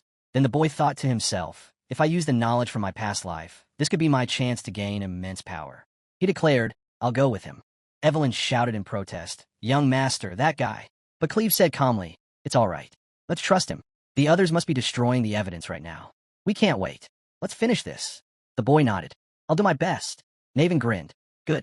As long as they don't interfere, I'm fine. You sure you'll be all right without their help? Even if I look like this, I'm pretty strong. Our hero smirked and said he was about to say the same. He then asked if he could ask one thing first. Naven shrugged and told him to do as he liked. The boy raised his sword. Pointing your blade at Ragnar is an act of treason. Does this mean you're a traitor? Is this the end of the Bacchus family? Or is this revenge for your mother? Naven's expression darkened. Bringing that up, Gradient Master of Ragnar, you're stirring up something irritating. Then, with a deadly calm tone, he added, Now I have one more reason to take your head. I'll make sure to chop it off clean. But the boy cut him off. Listen to me first. Let me help you get your revenge. Let's bring down the ones who destroyed the Bacchus family, together. He extended his hand toward Naven. At that moment, a system notification appeared. Hidden quest unlocked. Recruit the Ghost Sword Naven as your ally. We're introduced to Naven Bacchus, the bastard son of the Bacchus family, and their unofficial strongest sword. Despite having skills rivaling even Thorgal, he was never recognized by his own blood. Why? Because he was born in a brothel. His exceptional talent became the very reason his mother was forced to leave this world. With that in mind, it's obvious he holds a deep grudge against the Bacchus family. And our boy intends to use that grudge to his advantage. If he plays it right, he might just bring Naven over to his side. Without hesitation, our protagonist offers him a deal. With your revenge and the fall of the Bacchus family. I can help, he says. Naven's reply is cold. I don't know how you found out about my mother, but one thing's for sure, he doesn't finish. Instead, he leaps at our hero. Taken off guard, our boy narrowly dodges the sudden strike. Steel clashes. Sparks fly. A blue, luminous light bursts between them, violently repelling both fighters. With his sword pointed at our boy, Naven growls, I have no reason to accept your offer.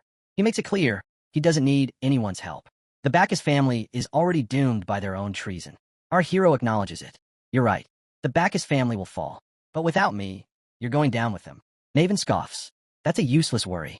I have no regrets. I don't mind dying with that cursed family. Our boy stares at him, calm but piercing. It's because of ether fever, right? He explains. It's an illness caused when a young body can't handle its own magical talent. If caught early, it's curable. But if not, it becomes fatal and drastically shortens your life. He pauses. The Bacchus family didn't treat you in time, did they? Naven already knows the answer. 5 years, he says flatly. Impressive. A noble young master doing dirty background checks. Then he suddenly charges again, roaring, but knowing that changes nothing. Today, right here, the Bacchus family dies, and so do I as Naven. Their swords collide once more. This time, they glow with a vibrant green aura, the sheer force shaking the ground. But amid the chaos, our hero speaks calmly. What if I told you? I could cure your disease. Naven doesn't believe it. He calls it nonsense, saying there's no known cure for ether fever. The battle rages on. Our boy is pushed back, forced to fight seriously. And he realizes, Naven's right. In his past life, the cure had been discovered just days after his death. It was something straight out of a sci-fi novel, like an Iron Man core. Ridiculous, but real. So now, he says firmly, you're wrong. There's a cure. Naven freezes. It's 100% curable, our hero insists. Just like you said, the Bacchus family will disappear, whether you join me or not. But if you take my hand, you can live. You can become a hero, the one who helped the Ragnar family. Trust me, just once. Now, Naven is soaking in a bath, deep in thought, staring at our boy. Meanwhile, the scene shifts outside. Soldiers raise their weapons. Cannons are ready. Arrows whistle through the air, flying straight toward the 2 Ragnar soldiers. Evelyn grew irritated by the constant barrage of attacks without a single counterstrike. They're not even hitting back, she muttered. Cleve nodded. Yeah, I know. She glanced over at Theo, wondering if he was done yet. But from what she could see, they were still in discussion. Her hands itched to draw her arrows and strike back, to kill them all. But she held herself back, remembering the instructions. Don't kill unless absolutely necessary. Their mission wasn't to eliminate Naven, after all. It was to analyze his potential. They intended to recruit him. So, are you seriously telling me just to observe him? She asked, clearly annoyed. The white-haired commander responded. Yes. He did capture the priest, but you didn't witness it directly. That's true, she admitted. That's why confirmation is crucial, he continued. The mission of the Black Pillar is to accurately assess those who will lead Ragnar's future. Never forget that. And right now, gathering more evidence falls under Theo's role. Your focus, Cleve, is to assess Theo's potential. I'll keep that in mind, she said with a nod. Then she asked, what exactly are the limits of this, if possible, you mentioned earlier? It's tied to the demonic cult, he explained. You can interfere if it involves someone of bishop rank or higher. She sighed, knowing that if she got involved in something below that level, she'd be lectured to death by the Whitehead. But if she waited too long, her timing window might vanish. Just then, something fast and sharp sliced past them. It was none other than Naven. As Naven passed, she narrowed her eyes. Did the young master actually lose to this guy? She wondered. But then she noticed Theo running behind him, looking excited. Naven swiftly passed Evelyn without making a move on her. Instead, he intercepted the incoming arrows that had been aimed at her. With swift, precise strikes, he redirected them and sent them flying back toward their attackers. Pardon my earlier discourtesy, ladies, he said smoothly. Will you forgive me with this? We're on the same side now. A hidden quest notification appeared. Ghost Sword Naven has become your ally. Suddenly, a massive explosion echoed in the distance. Someone screamed, Stop Naven! Multiple attackers tried to strike him, but Naven moved like a blur, dodging all of them with ease. Stop him! No matter what, someone shouted again. But Naven had already leapt into the air, so high the soldiers believed they had a chance to hit him midair. They launched a barrage, thinking he couldn't possibly dodge. They were wrong. In the next moment, Naven landed atop the cannon, shattering it completely. Then he leapt to the others, cutting their bowstrings and rendering them useless in seconds. He didn't stop there. One by one, he destroyed them all. The soldiers just stared, frozen. And when they tried to move, their heads were already falling, cut down by Naven. A bald soldier shouted at him, furious. How dare you betray the family that raised you? How could you turn your blade on your own? But Naven didn't stop. He cut down more soldiers, blood splashing across his face. He drew his sword and walked toward the bald one. Family, he said coldly, for a filthy, illegitimate child like me. And with that, he slashed his sword, ending the man's life. Chaos erupted. Weapons were destroyed. Soldiers cried out in pain. The Ragnar warriors surged forward. Evelyn watched in awe. He really does live up to his reputation, being able to fight on par with young Lord Thorkel. How did you convince him, young master? Our hero smiled slightly. I just gave him what he wanted. Now, let's not waste time. Follow him. They regrouped and began strategizing to eliminate Quadrix Ceres, the guild's head. Meanwhile, Ceres watched the battlefield unfold in panic. His assistant approached. Family head, our forces are getting pushed back. You think I don't see that? Ceres roared, eyes wide with rage. There's no time. We must burn the documents, especially those related to Trovian, before they fall into enemy hands. But Ceres spun around and grabbed him by the collar. His voice was low and serious. If we burn them, how do we get back the money we invested? You're saying we just abandoned all that because of those bastards? As the assistant struggled to respond, a voice interrupted them. You mortals can't see far ahead, blinded by your greed. A dark figure stepped into the room. His aura was thick with demonic energy. Ceres went silent. The figure grinned. Coincidentally, I need your help, and you've arrived just in time. Outside, the Ragnars continued their push, killing guards and storming the compound. Victory was within sight. Let's keep pushing. We're almost there, someone shouted. Our hero cut down another wave of enemies and muttered, uninvited guests sure know how to cause a mess. As they reached the gate, it creaked open slowly. What stood beyond made our hero freeze. A demonic cult figure appeared, radiating dark power. It's time, he said coldly. Time to put everything you've learned into action. The demonic figure declared, oh, sentient being, blinded by greed. You failed to see the bigger picture. He was clearly struggling. His manager stood speechless. After a moment of silence, the manager said, I just happen to really need help right now. You came at the perfect time. At that moment, towering monster soldiers stood behind the demonic bishop. Ceres spoke up. I knew God wouldn't let me die in vain. To think the Holy Demon Church sent their bishop.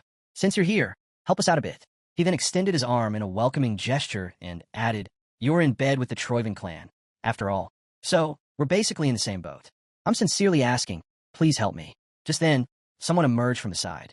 As he observed the situation, he said, we will need you when Judgment Day comes. So, I will help. But before that, there are documents related to Troivan. Ceres asked, why are you looking for them? Of course, I've hidden them properly.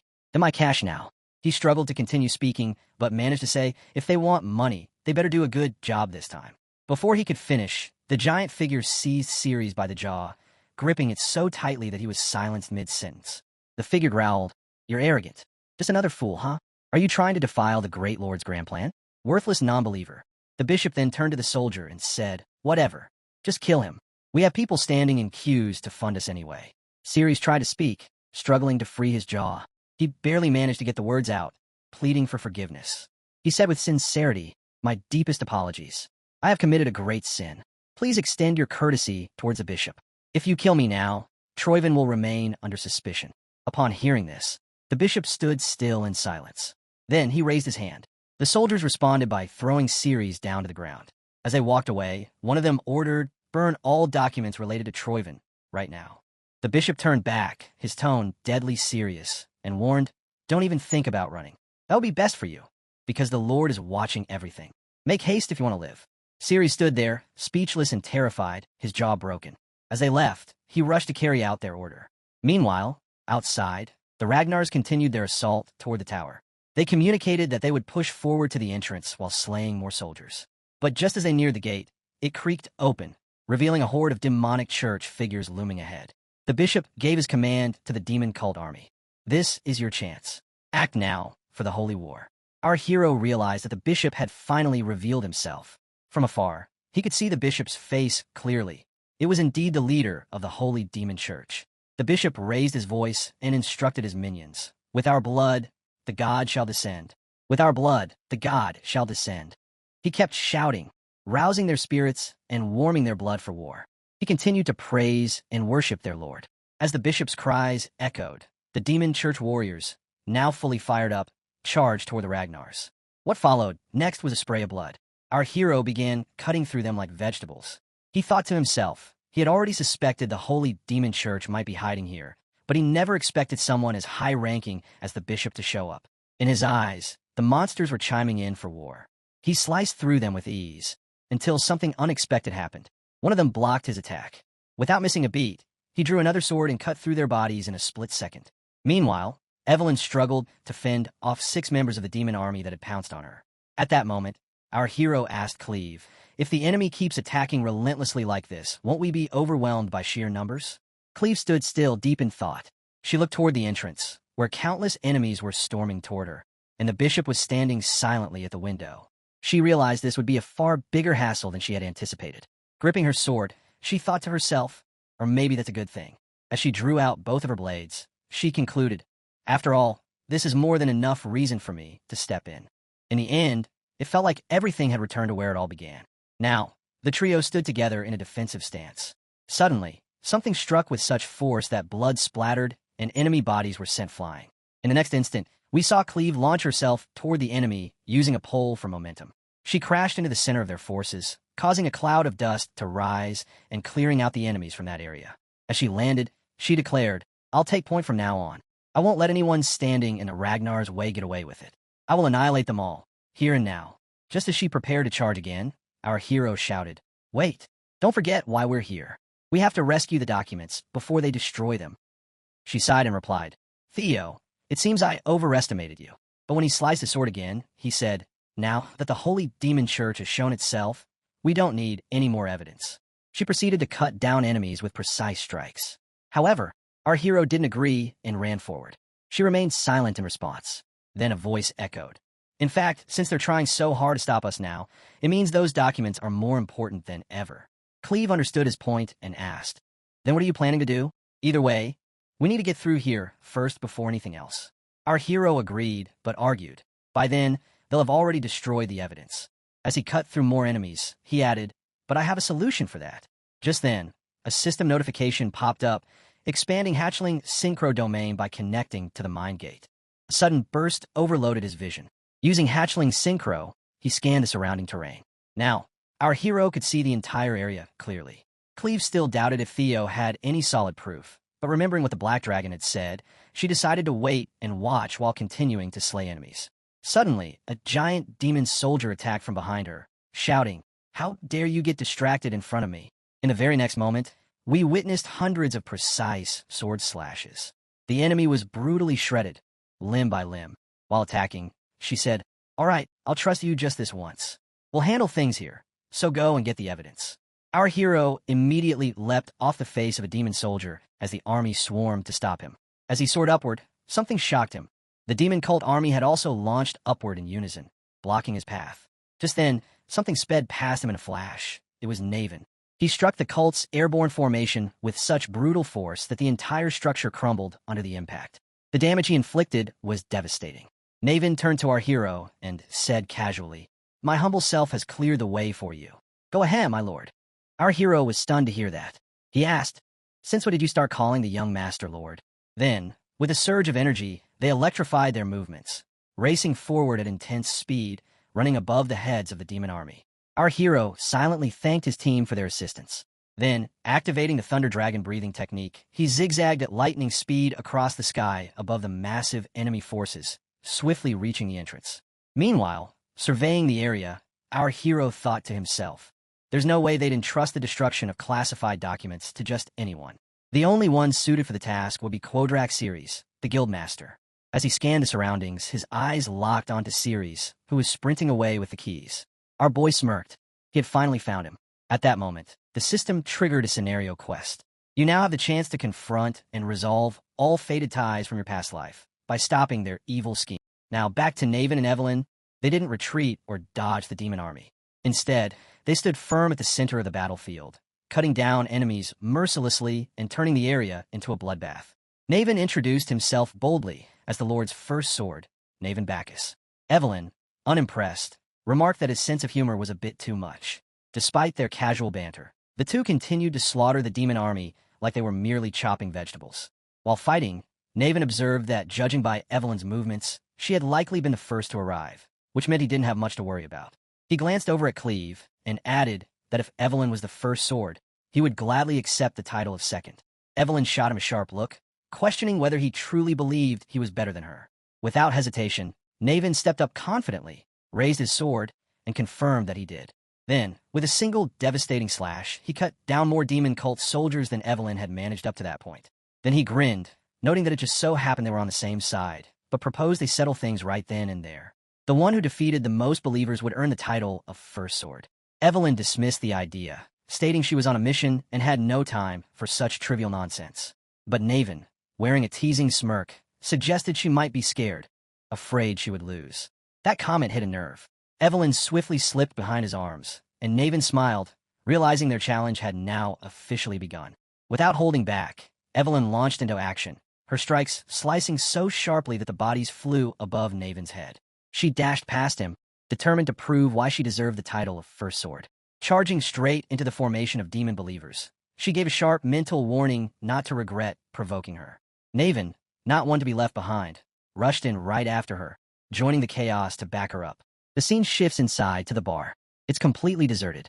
Every room it leads to is filled with pin-drop silence. Down a dim hallway, there's a hidden door. Here, Ceres quietly makes his entrance. He breaks the lock and, holding a light source, opens the door. Inside the room is a large drum. He heads to a secret box and pulls out the evidence related to the money collected from Troyven. Staring at the documents, Ceres mutters, "All I have to do is burn this, and we'll escape being charged with treason, to some extent." But then he hesitates. Do I really have to burn this? He wonders. All of this is worth so much. It'll be impossible to recover. If we also count the business handed over to the Sky Dragon, I must reclaim all of it, no matter what. Just then, a memory flashed through his mind, the moment the demon bishop killed him. With a grim expression, he made up his mind. Living was better than dying. He loosened his grip on the fire stick, ready to burn the evidence. But suddenly, something shot into the room, snatched the fire stick midair, and saved the documents at the last second. As he turned to see who it was, he realized it was Theo. Ceres staggered back, stunned, wondering how Theo had even managed to get inside. Theo stood with a grave look, silently pointing out that even the reach of Ceres' fourth daughter hadn't been enough to keep him out.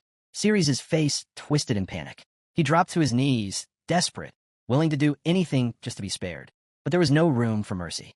Our hero summoned his mana into a focused, powerful strike, declaring that anyone who rebelled against Ragnar must be executed. In a single, precise motion, he beheaded Ceres. A system notification appeared, marking the quest as completed. Now flipping through the recovered documents, the hero's thoughts turned cold. He questioned whether the demon cult had truly been worth mobilizing for something like this. He glanced at the secret ledger that had been handed to Cleve. That document alone was enough to bring down Ed Troyven. But the Sky Dragon still remained a loose end. He knew he had to eliminate not just the Sky Dragon, but Ed Troyven himself. As he studied the documents laid out before him, it became clear that each one was a vital piece of evidence. The sheer volume left him unsure of where to begin. His eyes swept across the library shelves until one book drew his attention. Something about it felt different. He reached out, picked it up, and read the title, Rose Palace Investigation Report. Reading the title, he stiffens. Inside, it warns, be cautious of the Black Dragon surveillance when attempting to retrieve relics. He keeps reading. Troyven's handwriting states, 2 relics have already been recovered. The remaining relics are likely hidden in the Rose Palace. A cold sweat starts to form on our boy's forehead. The mention of relics hidden in the Rose Palace raises more questions than answers. His mind spirals. Memories of discrimination, false accusations, and a tragic downfall in his past life come flooding back. He keeps reading. The plan clearly states that both Cecilia and Theo Ragnar must be eliminated. A shiver creeps down his spine as he realizes that everything may have happened just for the sake of relics that might not even exist. With clenched teeth, he rips out the pages, Ed Troyven's name echoing in his thoughts. Taking a deep breath, he slowly shuts the book.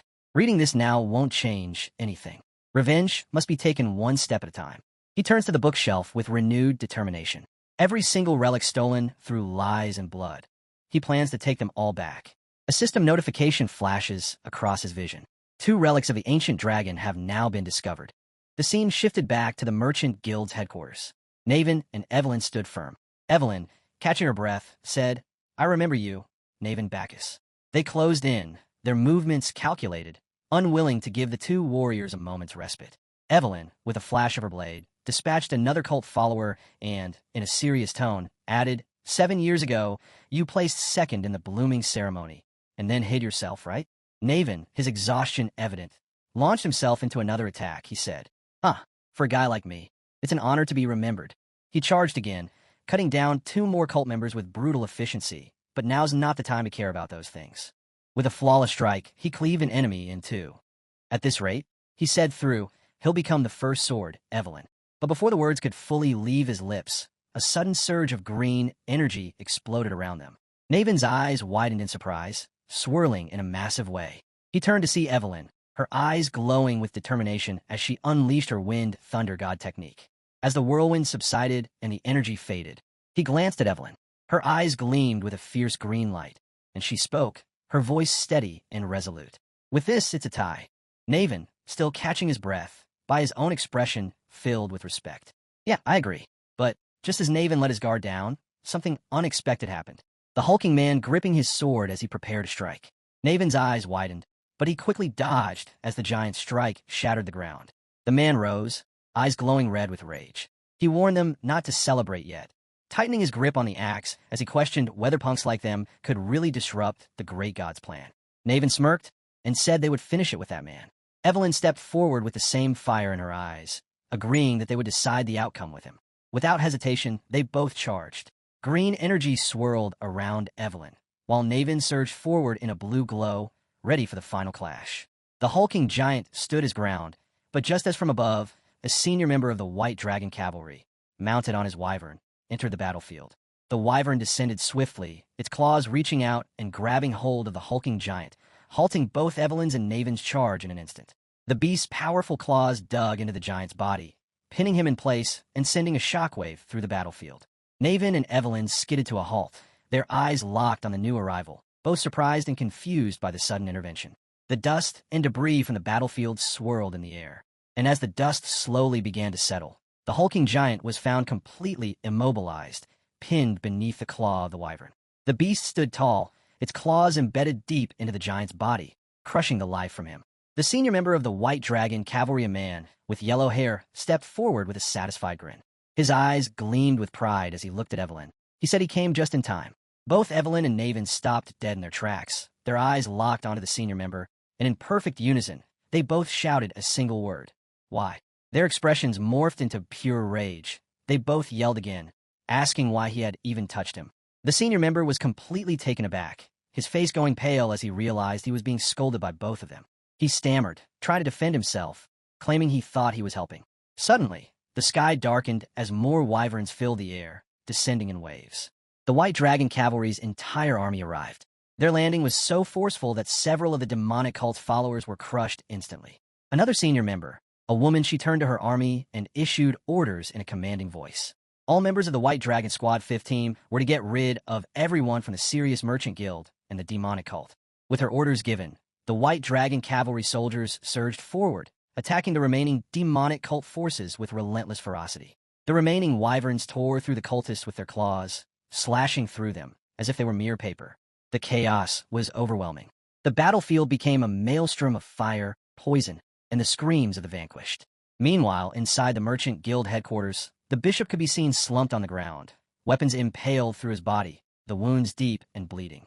Despite his injuries, he muttered in a low, reverent tone about hoping for a new sun to rise in the blood-red sky and for the end to come. He spoke of resisting temptation and accepting reverence, blessing God's blood as a milestone and praying that the rest would find peace. Cleve sat in front of the bishop, exhausted from the battle, but her expression was casual, almost indifferent. She rolled her eyes and let out a deep sigh, her voice laced with sarcasm. Measuring things doesn't suit me, she admitted, and after all this, I'm starting to lose my appetite. She glanced over at the bishop, who still sat on the ground, his body riddled with swords. His limbs had been severed, a result of Evelyn's mercy, leaving him in a broken and defeated state. The scene shifted again to the streets of the city, now eerily quiet after the battle had ceased. The White Dragon Cavalry had set up makeshift complaint booths, and citizens lined up in droves to report their losses. Evelyn found herself at the center of the chaos, overwhelmed by a constant barrage of questions. A person approached her, holding a report in hand, asking if they could leave. Evelyn, clearly frustrated, responded with little patience and told them to just submit their Merchant Association certificate. The scene turned into utter pandemonium. White Dragon members were running around, shouting orders to each other. One soldier asked the captain if they really needed the reports. Another voice echoed, calling to bring it quickly.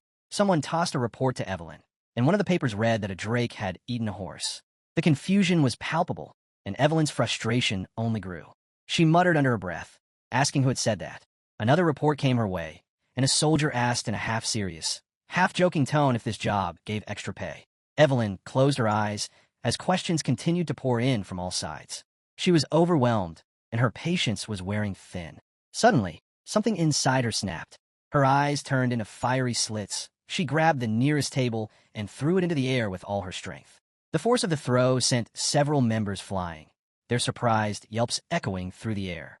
Evelyn snapped, her frustration boiling over. "You can handle it yourselves," she shouted. "I am terrible at administrative work." She looked around, trying to locate the black pillars or where he had gone after leaving them in this mess. Her outburst brought an abrupt silence, momentarily halting the chaos. The scene shifted to a calmer part of the city. Inside a modest tent, Theo and Evelyn sat across from each other, deep in discussion. Theo, focused, explained the documents laid out before them, records the merchant leader had tried to destroy, detailing leaks about Ragnar's relics and a full plan for treason. Cleve stood nearby, eyeing the papers. She set them down with care, then smirked and praised Theo with a teasing tone, calling him an impressive intermediate inspector. Theo blinked, caught off guard. He hadn't expected that, especially not from her. He asked in disbelief if she really meant it. Cleve laughed at his reaction, but quickly turned serious. She admitted he'd done well for someone from the Black Pillar, then casually asked if he'd ever considered taking the Black Dragon's offer.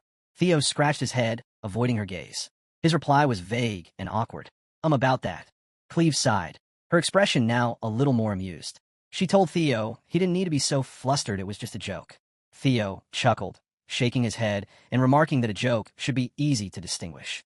Cleve's playful smile faded slightly as she grew more serious. There was one more thing she needed to tell him. Good news. Actually, the operation to capture the Sky Dragon was ongoing. Her voice carried a tinge of excitement. The ledger from last time was enough to prove Sky Dragon's rebellion. She confirmed they had him. Theo's face lit up at her words, his eyes bright with a mix of relief and determination. Before he could finish, Cleve cut him off, her voice firm and confirming. Yes, the elite arrest team from the Black Pillar had stepped up. They should already be on their way to the capital. Just as they were processing the good news, the flap of the tent was thrown open. A member of the Black Pillar rushed in and said, "There's a big problem." Theo and Cleve turned toward the wounded operative, their expressions tightening. Struggling to stay on his feet, the man revealed that Ed Troyven, the Sky Dragon, had been hiding his true power. The revelation stunned them both. Suddenly, the atmosphere shifted. Ed Troyven erupted with fury, his blade cutting through the air with terrifying speed. One operative was killed instantly, his head severed in a single stroke. Ed's face remained grim as he surveyed the battlefield, bodies of Black Pillar elites lying motionless in the snow. He muttered about the mistake of revealing his full hand too early. A smirk formed as he walked past the corpses, his steps silent on the blood-stained snow. Ed mocked on Theo Ragnar with quiet contempt, his voice thick with sarcasm. Speaking more to himself than anyone else, he listed everything he had prepared: Camellia Palace, the Axion Dragon Sword series. A dark laugh escaped him as he rubbed his forehead, blaming Theo for ruining it all. Then his mood shifted. Determination took over. The Torven plan was still in motion. Gripping his sword tighter, he reassured himself they had lost the dragon sword, but they had secured something else. That was enough for now. His eyes narrowed as he whispered to the wind. Everything was ready. It was time to call on his father. At Camellia Palace, preparations for a major event were underway. The halls buzzed with activity as nobles moved about, tailors took measurements, and dresses were crafted for prestigious guests. Amid the lively chatter, nobles discussed designs and fabric arrivals with growing anticipation. Across the hall stood the blacksmith, calm and detached, quietly observing the commotion as she smoked her pipe. Her gaze lingered on the frenzy, mildly amused by it all. Cecilile approached with a cheerful greeting. The blacksmith turned to her daughter, momentarily distracted, and asked about the garment cutters. Cecilile excitedly shared news of a new high-end brand launching soon: luxurious fabrics, jewels, everything top tier. The blacksmith stared at her, taken aback, trying to absorb it all. As Cecilile continued, a warm smile slowly appeared on her mother's face. It had been a long time since she'd seen her daughter this happy. To her, that smile was more valuable than gold. Suddenly, Cecilile grabbed her hand and told her, "Don't worry about the damages." The blacksmith blinked, confused, having missed part of the conversation. When she asked, "What do you mean?" Cecilile looked puzzled and asked, "Wasn't that the reason you'd come?" The blacksmith chuckled and shook her head, saying Ceciliel always jumped to conclusions. She hadn't come just for that, she had important news. It was about Rose Palace. Ceciliel's face instantly shifted. Her eyes widened in fear, and sweat formed on her brow as she gripped her mother's arm. Ceciliel asked if something had happened to her son and immediately accused Emile of being behind it again. The blacksmith looked at her with quiet pity, realizing how much her daughter had suffered. She gently placed a hand on Ceciliel's head and told her to calm down. In fact, the situation was the opposite. Taking a slow drag from her pipe, the blacksmith warned her not to be shocked. Emile was no man. Ceciliel froze, stunned by the revelation. Her eyes widened, hands covering her mouth as she struggled to process it. The scene shifted to Rose Palace. Blood covered the walls and floors. Bodies lay strewn across the grounds, and severed heads lined the gate marked as traitors to the Ragnar clan. Among them was the head of Ashian's mother, displayed prominently for all to see. Back in the tent, Ceciliel collapsed to her knees. Her mother's words echoed in her mind, but brought no comfort. Through tears, she said she was just glad it was finally over. The blacksmith knelt beside her, pulling her into a tight embrace as Ceciliel broke down. Between sobs, Ceciliel asked if it was true. Her mother, voice warm but tinged with sadness, asked if she had ever seen an elf lie. Ceciliel's voice cracked as she confessed. The years of silent suffering, false accusations, assassination attempts, and the constant fear for my son's life. Every time, I begged for his safety. Lifting her tear-streaked face, Ceciliel managed a faint smile and asked, "Is it truly over?" Her mother looked at her with pride and sorrow, gently resting a hand on her head. With quiet reassurance, she told her, "It is all over." She praised Ceciliel for going through so much all by herself, told her she had worked hard, and said she was proud of her. The scene shifted to the bustling halls of Camellia Palace, where Theo and Naven had arrived after the battle. Despite the gravity of their mission, the atmosphere felt somewhat lighter. Naven, with his usual carefree demeanor, was the first to speak. He teased Theo, saying he had become quite famous. Theo, in the midst of pouring tea into cups, smiled and replied cheerfully that Naven was later than expected and asked if he had dealt with everything. Naven sank into a nearby sofa, his casual attitude never faltering. He said they told him not to say anything, but Theo already knew everything before he could even open his mouth. A smirk tugged at his lips as he confirmed that the Baku's family would be destroyed starting with the family head. Everyone who had stamped on the receipt would at least be deprived of their status. Naven closed his eyes and grinned, his voice almost playful. They got what they deserved. The Baku's family was finished. Theo, however, wasn't so sure. He leaned forward, his tone serious, and said it wasn't enough. Naven blinked in confusion, taken aback by the statement, and asked what he meant. Theo turned to face him, his expression filled with confidence. He had a suggestion. He asked Naven to become the head of the Baku's family. Naven's face froze, his eyes widening in disbelief. He asked if Theo was serious, completely shocked by the idea. Theo leaned over the table, placing his hand down with authority. His expression was unyielding, the weight of his words heavy. He explained that if everyone but Naven was stripped of their positions, there would be no one left to continue the family but him. Theo narrowed his eyes, his voice taking on a more intense tone. He then made another request. He asked Naven to become his power in the war that would soon happen against the Troivan. Naven narrowed his eyes, his expression darkening for a moment, but then quickly returned to his usual carefree demeanor. A war against the Troivan? This punk had he been planning this from the beginning? Theo took a sip of his tea and, with a calm smile, explained, "The continuous psychological battle has now surfaced. An all-out war with the Troivan will begin soon. We have confirmed that the Sky Dragon's rebellion was connected to both the Troivan and the demonic cult. We're working to figure out what is being planned in the north. It is practically a declaration of war between Ragnar and the Troivan." Naven's thoughts turned inward. Since the Troivan and demonic cult incidents had been revealed, they wouldn't stay quiet. He leaned back on the sofa, his relaxed attitude returning. For someone terminally ill, war was the furthest thing from his mind. Didn't he also need something to actually take action? Theo grinned, clearly prepared. With a confident motion, he placed an object on the table in front of Naven. The gesture caught Naven completely off guard. He looked at the object in confusion and asked what it was. Theo, with his usual self-assured confidence, replied that he could cure Naven's illness. Naven stared, his surprise turning into disbelief. Theo continued, pulling out a piece of paper and handing it over. He explained that it was the recipe for treating ether fever. Then, pulling out a glowing core, he said this was the ether core, the key ingredient. Naven was utterly shocked. His mind raced as he processed the information. That was unexpected, he muttered, his eyes darting between Theo and the items on the table. He admitted he thought Theo would cure him just enough to keep him alive, using it as a leash. Theo blinked in confusion, his expression faltering for a moment. He asked what Naven meant, completely taken aback. Naven wasn't done. His voice turned serious as he asked what Theo would do if he gave him everything, and he just ran away with it. Theo, regaining his usual composure, simply gestured with his hand. If Naven wanted to do that, he said, he didn't care. Theo narrowed his eyes, setting his teacup down, his expression turning serious. He said there were a lot of problems that came from focusing only on power, just like Ragnar did. His voice filled with quiet resolve. He and Naven were both victims of that kind of culture. His eyes gleamed red as he took another sip of tea, his tone soft but firm. What he wanted was not to overpower others with strength. What he needed was trust. Naven's eyes widened in shock. He stared at Theo, finally understanding the depth of what he was saying. Theo leaned forward, smiling as he spoke about building relationships on trust rather than pressure. Naven paused, caught off guard by the sincerity. His usual carefree attitude slipped for a moment before he let out a short laugh, masking his thoughts with a familiar grin. He had underestimated Theo, thinking him just a kid, but he was clearly something else. Theo, confident, teased, "Do you want in or not?"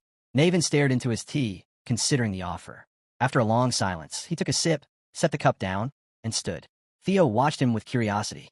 Naven walked to his sword and drew it slowly. Sensing the shift, Theo simply smiled and sipped his tea. Naven held the sword upright and solemnly declared his oath he, Naven Baku's, head of the Baku's family, pledged to become Theo Ragnar's sword. Theo's eyes narrowed with approval, a proud smile forming. Naven then broke the tension with a playful grin, asking if that was enough. Theo raised his glass in response. It was Naven soon took his leave, and Theo was left alone, reflecting. A war with the Troivan loomed. Memories of his past life flickered through his mind. Things were accelerating, but everything was falling into place. He approached the table of relics and placed a hand on one.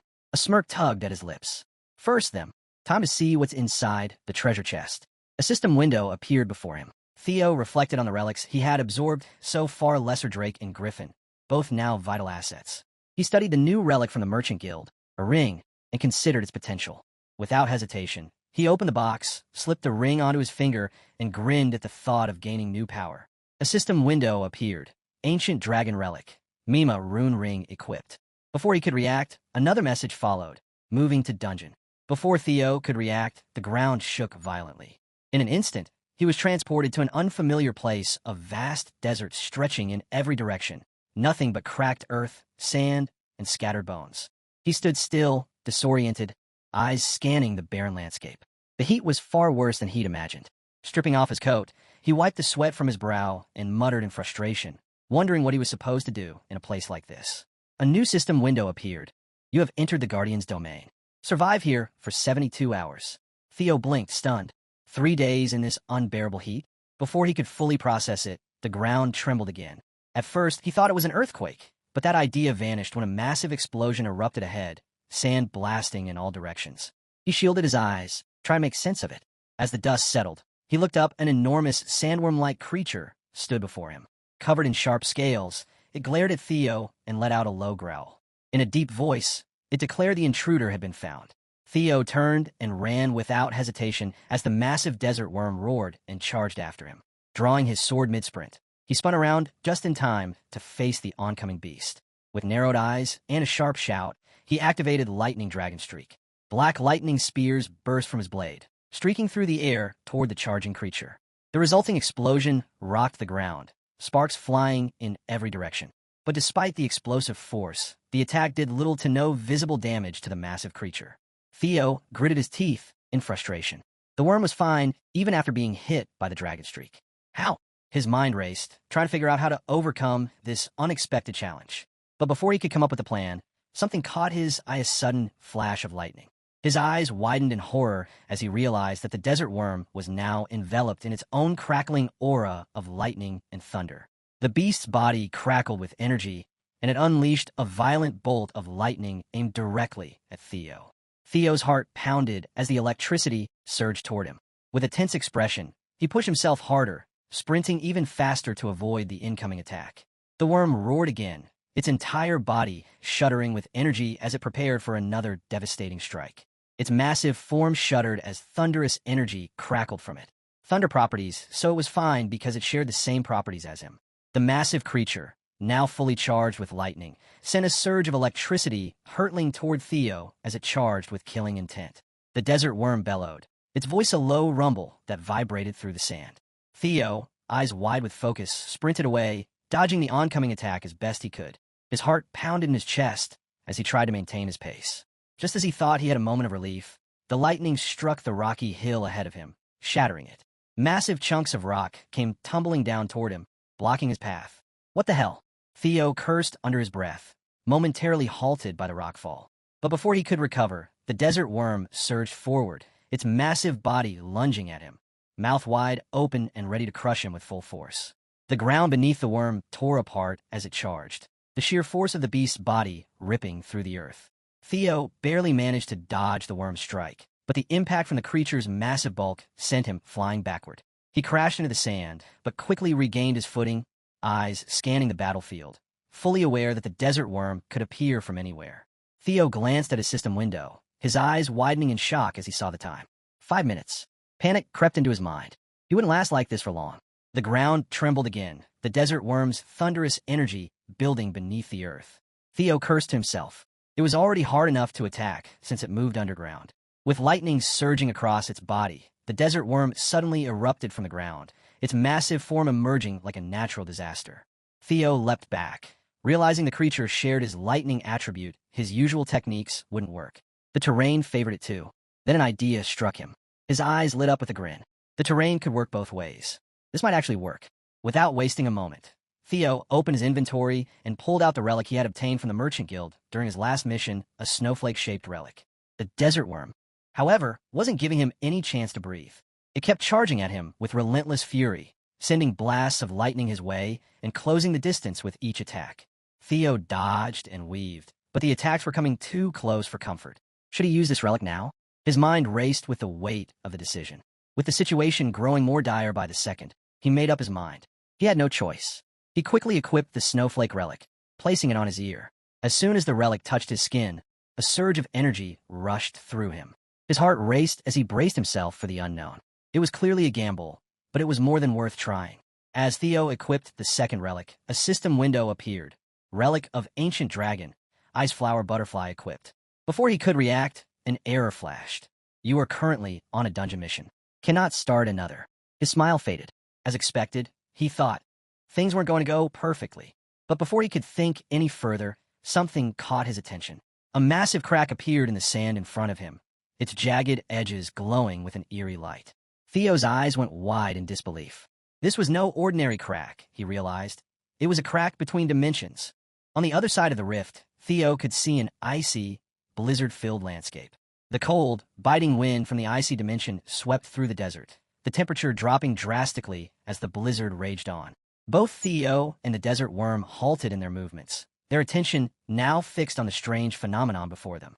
The desert worm, no longer focused solely on Theo, turned its head to look at the crack in the air.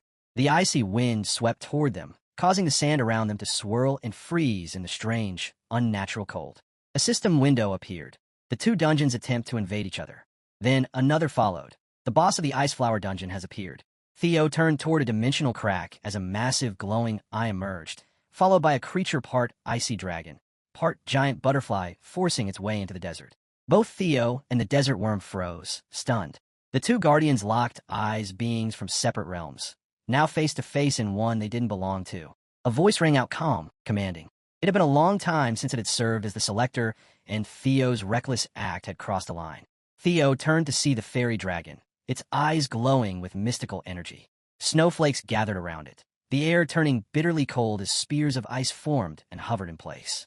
The dragon narrowed its gaze at Theo and declared he must pay for his arrogance. Before he could react, the ice spears turned toward him. With a wave of its wings, the fairy dragon launched them at blinding speed. Instinctively, Theo pulled out his sword, positioning it just in time to deflect the first few spears. His body was rocked with the force of the impacts, but he held firm. God damn it, he had never thought it would turn out like this. Theo gritted his teeth as he struggled to maintain his footing. The overwhelming weight of his situation hit him all at once. He was trapped on one side, the massive desert worm with its deadly lightning attacks, and on the other, the fairy dragon unleashing brutal ice attacks. And the worst part, he had nowhere left to run. What the hell had he gotten himself into? Panic crept in, but then a spark of determination flashed in his eyes. He wasn't going to give up. He braced himself, his grip tightening on his blade as he took his stance. Since it had come to this, he had no choice but to try. Theo waited, expecting the next wave of attacks to come his way. But to his surprise, nothing happened. His eyes darted around, confusion spreading. The air above him shimmered with blue and yellow energies, but they weren't aimed at him. He blinked in disbelief as he realized what was happening. The desert worm had redirected its lightning attack toward the fairy dragon. The fairy dragon, sensing the incoming attack, quickly enveloped itself in a protective barrier. The lightning struck the barrier with a violent explosion, but the creature remained unharmed, absorbing the attack effortlessly. As the dust settled, the fairy dragon's voice rang out, its tone filled with authority. "Explain yourself," it demanded from the desert worm. The desert worm roared in return, its voice low and commanding. "The intruder must be killed." The fairy dragon scoffed, clearly unfazed, and agreed. Theo, standing frozen in disbelief, watched as the two guardians now turned their attention to each other, no longer focused on him. The desert worm and the fairy dragon, once enemies of his, were now locked in combat, their massive forms clashing in the desert sands. The fairy dragon unleashed a barrage of ice spears at the desert worm, its roar demanding the rival guardian's death. There could only be one. The desert worm retaliated, crackling with lightning as it struck back, declaring the intruder must die. A system window flashed in front of Theo. The two relics of the ancient dragon are now fighting for priority. He stared at it, mind racing to grasp what was unfolding. The scene jumped back to the battlefield, where the massive desert worm roared loudly as it lunged toward the fairy dragon. The ground shook as the desert worm lunged, jaws wide, but the fairy dragon's barrier held strong. Theo watched from the sidelines, stunned by the clash of lightning and ice, the earth trembling beneath the chaos. Just imagining being caught between them was terrifying, he thought. He glanced at his sword as a dark energy formed into the shape of a griffin, restless and ready. A smirk touched his lips. White moonlight blade. Around him, sandstorms raged and thunder clashed with frost.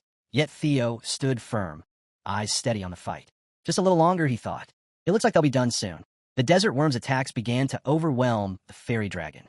Bolts of lightning broke through its barrier, one strike tearing holes through its wings. The dragon roared in pain, blood spilling from its mouth before crashing to the ground with a heavy thud. As it struggled to rise, the desert worm gave no pause, charging again. The fairy dragon, frustrated, narrowed its eyes and released its true power. A powerful aura spread across the battlefield, forming a massive snowflake pattern. The ground shook as ice spikes erupted upward, freezing the worm in place. Dozens of spears shot through the air, striking the creature with brutal precision. One pierced its mouth, shattering teeth and drawing blood. The worm thrashed, roaring in agony, but refused to fall. With sheer force, it crushed the spear in its jaws. Both guardians, bloodied and furious, locked eyes again. Then, with a roar, the worm lunged and clamped its jaws onto the fairy dragon.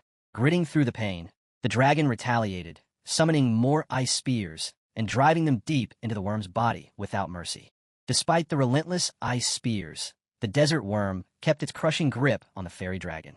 The dragon clawed at its hide, but the worm's thick scales held firm. Desperate, the dragon summoned more spears, but the worm bit down harder, shattering the dragon's arm with a roar of fury. Theo saw his moment. Without hesitation, he charged into the fray, sword drawn and determination burning in his eyes. The fairy dragon, stunned, watched as Theo approached. With a sharp swing, Theo unleashed a surge of blue energy from his blade. It slammed into the desert worm, slicing deep and forcing it to release the fairy dragon with a pained scream. Theo didn't stop. He rushed forward again. "Run, wild griffin," he muttered with a smirk. From his moonlight blade, the griffin burst forth, tearing through the air and severing the desert worm's head in a single, clean strike. The massive body hit the ground with a thunderous crash, blood soaking into the sand. The fairy dragon stared in disbelief. "What the hell is this?" It growled, shaken.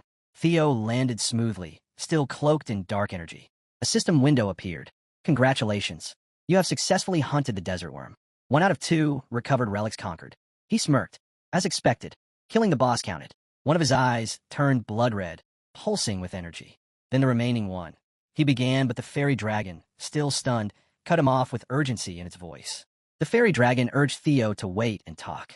He turned to it, his expression calm, but his intent unmistakable. Unimpressed, he asked what there was left to discuss. Trying to reason, the dragon spoke in a steady yet desperate tone. This wasn't the right way to conquer the ancient relics. It claimed to be the wisest of all guardians, existing to test his wisdom. Closing its eyes, the fairy dragon began to speak solemnly about a riddle, but Theo's dark aura surged before it could finish. His eyes glowed with bloodlust, and his tone turned cold. He advanced slowly, sword in hand, declaring he had already proven his wisdom. The fairy dragon, now sweating nervously, tried to stop him, but Theo cut it off. He reminded it that he was the one who made both guardians clash in the first place. With a powerful leap, he raised his sword, eyes glowing red, and unleashed the griffin's full force once more. If the dragon truly was the most knowledgeable, then it should accept the fate coming its way. The fairy dragon's final words echoed in desperation as Theo's strike descended. A massive explosion erupted from Theo's strike, the shockwave shaking the battlefield for miles. Dust and debris filled the air as the ground trembled beneath the blast's impact. Theo stood at the center, breathing heavily, his sword still glowing with dark energy. A system window flashed before him. Congratulations. You have successfully hunted the fairy dragon. Before he could respond, the world shifted. In an instant, he was back in his chambers, hand resting on the table. The ring was still in his grip, and the snowflake-shaped relic gleamed on his ear. He could feel the weight of both, their power unmistakable. The dark aura still lingered around him, especially in his black and red eye.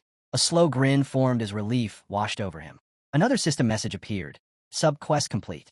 Both relics conquered. Theo exhaled deeply, his voice edged with tired satisfaction. Now, can I finally... Before Theo could finish his sentence, a strange sensation overtook him. His dark aura spread, black lines crawling across the room. He glanced at the moonlight blade. It pulsed with even darker energy. A flicker of shadow appeared at the edge of his vision. His heart dropped. A griffin emerged, its eyes glowing with eerie light. Its voice, low and chilling, echoed in the silence. Theo Ragnar, I want to eat your heart. Theo froze as the griffin's aura twisted, spreading like a toxic cloud. Panic surged as black goo wrapped around his hand, then climbed up his arm, tightening fast. He cursed under his breath, realization hitting him. He had suppressed this once, but forgotten the white moonlight blade craved flesh. And now, it had absorbed both Guardian's powers. The dark mass coiled around him like living ropes, binding him tighter with each movement. The griffin stepped closer, its form engulfed in darkness, eyes locked on Theo. You're mine now, Theo Ragnar. I'll swallow you whole and chase the moonlight again. The chamber dimmed into silence as the griffin's energy sealed Theo within a cocoon of shadow. There was no escape. As darkness swallowed him, Theo's eyes widened, then snapped open in a different dimension. He sat in a gray, swirling liquid that stretched endlessly, the atmosphere heavy and suffocating. Confused, he muttered to himself, "Where am I?" A cold voice answered from behind. You were inside the griffin's stomach. Theo's heart pounded as two figures emerged from the shifting dark, the fairy dragon and the desert worm. The fairy dragon explained the situation calmly. The griffin has swallowed all three of us and now seeks Theo's heart. Theo clenched his fist, accepting the grim reality. So I'm really about to be devoured. The dragon's voice turned scornful. This is the result of seeking power without control. A fool of a chosen one. Theo asked what would happen if the griffin succeeded. The fairy dragon answered bluntly only he would die. The desert worm added smugly that as guardians, they wouldn't. They'd simply wait, eventually returning to relic form if needed. Theo blinked at the indifference, then frowned. He reminded them of their mission from the ancient dragon. His voice carried frustration as he questioned if they had already forgotten. Both guardians froze, confusion flickering across their expressions. Theo narrowed his eyes, his tone sharp. Guardians were meant to aid the chosen one against the nameless monarch. If they let him die, the world would fall again. He hadn't realized how irresponsible they were. His mocking tone struck a nerve. The fairy dragon's eyes flared with frustration as it snapped back, furious. Theo smirked, unfazed. In the end, were guardians any different from the griffin, only chasing their own interests? The dragon roared, summoning ice. Shards rose around Theo, the air thickening with frost. It demanded how he dared invoke the ancient dragon. Theo stood firm, unfazed by the growing threat. The dragon sneered, saying he must truly wish to die. Ice closed in, one shard pressing at his throat, drawing blood. Theo's voice remained cold. Then kill me. The dragon froze, startled by his defiance. He met its gaze, bitter and calm. Stop threatening, and do it if they truly wanted to see the world burn with the relics. The words hung heavy. Neither guardian replied.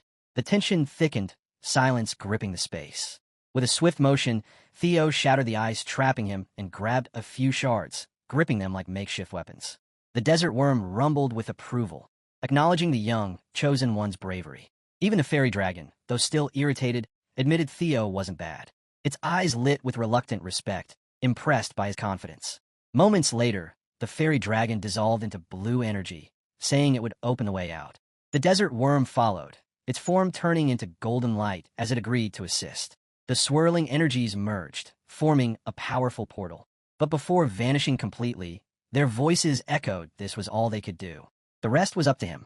Theo faced the portal, a grin forming as he charged forward, gripping the ice shards. With one last confident shout, he leapt into the darkness, ready to teach the griffin a lesson. The scene shifted to another part of the gray liquid dimension. A glowing spear stood silently, and from the shadows, the griffin emerged, eyes gleaming. It had found what it was looking for once it consumed this. Theo Ragnar's body would be his. But before it could act, its body was sliced clean in half. Blood splattered as Theo burst from its stomach, ice weapons still glowing. The griffin cried out in agony, but it was already over. Theo stood before it, gaze cold and focused. The griffin's form weakened, unable to comprehend how Theo had escaped. Theo smirked. He had drawn power for both relics. The griffin should have known better. The fairy dragon and desert worm now stood at his side. The griffin, furious, roared at them, accusing them of betraying their duty as guardians. If they hadn't interfered, Theo stepped in, grabbing the griffin's beak to shut it up. His tone was sharp, reminding the beast how they first met. The griffin growled, demanding to be released so they could talk. Theo held firm. He wasn't expecting cooperation, but he made his point clear. If they kept fighting for dominance, they'd only wear each other down. Theo looked between the fairy dragon, the desert worm, and the griffin, urging them to act more sensibly. Before anyone could respond, a voice came from behind calling it a wise decision. Theo turned to see the drake he had once defeated. Still recovering, the drake regarded him with newfound respect. "It has been a while," it said. Stretching its wings, it explained, creating tension between sides was a way to balance power, a method used before. Theo, curious, asked, "Are you referring to other chosen ones?" The drake simply smiled, saying, "It isn't something you need to know yet." A bright light engulfed the room. As the drake's voice faded, it expressed interest in what Theo would do next. System notifications followed. Fairy buff applied. Enhanced immunity. Worm eater applied. Increased attack power. Power surged through Theo as the relics fully awakened. The surrounding darkness faded, and he found himself back in his room, breath heavy, sweat lining his brow. He leaned against the table, processing at all the guardians he thought were dead now lived within him. His gaze fell on the moonlight blade, still pulsing with dark energy. Lifting it slowly, he asked calmly more to himself than anyone if the blade had finally settled down. Theo sheathed his sword, a small smile forming as he reflected. Things might have worked out for the better. This ordeal had deepened his understanding of ancient dragon power. Placing a hand on the table, he looked out the window and muttered confidently that whether it liked it or not, he was now in its hands. The scene shifted to the graveyard of swords. Amid a snowstorm, Kyle, the clan head, stood motionless at the center. Robert approached, questioning if Kyle truly intended to recognize Theo as a successor candidate. Kyle's red eyes flickered. "Of course," he said. Theo was on par with the others. But he asked if Robert was concerned because Theo was a regressor. Robert admitted it. Kyle was known for his hatred of regressors. He had personally killed every Ragnar regressor before. Kyle's expression turned cold as he gripped his sword tighter. That was exactly why he would test Theo. Robert froze, understanding the implication. Kyle turned, his sword glowing with blue aura. If Theo wanted to become a candidate, he had to go through the official trial. Kyle glanced at the weapon, the sword of the previous clan head, Dean, whom he had slain himself. He smirked darkly. No other blade was more fitting. Back in Theo's chambers, Julius appeared with urgency. He informed Theo that the clan head had summoned him for a spar. Theo's eyes widened. A spar? The weight of that single word hit him hard. Back at the graveyard of swords, snow and wind swept across the field of buried blades. Theo walked slowly through the rows, each sword a silent mark of Ragnar history. His expression grew grim. The burden he carried now felt heavier than ever. His thoughts drifted to his last exchange with Kyle. His father had warned him not to speak so easily unless he truly understood their resentment. Now Theo finally did. A faint smile touched his lips as he muttered to himself, "I realized the meaning behind those words." Then Kyle's voice cut through the cold, halting his thoughts. Theo dropped to one knee, announcing himself as immediate inspector and addressing the head of the family, only for Kyle to stop him mid-sentence. "Enough with the formalities," Kyle said flatly. Theo stood firm as Kyle's cold gaze locked onto him. His father spoke, listing one name after another. Theo's instructor, his brother Axion, the Rose Palace Master, the Ceres Merchant Group, the Central Intelligence Bureau. All gone. All had cried Theo's name in their final moments. Theo's stomach sank. His father knew everything. Before he could respond, Kyle waved a hand, scattering the snow with a surge of power. He stepped forward through the swirling frost, his red eyes burning with authority. No excuses, he said. A family head must bear it all in silence. Theo clenched his fists, anger and shame tightening in his chest. Kyle continued, announcing that he was giving him the crazy dragon sword. The weapon landed before Theo with a heavy thud. Theo froze. The crazy dragon, the former family head, a tyrant who'd slaughtered hundreds of thousands. And Kyle had killed him. Seeing his hesitation, Kyle narrowed his eyes. He clearly suspected Theo knew more. Theo lowered his head respectfully and replied that the crazy dragon was the former head, nothing more. But inside, Theo was cautious. The truth about the crazy dragon was forbidden knowledge, and this was a dangerous line to walk. Kyle's gaze sharpened as his tone turned grave. He asked if Theo's past life lacked proper knowledge about the crazy dragon. Theo stiffened. Past life? The words hit hard. He looked up, but Kyle's piercing stare silenced him. A cold sweat broke out as his mouth went dry. Kyle's voice grew harsher. He despised regressors, those who thought they could rewrite the world as they pleased. To him, they were greedy and foolish, treating life like a game they could reset.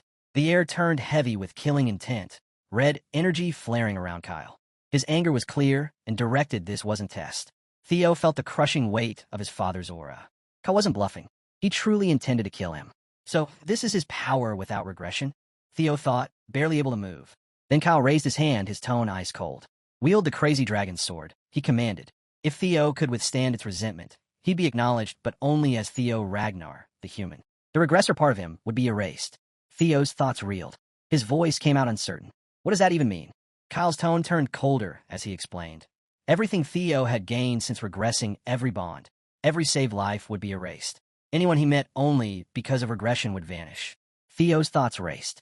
He remembered the people he had fought for, the victories he had earned. Losing all of it for his father's approval felt unbearable. His fist clenched as he struggled under the weight of the decision. Still, he met Kyle's gaze and, with quiet resolve, said he refused if that was the condition. But Kyle cut him off sharply. He couldn't refuse. He reminded Theo that regressors must be eliminated. Now, there were only two paths: die as a regressor or survive as the sixth successor by erasing that identity. Kyle's words were final.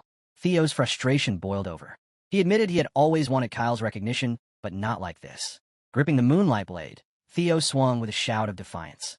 But before the attack even finished, Kyle struck. In a flash, Theo's arm was gone, torn clean off at the shoulder. Blood splattered across the snow as Theo stumbled back, shocked. He looked down, disbelieving, his mind struggling to catch up. Kyle's speed had been impossible to follow. The crazy dragon's sword pulsed nearby, and Kyle's aura grew heavier. He demanded, "Do you truly believe you could rise without sacrifice, without resolve?" Theo lowered his head, the weight of that truth pressing down on him. The gap between us is still this big. Theo thought bitterly, his heart heavy with the realization of how far he still had to go. Kyle towered over Theo, his voice cold. To him, Theo was just like any other regressor. Theo, bloodied and kneeling in the snow, clenched his fist. A blue aura began to rise around him, growing stronger by the second. Even Kyle took notice of the sudden shift. Theo's voice cut through the air, sharp and defiant. He hadn't regressed to run from anything. He had done it to take responsibility, to protect what he had failed to before. Despite the blood loss and pain, his will surged. His aura pushed back against Kyle's oppressive energy, rising with every word. If Kyle wanted to stop him, then Theo would break through even if he had to throw everything away to do it. Focusing his telekinesis, Theo raised the swords buried in the graveyard. With a shout, he declared he would surpass Kyle. Kyle remained still, his expression unreadable. Then he raised his hand. From the ground, 100 swords rose at once, answering his command. Theo recognized the technique. It mirrored his own. Kyle gave a simple downward gesture. The swords launched. Theo moved immediately, meeting them head-on. He blocked, deflected, caught them mid-air, his aura fueling every reaction as steel clashed against steel. Sensing an opportunity, Theo leapt into the air, his blue aura flaring into the shape of a dragon. He charged at Kyle with everything he had, ready to end the fight. But just before impact, a sword struck from nowhere, piercing through his gut. The force stopped him midair. Blood spilled from his mouth as his aura vanished, and he crashed to the ground, struggling to breathe. His vision dimmed as he lay still among the scattered swords. Kyle stood over him in silence. His gaze lingered before Robert appeared from the shadows, kneeling respectfully. He hadn't expected Theo to fight so directly. Kyle nodded. It had been a long time since anyone had done that. Robert looked at Theo's motionless body. Unlike other regressors who used people and moved on, Theo had fought to protect. He was different. Kyle's eyes narrowed, a faint smile forming. A regressor who bore responsibility with his sword, something rare. Without a word, Kyle reached for the sword still embedded in Theo. As he grasped it, golden light erupted from the blade. The energy surged into Theo's body, his eyes snapping open, glowing with the same light. Kyle stepped back, watching the transformation. He calmly declared Theo Ragnar, the sixth successor. The golden aura around Theo pulsed with power. Kyle's voice was quiet but firm. He was eager to see where Theo's path would lead. Theo's body radiated golden energy, his aura bursting skyward in a brilliant streak seen far beyond the mountains. The scene briefly shifted to a modern city: skyscrapers, busy streets, unfamiliar faces. A voice, faint yet similar to Theo's, wondered aloud what this place was. The figure stared at the skyline in awe, then softly said, "Now everything is over." Back in Theo's world, he jolted awake in bed, disoriented. The morning light filtered in as he held his head, trying to make sense of the vision. His mother stood nearby, relieved. "You've woken up late and look exhausted," she said, smiling. "The family head carried you back unconscious last night. You made me worry." Theo blinked, still piecing things together. His father's words echoed in his mind. Was it all a test? Before he could dwell on it, Evelyn appeared, followed by Captain Julius. Julius congratulated him warmly. "The whole house is buzzing. You passed the family head's test." Theo stared at him, confused. "What test?" Julius grinned. The sixth official successor had been announced, and Theo's name was at the center of it. The realization struck hard. Successor. The responsibility, now tied to his name, was immense. Elsewhere, shadowy figures discussed the news. One laughed darkly, calling it interesting. Another murmured that this would be fun. On a rooftop, a woman holding a scythe noted the arrival of a new successor, her tone measured. Far to the north, a man stood in a snowy field. A subordinate rushed to him, frustrated she hadn't recruited Theo earlier. He told her not to worry, even the Plum Blossom Palace Master had failed. The man's grin widened as he glanced at the report in his hand. "Theo Ragnar," he said. It was time to meet him. The man was Thorkel Ragnar, captain of the Black Iron Cavalry. And for Theo, the next storm was already building. Troyvin missed his appeal deadline. When the gavel came down, so did the last fragile barrier holding back chaos. The world, as if waiting for that one crack, exhaled into open war. Inside the Nine Dragons Council Hall, the air pulsed with unspoken tension, thick and volatile. Whispers overlapped, low, restless currents before storm. Then, a voice sliced through the murmur, sharp and edged with unease. "Reports suggest the northern warlords are moving strangely." A smooth, mocking tone replied, dripping confidence. "So what? A few desperate rebels stirring the dust won't shake the foundations of the continent." A few nervous laughs followed, but all eyes eventually drifted toward one spot, the empty chair at the high table. Stripped bare, condemned by a single act. No one spoke the name that haunted it, yet the silence around that seat thundered louder than any word could. At the head of the table sat the patriarch, unmoving, expression unreadable. But even stone can fracture. From across the chamber, a softer voice broke the tension. "Isn't it too soon to discuss succession?" The white dragon leaned forward, his voice striking like a hammer. "Too soon," he echoed. "No, this is exactly the time. If the heirs start clawing for power before the true war begins, we'll tear ourselves apart before the enemy even arrives. That would be the real disaster." A hand slammed against the table with thunderous force. "Watch your words," another dragon barked. "That borders on heresy." The white dragon's stare stayed cold and unyielding. "Call it what you want," he said, "but chaos grows fast. Either we cut out the rot now, or we'll burn for it later." Before the room could erupt, an older member lifted his hand, weary but firm. "Enough. This isn't a hall for petty defiance. Summon the full assembly. Every voice, every stake must be heard. See the truth first, then decide." The council fell silent again, tension still coiled tight, waiting to snap. Cut to Lodbrok's lair, a vast hall where steel met sweat and determination. Theo moved through the air like a blade himself, every strike deliberate, every breath drawn through clenched resolve. His training bordered on punishment, each swing an attempt to carve out the ghost that clung to him. His father's half-sword sang a dark tune, its whisper threading through his thoughts. "Kill them. Leave none. Take all. Destroy everything they built." Theo's arms shook from strain. The blade slipped from his grip, clattering against stone. He inhaled deeply, steadying himself, forcing the poison out of his mind. Then a new weight filled the room, steady, commanding. A tall figure emerged, presence enough to silence the echo of his struggle. His guardian, a dragon lord, studied him without flinching. Her voice, calm and clear, cut through the silence. "Does it still haunt you?" she asked. "That lingering hunger, does it still bite?" The curse of the mad dragon emperor clung to the air, thick, suffocating, like smoke that refused to fade. Theo's jaw tightened, torchlight dancing across his shadowed eyes.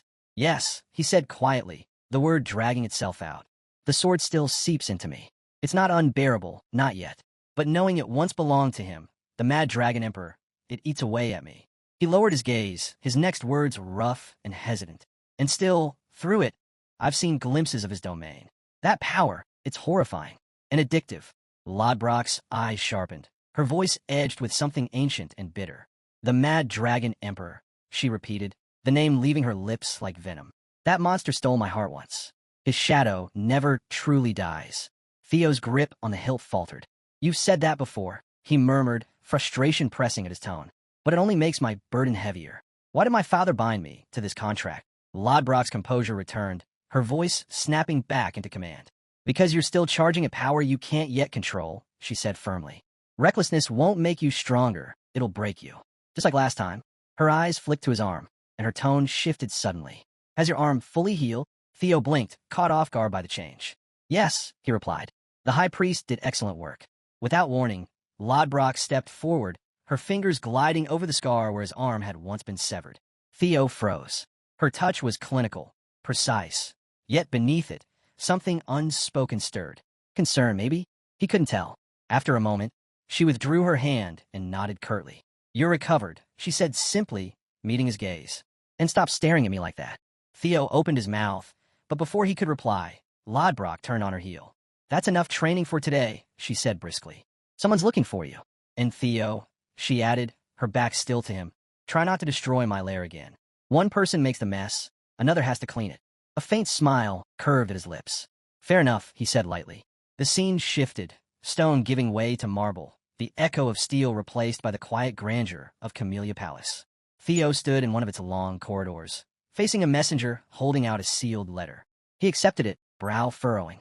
"So that's who's been after me," he muttered under his breath. The messenger hesitated. "Pardon, young Lord Theo, did you say something?" Theo shook his head. "Nothing, just thinking aloud." He broke the wax seal and scanned the parchment quickly. His jaw tightened, a low growl escaping him. "Damn it, an invitation." The messenger tilted his head, puzzled. "An invitation, my lord?" Theo let out a short, exasperated breath.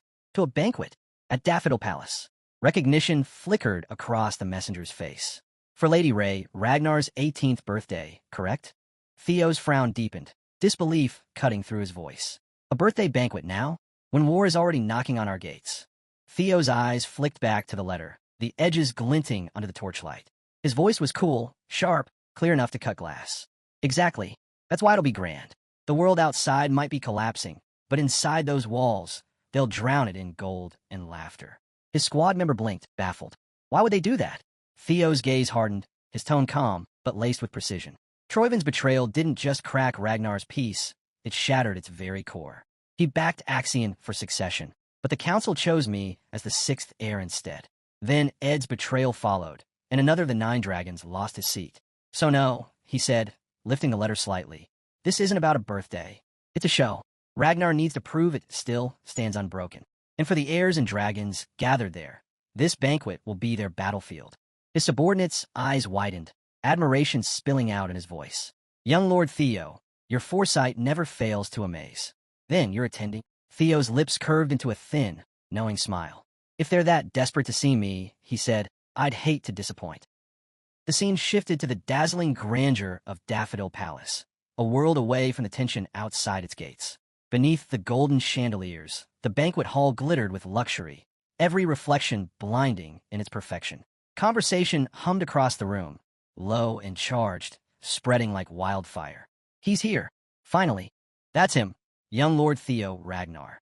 Theo crossed the marble floor, steady and composed. The weight of every stare pressed against him, heavy as armor. As expected, he thought, every gaze in this room is measuring me. This wasn't a celebration. It was a contest masked in elegance. The chandeliers, the music the laughter.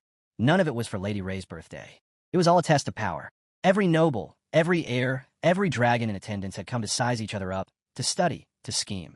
Theo could feel it, the same kind of attention that clings to a star under unrelenting light. Eyes followed him, searching for the smallest flaw. One wrong smile, one careless gesture, and they'd twist into a weapon. If I want to make my mark here, he thought, it won't be with charm. One decisive move will speak louder than 1,000 words. A voice broke through his thoughts, smooth and teasing. My lord, you took your time. I nearly caused a scandal waiting for you. Theo turned, a faint smile touching his lips as he met the familiar figure beside him. Naven, he said, half amused. You look different. You actually shaved? Even at the wedding, that beard survived the chaos. Naven's composure slipped. A rare flush crept up his neck. That day was unusually hectic, he muttered, rubbing his chin. Their easy exchange drew attention from nearby guests. Whispers fluttered behind jeweled fans and crystal glasses. Isn't that the one who survived the Bacchus family massacre? One murmured. Indeed, another whispered back. And now he leads them himself. Even after ruin, the Bacchus name still holds as one of the 6 pillars. The air shimmered with tension, thick enough to taste. Every word, every sidelong glance carried weight, each one destined to echo far beyond these gilded walls. Then from the crowd, a voice rose, half mocking, half amazed. Unbelievable. The head of the Bacchus family calling the 6th successor Lord. The whispers spread like fire through dry grass. Envy and fascination tangled together, feeding the hall's restless energy. Naven caught it all, his grin widening with mischief. My lord, listen to them, he murmured. Every tongue here's wagging about us. You've completely stolen the show. Theo's eyes swept across the sea of faces, unreadable, calm, but calculating. Good, he said simply. It means the stage is ready. Then, lowering his voice until it was almost a growl, he added, now comes the part that counts. Before Naven could respond, the crowd shifted. A ripple of awareness swept the hall as a new presence cut through the noise, steady, deliberate, like steel drawn from its sheath. So this is Theo Ragnar. Theo and Naven turned together. A tall man approached, armored in black and gold, his bearing that of a seasoned commander. The light caught on his armor, gleaming like polished obsidian. His eyes, sharp and assessing, met Theo's with the precision of a warrior appraising his equal. I believe this is our first meeting, he said, his tone smooth but unyielding. I'm a 5th successor. Theo's mind sharpened in an instant, though his expression didn't waver. As expected, he thought. He moves faster than I anticipated. The man drew himself up with practiced grace. Thorkel Ragnar, he announced, commander of the Black Iron Cavalry. Gasps fluttered through the crowd. Someone whispered, at last, the former leading heir and the new successor, face to face. Thorkel's lips curved into a faint smile, polite in form, but cold in spirit. No need to be so tense, Theo, he said, voice smooth as oiled steel. I only wish to see the one chosen as 6th heir. Honestly, I'm just relieved it wasn't that naive child, Axion. Theo studied him carefully. The immaculate posture, the confidence born of discipline and legacy. Flawless, he noted. The ideal heir of the old guard. But in Ragnar, where strength crowns kings, can any man truly greet his rival with warmth? He extended his hand, his grip firm. It's an honor to meet you, commander of the Black Iron Cavalry, Thorkel Ragnar, Theo said evenly. I am Theo Ragnar, of the White Dragon Squad. For a brief moment, silence filled the hall. Then Thorkel's smirk deepened, twisting into something darker. A low, amused laugh rumbled from his chest, taunting, dangerous. In the next instant, the air exploded. His aura surged outward, crashing over Theo like a collapsing mountain. The hall trembled, glasses rattled, chandeliers flickered, and murmurs turned to gasps. Thorkel leaned in, his voice a razor's edge. Formality? He scoffed. Don't trouble yourself with manners. His smirk cut wide and sharp. Relax, he said softly. Just call me brother. Theo's lungs burned beneath the crushing weight of Thorkel's aura, but he refused to bend. So this is the true Ragnar spirit, he realized. Overwhelm, or be overwhelmed. A surge of white energy erupted from within him, his own aura roaring to life in response. The air trembled as his power met Thorkel's head-on. Invisible storms collided, and the very air around them cracked under the strain. Gasps broke through the hall. Nobles stumbled back, clutching at their chests as invisible lightning arced between the brothers. The chandeliers swayed, wine rippled in crystal goblets, and for a moment, it felt as if the palace itself might split. Through the pressure, Theo steadied his footing. His lips curved into a grin. If you insist, he said, his voice calm, yet threaded with challenge. Then brother it is. The crowd fell silent. No swords were drawn, yet the clash was unmistakable. Raw will against raw will, air against air. The duel of successors had begun. Elsewhere in the grand hall, the crowd shifted as two new figures arrived, the Rankus siblings. The brother tugged at his stiff collar, scowling. "This thing's choking me. I swear, I'm taking it off." "Don't you dare," his sister hissed, elbowing him sharply. "People already call our clan savages.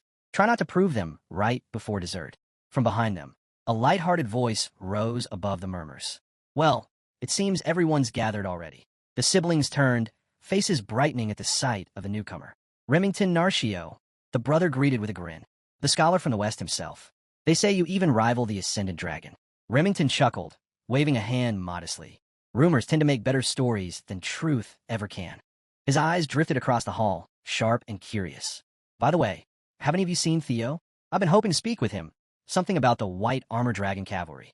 Before anyone could answer, a calm voice spoke from just behind him, cool and refined, yet carrying an undertone that silenced conversation.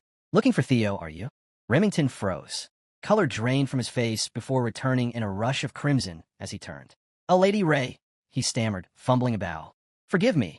How could I search for anyone else when the star of tonight's celebration stands before me?" Ray Ragnar lifted her wine glass, the gesture elegant, though her tone carried quiet fatigue. "It's fine," she said softly. "We both know what this banquet really is." But her hand trembled faintly, the calm in her voice cracking for a heartbeat. Her gaze slid past the crowd, past the laughter and the lights, until it fixed sharply on the center of the hall. Across the room, Theo and Thorkel's invisible clash still raged, their auras pressing against each other like waves in a storm. "Is that Theo?" one of the Rankus siblings whispered, eyes wide. Remington's lips curved into a faint, knowing smile. "Who else," he murmured, "would dare steal the spotlight from the entire Ragnar line?" The air between the two heirs shimmered, raw power distorting the space around them. Then, slowly, Thorkel straightened, his laughter breaking the tension like thunder after a storm. "I concede," he said lightly, amusement glinting in his eyes. "It seems I can't keep up." Theo's grin turned sharp. "What's this, brother?" he asked, voice low and teasing. "Giving up already?" Thorkel's chuckle rolled out, deep, confident, untouched by defeat. "Call it surrender if you wish," he said, his tone as smooth as steel. "But I meant what I said. If I could return to my youth, I still wouldn't stand a chance against you, standing here now." Theo inclined his head slightly. "You flatter me, brother." But Thorkel wasn't finished. Turning toward the hall, his voice rose, commanding, bold, resonant enough to reach every corner. "Behold my younger brother, Theo Ragnar," he declared. "His strength fills me with pride." Even Theo was caught off guard by the public proclamation. Then, with practiced grace, Thorkel lifted his glass high, his smile gleaming under the golden chandeliers. "Now, let us toast to a new era for Ragnar." The hall erupted. Dozens of glasses lifted skyward as voices thundered in unison. "To Ragnar!" Theo raised his glass as well, expression unreadable. Thorkel leaned in through the chorus of cheers, his words slipping just beneath the noise. "Quite the debut for a newly named heir, wouldn't you say?" Theo matched his posture, smiling faintly. "Thank you, brother." But behind the polite exchange, his mind was already dissecting the move. "So that's your game." By declaring his surrender in public and then exalting me, Thorkel redirected the spotlight. He showed the crowd dominance cloaked in humility, maintaining control of the narrative while letting me bask in his shadow. The momentum Naven helped me ignite. He just claimed it for himself. Thorkel Ragnar, Theo thought coolly. A charming mask over a tactician's heart. Dangerous, and never to be underestimated. As the applause waned and the music returned, one of the Rankus siblings approached through the dispersing crowd. "You haven't forgotten your vow, have you?" they asked with a grin. "To make our clan your sword?" Theo's lips curved, calm and sure. "A promise made is a promise kept." Whispers began to spiral once more, flitting like sparks through dry air. How did he rise so fast? At that age. He's not engaged yet, is he? Maybe I should introduce my daughter. Theo stood motionless in the midst of it all, his name rippling through the golden hall like wildfire. Unstoppable, untouchable. The scene shifted upward to the shadowed balconies of Daffodil Palace, where the light dimmed and the perfume of wine and incense clung to the air. An elder dragon leaned over the railing, his gaze burning with fury as he glared down at the celebration below. "That half-breed bastard," he hissed, voice low but dripping venom. I was ready to crush him myself before the night was over. And then Thorkel, acting the noble fool, turns the whole affair into his own performance, treating our family's legacy like a stage for applause. Infuriating. His tirade faltered as his gaze caught movement near the grand entrance. His expression twisted further. He snarled softly. Evelyn, how dare she show her face here? Down below, the tension softened as laughter rippled through a quieter corner of the hall. Platoon leader Evelyn. Aaron called, his eyes widening with genuine surprise. You look incredible tonight. Evelyn froze, completely thrown. Oh, really? She stammered. Aaron grinned, all warmth and sincerity. When have I ever said something I didn't mean? You look beautiful, adorable even. Her face flushed a deep red, her voice trembling as she tried to regain composure. I can't, she muttered. I'd rather change back into my uniform than stay dressed like this. She turned to flee the embarrassment, but Aaron stepped quickly into her path, blocking her escape with a playful smile and a steady gaze. You can't wear a uniform to a banquet, Aaron said. If you can't handle it alone, come with me. His voice left no room to retreat. Before Evelyn could answer, a glass cut the air and shattered against her dress. Dark wine splashed across her skin and gown, the crack of breaking glass ringing through the hall. A voice followed, low and venomous. Just seeing that wretched woman makes my blood boil. Evelyn stopped. Her body began to shake as memories rose, unbidden and sharp. The elder dragon moved down the stairs, every step deliberate. Why crawl back here, Evelyn? He asked. Aaron's hands balled at his sides.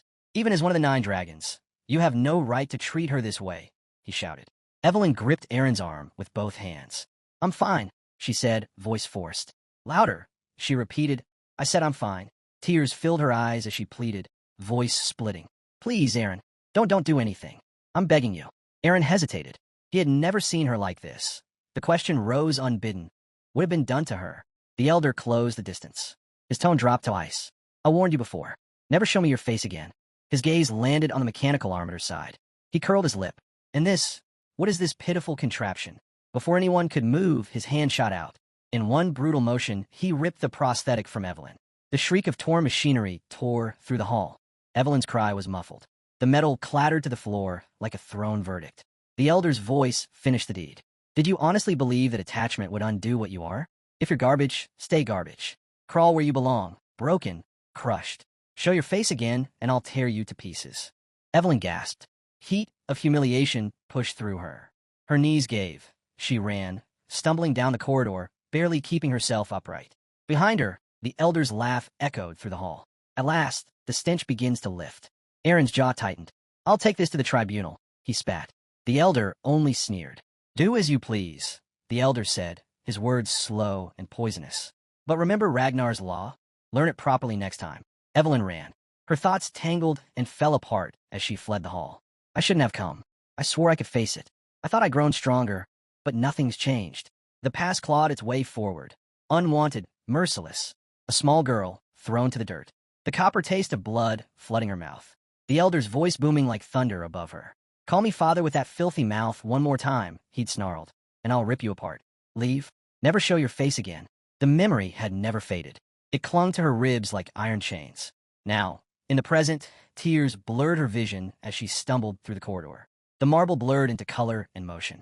Her knees wavered, then a steady hand caught her before she fell. Not harsh, not pitying, just steady. The demon dragon stood before her, his eyes calm, his presence grounded like the earth itself. Where are you running to? He asked softly. The banquet's the other way. Something inside her cracked, not from fear, but from the warmth that radiated from him. A warmth she had never known, something that felt like protection, like family. Julius Ragnar, the demon dragon. To her, in that moment, he wasn't a legend or a commander. He was what a father might have been. Back in the banquet hall, laughter froze mid-breath as a scream tore through the air. Every head turned, and there, at the center of the grand chamber, Julius Ragnar stood before the elder dragon. His hand gripped the man's arm like iron. Then, with terrifying simplicity, he twisted. The crack of bone echoed like thunder. The elder's howl split the silence as pain contorted his face, veins standing out like cords beneath his skin. Do you know what you've done? He roared, rage and humiliation colliding into one monstrous sound. Julius didn't flinch. He released the broken arm, letting it dangle uselessly at the elder's side. His voice cut through the chaos. Low, resonant, undeniable. I warned you, he said. Touch her again, and this would be the consequence. The elder's color drained, his fury burning cold beneath the humiliation. You dare turn your back on Ragnar itself? He spat. Seize him. At his command, tribunal enforcers surged into the hall, boots striking marble in a unified rhythm. The guests recoiled as the ring of soldiers closed around Julius. Fear rolled through the crowd like a living thing.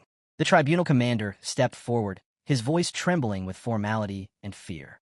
Commander Julius Ragnar of the White Armored Dragon Cavalry, you are under detainment for injuring the head counselor. Cooperate peacefully. Julius turned his gaze toward him, and the man's words faltered instantly. That look, cold, absolute, could have stopped a storm mid-air. The room seemed to shrink beneath the weight of his aura. Every breath grew shallow. Then Julius spoke, quiet, but with a certainty that cut deeper than any sword. Even Ragnar's code is clear, he said. An oath sworn upon the sword is binding. The words carried the weight of law itself. He lifted his head, eyes steady, voice ringing with restrained fury. Years ago, before these same elders, I made a vow. If Evelyn was ever hurt again. He paused, and the silence that followed felt like the breath before judgment. I'd return the pain in full. No mercy, no restraint. The declaration hung in the air. Gasps rolled through the guests. Whispers followed like a rising tide. Julius's killing intent pressed down on the room so tangibly it felt like a weight on every chest. Theo arrived then, taking in the scene at a single glance. Julius snapped the elder's arm. The tribunal won't hold this. A cold prickle skittered down his spine. This hadn't happened before. What shifted? His eyes locked on Evelyn, and the pieces fell into place. Evelyn Nereville, Wolfgang Ragnar's illegitimate daughter. To Wolfgang, who worshipped bloodlines, she was a stain. He'd plotted her exile. Julius had intervened, seen value in her, and pulled her into the White Armored Dragon Cavalry. Under Julius, she rose to vice commander, until Wolfgang used her one mistake to try to destroy her. She barely survived, her left arm gone.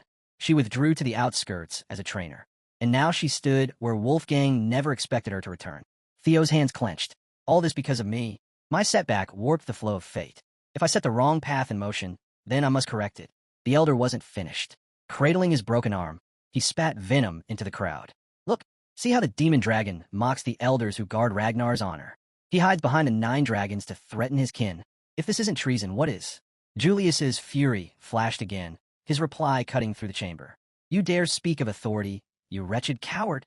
The hall trembled under the tension. Glasses rattled. Conversations died on the spot. Then Theo stepped forward. His voice cleared the chaos. Measured, authoritative, the tone of someone who'd commanded order from a courtroom verge of collapse. Both of you enough. This is meant to be a celebration, my sister's birthday, not a night soaked in fear. Julius's aura slackened, dimmed by Theo's steadiness. The elder froze, clearly not expecting intervention from the young heir. Theo scanned the room with a steady sweep. Then let's settle this the Ragnar way, a dual trial. Shock rippled through the guests. The elder recoiled, color draining from his face. Ridiculous. The demon dragon assaulted me openly. The guilt's obvious. No trial is needed.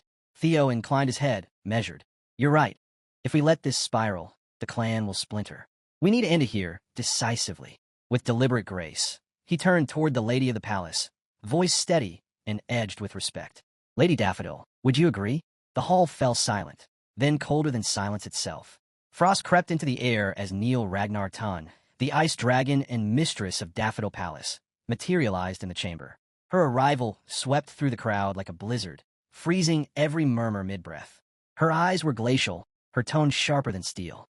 This is my daughter's birthday celebration, she said, each word slicing the air. Tell me, what exactly do you think you're doing? The elder dragon, still clutching his broken arm, stumbled forward in panic. Lady Daffodil, please. You must understand. Look at what he... Enough. The single word froze him where he stood. I have no interest in your trivial disputes, she continued, her tone heavy with finality. As Theo said, we'll settle this swiftly. Consider this your last mercy. A low ripple of whispers spread through the hall. A dual trial? Someone gasped. But the counselors, they're all Dragon Gate swordsmen or higher. Exactly, another replied. Only the demon dragon could stand against them. The elder dragon hid a smirk, pleased by the murmurs. Perfect. Let them believe the odds favor us. He lifted his chin, arrogance seeping back into his eyes. 3 against 3, he declared. Best of 2 takes the victory. The final match between the accuser and the accused. The first 2 will be their chosen kin. His smirk deepened. And what does Julius have? A crippled woman and that sanctimonious brat. Theo? His thoughts curled darkly. It won't even reach me. I'll crush them before it begins. Raising his voice, he called out across the chamber. If that is your stance, then so be it. Let the purity of the sword decide justice. From the sidelines, Thorkel Ragnar watched silently, a faint glimmer of respect in his eyes. Theo, he murmured, you've done it again. If not for your composure, Julius's rage would have sparked a war. The elder nearly trapped us in a perfect snare, but you turn it back on him. Brilliant. Now both sides are bound, and the clan's honor stands unbroken. This will be worth seeing. The scene shifted. Outside, torches ignited one by one around the duel grounds, their lights spilling across the sand as the tribunal commander raised his voice. By order of the tribunal, he proclaimed, the dual trial of Ragnar shall begin. All magic is forbidden. Only the sword shall judge. His voice echoed across the field. Do both sides swear? No retaliation. No resentment, whatever the outcome. I swear, rumbled the demon dragon, his voice a rolling storm. I swear, the elder dragon replied, pride hard in his tone. The commander nodded once. Then let the first duelist step forward. From Julius's side, Ragnar entered the arena, calm, unwavering, the weight of the moment pressing around him. The torches flickered. The night itself seemed to hold its breath. The dual trial of Ragnar had begun, and the shock that rippled through the crowd struck like thunder over frozen stone. Among the watching crowd, one of the Ranka siblings leaned close to her brother, whispering under her breath, Rem, is Theo really going to be okay? Remington's arms were crossed tight.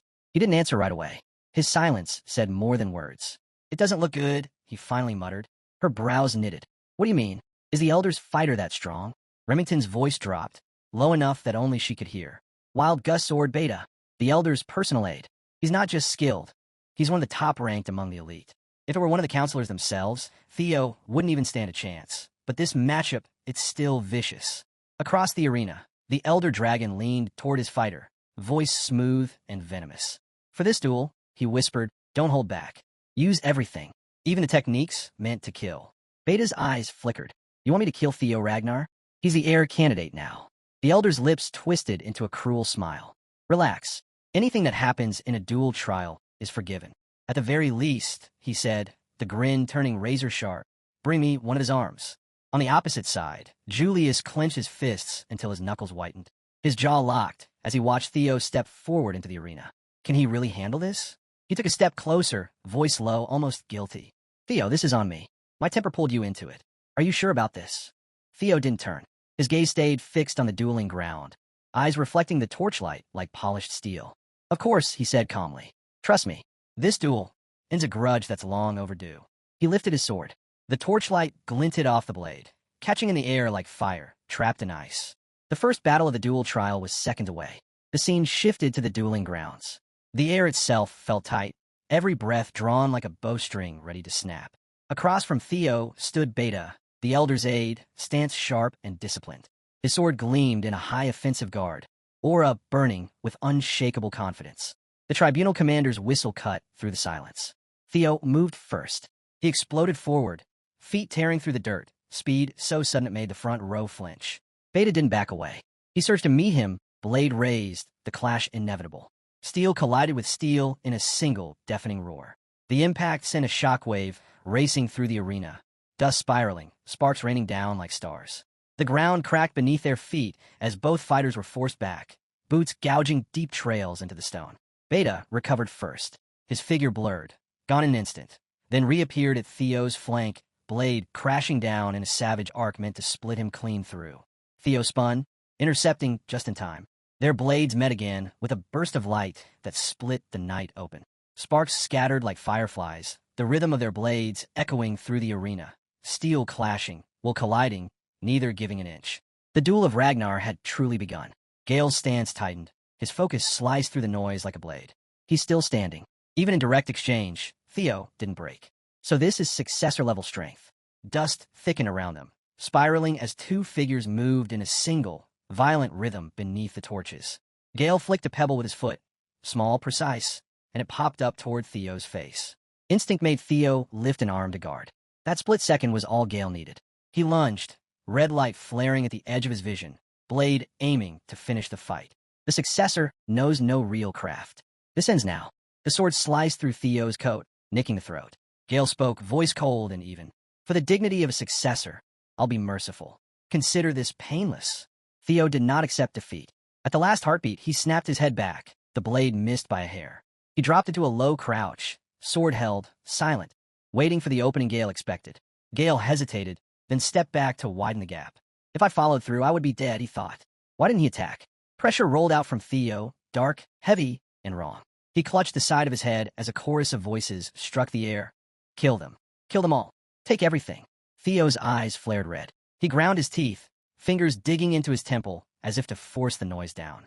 The presence behind it pressed like an emperor against a cage. Gale watched the scene, muscles ready.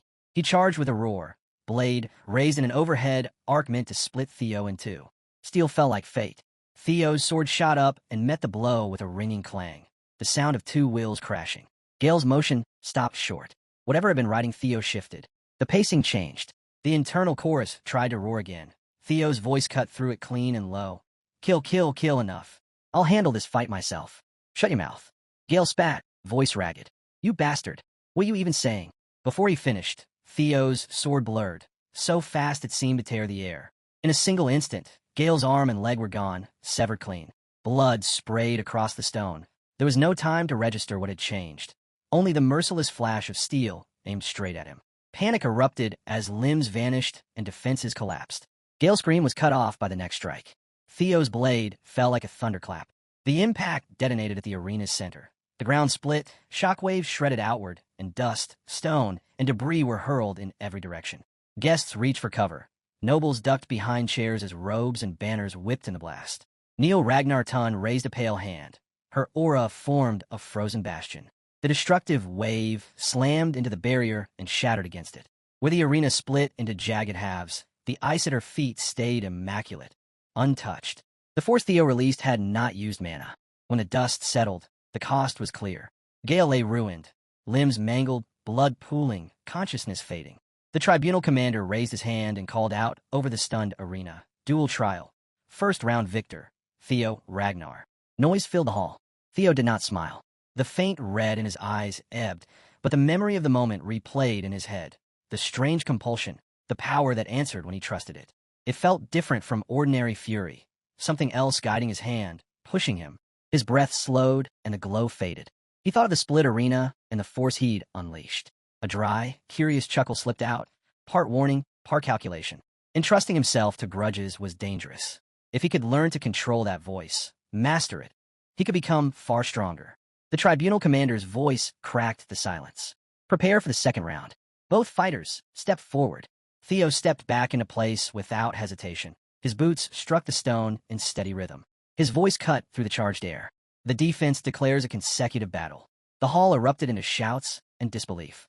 Across the arena, the elder dragon ground his teeth. Theo Ragnar, staying in for the second round as well, he hissed. Arrogant little fool. Fine then. If he wants to die so badly, I'll kill him myself. The man who stepped from the elder's side wasn't the elder dragon. He was something far worse. His presence dropped over the arena like gravity itself. Immense, unyielding, absolute. Every step carried the precision of a veteran who had lived 100 battles, and I'll be counting on you, young blood of Ragnar, he said evenly, voice calm but heavy enough to silence breath. The name spread through the hall like wildfire. Paige Garson, the Sword of Mystics, a former Dragon Gate swordmaster, a man whose legend was enough to stop armies mid-charge. The Ranka siblings froze.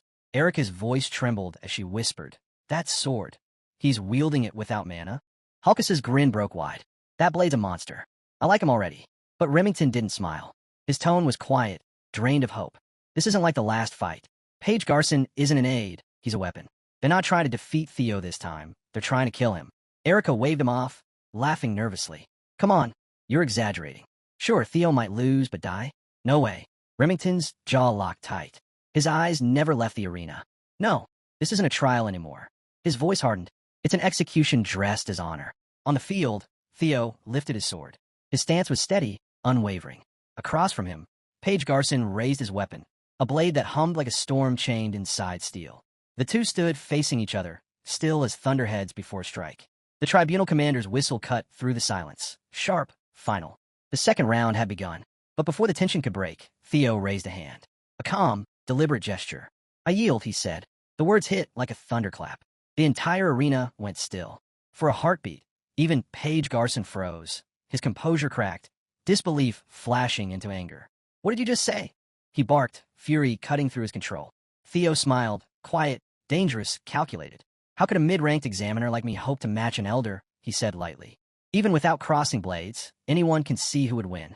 Any newborn could. He spoke as if moving pieces on an invisible board, sacrificing one to corner the king. Page Garson's face twisted. He slammed his sword into the ground, rage shaking through his shoulders, but there was nothing he could say. The silence that followed was suffocating, heavy as the aftermath of storm. Theo Ragnar just stood there, faint smile on his lips, as if this had been his plan from the very start. The tribunal commander's voice carried across the stunned arena. Official announcement, second round victor, Page Garson. The hall erupted in murmurs and disbelief. Some clapped out of formality, others whispered in confusion, the sound rising like 1,000 overlapping voices trying to make sense of what they'd just witnessed. And through it all, Theo didn't flinch. He simply lowered his sword and waited, because this game wasn't over yet. It hit straight to the council's pride, someone whispered. Lord Theo's playing chess while everyone else brought swords. Another murmured, half in awe, half in disbelief. Even at full strength, they'd struggle against him. And with that arm of his, the third round's going to be savage. Across the ring, the Elder Dragon's face drained of color. Realization crept through him like ice in his veins. That damn successor, he planned this. Every calculated step of his scheme had crumbled. Each move reversed and turned back on him, as if Theo Ragnar had seen the entire board before the first piece even moved. The scene shifted. At the edge of the arena stood Evelyn Nereville, her eyes locked on the Elder Dragon. There was shock in them, and beneath that, a flicker of fragile relief. I've never seen him falter like that. Guilt clawed up her throat. My lord, she whispered, voice shaking. I'm sorry. All of this happened because of me. Before the words could take root, Theo stepped forward. His voice cut clean through the air, steady, leaving no room for apology. Don't be sorry. Comrades, stand together. Julius turned to her with a fierce grin, warmth burning beneath his fiery gaze. Exactly. Evelyn, watch closely. I'll crush them myself. A small, trembling smile found its way to her lips. Memories flooded back, echoes from years ago, sharp as blades, alive as the flames behind her captain's eyes. Evelyn Nereville, come to the White Dragon Cavalry. You're too talented to waste here. Another flash, his voice rising with defiance. So what if you can't ride a dragon? Quitting isn't the answer. Come back, and make them regret ever casting you aside. Then, Theo's voice, calmer, gentler, steady like a promise. Didn't you say you'd become my sword, Evelyn? Let me help you make that real. The memories tangled with the present, threads of guilt, hope, and resolve weaving together into something unbreakable. Both of them, Theo and Julius, they believe in me. I can't stay trapped in the past. I can't be the one who never moved forward. Her grip tightened, her breath steadied. Something fierce ignited in her chest. She exhaled slowly, eyes bright with resolve, and stepped into the open. Captain, she called, her voice clear and bold. The coat slid from her shoulders as she drew her sword. Clean, fluid, certain. The air shifted around her, humming with purpose reborn. This villain's role, she said, each word ringing like tempered steel. I'll take it on myself. But before that, I have something to say. The tribunal commander's voice boomed through the silence. The third and final round will now commence. Fighters stepped forward. From the far end of the arena, the Elder Dragon emerged. His gait was slow but unbroken, sword in his right hand, his left arm still wrapped in thick bandages. His muttering rolled low, bitter as poison, seething with wounded pride and fury barely held in check. The final battle of the Ragnar duel trial had begun, and the storm was far from over. Damn it, all the way to the third round. The Elder Dragon's voice trembled with rage, his composure cracking like glass. Because of that cursed successor, everything's in ruins. My reputation, the council's authority, shattered. His teeth bared in a feral snarl. Even if I die here, I'll drag Julius Ragnar's arm down with me. Then bang. The tribunal's gavel struck, its echo like a thunderclap through the chamber. The commander's voice rose, calm yet absolute. The court accepts the defense's request. The defense may substitute their third-round fighter. Gasps erupted through the stands, confusion spreading like wildfire. Every head turned toward the defense's side, where Evelyn Nereville stepped forward. Her movement was silent, deliberate. The air around her shifted, the calm before storm. The blade in her hand shimmered faintly under the torchlight, steady, unwavering, alive. Each step echoed like a heartbeat across the stone. Across the ring, Wolfgang Ragnar threw his head back and laughed, a cruel, hollow sound. This is absurd, he scoffed. There's a limit to foolish courage. What next? Will you start begging for mercy? His voice dripped with contempt, but Evelyn didn't flinch. She raised her sword, smooth, fluid, certain. Time seemed to hold its breath. Every scar, every wound, every echo of humiliation she had buried now fell away. What remained was resolve, pure and unshakable. Her gaze locked with Wolfgang's, cold, sharp, and merciless. "Don't be a fool, old man," she said, voice cutting through the arena like a blade. "The one who should be begging is you, father." The word struck like an explosion. Wolfgang's face twisted, muscles locking so tight a vein pulsed at his neck. The daughter he'd cast aside, the child he'd beaten, discarded, erased, now stood before him not as a ghost, but as his judgment. Gasps rippled through the spectators. Did she just say father? Evelyn, wasn't she with the White Dragon Cavalry? Wait, her father's Wolfgang Ragnar? That can't be, look at them.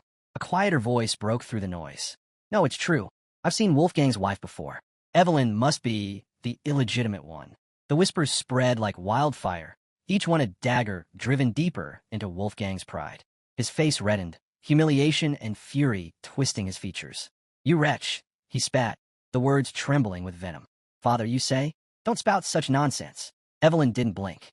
Her eyes gleamed, sharp, cold, and unrelenting.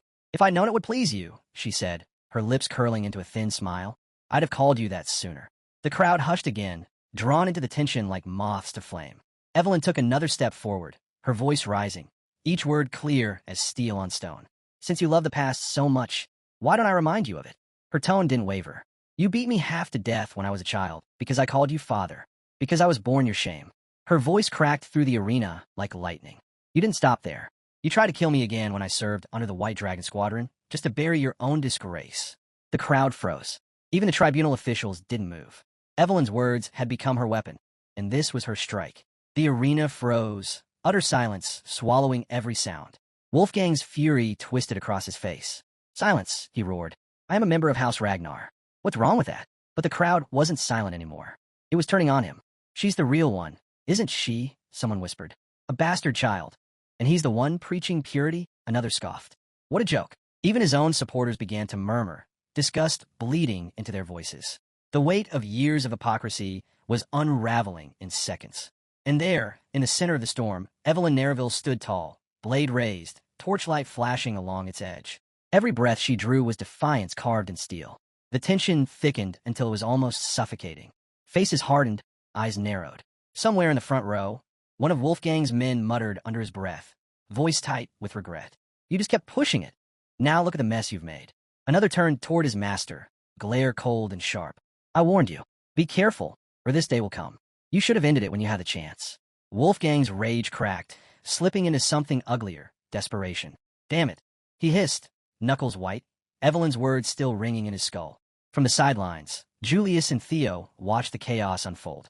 The crowd's noise faded against the pounding of their hearts.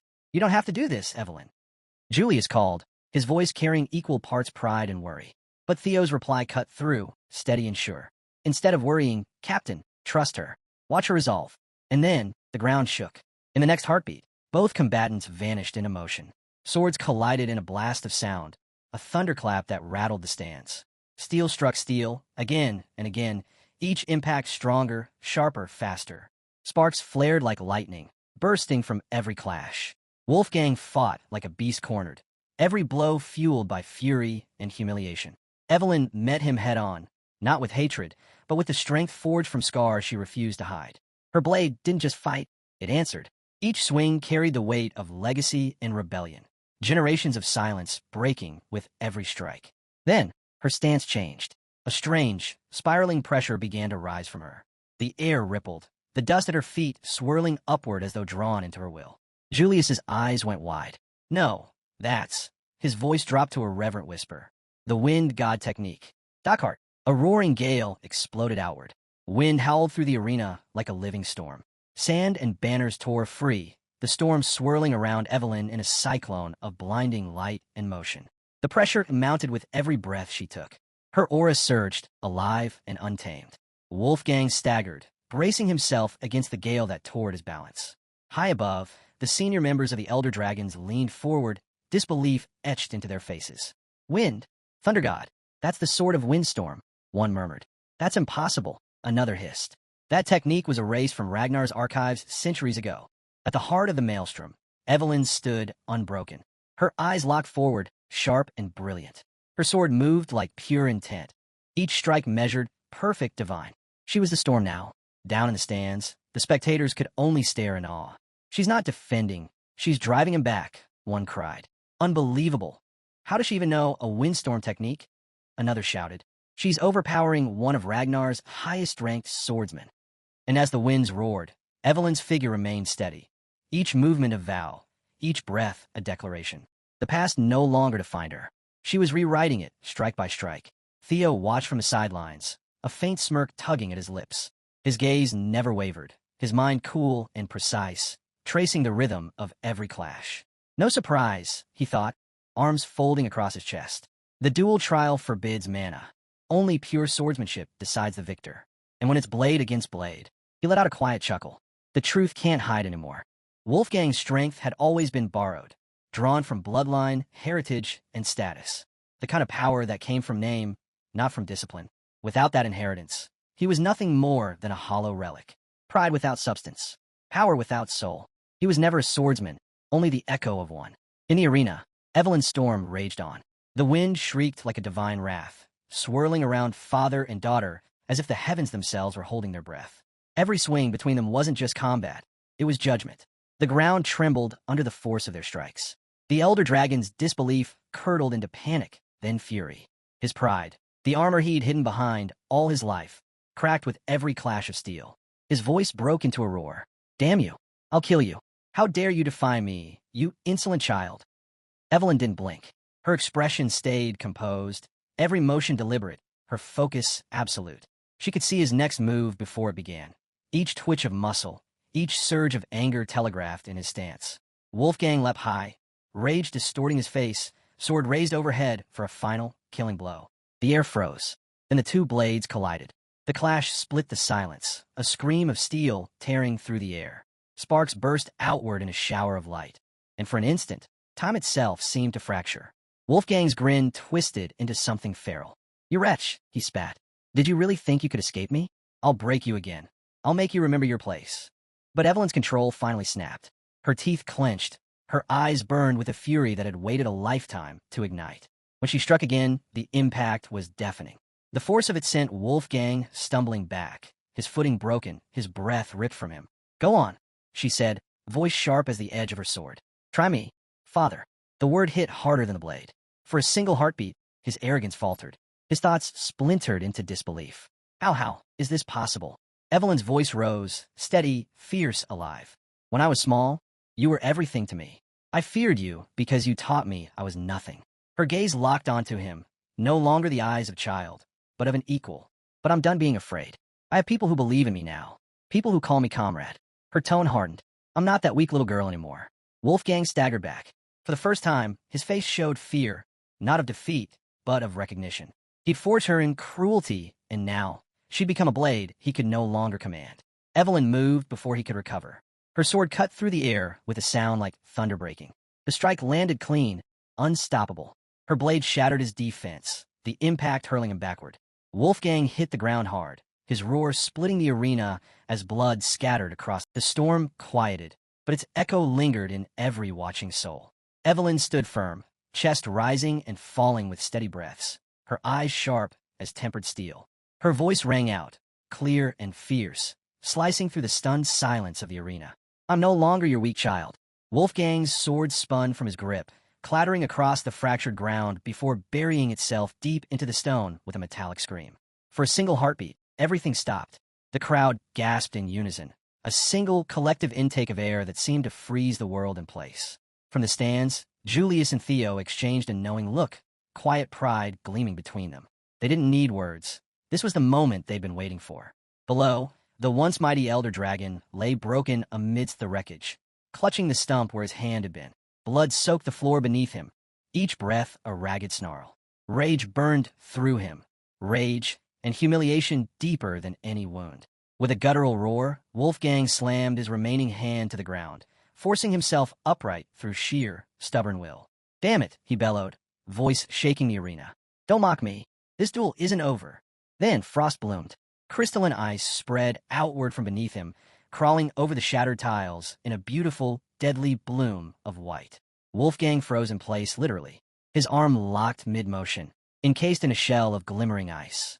For a moment, Confusion flickered across his face. Then realization struck like lightning. The frost wasn't his. It was hers. From a far end of the arena, Neil Ragnar, the ice dragon, stepped forward. Her presence alone was enough to turn breath into mist, her gaze sharper than the edge of any blade. "If you truly are one of the 9 dragons," she said, each word carrying the weight of absolute command, "then stop disgracing yourself and accept the result." The rage in Wolfgang's eyes faltered, his defiance crumbling under her gaze. His body shook, not from cold, but from the shame he could no longer deny. Then came the voice that sealed his fate.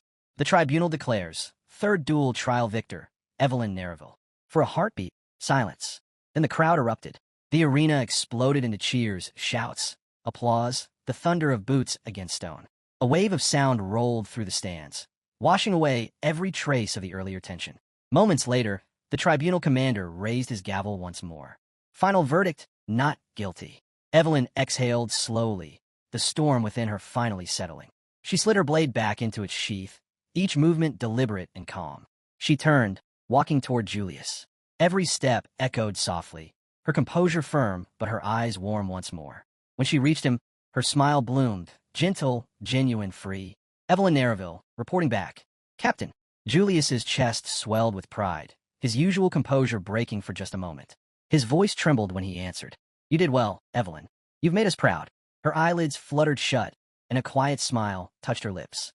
Relief washed through her like a sunrise after a long night. "I'm not alone anymore," she thought.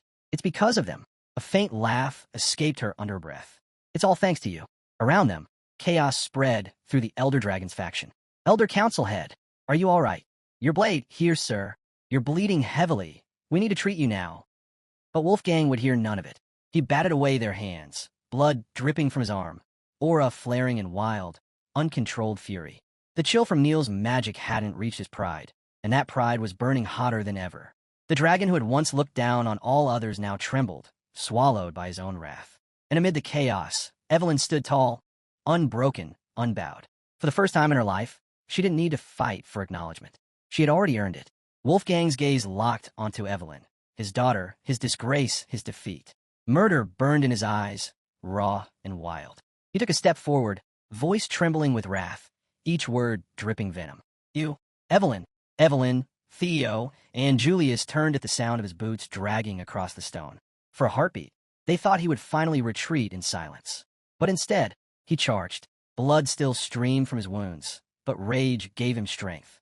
His sword swung in a violent arc, fueled by blind fury and wounded pride. "Evelyn Nereville, you wretched girl. I'll kill you, right here, right now." His blade never reached her. A hand, massive, unyielding, caught his wrist mid-swing. The momentum died in an instant. The entire arena froze. Standing between them was Julius Ragnar, commander of the White Armored Dragon Cavalry. His figure loomed like an iron wall, broad shoulders squared, cloak fluttering in the aftermath of motion. His crimson eyes burned, quiet and terrifying. His aura rolled outward in a storm of raw pressure that made even the strongest soldiers step back. He stared Wolfgang down, voice low and steady, every syllable drenched in controlled rage. "Do you want me to tear off your other arm too?" The words hit harder than any blow. Wolfgang's face twisted, his breath ragged. Fury warred with fear. He knew, if Julius struck now, he wouldn't survive. His grip loosened. The sword slipped from his hand, scraping against the ground with a dull clang. "Why is it always you?" he spat, bitterness bleeding through his teeth. "Always standing in my way?" Before Julius could answer, a voice shattered the tension. "Invasion." A messenger stumbled into the arena, breath heaving, face pale with terror. "The Troivan family," he gasped out. "They've launched their attack. The northern front has fallen. All units, return to your posts immediately." The word struck like thunder. Julius's expression hardened in an instant. His anger shifted to grim focus. He turned sharply, cloak snapping behind him. "Theo, Evelyn, this is wartime. Return to the White Dragon Squad now." Both answered without hesitation, voices steady and resolute. "Yes, sir." They moved at once, urgency cutting through the air like steel. But behind them, Wolfgang's rage reignited, burning hotter than ever. His voice rose in a broken roar. "Those bastards! How dare they look down on me? Stop! The duel isn't over. I said stop." He stumbled forward again, veins bulging, eyes bloodshot with fury. And then the temperature dropped. A wave of frost rolled across the arena floor, swallowing the remnants of his rage in shimmering white. The air itself turned to shards of cold light. From the shadows stepped Reincarnator, the ice dragon. Every movement of hers commanded silence. Her very presence froze the breath in every throat. Her gaze locked onto Wolfgang, glacial, cutting, absolute. "Lord Wolfgang," she said, her tone calm as winter's edge. "That's enough." The frost at her feet spread, biting into the stone, crawling toward him like judgment made visible. Her voice didn't need to rise. It didn't need power. It was power. Cold, merciless, and final. Hundreds of slender blades of ice shimmered into existence around Wolfgang, suspended in the air like a halo of death. Each one glinted in the torchlight, cold and sharp enough to carve the air itself. Ragnarton's voice carried through the frozen stillness, calm, steady, and lethal. "I'll say this once," she said, her tone slicing deeper than any blade. "Do not bring shame upon the 9 dragons again." The elder dragon froze where he stood, trembling between fury and humiliation. "Lady Ice Dragon," he rasped, disbelief cracking through his composure. "Are you defying me? Ignoring the Elder Council's will?" Her answer came soft, deliberate, every word weighted with power. "Who can say?" she murmured. "But I doubt his opinion differs much from mine." That quiet dismissal struck harder than any roar.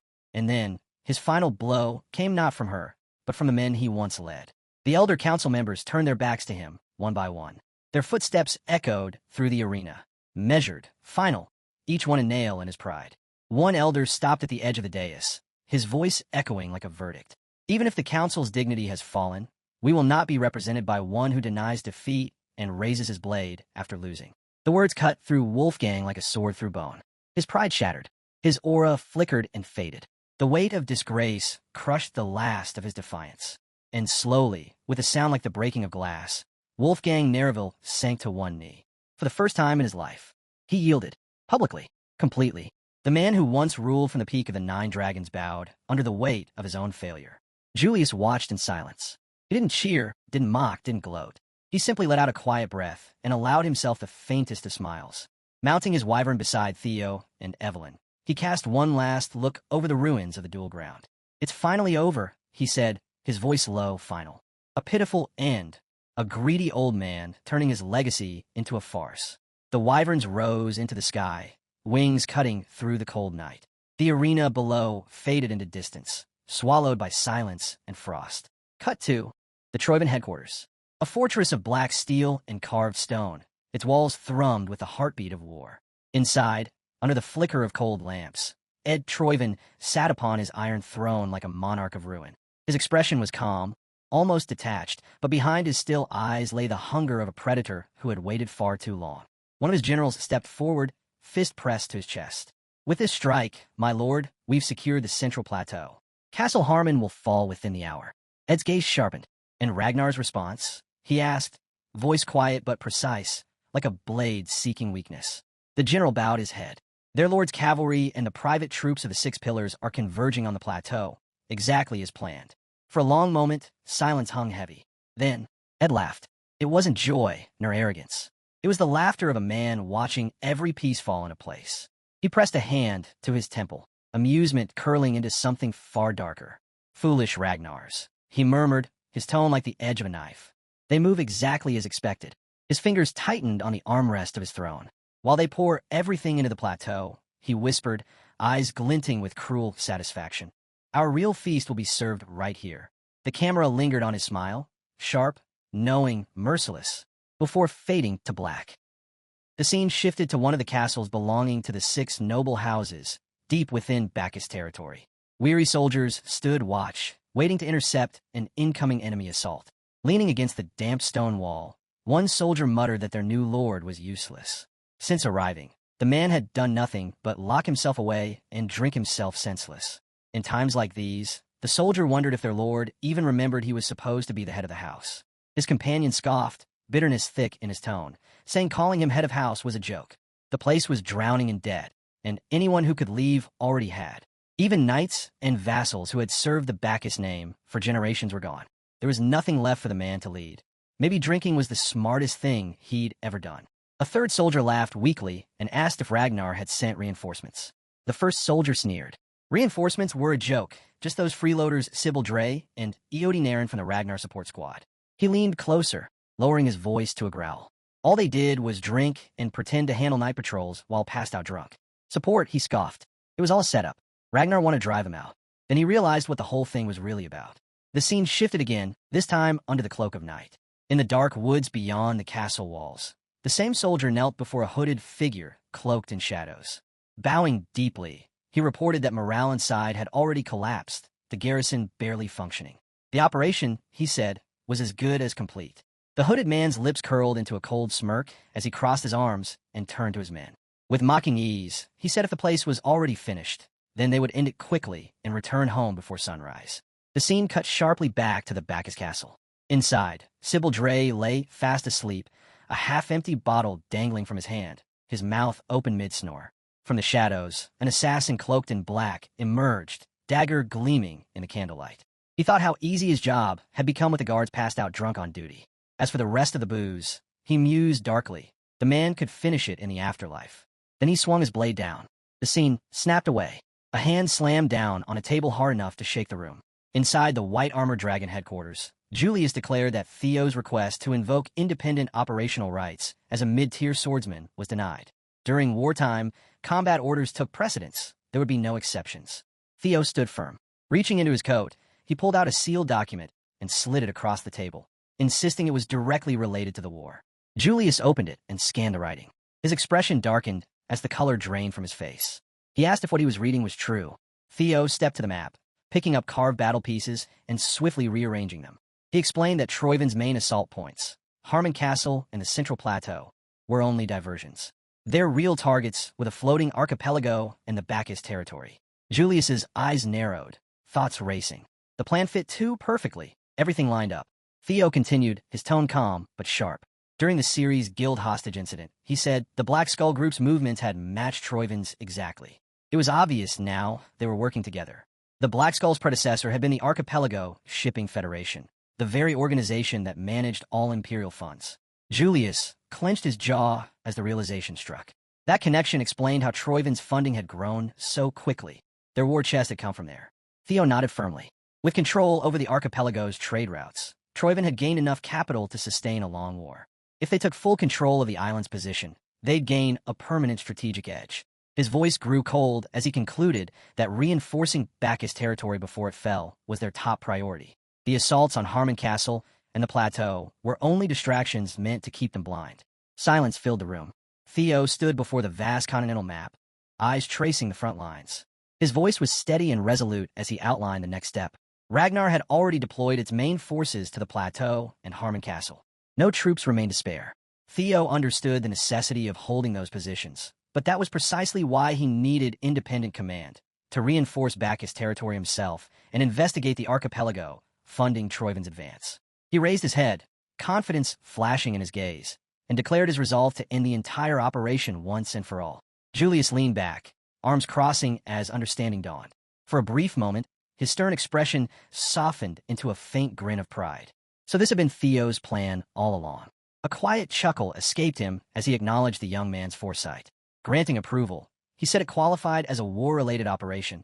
No one could object. Still, his tone carried warning as he told Theo never to overextend, no matter what happened. Theo straightened his posture and gave a firm nod, promising to remember. As he turned to leave, Julius's gaze lingered on the document resting on the table. The intelligence Theo had brought was far beyond what any ordinary officer could access. Top-tier data filled with movement logs, encrypted communications, and even maritime funding trails. Julius mused quietly that these weren't just reports. This was the kind of intelligence Theo had come to him instead of the Black Dragon, who oversaw intelligence, told him everything. Theo wasn't asking for permission. He was informing him of his plan. Stroking his beard, Julius let out a quiet laugh, pride softening his features as he murmured that the boy had likely prepared for everything already. Back at Bacchus Castle, the blade swung down towards Sybil, only for the bottle in his hand to fly forward, smashing against the assassin's face with a sharp crack. Glass and sticky liquid sprayed everywhere as the man stumbled back, clutching his face in disbelief. A faint citrus scent filled the air. Orange juice. Sybil grinned wide, amused that his attacker had fallen for the act. He confessed he rarely drank and had only pretended to be drunk. His smile turned cold as he warned the man that he was wide awake now. Before the assassin could react, Sybil's blade flashed, swift, merciless. The dagger slipped from the man's grasp as his body dropped lifelessly to the floor. Chaos erupted as more assassins burst from the shadows, but the Ragnar soldiers were ready. Steel clashed, and sparks flew. Within minutes, every intruder lay dead or dying. A soldier stepped forward, panting as he reported that all Vanguard enemies had been eliminated. Their leader nodded, ordering the beacon lit. The flames, he said, would declare that Bacchus still stood. His eyes burned with defiance as he vowed their swords would pierce Troiven's heart. Another soldier chuckled as he lit a torch, saying it was about time they reminded their enemies who they were. As he leaned forward to ignite the beacon, a wounded assassin, bloodied but alive, pushed himself up. Knife trembling in his hand, he lunged at Sybil from behind. Sybil and the others froze, eyes wide, realizing too late that one enemy still lived, until a single, clean slash cut the air. The assassin's head flew from his shoulders and hit the ground with a dull thud. Knave Bacchus stood behind him, sword humming faintly in the silence. His calm gaze fixed on Sybil as he warned coldly to stay alert. If anyone got hurt, how could he face their lord? Sybil straightened instantly, nodding like a scolded student. Knave blinked once before his stern look softened into a faint smile. He told Sybil to relax and make himself at ease. Sybil crossed his arms dramatically and muttered that if comfort was the goal, perhaps their lord should light the fire himself. Turning to the others with mock gravity, he instructed them to tend the beacon while he held a deep discussion with his conscience. Knave stared blankly before Sybil broke into laughter and promised to handle it himself. Their banter carried an easy warmth, but beneath it lingered an unspoken awareness of the coming battle. The torch touched the oil-soaked cloth, and the beacon roared to life. Flames leapt skyward, and one by one, other beacons along the frontier followed, until Bacchus burned like a blazing line in the dark. Archers rushed to their posts atop the walls, bows drawn, their faces flickering in firelight. On the battlements, Knave placed one boot on the parapet, eyes fixed on the advancing enemy. A faint smile touched his lips as he thought that perhaps this was what their lord had foreseen all along. Just how far ahead could Theo truly see? Below, Troiven forces charged, unaware of the trap waiting for them. Sybil's voice rang out over the fortress, shifting from playful to commanding as he shouted orders to defend Bacchus Castle and crush the raiders. Archers fired in perfect unison. The sky darkened under a rain of arrows, and screams tore through the field as Troiven soldiers fell in waves, caught completely off guard. High above the chaos, under the pale moonlight, our guy watched from his mount. A grin curved his lips as he tightened the reins. The fight had already begun, and they'd made it just in time. His eyes gleamed with excitement as he looked down at the battlefield, proud to see his old crew in action once more. Moments later, the battlefield fell silent as the last Troiven soldier dropped. The victory was hard-won. Troiven's forces had been driven from Bacchus Castle, and word of the defense spread swiftly. Lord Theo's command to secure the Bacchus territory had been fulfilled to the letter. He didn't indulge in celebration. He merely rolled his eyes at the noise, though he appreciated the outcome. Stepping through the ring of soldiers, he placed a hand on Sybil's shoulder and told him he had done well. The word struck Sybil harder than any sword. Tears welled in his eyes as he felt like a boy again, stunned that his lord hadn't noticed him. He stood frozen, soaking in the praise while comrades laughed nearby. One joked about being jealous, another clapped his back, calling him the luckiest of them all. Theo then approached Knave. Knave admitted he hadn't expected Theo to come in person. Theo replied that he had stopped by, just in case, though it seemed they hadn't needed him after all. Knave looked towards Sybil and the others gathered by the beacon, their faces glowing in the firelight. Boys moments ago, now men hardened by battle. He asked curiously where Theo had found men like them. Theo's chest filled with quiet pride. He explained they were the ones he had trained with during his apprenticeship as an inspector, men who later chose to serve under him as part of the Camellia Palace Guard. He added that they had clearly earned Knaven's trust as well. Knaven's eyes softened as he studied them again. Honestly, he confessed, he hadn't expected much from them at first. They'd been only mid-level inspectors with little battle experience. But after fighting beside them for a few days, he had noticed the difference. Their skills were raw, yes, but their loyalty was absolute. Theo closed his eyes for a moment, letting the praise sink in before murmuring that hearing those words made him proud. When he opened them again, his gaze was calm and sure. He told Knave he had a request. Gesturing toward the soldiers who had answered the beacon, Theo suggested that, now that the knights and vassals had deserted, the Bacchus family's Knight Order was empty. He proposed that Knave train these very men to become the new Bacchus Knight Order. Knave looked over the soldiers as if seeing them anew. He repeated the name Knight Order and smiled, saying it had been a long time since he'd felt such excitement. Theo watched him closely, noticing how naturally he took charge, then nodded and said he would be counting on him. Naven blinked in surprise and asked if his lord was leaving already. Theo replied simply that he had seen all he needed to see. This was only a stop along the way. He smiled and explained that his next task was an investigation into the floating archipelago. Naven lowered his head with a soft laugh, his voice carrying affection. He said he should be used to Theo's boldness by now, yet still managed to surprise him. Half teasing, he added that the archipelago was a place famously hostile to outsiders and nearly impossible to enter. Theo's reply came quiet and smooth, like a conspirator's whisper. He said only that he had his ways. Far from Bacchus, the port city of Dion moved to its own rhythm. A great stone fortress loomed over the harbor like a silent watchman. A hooded figure pushed open a tavern door and stepped inside, shadows wrapping around him. He didn't notice the hulking man who blocked his path until a rough hand clamped down on his shoulder. The brute's voice came low and heavy, warning him to watch where he walked. The hooded figure looked up calmly and replied in a dry, even tone that he must have missed the man down there. The insult landed clean. The brute growled that he'd be glad to stoop down to his level. He squared his stance, ready for fight. In the next heartbeat, the hooded man's hand flashed out, grabbed a beer mug from the counter, and smashed it against the brute's forehead. The room erupted. Silence shattered into chaos. Spectators leaned forward eagerly, drawn by the sudden violence.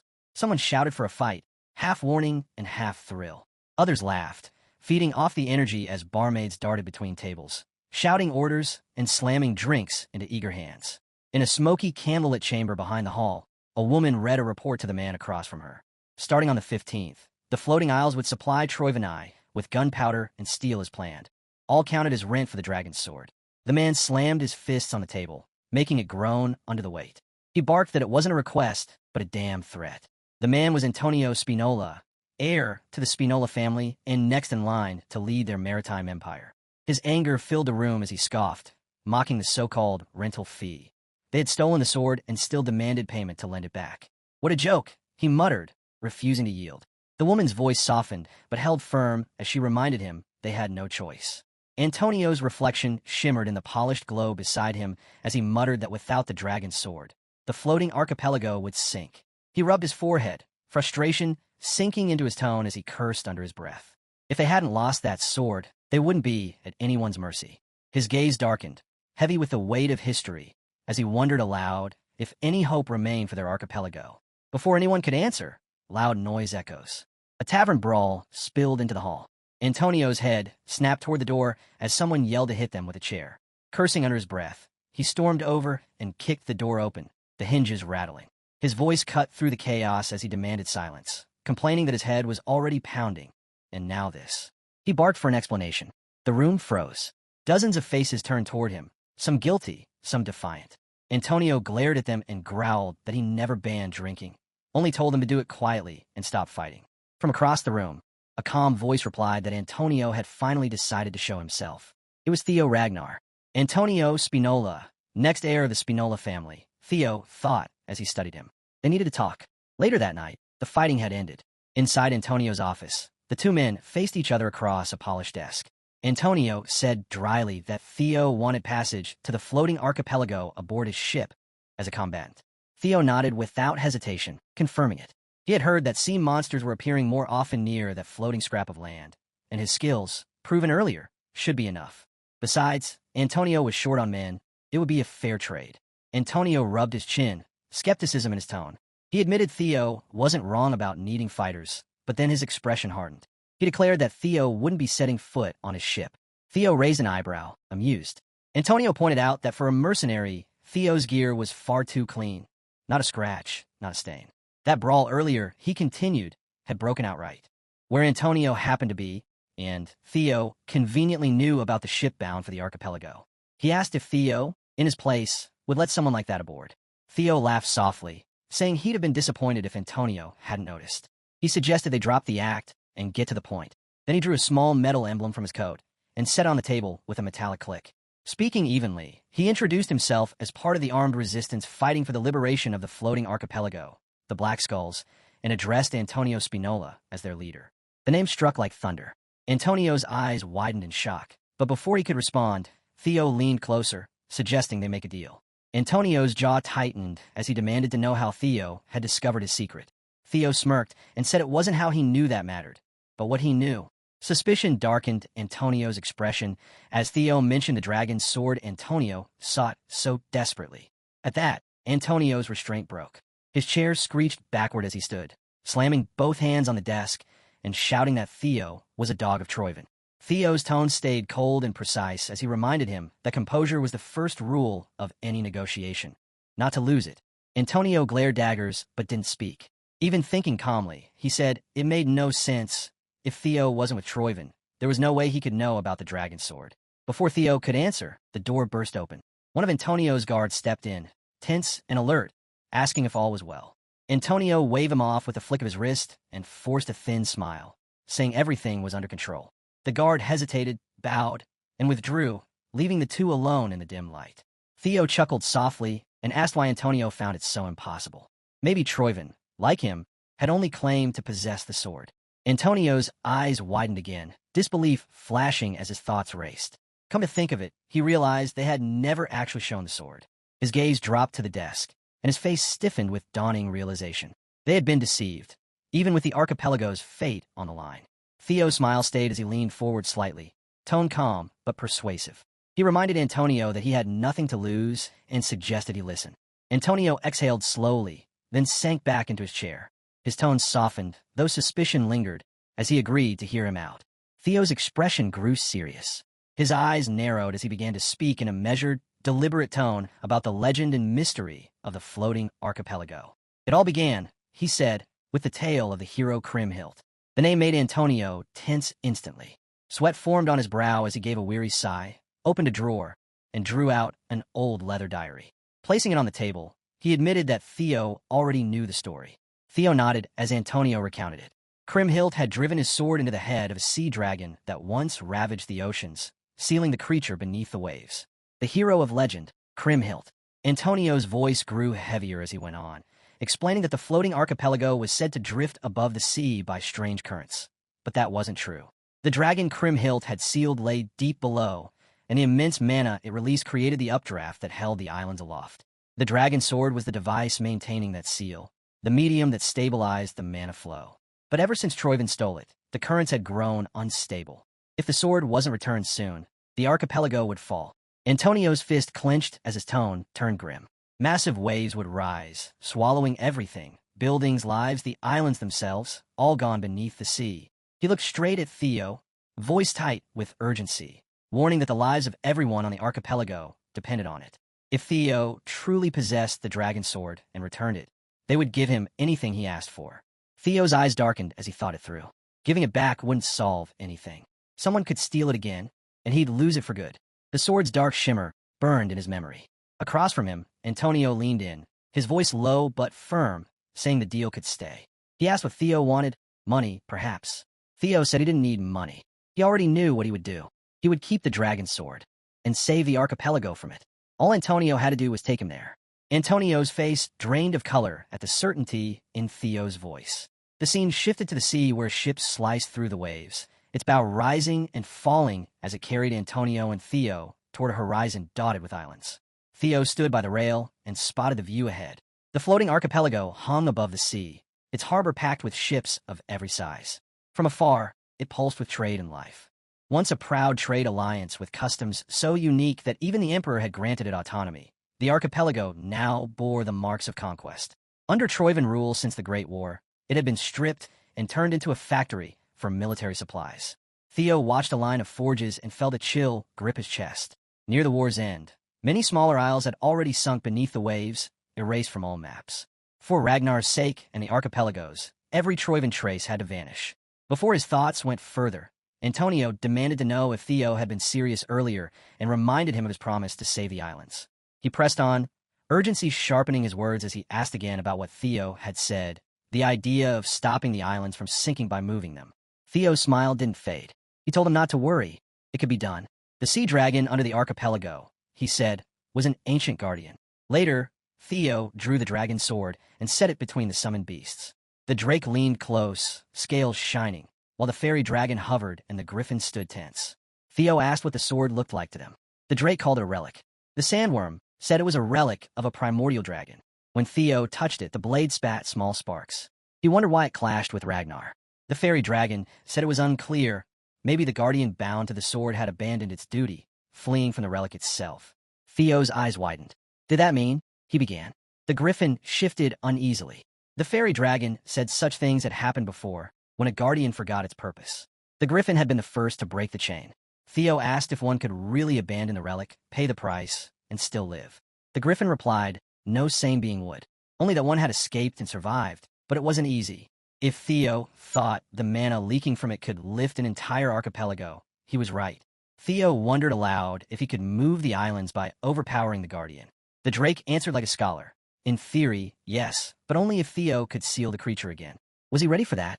Before Theo replied, the fairy dragon warned that, even weakened, the guardian was among the strongest. The griffin questioned whether Theo could even reach the ocean floor.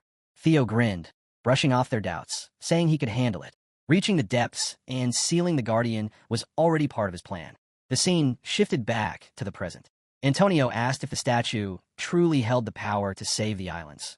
Power even the natives didn't know. Theo remarked that Antonio was still doubtful even after seeing the Dragon Slayer's sword. Antonio clenched his jaw and said he wasn't doubtful, only worried. His homeland's fate depended on it, and he hoped Theo understood. Theo sighed, saying he did, and that Antonio only needed to take him there. He will make sure to save it. A system alert flashed, showing a new sub-quest, Dragon Slayer's sword. The goal: return the blade to its resting place, find the site, defeat the guardian, and earn the right to wield it. The scene shifted again as night deepened. Beneath the calm surface, inside a dim cellar, Antonio had gathered his trusted men, soldiers willing to die for their home. Antonio pointed at Theo and said their mission was simple: guide this man to the Colossus of Cream Hill. Once there, Theo would take over. The soldiers traded tense glances as Antonio continued, warning them that the Troivan had already bribed the clan's head. Security around the Colossus was tight, but they'd use the old route, the hidden path that would bring them close. Every soldier straightened and swore together to protect the floating archipelago. Antonio turned to Theo and said he would leave the task to him. Theo replied calmly that he understood. Among the gathered men, one soldier stayed behind, his eyes gleaming with something not quite loyal. The scene shifted to the archipelago's heart. The dragon statue of Cream Hill towered over the cliffs, moonlight tracing the walls where guards stood watch, unaware of the shadows moving below. Deep beneath the surface, Theo and his group moved quietly through a hidden passage, an ancient stairway slick with sea mist. Theo's eyes narrowed as he brushed his hand along the damp stone, realizing the old tales were true. A secret path really did exist down here. The tunnel opened into a vast cavern where the roar of a waterfall masked their movements. One of Antonio's men whispered that the noise would hide their presence, but urged everyone to stay alert. Theo nodded, then opened his inventory and drew the Dragon Slayer's sword. He turned to the soldiers, thanking them for coming this far, and saying he would continue alone. The men stared in awe at the sword's glow. One muttered under his breath, unable to hide his wonder. It was the real Dragon Slayer's sword, a relic thought lost forever. Theo lifted his gaze to the towering statue of Cream Hill. The blade pulsed with growing energy, its reaction intensifying. The closer they were, the stronger the resonance became. The source had to be there. He crouched, then launched upward with a single powerful leap. Moving like a shadow, he began climbing the colossal monument toward its head. Below, a soldier watched in disbelief, thinking Theo truly wielded the Dragon Slayer's sword and that hope had returned to the islands. The feeling faded as something shifted in the darkness behind him. Before he could react, a hand covered his mouth and a dagger cut clean across his throat. His eyes went wide as blood spread beneath him. The killer stepped back and muttered a vow to Troivan. The time had come, he whispered, to reclaim the dragon's sword, Balmung. At the top, Theo reached the dragon's crown and faced the carved warrior. The sword in his hand trembled with violent force, reacting strongest here. Without hesitation, he drove Balmung into the statue's head. Purple sparks erupted, pain shooting through his arm as steam rose from his skin. Piercing the ground had never caused this. Something was hidden inside. Before he could think more, the air around him shifted. A figure stepped out of the shadows, an assassin radiating pure, killing intent. Without a word, the man lunged, his blade slicing the air with deadly speed. The strike hit nothing. The assassin froze, shock flashing in his eyes. Pain exploded through his gut as Theo appeared behind him, boots slamming into his ribs and sending him crashing into the stone. He coughed blood, disbelief twisting across his face. He couldn't grasp how Theo had moved so fast. Planting his blade in the ground, he tried to steady himself. Two more figures emerged from the darkness. One called to the wounded man, asking if he was all right. The assassin, now identified as Gray, snarled that he was fine and told them not to charge recklessly. Theo, holding a potion in one hand, gave a faint, mocking grin and said 3 against 1 sounded fair enough. Outside, the silence shattered. A thunderous crack split the night as guards shouted in alarm. One pointed upward, voice shaking, telling the others to look. Everyone froze in disbelief as the statue of Cream Hill began to crumble. Massive slabs of stone peeled away and crashed to the ground. The guards below could only stare in horror as the once immovable colossus fell apart under the moonlight. As the camera sweeps across the fortress, the scene shifts to the ground outside the castle walls. Antonio paces impatiently beside his men, the torchlight flickering across his face. His voice cuts through the night, sharp and irritated, demanding to know why it is taking so long and what they're doing inside. A woman beside him, one of his officers, hurries forward, her tone tense as she reports that there is a problem. Gray and his brothers, the ones who entered with them, have turned against the guest. Antonio's jaw tightens. He grinds his teeth, cursing under his breath, convinced that Troyvin's lackeys have already infiltrated this deep. Inside, chaos reigns. The battle rages in a confined space. 3 assassins against 1 man. Blades clash and sparks burst with every strike as the air crackles with tension. Theo moves lightly, his form composed and precise, his balance unbroken despite the flurry of attacks. His expression remains calm, his mind elsewhere even as the enemy presses in. Then it hits him. Something is wrong. Their strikes are measured and deliberate, too restrained. When he opens a gap, they don't push in. They're not trying to kill him, but to stall for time. Theo narrows his eyes, realizing their true intent just as a low rumble echoes through the walls. The castle gates grind open somewhere below, and from the vibrations, he senses that the assassin's allies have already seized the 3rd harbor zone. They plan to hold positions and wait for reinforcements. A sharp grin forms on Theo's face as he raises his weapon, vowing that he will never allow that plan to succeed. The assassins hesitate, confused by his sudden confidence, unable to read his next move. Theo picks up a small stone and hurls it against the ground. It strikes with a loud crack, but the place where Bamung, the Dragon Slayer's sword, remains embedded does not even tremble. Then Theo moves, leaping back, dropping from the ledge as dust swirls around him. The lead assassin, sensing danger, orders his men to stop Theo at all costs. They give chase immediately, their movements swift and silent, dark figures darting through the collapsing chamber. Theo runs flat out, his breath ragged, sweat glistening across his face, but he is smiling, almost laughing to himself, certain that his instincts were right. A sudden chime rings in his mind, and a glowing message appears before his eyes announcing a new quest. The Dragon Slayer's sword Bamung seeks to return to its origin. It instructs him to find its resting place, defeat the Guardian, and prove his right as its master. Theo realizes then that he had once placed the blade in the wrong location. It must return to the place where it truly belongs. Ahead, the path opens into a ruined courtyard bathed in pale moonlight. Ancient runes shimmer faintly beneath the dust. Theo races toward the wide stone platform, feeling the sword's growing resonance. This must be the spot. He leaps high, faster than the assassins can follow, cloak whipping behind him. Midair, he twists his body, draws Bamung, and with a fierce cry, drives the sword deep into the heart of the stone. The impact sends a shockwave across the ground. A blinding light bursts upward, and the assassins, still in midair, are flung back like leaves in a storm. Theo lands on one knee, panting, his eyes wide with awe as the stone beneath him glows with ancient power. The assassins hit the ground hard, fear flashing in their faces as they realize what has been unleashed. A deep rumble shakes the entire fortress. The floor cracks open, dust raining from the ceiling as guards outside stumble in confusion. One of them shouts in panic, asking if anyone else felt the tremor. Another answers that it feels like an earthquake. Then a voice breaks through the chaos, urging everyone to look up. The massive stone statue of Cream Hill trembles, fissures spreading across its surface. A deafening crack splits the night as chunks of rock break loose, crashing down like meteors. Guards scatter, shouting in terror as the colossal monument collapses, breaking apart piece by piece until it finally crashes into the earth in a storm of dust and rubble. The next scene opens quietly. Sunshine filters through the leaves and falls gently over Theo's face. He blinks, groaning as his eyes adjust to the light. It's already morning. His head throbs painfully, and he can't remember when or how he lost consciousness.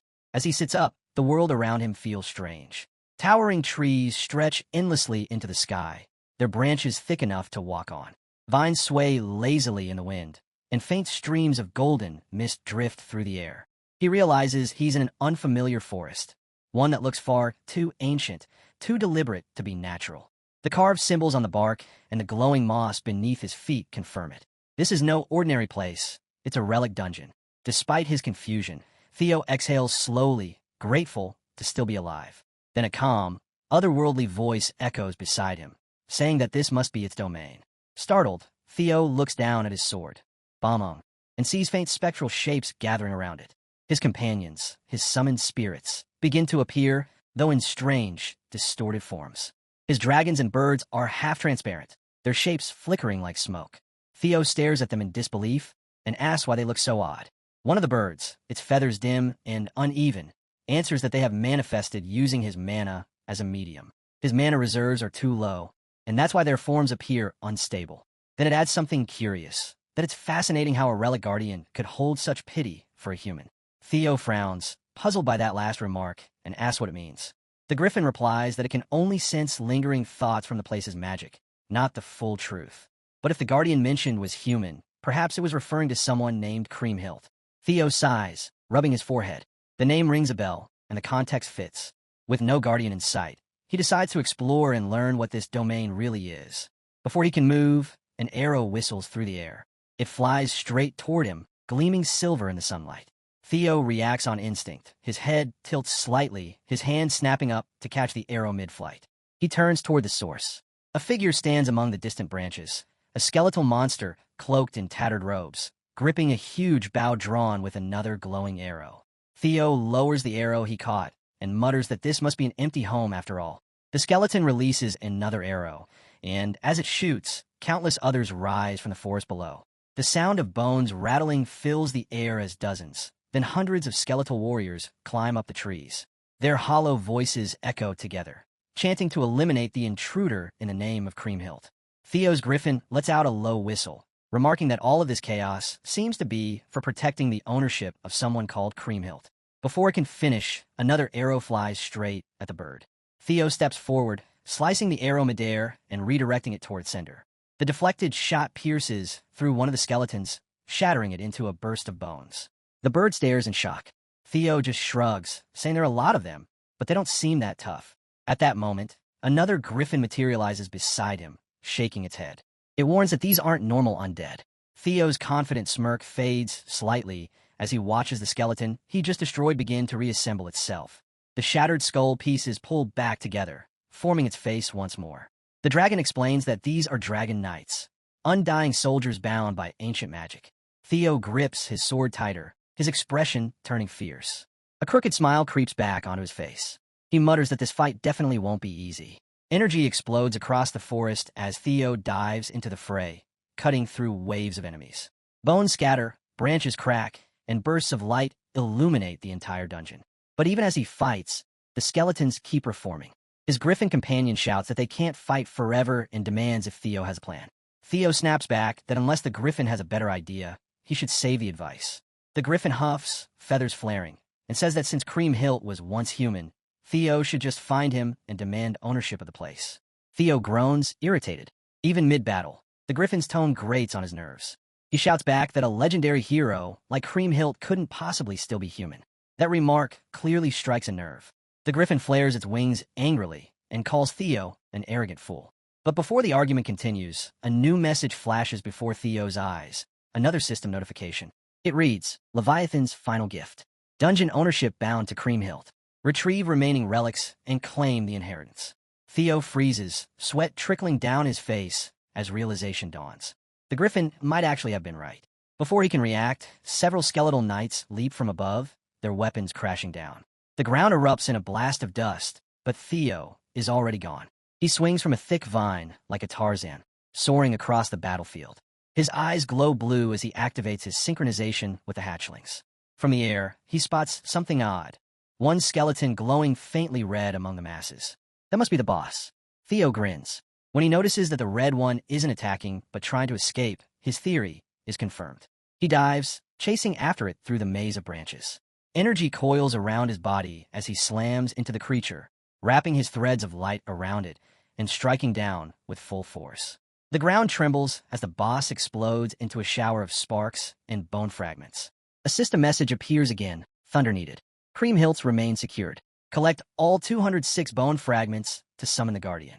Theo looks down at his bloody hand, clutching a piece of the monster's spine, the cervical vertebra. He exhales sharply and mutters that this must be the right path.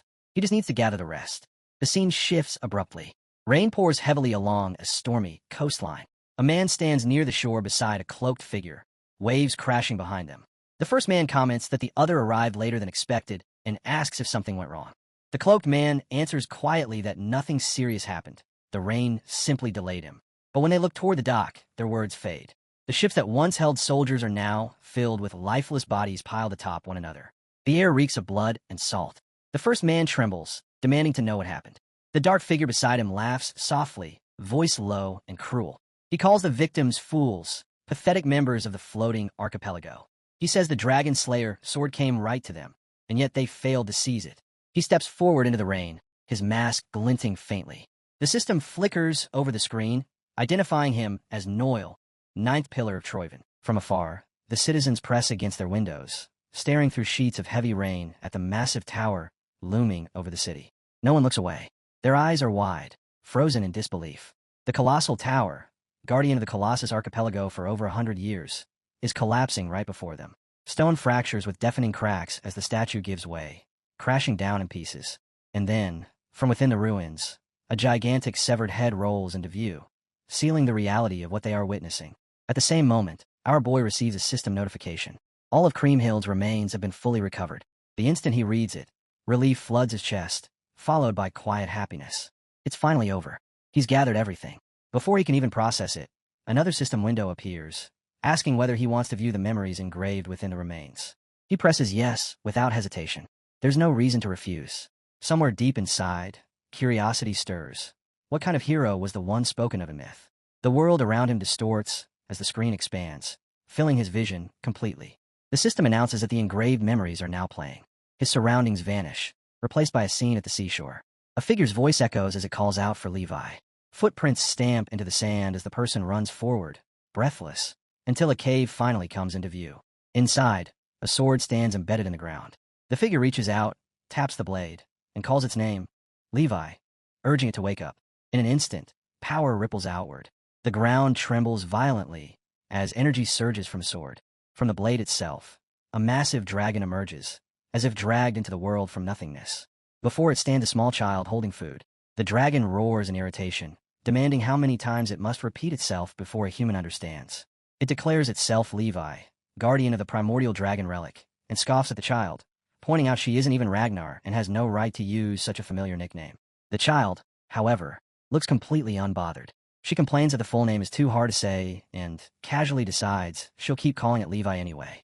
Realizing the situation is hopeless, the dragon gives up with an exhausted sigh, muttering that arguing with a foolish human only wears out its mouth. Its gaze drifts to the food in her hands, questioning why the innkeeper keeps sending bread every single time. The child nods in agreement, saying she thinks it's strange too. Soon, she begins excitedly rambling about something fun that happened earlier that day. The dragon chews the bread in silence, listening with clear annoyance, convinced that her talking never ends. She chatters on about the florist uncle and the baker Annie, speaking as though she's catching up with an old friend. Time passes quietly like this, the dragon listening while the girl talks without pause. Then the memory shifts. The girl is younger now. The same place appears once more, unchanged. The sword still stands embedded in the ground, waiting patiently. The dragon, irritation written all over its face, complains again that no matter how many times it tells her not to come, she never listens. It asks what happened today, then suddenly stops. Drops of blood stain the ground. Its eyes widen in shock. The girl is badly wounded, her body trembling as she cries out for Levi's help. A rough hand yanks her up by the hair, while strange men pour into the town, cutting people down without mercy. A sword is tossed at her feet as she collapses, sobbing in pain. The man laughs cruelly, mocking her for having no good deeds, calling her a foolish barbarian. He sneers that the great emperor is generous enough to show concern for these backwater waters, and says she should be grateful, even as he indulges himself. As the oppressor turns his back, Levi can only scream her name, Creamhild. From deep within the cave, Levi's eyes blaze red. In the next instant, a violent blast erupts outward, and the oppressor is torn apart without even a chance to react. The memory shifts once more. The city is now engulfed in chaos. Houses burn endlessly, flames devouring streets and rooftops alike. Guards drag captured citizens through the roads, forcing them to march. One of the oppressors shouts angrily, demanding to know what is causing this disturbance, then freezes. Both captives and soldiers fall silent, as they sense something far more terrifying than anything they've ever faced. From above the burning city, dragons descend.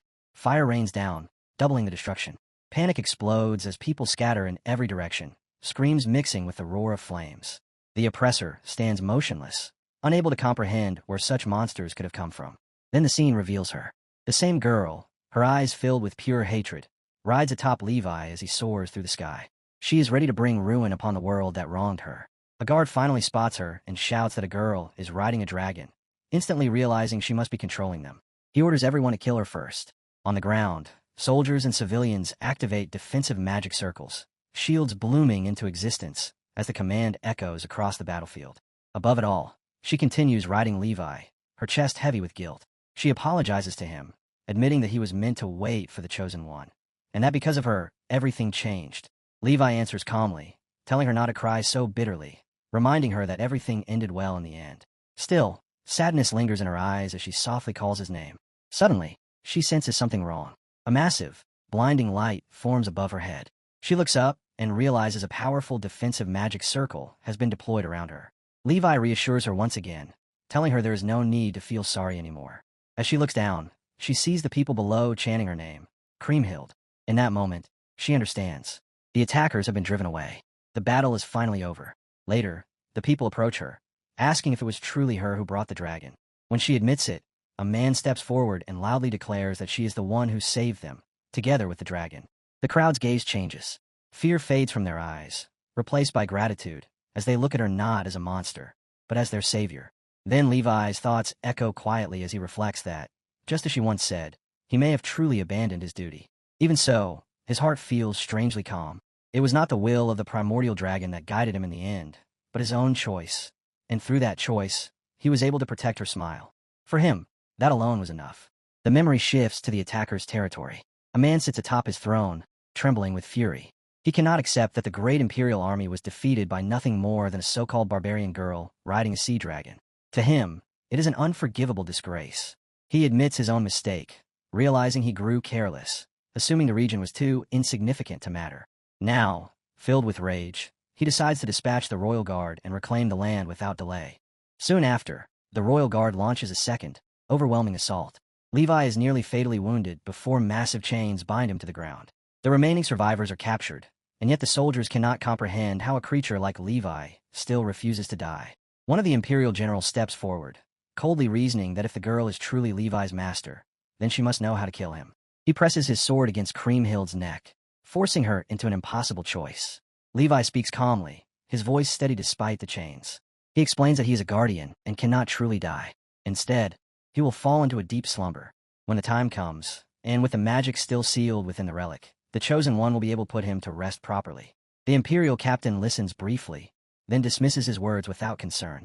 Around them, soldiers raise their spears, aiming them toward the captives' throats. Levi falls silent for a moment before softly remarking that it seems they were given more time together than he ever expected. Overcome with emotion, Kriemhild drives her sword into the ground and begs him to stop, insisting she can endure it herself. Levi gently tells her that perhaps her fate was sealed the moment he broke the rules. He urges her not to blame herself for protecting her people and promises to help her one final time. He tells her, honestly, that he truly had fun. Tears stream down Kriemhild's face as she finally understands what he intends to do. With trembling hands and a heart on the verge of shattering, she lifts the blade and drives it into Levi's neck, sending him into deep slumber. Levi collapses, and the imperial soldiers freeze in shock. Moments later, that shock turns into relief, believing the greatest threat has finally been eliminated. Then the air changes. One soldier notices something wrong and stiffens. Without warning, the sea begins to roar. Massive waves rise as the water surges forward, and a monstrous tsunami crashes onto the land. People scream as walls of water close in, dragging countless lives beneath the surface. The imperial troops are swallowed whole, trapped like ants in a flood. In their desperation, they cry out to Levi for salvation, but his sword stands planted in the ground, and he remains lost in slumber.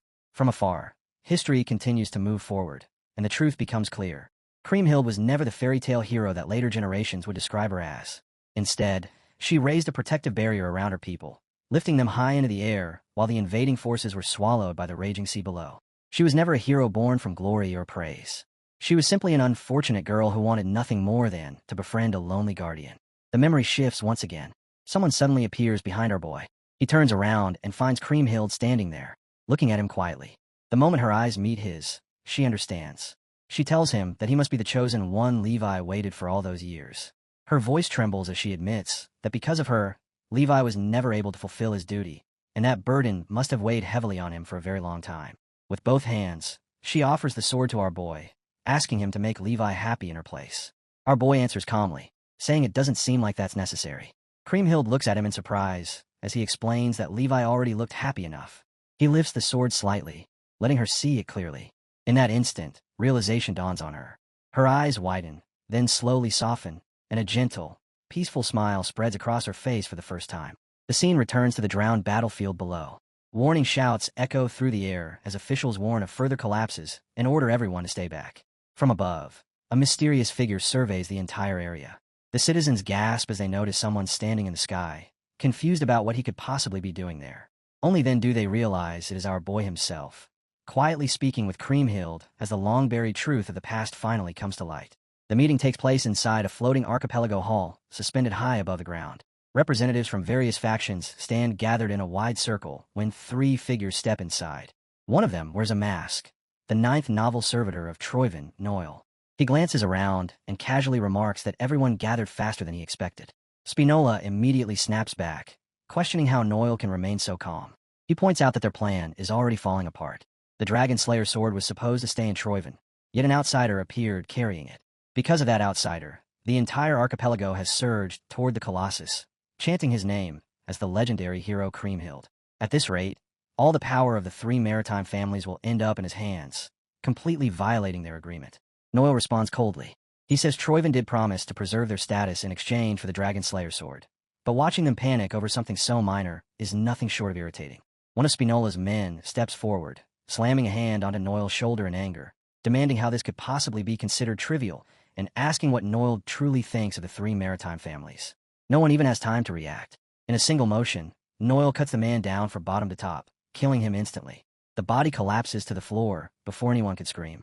Noel looks around calmly and asks what they think now, making it painfully clear that to him, they are nothing more than insects, things he can crush whenever he pleases. Spinola panics, shouting at Noel, demanding to know what he thinks he's doing. Noel's voice remains steady as he declares that they are traitors who sold out their own country for personal gain, and that their only remaining purpose is to follow orders. He sneers at them, mocking their dreams of ruling the floating isles while everything beneath them is already sinking. Spinola snaps back, insisting that if the capital of the archipelago falls, then Troyvin will fall alongside it. Noel steps closer, his presence crushing, and calls Spinola a fool to his face. He tells him flatly that he still doesn't understand anything. If they wish to avoid being slaughtered where they stand, they should keep their mouths shut and obey him without question. Cold sweat breaks out across Spinola's face, and the words die in his throat. As Noel turns and leaves the hall, he delivers a final warning over his shoulder. If they value their lives, they will retrieve the Dragon Slayer sword and bring it back to him. After Noel departs, a young man cautiously steps forward and bows deeply, asking for permission to speak. Noel allows it without turning around. The boy carefully asks whether Noel truly intends to entrust the retrieval of the sword to them. Noel admits he understands the concern and says he would much rather handle it himself, but circumstances won't allow it. One of Ragnar's 9 dragons, the Overlord Dragon, has appeared, and restraining it has now become their top priority. The scene shifts to the chaotic Colosseum. Smoke coils into the sky as massive crowds gather, completely surrounding the area. The moment they catch sight of our boy, the chanting erupts. Kriemhild, Kriemhild, over and over again. Our hero can't help but smirk. He knew the people revered Kriemhild like a god, but he never imagined their devotion would be this intense. Yet the Kriemhild he knew was never a god, nor a symbol of heroism. She was just a normal girl with a kind heart. Even the Dragon Slayer sword itself was merely a relic of the primordial dragon, a weapon only a Ragnar could wield. That truth, however, had been completely lost to history. A man forces his way through the crowd and falls to his knees, desperately begging Kriemhild for salvation. Because of the Trovian scoundrels, the entire floating archipelago is on the brink of collapse. Countless people have no way to escape. If she has even the slightest mercy, he pleads, She must save the archipelago. Our hero finds the situation oddly entertaining and decides to play along, for now. He raises the sword high and declares that he will do whatever it takes to save the floating archipelago. With those words, he leaps down from above, landing firmly on the ground below. A young woman steps forward with deep respect and says they have been waiting for him. She introduces herself as Marty, the highest priestess of the Cream Hill Temple. From this moment on, she explains they will personally attend to his needs. With that, the group begins making its way toward the Dream Hell Temple. As they walk, the priestess explains that for generations, priests and priestesses maintained the temple, firmly believing that the prophecy of his appearance would one day be fulfilled. Our hero is genuinely surprised by just how deeply rooted their faith is. She then presents a necklace, explaining that it was once worn by the hero of Dream Hell. At the same time, a system notification appears, revealing that the necklace is a magic enchanted accessory, a gate link key. The priestess adds that it is the only keepsake left behind by the hero of Dream Hell and the essential key needed to reach the sea dragon dwelling in the deep seas. Our hero accepts the necklace, and the priestess urges them to keep moving. He studies it quietly for a moment before saying there is something he needs to tell her before they part. She gently reassures him not to worry. Surprise flickers across his face, and he asks how she already knows. The priestess explains that the Dragon Slayer sword is a primordial dragon relic, so it is only natural that a Ragnar would awaken it. Our hero then asks why she refers to this moment as the return of Dream Hell. She answers calmly that after protecting this place for generations, she can feel it. The sorrow of being forced to harm a dear friend, and the pain Kriemhild endured while trying to protect the island, still remain in the air. Kriemhild acknowledged him, and because of that, he deserves to be treated as a true hero. At last, they reach their destination. The priestess tells him this is the place. If he walks to the end of the stairs and throws the necklace, the gate linked to the sea dragon will open. She then hands him another item, explaining that it will allow him to breathe and move freely underwater, as long as he keeps it with him. She promises to pray for his safety as he prepares to descend beneath the floating archipelago. Back at the temple, the people continue worshipping what they believe to be their god. Suddenly, a weapon slams into the ground with a deafening crash, silencing the crowd. A barbaric-looking man steps forward and shouts for everyone to stop. He announces that the three maritime families have completed their investigation and concluded that the person seen earlier was a terrorist who falsely impersonated the hero Kriemhild. Shock ripples through the crowd as disbelief spreads. The man continues, declaring that an operation is already underway to recover the Dragon Slayer sword that was stolen. He orders all citizens to disperse immediately. This decision comes directly from Spinola, who believes he has chosen correctly. Anyone who dares to resist is crushed without mercy, forced to accept the decree. Spinola knows his reputation will be stained, but without the Dragon Slayer sword, his life is already forfeit. Compared to that, reputation means nothing. If necessary, he is prepared to kill everyone present. He draws his sword and gives the order that from this moment on, regardless of reason, anyone who stands in their way is to be eliminated. His army surges forward, cutting down anyone who shows even the slightest resistance. All of this bloodshed is for a single purpose: retrieving the Dragon Slayer sword. Meanwhile, our hero walks calmly down the stairs, completely unaware of the chaos erupting behind him. As he steps into the water, a strange sensation courses through his body. He pulls out the necklace and throws it forward. At first, faint ripples spread across the surface of the water. Then the pendant reacts. The sea begins to boil violently, waves twisting as if seized by an unseen force. The water tears itself open, forming a hollow passage directly in front of him. Without hesitation, he moves forward and enters. The moment he passes through, the water closes behind him like a sealed gate. He continues descending deeper into the sea, gliding through the dark waters as strange creatures slowly drift into view. With the sword in hand, he realizes he has made it inside, but he has no idea where to go next. Suddenly, he feels something. He turns sharply, yet there is nothing behind him, only clear water. The sensation doesn't disappear. His instincts scream again, this time from the front. The instant he turns, he finds himself completely surrounded. Massive dragon sharks emerge from the darkness, their enormous bodies circling him, red eyes glowing ominously. He recognizes them immediately. The sea serpent guardians of the deep sea, infamous for their hostility. Their jaws open wide, rows of teeth ready to tear him apart. Instead of panicking, our boy simply grins. He stares at them calmly, amused by the sight. If creatures like these are already appearing, then there's no doubt about it. He's on the right path. Outside, chaos erupts as Spinola's enforcement armies clash with the resisting crowd.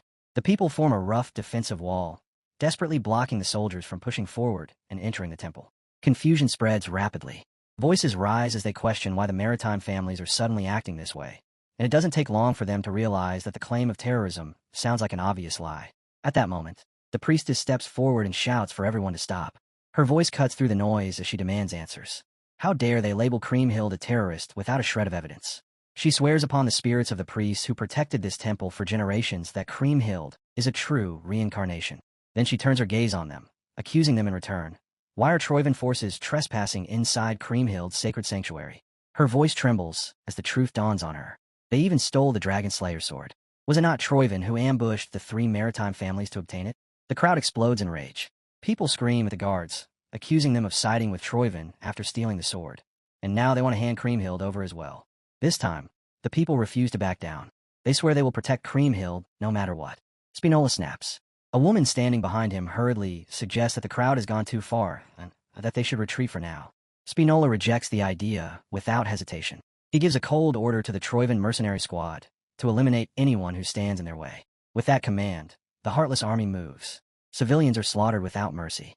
The people have no armor, no real weapons, barely anything to defend themselves with. The temple guards, armed only with spears, are forced to watch as innocent lives are cut down one after another. One of Spinola's men urgently warns him that such brutality will destroy his reputation and trigger massive backlash. Spinola shuts him down instantly. He coldly asks whether reputation will save their lives now. Rumulon freezes as the realization hits him. Spinola has completely lost himself. Spinola roars that they already betrayed the archipelago once, so there is only one path left now, to become Troivan's loyal dogs. He repeats the order, screaming for them to kill anyone who stands in their way, promising to take full responsibility for the bloodshed. With madness burning in his eyes, he declares that they will reclaim the Dragon Slayer sword at all costs. The enforcers surge forward again, treating the people like nothing more than livestock. Temple guards and civilians fight side by side, shouting that they will never let anyone lay a hand on Creamhill. They form another desperate defensive wall, refusing to retreat. One brave man charges straight ahead, only to be met by a merciless volley of thrown spears. Then everything changes. A man who looks exactly like Spinola leaps into the battlefield, narrowly avoiding a spear as metal crashes violently against metal. With swift, decisive strikes, he cuts through the front line, forcing the army to halt. Spinola watches in disbelief as his forces are suddenly unable to advance even a single step. He curses them furiously, screaming that they are useless. And then he sees the man clearly. Antonio Spinola. While deflecting another spear, Antonio calmly greets his father, as if it had been a long time since they last spoke. Spinola explodes in rage, accusing him of abandoning the hero's path just to make such a pathetic choice. Antonio shatters a spear with his blade and fires back, demanding to know if this is what Spinola calls pathetic, betraying their own country and slaughtering innocent civilians. The word strikes Spinola like a blow. His own son is standing against him. Antonio raises his voice and orders the Black Skull members to subdue every one of these cruel men. With that command, the battlefield finally balances, and the real fight begins. Antonio shouts for everyone to protect the people at all costs. Deep down, Antonio knows this won't last. Their numbers are fewer, their strength lacking, and their equipment inferior. They can't hold out for long. Silently, he prays that our hero finishes his task quickly, unaware that the danger awaiting him is just as great. Far below, our hero faces the sea serpent dragons. He draws his sword, fully aware that he never expected guardians like these, especially not in such overwhelming numbers. Yet something feels wrong. The serpents don't attack. They simply surround him, watching in complete silence. Slowly, he relaxes and lowers his stance. A thought crosses his mind. Is it the dragon-level energy flowing from the sword? Trusting his instincts, he slightly opens his arms. One sea serpent cautiously moves closer and nudges him, almost as if asking to be petted. A system notification appears. The sea serpent trusts you. The sea serpent has recognized you as its master. A cool glow spreads through the water as another message follows, announcing that his taming skill has activated and a sea serpent has been successfully tamed. A familiar sensation washes over him, the same feeling he had when he tamed Umbra. Emotions flow through the dragon's heart, linking them together as one. The emotions carried through the bond are curiosity mixed with fear. Our hero immediately understands. It is Levi's energy that drew the sea serpents to him, and because he carries that same presence, they allow him to move freely among them. It almost feels as if they're speaking to him, or perhaps he's hearing them in his own way. A faint sense of warmth settles in his chest as he realizes he's gained allies in this deep, dark blue sea. He gently pats them, assuring them that he'll handle everything. Then he gives the order for one of the serpent dragons to take him to Levi. The creature immediately lowers its massive body, allowing our boy to climb on, before plunging straight down into the abyss. They travel for a long time at an insane speed. Water tears past them violently, blurring his vision. The pressure is so intense that his gloves rip apart, and brutal shockwaves crash against his body. He quickly notices that the deeper they descend, the more twisted the mana currents become. The pressure keeps climbing, clear proof they're nearing their destination. Suddenly, a system alert flashes. The hatchling synchro has been activated. Our hero's eyes shine as he finally sees it. At the very bottom of the sea rests a colossal blue dragon, breathtaking in scale, calmly lingering in the depths. This is Levi. He expected Levi to be this deep, and the sheer magnitude of its magic is overwhelming, on par with his own. But something feels wrong. The mana is distorted. It doesn't match the memories of Dream Hell. It feels corrupted. At that moment, his two minions appear and warn him that Levi is no longer the same. The being lying on the seabed is far more dangerous than anything they've encountered before. Our hero asks if it's really that bad. One of them reminds him that he already carries similar energy himself, so he should understand how volatile it truly is. His eyes widen as realization strikes. That energy, demon shadow toxin. The minion confirms it. That dragon is the source. Before them, Levi's once majestic form is now engulfed in pitch-black energy, radiating something deeply unsettling. The minion explains that Levi has completely lost reason after being overtaken by the demon shadow dragon's influence. Levi is no longer himself. The scene shifts to a ruined temple steeped in an eerie atmosphere. The interior looks as if it was torn apart by an unknown catastrophe. Standing calmly amid the destruction is Noel, who states that even if their nations are on the verge of war, there is something that must be addressed first. He faces a man lounging casually on a throne, wearing a smug, relaxed smile. Noel addresses him as the Overlord Dragon. The man responds lazily, saying it really has been a long time. This Overlord Dragon is Roll. Noel reminds him coldly that he is Troiven's 9th noble servitor. His patience finally snaps as he demands to know if this is really the time for pleasantries. He asks whether Roll has already forgotten the terms of their agreement. Troiven was supposed to take control of the north while Ragnar was occupied, and in return, Troiven's takeover of the archipelago was meant to remain hidden. Roll puts on an innocent expression and claims he doesn't remember breaking any promises. Noel steps forward, and the ground beneath his foot shatters under the pressure alone. He asks Roll if he truly intends to feign ignorance. That outsider, the Ragnar candidate, is not something Roll could have possibly overlooked. Noel's eyes blaze berserk red as killing intent floods the ruined temple. He demands the truth, warning that if Roll is lying, their agreement ends here and now. The scene shifts back to our hero, who is still struggling to process the reality of the demon shadow toxin. He cannot understand how something like this could have happened, and begins to suspect Troiven's involvement. His minion agrees, explaining that once the Dragon Slayer sword was drawn and the seal broken, Levi should have protected the archipelago. What makes no sense is how anyone managed to poison a guardian dragon in the first place. Whatever method was used, it was unnatural. The demonic energy has completely consumed Levi's reason. He's on the verge of going berserk. They watch Levi's erratic movements carefully. One minion suggests retreating, while Levi still hasn't noticed them. Barahio immediately disagrees. He draws his sword and says this is their best chance while Levi remains unaware. Activating hatchling synchronization, he senses the toxin spreading at an alarming rate. The source is clear, Levi's head. The corruption has nearly engulfed the entire forehead. Our hero makes his decision. He'll destroy the source first.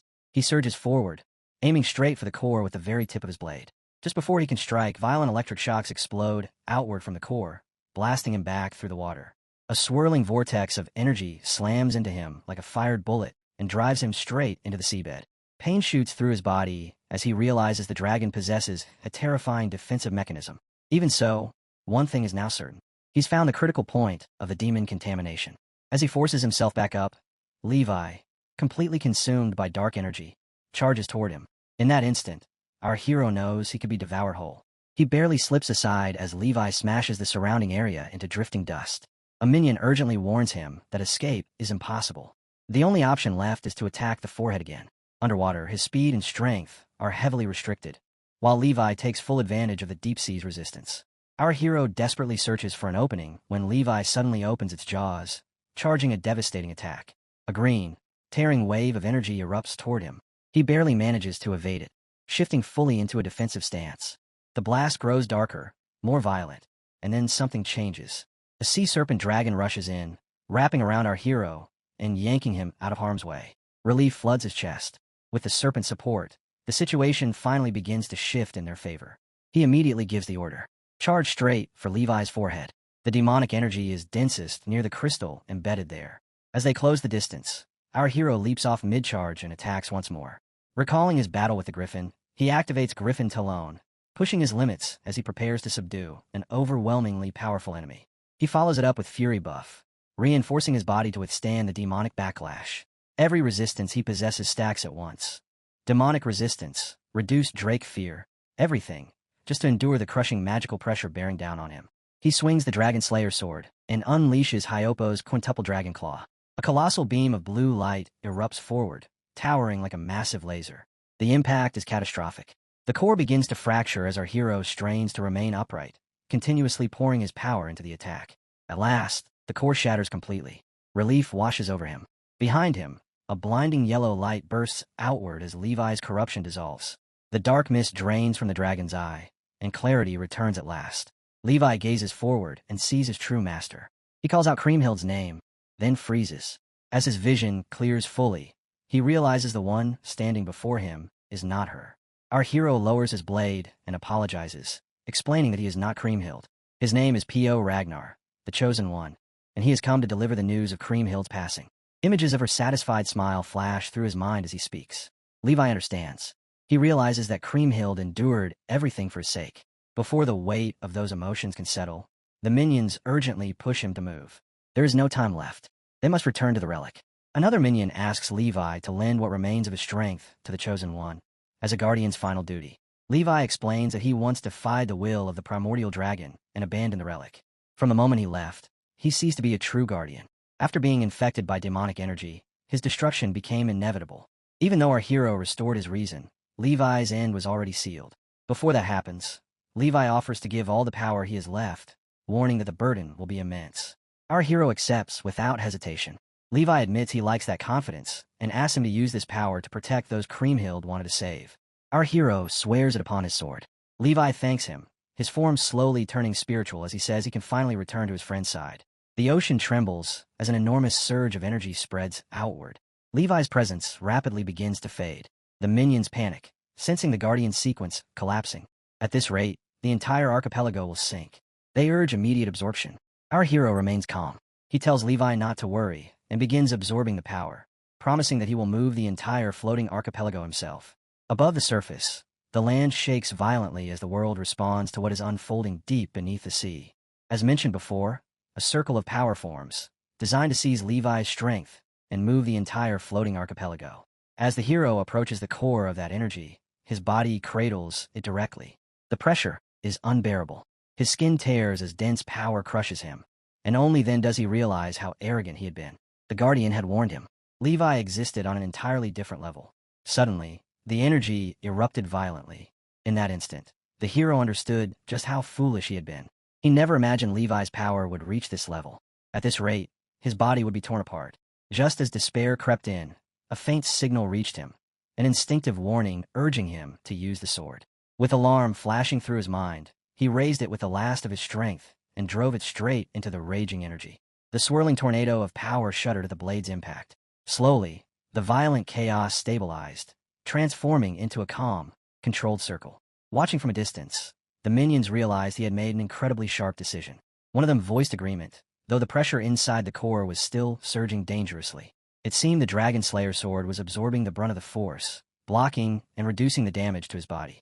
Levi had resisted until the very end. Even in his final moment, the sword proved to be the hero's true lifeline. The energy was fully absorbed into his soul. As the brilliant core vanished, the hero felt as if Levi itself now resided within him. After everything he had endured, the struggle suddenly felt distant and unreal. A minion appeared behind him, warning him not to let his guard down yet. Levi's power was finally complete. Now was the time to move the island. Without hesitation, the hero shot toward the surface, a blinding trail of force tearing through the sea behind him. He already knew what had to be done. Midway through the ascent, a minion reminded him that he needed a destination. The hero answered without pause. He had already chosen one: Ragnar's northeast barrier. As he broke through near the forest, the eastern surface came into view. Below, chaos ruled the battlefield. Warriors clashed violently as two forces collided without restraint. Then, without warning, a massive ripple surged outward, freezing everyone in place. Gasps echoed across the land as confusion spread. Some believed Kriemhild had acted once more. Others feared the archipelago itself was beginning to sink. The oppressors were struck with even greater shock. In the distance, towering walls of water surged forward. Someone screamed as they realized the shoreline itself was moving. The archipelago was moving. A colossal wave slammed into the temple as roaring water tore through the air. Elsewhere, Noel and Roll stood facing each other. Noel struggled to grasp what was happening, wondering if the hero had truly absorbed the Dragon Slayer sword's power this quickly. Roll admitted that this was no longer the time for conversation.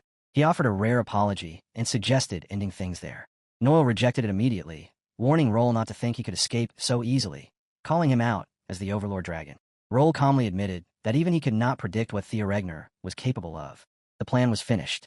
Since the secret of the Dragon Slayer sword had already been exposed, perhaps this outcome was inevitable.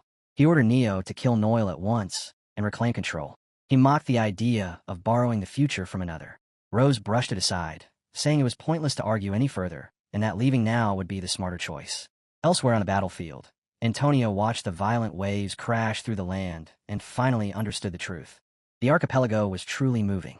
He immediately understands it. The hero has finally succeeded. Someone shouts for everyone to stop fighting, announcing that the danger of the archipelago sinking is finally over. Antonio raises his voice and declares that it's time to save him. Before he can say anything else, the air explodes.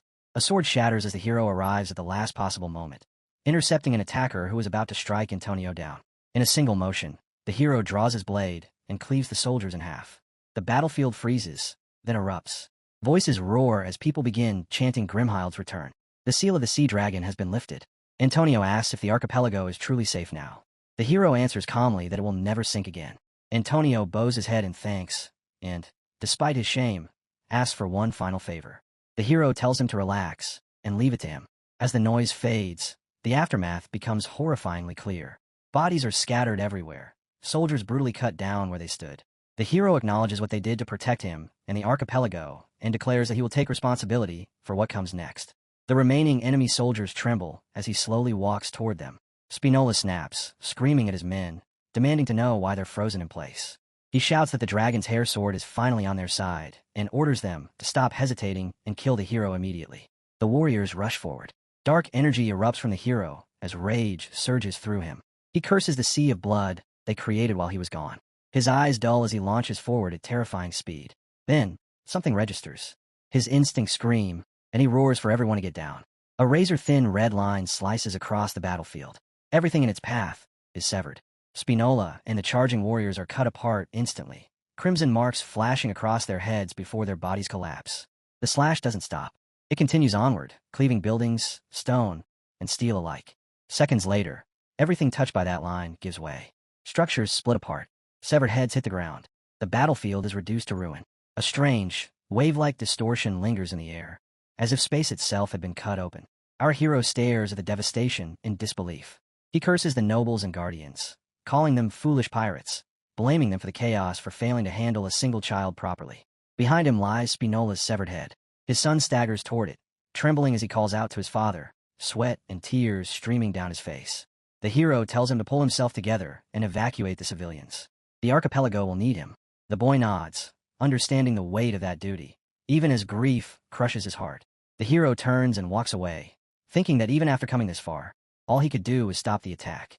From another direction, a dark figure slowly approaches, overflowing with hatred. It curses the hero's arrogance and declares that this is the end of his smug act. It vows to tear him into so many pieces that even his father wouldn't recognize him. Something far more dangerous is approaching. The chapter opens on the surface of the sea, where an enormous giant fish glides through the water while countless smaller fish swarm around it, rushing from every direction and attacking without pause, until in the midst of that chaotic frenzy one of those fish suddenly lunges forward and strikes with enough force to shatter the knight's sword. The blade said to carry the power to slay dragons. At the same time, deep in the sea, our boy clashes directly with Noel while wielding the power of Enabling, and as the fight grows more intense he drives his sword forward with all his strength, sending Noel crashing downward toward the darkest depths of the ocean while violent splashes of water erupt around them and soak everything nearby. A moment later Noel smashes heavily into the sea, and at the exact point where he hits the water the surrounding ocean begins spinning into a powerful circular current. Then, almost immediately, our boy lands atop a nearby bridge, while Noel resurfaces briefly before dipping back down again, raising one hand upward as though expecting someone to reach out and save him. Instead, he slams his arm violently against the bridge, his face twisted with anger as he declares how shameful this is, guessing that this must have been our boy's trump card, and with an enraged glare aimed directly at the protagonist, he states that something like this is nowhere near enough to kill him. Our boy answers calmly, saying that he expected as much, because there is no way the 9 retainers, figures set to rival the 9 dragons, would fall so easily. After saying this, he lifts his sword high above his head and plants his feet firmly against the ground, anger burning across his face as he declares with absolute resolve that even relying on his own strength alone, he can still fight. At that exact moment, Longtray suddenly attacks the enemy from behind, catching him completely off guard, leaving him stunned and confused about what is happening, while our boy shouts that he can still slam him straight down into the ocean floor. As the enemy senses the overwhelming force rushing toward him, his expression abruptly changes, and internally he realizes that something is wrong as he begins thinking about the ocean's current. Then suddenly a massive wave surges through the sea, sending the surrounding waters into violent motion. Our boy shouts that he will bury him at the bottom of the ocean, and Noel's eyes widen in shock as panic flashes through his mind when he realizes what is about to happen. Because the seawater begins rolling violently and forms something like a gigantic pipe, a raging storm within the ocean itself, while the current drags Noel downward into the deep, dark depths, forcing him to shout in desperate frustration. Meanwhile, our boy remains standing firmly where he is, slowly rolling up his sleeve while standing beside the nearby buildings as his hair lashes wildly in every direction under the force of wind and water, until eventually he lowers himself to the ground and lies down, placing his sword beside him. Stretching his arms outward, he speaks loudly and says that he has kept his promise to Leviathan, and while still lying there on the bridge he adds that his body will not be able to endure it if he has to make any more promises, as the water continues to float and swirl around him, while he admits that this was his first time attempting something like this and that he is not even certain whether he calculated everything correctly. After everything that happened, the scene shifts inside the palace, where the entire army along with everyone else stands frozen in stunned silence, quietly taking in the aftermath of what has just unfolded. Sir Antonio stands among the soldiers and finally begins to speak, announcing that at this pace everything should turn out fine, even with the shore involved, before turning toward our boy and openly praising him by saying he did a great job. He then continues, explaining that when he first heard the plan about moving the entire floating archipelago, he simply could not believe it, and even now, after witnessing it with his own eyes, the whole thing still feels unreal and difficult for him to fully grasp.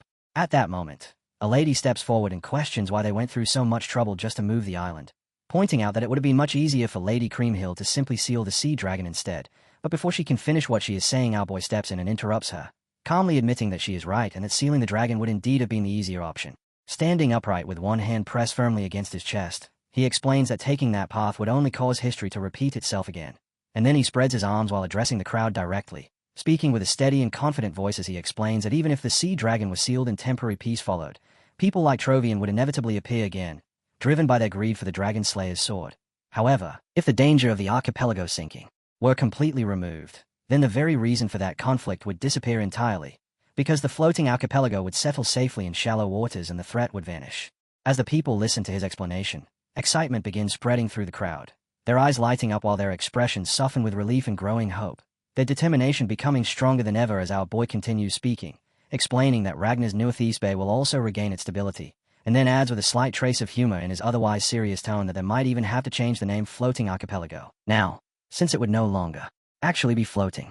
Meanwhile, Sir Antonio stands there quietly, staring at our boy as if he were looking up at a shining star, until suddenly he squeezes his eyes shut and tears begin streaming down his face, and right in front of everyone he bows deeply and apologizes. Our boy looks clearly surprised and cannot understand why Antonio is apologizing. But Antonio explains that the recent hostage incident involving the Sirius merchant group was caused by the Black Skulls, and because of that event the White Dragon Alliance suffered enormous casualties. Raising his voice, Antonio declares that if they had been cursed by Trovian back then, they could not claim to be entirely innocent either. He continues by saying that if someone must take responsibility for what happened, then they are ready to accept it. But at that moment our boy interrupts him and firmly declares that yes, responsibility does need to be taken, immediately. Sir Antonio's eyes widen in shock, but our boy calmly places a hand on his shoulder and tells him to name his price, declaring that he is willing to give anything in return, even his own head if that is what it takes. Then our boy finally reveals what he truly intends, announcing that he wants Antonio, the president of the Northern Shipping Union, to take up that position once again, and he looks at him with unmistakable excitement. Completely stunned, Antonio asks what he means, unable to believe what he has just heard. But our boy explains that the North currently lacks any organization capable of managing large-scale logistics because the agent as purged destroyed the Sirius merchant group. However, the Floating Archipelago Shipping Union still possesses the strength and structure necessary to fill that empty role. Antonio hesitates and says that he does not have the right to accept such a responsibility, but our boy immediately turns toward the crowd, repeating Antonio's concern aloud and asking everyone what they think about it. Without a moment of hesitation, Someone raises their hand from the audience. It is the same lady who spoke earlier, and she states that she supports the idea, explaining that they have all personally witnessed how sincere and devoted Lord Antonio has been. Right after that, another woman speaks up and says that she agrees as well. And then one by one more people begin raising their hands while voices ripple through the crowd. Count me in, me too, and I'm alive because of you. While others add that they support him because they saw Antonio step forward to protect the citizens, until the agreement spreads rapidly and nearly everyone present is voicing their support. Standing there, our boy takes in the overwhelming response, clearly energized by the trust the people are showing, before placing his hand on his chest once more and announcing his condition. As long as the new Northern Shipping Union prioritizes its resources and capital toward investing in Ragnar, he will personally take full responsibility for the autonomy and security of the floating archipelago. And with unwavering resolve he declares his oath, stating that he, Fiorina, swears it in his own name. Hearing those words, Sir Antonio closes his eyes tightly while tears continue to fall down his face, and he says that he has been receiving help right until the very end. Then, standing as the representative of the shipping union, Antonio Spinola swears that he will fully cooperate with Ragnar. The two of them clasp hands firmly in front of everyone, and the moment they do, the crowd erupts into cheers, applause, and voices of congratulations. Leaning closer, our boy quietly tells Antonio that they have finally reached this moment. After that, the scene shifts to the outside of the archipelago at its new location, where our boy explains that the archipelago is still floating as it settles into place, while the water within it surges and splashes violently. Then suddenly, someone bursts up from the water inside the archipelago, struggling desperately to grab onto the supports. The figure fights his way upward while gasping for air, and when he finally drags his battered body through the water and reaches the edge of the archipelago, it becomes clear that the one who emerged is Noel. Barely managing to stay upright, Noel staggers forward with a trembling body covered in cuts and injuries, struggling to stand while fury burns in his eyes as he shouts that damn Ragnar bastard, swearing that he will rip Ragnar's limbs apart and chew on his guts. While he is still raging, a voice suddenly appears and remarks that this was supposed to be the force meant to rival the 9 dragons. Hearing that, Noel immediately lifts his head and looks upward, where someone stands atop a cliff overlooking them, gazing down while coldly commenting on how disappointing this entire outcome is. Noel recognizes the figure instantly and calls out to the tyrant dragon, then continues speaking from below, saying that this situation was supposed to cause trouble for him as well if their plan failed, and demands to know what exactly the tyrant dragon wants, adding that whatever it may be, if the tyrant dragon would just help them this one time. The tyrant dragon begins descending while replying in a cold voice, calling Noel foolish, and when he finally lands in front of him with a heavy impact that shakes the ground beneath his massive body, he speaks again, saying that since Noel still seems completely clueless about what he truly wants, he will kindly explain it himself. With a faint laugh, the tyrant dragon looks directly at Noel and reveals that what he wants is the floating archipelago, but only after Noel has conquered it. Hearing that, Noel immediately shouts in disbelief and refuses outright, clenching his teeth as he accuses the tyrant dragon of planning to steal the archipelago from them after they had done all the hard work to take it. The tyrant dragon calmly agrees, replying that reclaiming something that was stolen simply sounds better that way, and adds that he had at least expected Noel to deal with that annoying brat for him, but it seems he overestimated him. Then his tone sharpens with anger as he openly insults Noel, saying he never imagined he would turn out to be such pathetic vermin, unable to even handle a single child. Before the tyrant dragon can finish speaking, Noel snaps.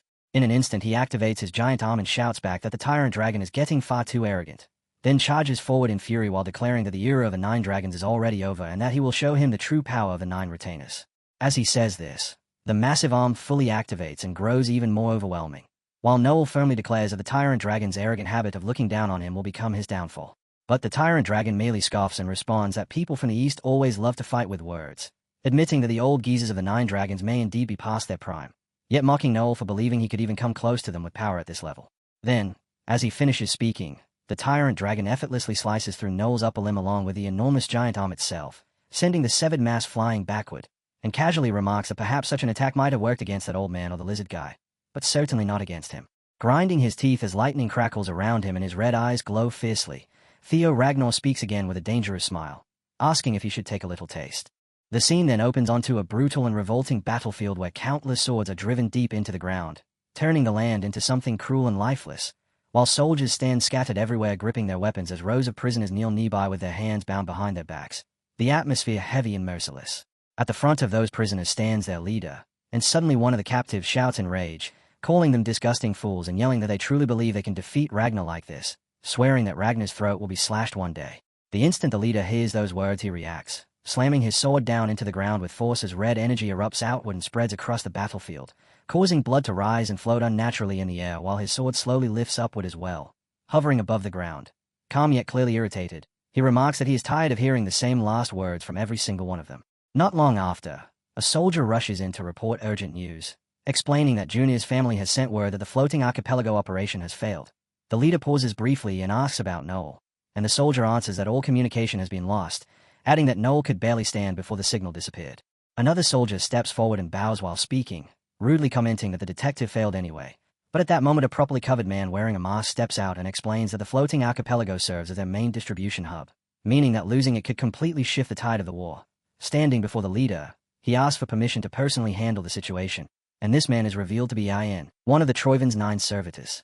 The leader immediately refuses, stating that they are abandoning the floating archipelago because they have already secured its enormous capital. And as he steps forward he adds that although the loss is unfortunate, they cannot allow emotions to cloud their judgment or distract them from their real priorities. He orders that all remaining forces be concentrated at the center, explaining that the ball is merely a distraction designed to mislead their enemies, while his eyes glow white as he declares that they have only one goal, and everything they do exists for him. AIN listens carefully, absorbing every word in silence. Then the leader issues another command, ordering the resurrection of the Mad Dragon Emperor. The scene shifts to a completely different place, high in the mountains where a beautiful palace stands beneath cloudy skies. Inside, a man explains that they can still use the Sears Merchant Guild rail system, though the Southern Guild has not responded yet. And this man is Antonio, sitting in his office while discussing these matters. Soon afterward our boy enters the room, and Boris remarks that Sir Antonio appears troubled. Surprised, Sir Antonio reacts as our boy walks closer and directly asks whether Ragnar's supply distribution is causing him difficulties. Antonio, visibly shaken, first denies that anything is wrong and says that managing things is actually much simpler now without the unpredictable dangers of the sea.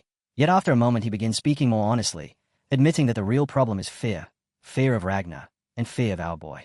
He says that although he is grateful to have been freed from the Troivine, he cannot forget that nothing in this world is ever truly free, because with a simple flick of a finger they could easily fall under someone else's control again, this time under their hands.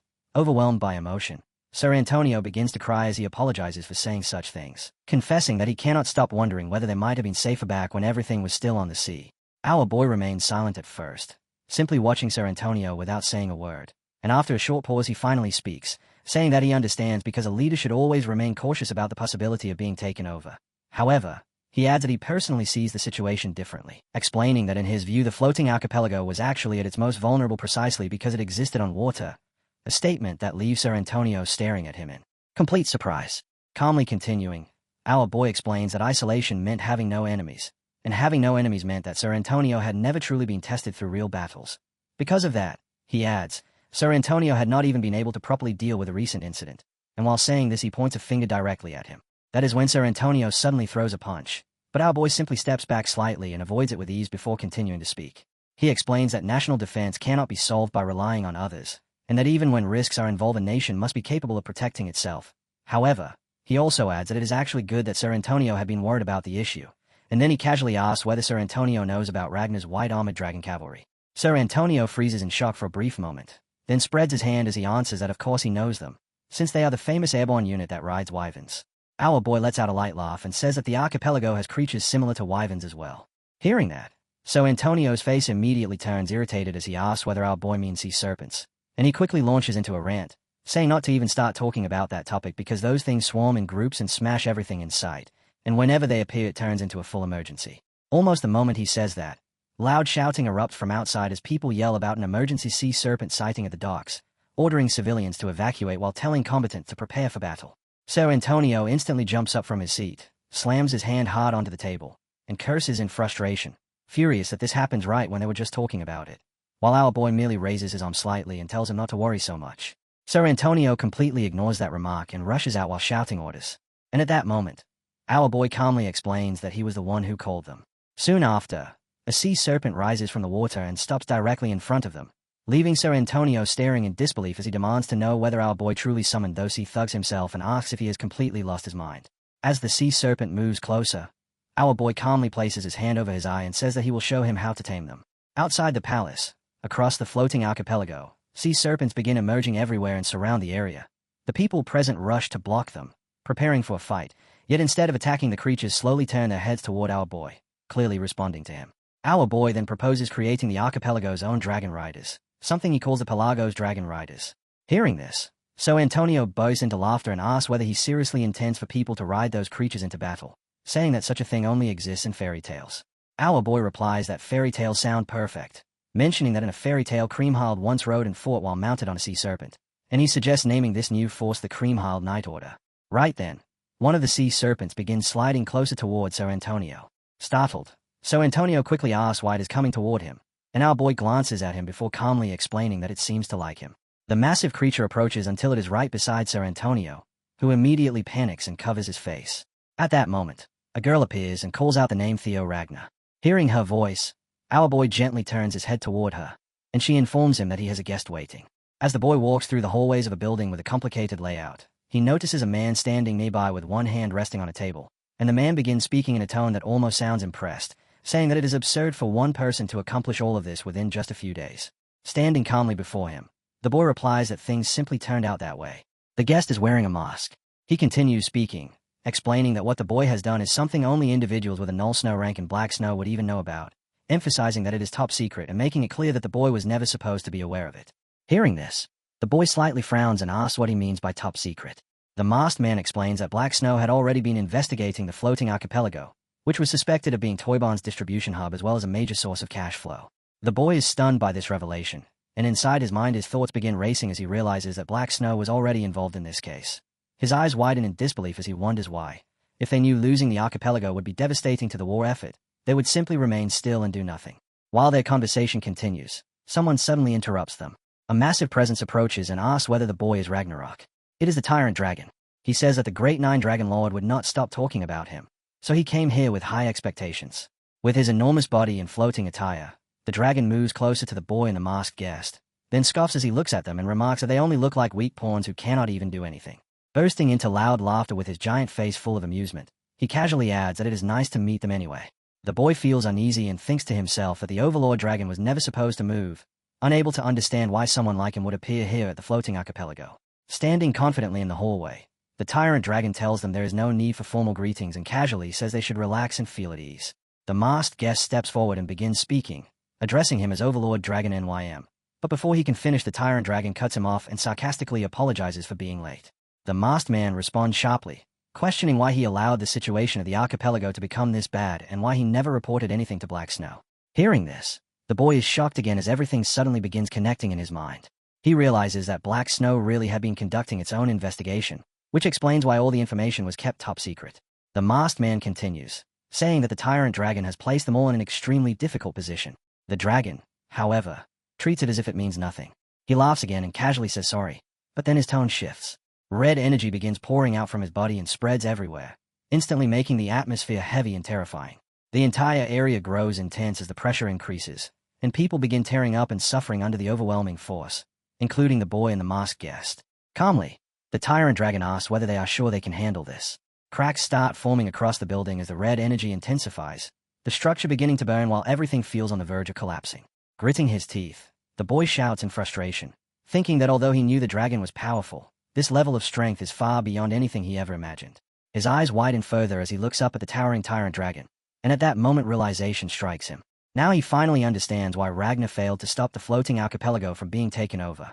Looking around briefly before turning back, his gaze settles on the Tyrant Dragon as he fully recognizes the overwhelming force standing before them. Inside the hall, everything is now completely flooded with the dragon's red energy, filling the space with a suffocating, oppressive atmosphere. Our boy and the girl are both present, visibly struggling under the crushing pressure.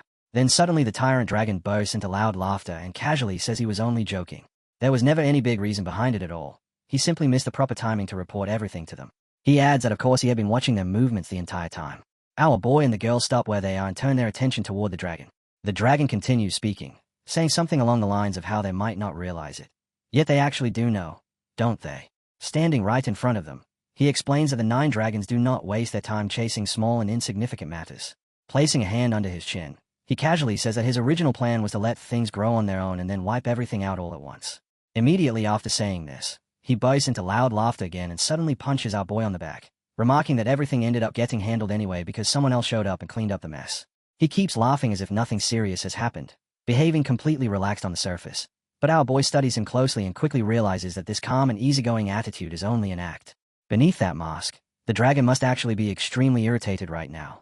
This man is the Overlord Dragon Dante, known as one of the strongest among the 9 dragons. Even so, He was never satisfied with the power he already possessed. He constantly sought even greater strength, which is why he joined Ragnell in the first place, using its authority as a tool to expand his influence even further. As our boy continues staring at Dante, memories from his past life begin resurfacing. He remembers how suspicious he had been back then about Dante's massive financial resources, and now everything finally makes sense. Those funds were clearly connected to the floating archipelago. Realizing this, our boy understands the situation well enough to know that Dante is one of the trickiest opponents among the 9 dragons, so for now he decides it is wiser to play along. He lowers his head slightly in front of the dragon and apologizes, saying that he acted against his will. But before he can finish his words, Dante laughs again and waves it off, telling him not to worry because he never even explained his intentions in the first place, meaning there was no way our boy could have known.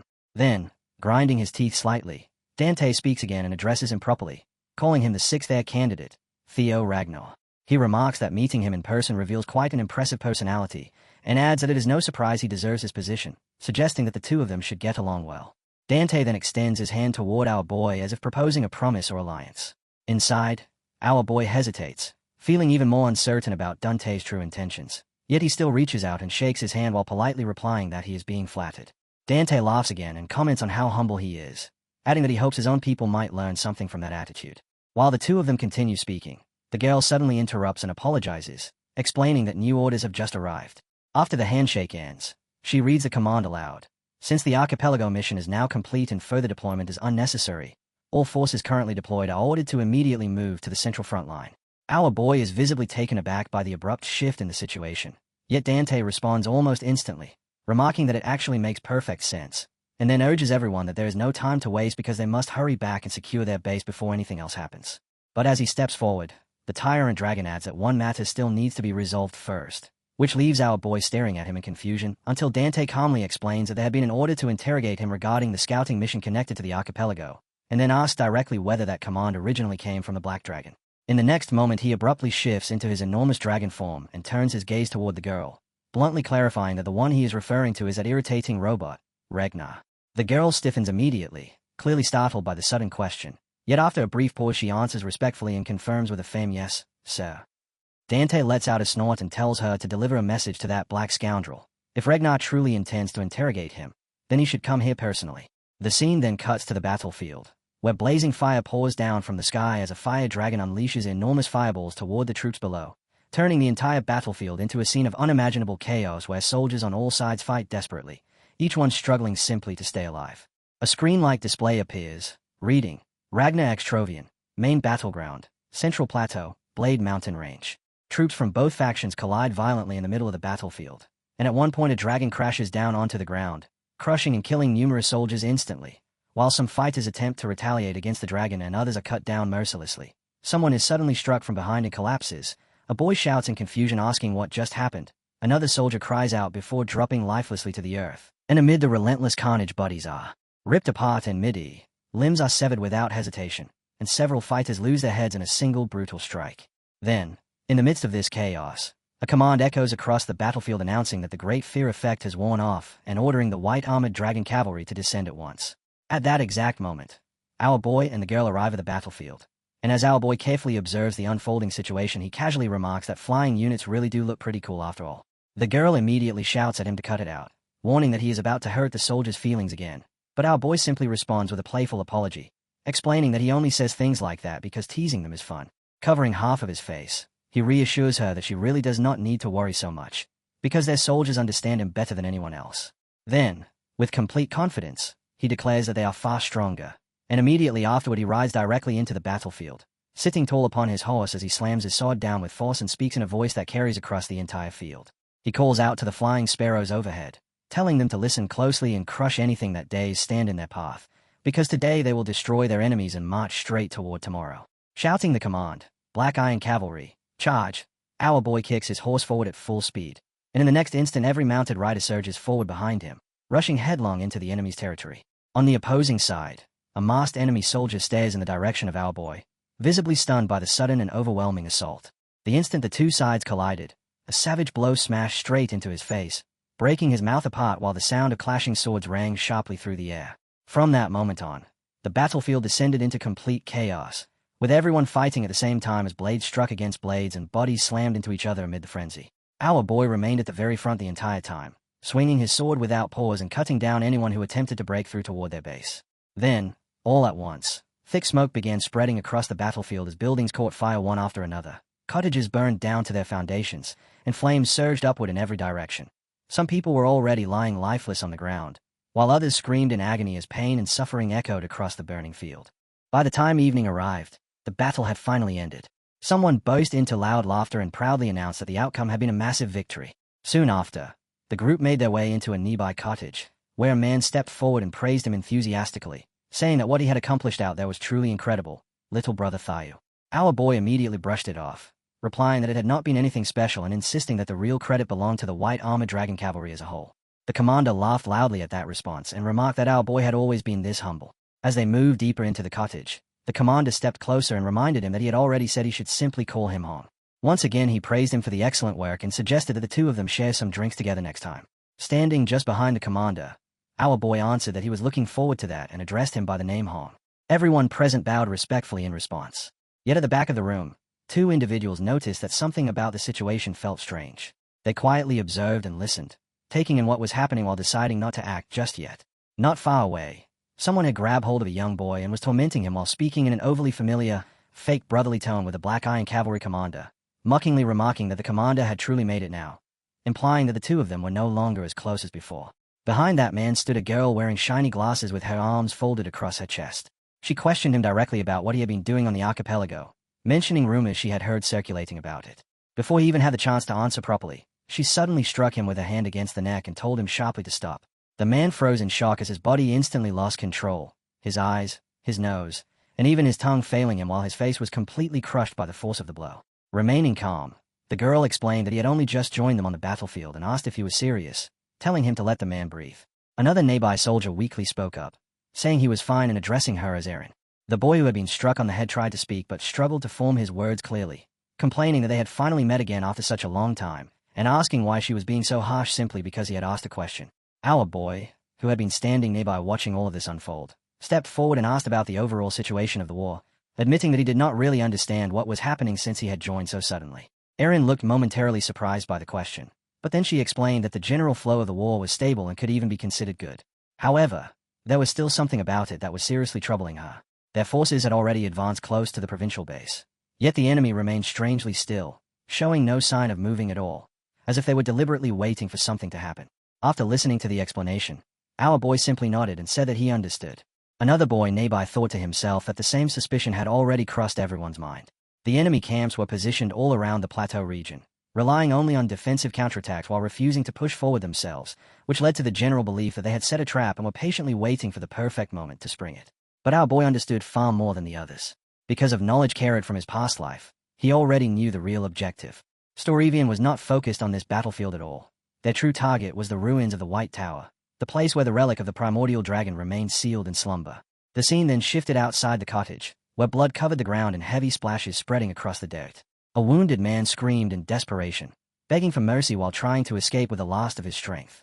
Before he could get far, a figure holding a sword struck once and sliced him cleanly in half, separating the upper half of his body from the lower. His head tilted back toward the sky, and his life ended instantly. Watching the scene, a masked man spoke with clear irritation, wondering aloud whether there were truly only 9 servitors.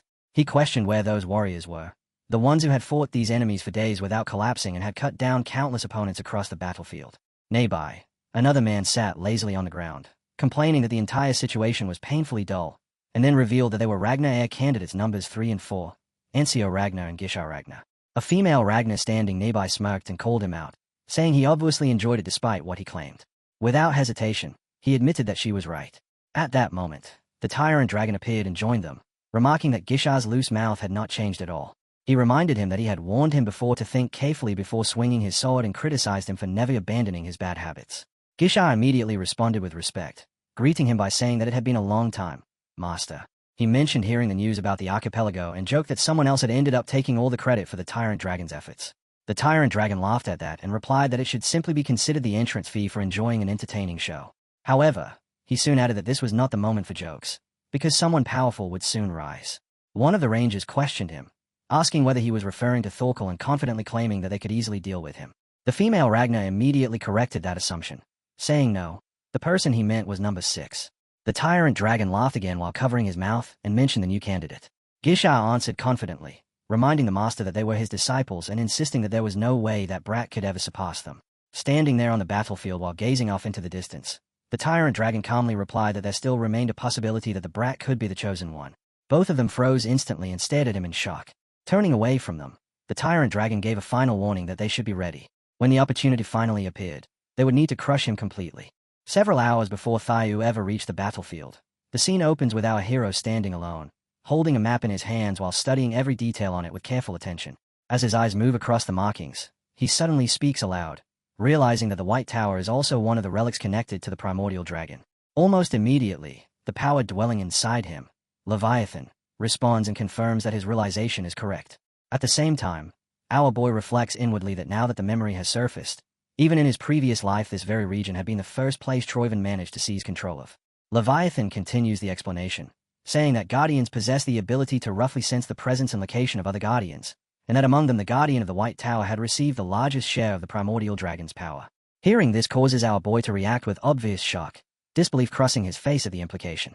At that exact moment, another presence draws near to him, the serpent sea fish, which speaks up immediately, agreeing with Leviathan and stating that he is absolutely correct. The creator of the serpent sea then elaborates further, explaining that relics are not all identical. Each one possesses its own distinct abilities and operates under its own set of rules. Some relics carry tremendous strength but also bear immense responsibility, and the Guardian of the White Tower represents exactly that kind of relic, one endowed with extraordinary power. Lowering his gaze back to the map, our boy asks whether the White Tower currently lies within Troyven's territory. The serpent sea creature answers at once, confirming that it does.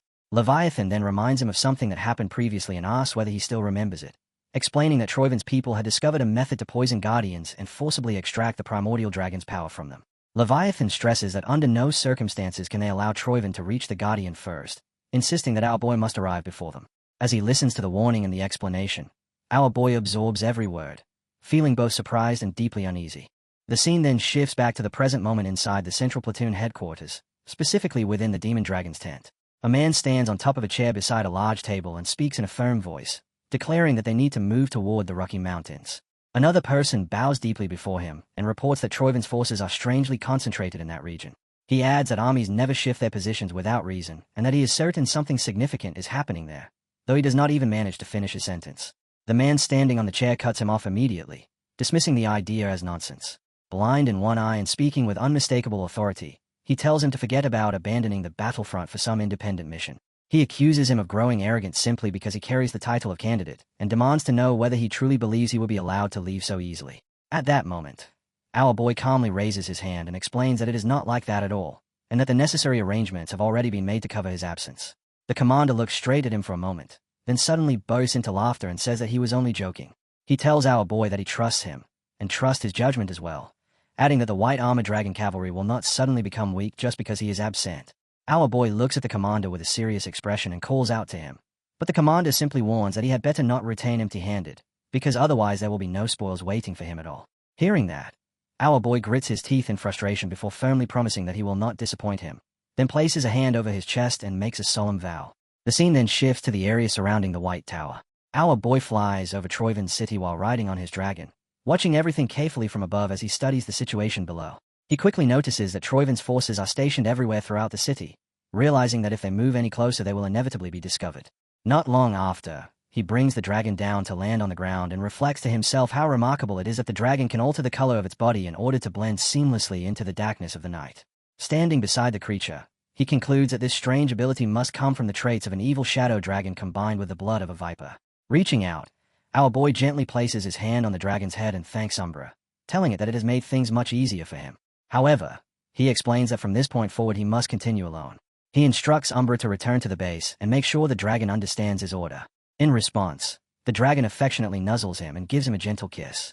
Our boy reassures Umbra that he will return soon and tells it not to worry. After the dragon finally departs, he advances on his own and unexpectedly finds himself stepping into an active battlefield where flames burn fiercely and attacks are happening without pause. Suddenly, someone launches an attack toward him, forcing our boy to retreat quickly and take cover behind the nearby mountains. While hiding there, he notices that several families are also taking shelter close by. Carefully stepping out from his hiding place, he looks toward the distant White Tower and thinks that the level of security surrounding it is exactly as strict as he expected. Soon afterward, a group of soldiers appears and begins searching the area, clearly sensing that someone is nearby. They shout out loudly, demanding to know who is there, but our boy remains completely silent. One soldier lifts a firelight and asks what is happening, while another insists that he definitely saw something earlier and wants to check the area again. Slowly and cautiously, they move closer toward the mountains where our boy is concealed. One of the soldiers leans forward to take a better look, but finds nothing at all. Turning back toward the others, he apologizes and says he must have been mistaken, insisting that there's nothing there. In the very next moment, our boy appears from behind him and kills the soldier instantly. At the same time, a sudden burst of fire erupts and lights up the surrounding area. The nearby soldiers react at once, shouting in shock as they catch sight of him. One of them glares furiously at our boy and yells that there is an intruder, and in the next instant all of the soldiers charge toward him together, launching attacks as flames spread across the battlefield and the sharp sounds of weapons colliding echo through the chaos. The scene opens within a circular red reaction zone where thick veins and root-like patterns spread across the ground, pulsing rhythmically as though something alive is being formed beneath the surface. A man stands nearby, observing the developing formation with sharp concentration. Before long, another man approaches from behind and casually remarks that it is quite an entertaining sight to watch. This second man steps closer to the leader overseeing the entire process and comments that he never expected the Trovians to go as far as forming an alliance with the Holy Demon Church simply to resurrect the dethroned Mad Dragon Emperor. As he speaks, the formation abruptly accelerates, expanding and shifting at a disturbing pace. The leader and the surrounding church members watch silently as the structure continues evolving, its shape growing clearer with each passing moment. The creation soon begins to transform more distinctly, its form gradually revealing itself. At that moment, the leader suddenly speaks in a sharp voice, warning him to be careful with his words because the being they are reviving is filled with rage. In the next instant, the leader's eyes widen as the realization strikes him. He declares that this being is Ragnar's true master, while the individual currently ruling is nothing but a counterfeit. He goes on to state that the rightful master will soon reclaim his throne, and that they, as loyal servants, are the true followers of Ragnar and must never forget it. The old man calmly responds that he will remember those words. He then explains that the resurrection ritual is nearly complete, but to fully restore their powerful master from the underworld they still require the proper materials.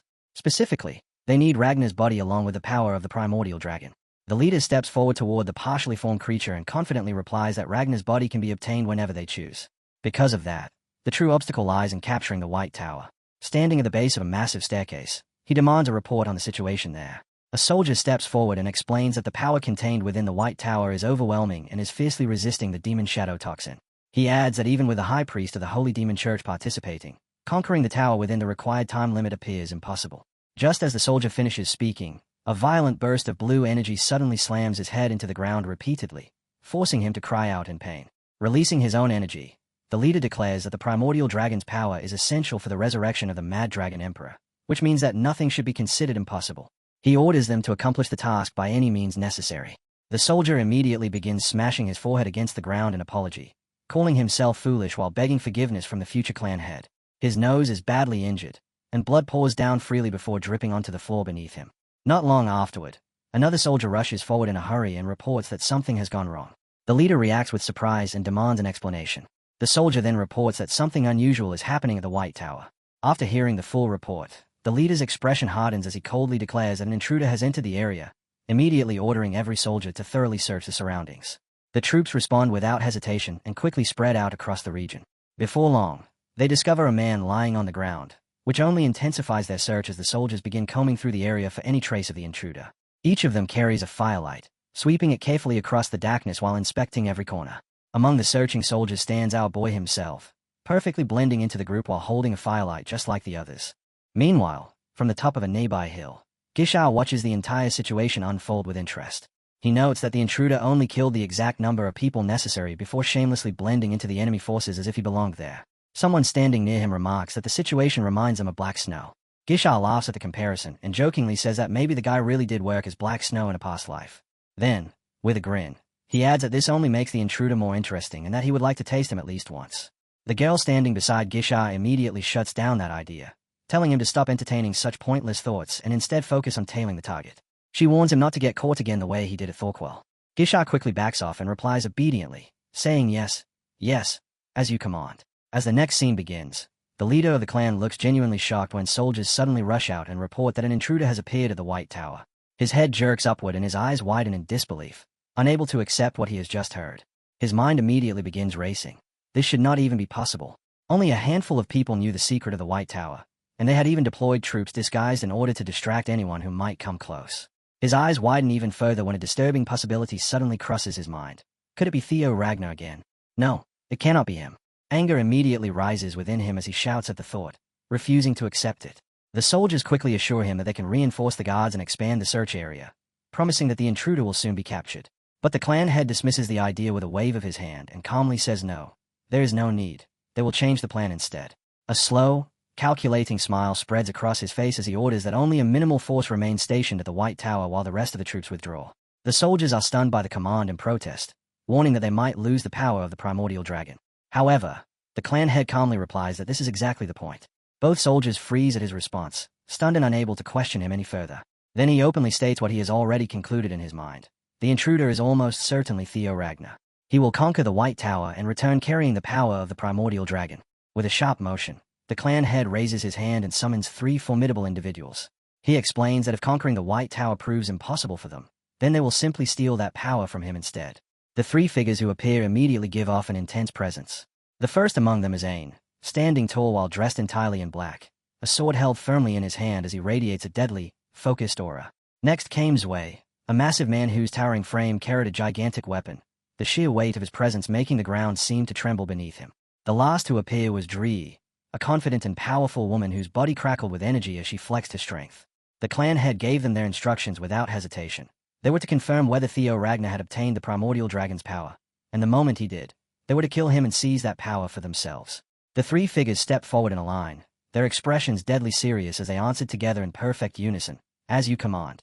The scene then shifted to the battlefield, where the soldiers' leader shouted orders across the area, demanding that everyone locate Theo Ragnar at all costs.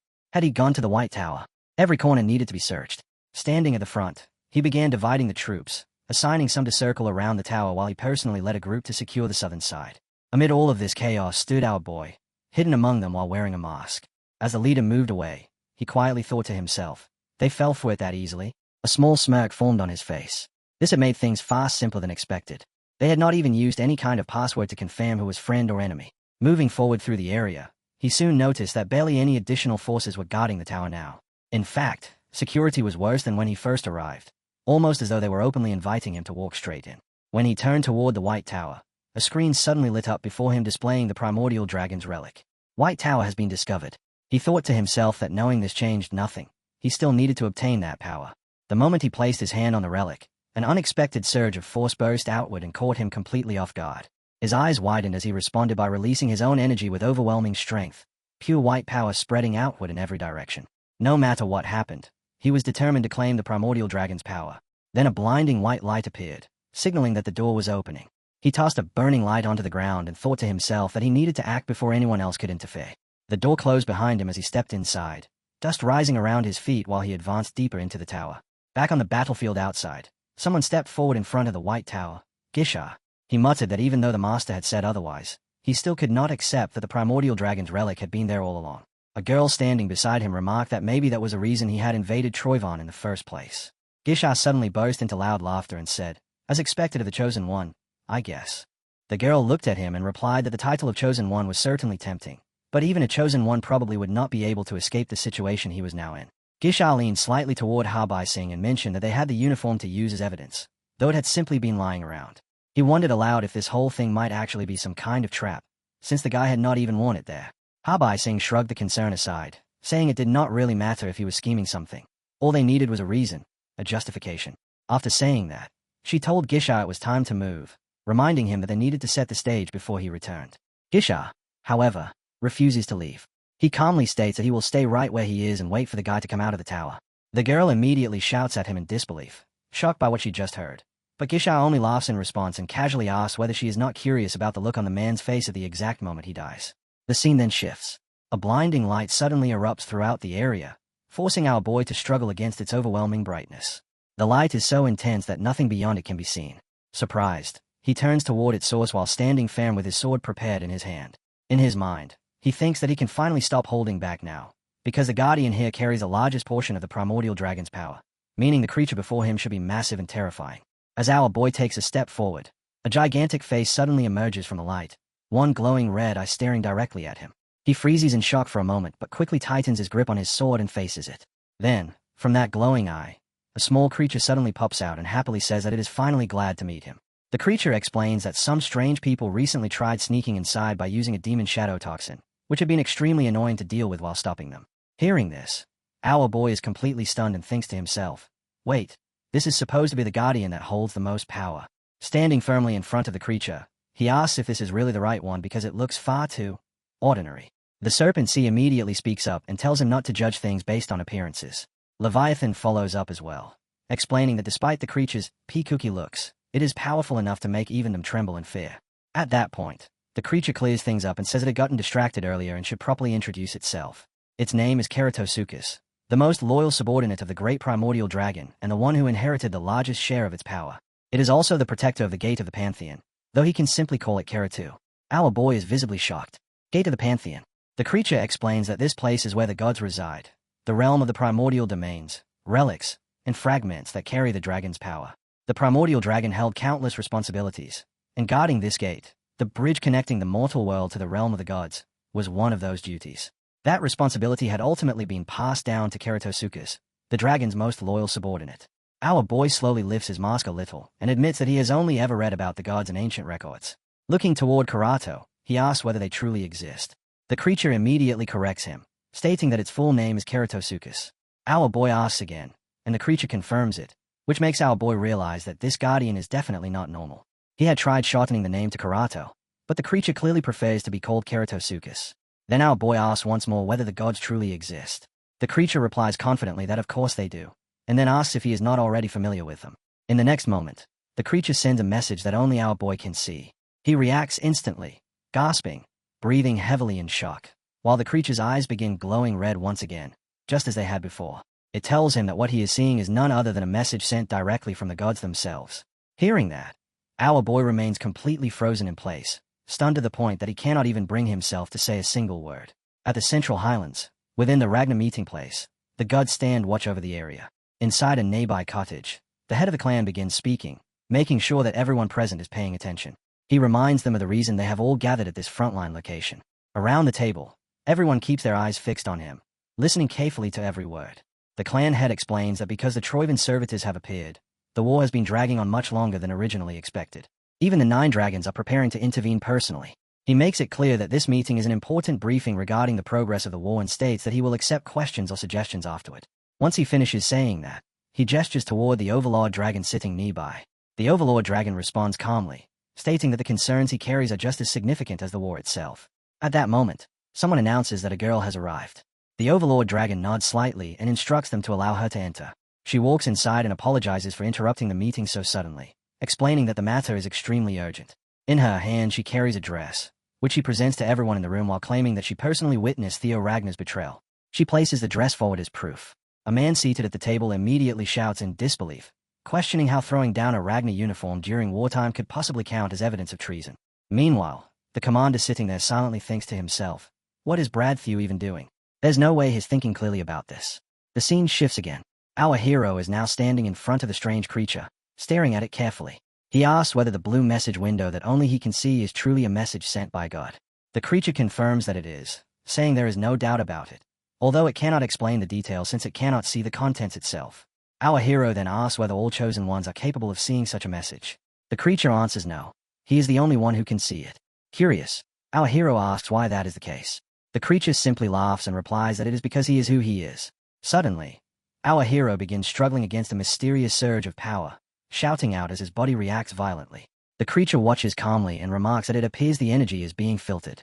Our hero immediately asks, filtering? How much do you actually know? The creature laughs again and teasingly says it has been waiting for him to ask that question.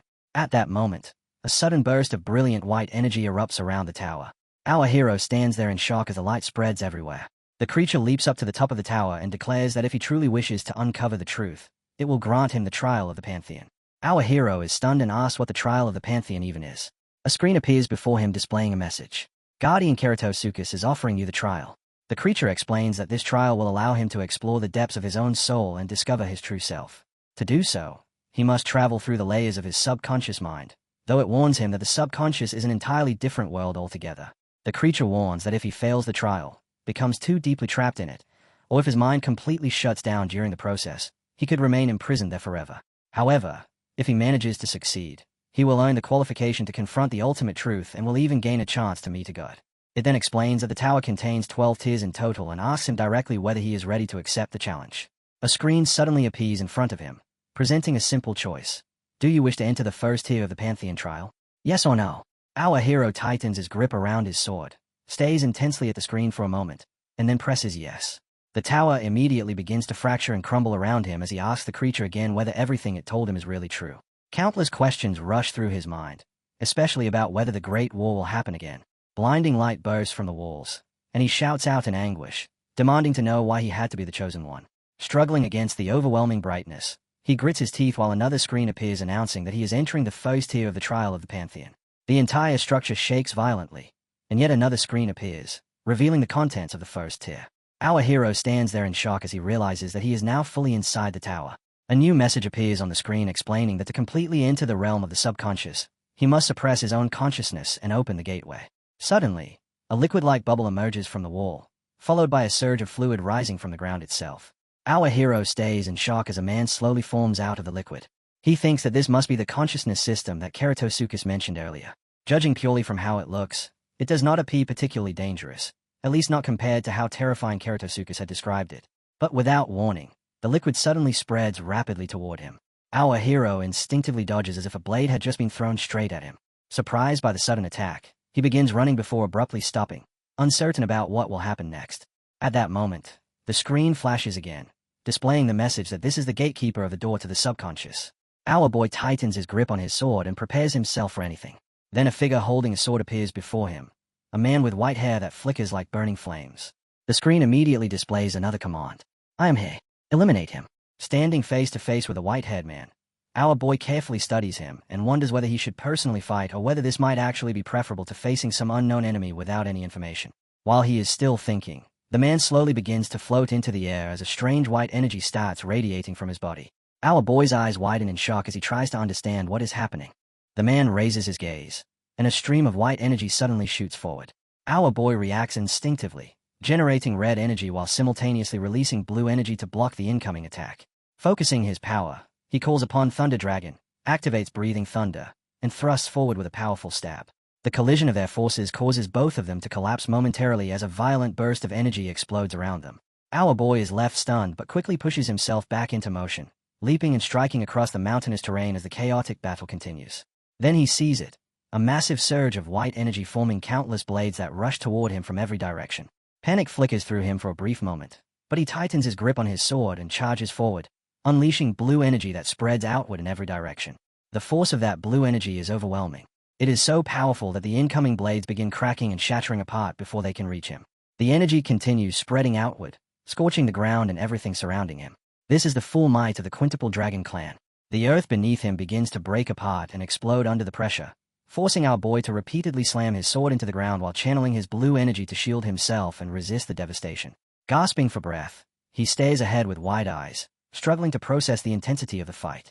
Then the white-haired man releases another surge of white energy and charges directly toward him. Watching the attack approach, our boy realizes something with quiet certainty. Yeah, I guess I've grown a lot stronger in the meantime. The moment the scene begins, the mysterious stranger suddenly makes his move, gripping his sword firmly before charging straight toward our protagonist and instantly activating the technique known as Dragon's Five Claws, unleashing a surge of powerful energy that spreads outward as the attack is directed straight at our boy. Reacting without hesitation, our protagonist activates Dragon Flash, and in the very next instant a massive explosion of energy erupts right in front of him. The force of the impact is overwhelming, and when the violent burst finally settles, our boy immediately notices something strange. His opponent is gone. He quickly moves through the air in search of him, scanning the surroundings. But the moment he turns around, his expression shifts in shock, and both our protagonist and his companion instantly glare upward after realizing that the stranger has repositioned himself high above them. Without delay, the stranger attacks again from the sky, once more unleashing Dragon's Five Claws as he dives downward, destructive energy spreading wildly in every direction while the technique crashes toward the ground exactly where our boy is standing. Standing below, clearly caught off guard, our protagonist watches as a sudden eruption of blue energy blasts across the entire area. Realizing how dangerous the strike is, he immediately dashes out of the impact zone, and without wasting even a moment he rushes right back toward the stranger and launches a counterattack. The stranger manages to defend himself for a short time, but our boy continues pressing forward with everything he has, their swords slamming together with a loud metallic clash that echoes across the battlefield. Yet neither fighter slows down as they keep exchanging strikes again and again without pause. As their fierce duel continues, the ground beneath them begins to crack and fracture under the pressure of their blows, while sparks scatter through the air every time their blades collide.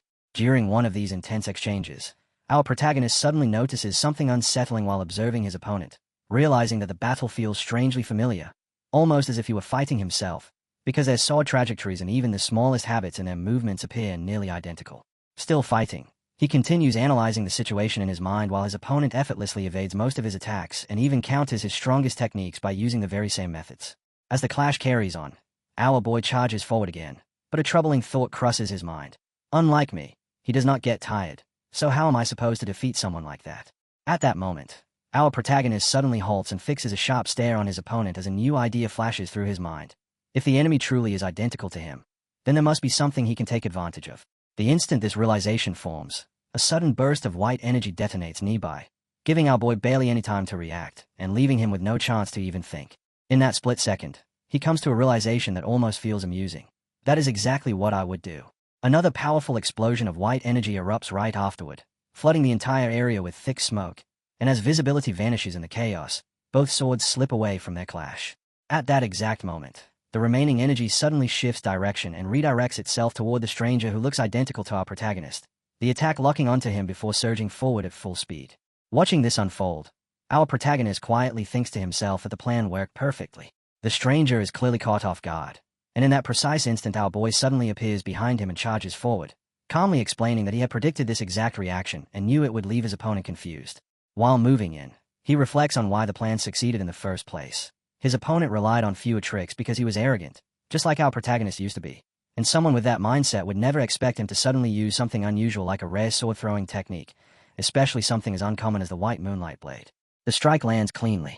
Blood suddenly bursts from the stranger's mouth, while dark liquid begins pouring from both his mouth and his eyes, showing just how severe the damage truly is. Our protagonist watches the result calmly before admitting that, in the end, you can really learn something from anyone, and he even acknowledges that it was a good match against his past self. Right after the battle concludes, a system screen abruptly appears. The message declares that he has defeated himself and successfully cleared the first tier of the trial. The scene then sweeps across the battlefield, revealing shattered ground and broken buildings scattered everywhere after the fierce clash. Soon after, another screen appears asking whether he wishes to enter the second tier of the Pantheon, presenting him with two choices, yes or no. Seeing this, our protagonist simply grins before stepping forward and opening the door ahead of him, confidently deciding that since he has already begun this challenge, he will definitely see it through to the very end. At the same time, the scene abruptly shifts to a completely different location where several important figures have gathered for a meeting, seated together around a large circular table. One person angrily remarks that someone even threw away the Ragnar uniform during wartime, insisting that such an act alone is undeniable proof of betrayal. The leader of the meeting then raises a serious question, asking for confirmation about the claim that Theo Ragnar abandoned his position and secretly headed toward Troyven, and he directly asks Ancio Ragnar whether this accusation is truly correct. Ancio immediately confirms it, stating that she personally saw Theo crossing into enemy territory by himself, and she even presents the discarded uniform as evidence to support her accusation. Julius reacts instantly with disbelief, firmly insisting that there is no way Theo would ever do something like that. At that moment, the demon dragon quietly watches everything unfold while reflecting on the situation, wondering whether Julius truly knows nothing about Theo's plan, because although Theo appeared to trust him with certain information, he clearly did not reveal everything to Julius. As the meeting continues, the demon dragon's thoughts drift back to earlier events, remembering how he once told Theo not to return empty-handed and made it clear that there would be no reward without results. Elsewhere, our protagonist confidently responds that he will not disappoint him, though he also mentions that there is something important he needs to explain first. Through sound telepathy, the demon dragon soon receives new information informing him that heir candidates number 3 and 4, Gishar Ragnar and Ancio Ragnar, are currently delivering an important report. The moment he hears this, the demon dragon immediately realizes that the twins have been tracking Theo ever since his return from the archipelago, and their goal is most likely to force him out of his position. Our protagonist calmly explains that they have been attempting to sabotage him for quite some time. However, rather than worrying about their actions, he intends to use the situation itself to turn their own strategy against them. After hearing the full explanation, the demon dragon is clearly surprised, because our protagonist plans to take advantage of this opportunity to observe their weaknesses and quietly gather valuable information. The demon dragon thinks about it for a moment, then concludes that there is no real need for concern, since Theo appears unexpectedly confident in his ability to handle such a complicated situation. Not long afterward, the demon dragon publicly announces that he agrees with Ancio Ragnar's claim. Ancio politely responds, saying that receiving support from the demon dragon makes her feel reassured. The demon dragon then declares that a pursuit unit must be organized immediately in order to chase Theo down. Meanwhile, the head of the Ragnar clan silently analyzes everything that has been said. Although he has already confirmed the report that Theo supposedly deserted his post, he also knows that the demon dragon is not someone who would overlook something so obvious, which suggests that there is a strong chance this entire situation may be part of a much larger plan. After thinking it through carefully, the clan leader decides that for now he will follow the demon dragon's lead and observe how events unfold. He then formally announces that the group known as Black Snow has confirmed Theo Ragnar deserted his duties, and since sufficient evidence supports the accusation, the claim will now be officially accepted. With that declaration, he orders Black Snow to organize a pursuit team immediately. Even while issuing the order, the clan leader continues thinking to himself that the situation has become extremely messy. However, if Theo truly arranged everything in advance, then there is probably no need to worry too much.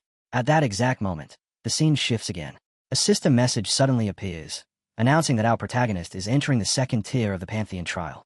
When he arrives, he looks around in shock, noticing that the entire area surrounding him is barren and completely ruined. After studying the place more carefully, he suddenly recognizes it. It is the Rose Palace from his previous life. Another system screen appears soon after, explaining the challenge of the second tier and revealing that the trial is called the path toward your subconsciousness. Just then, someone nearby suddenly notices him and greets him with sarcasm, mockingly asking whether he is not the so-called imbecile of the Ragnar family. At the same moment, another system message appears, explaining that his progress is currently being blocked by his own trauma. An old man stands nearby, laughing loudly as he stares directly at him. Yet our protagonist simply returns the gaze without the slightest hint of fear. At that moment, the system presents the next objective, stating that he must overcome the trauma that has been tormenting him. Instead of panicking, our protagonist lets out a calm sigh and remarks that it seems the designers of this trial made a mistake when they created this challenge.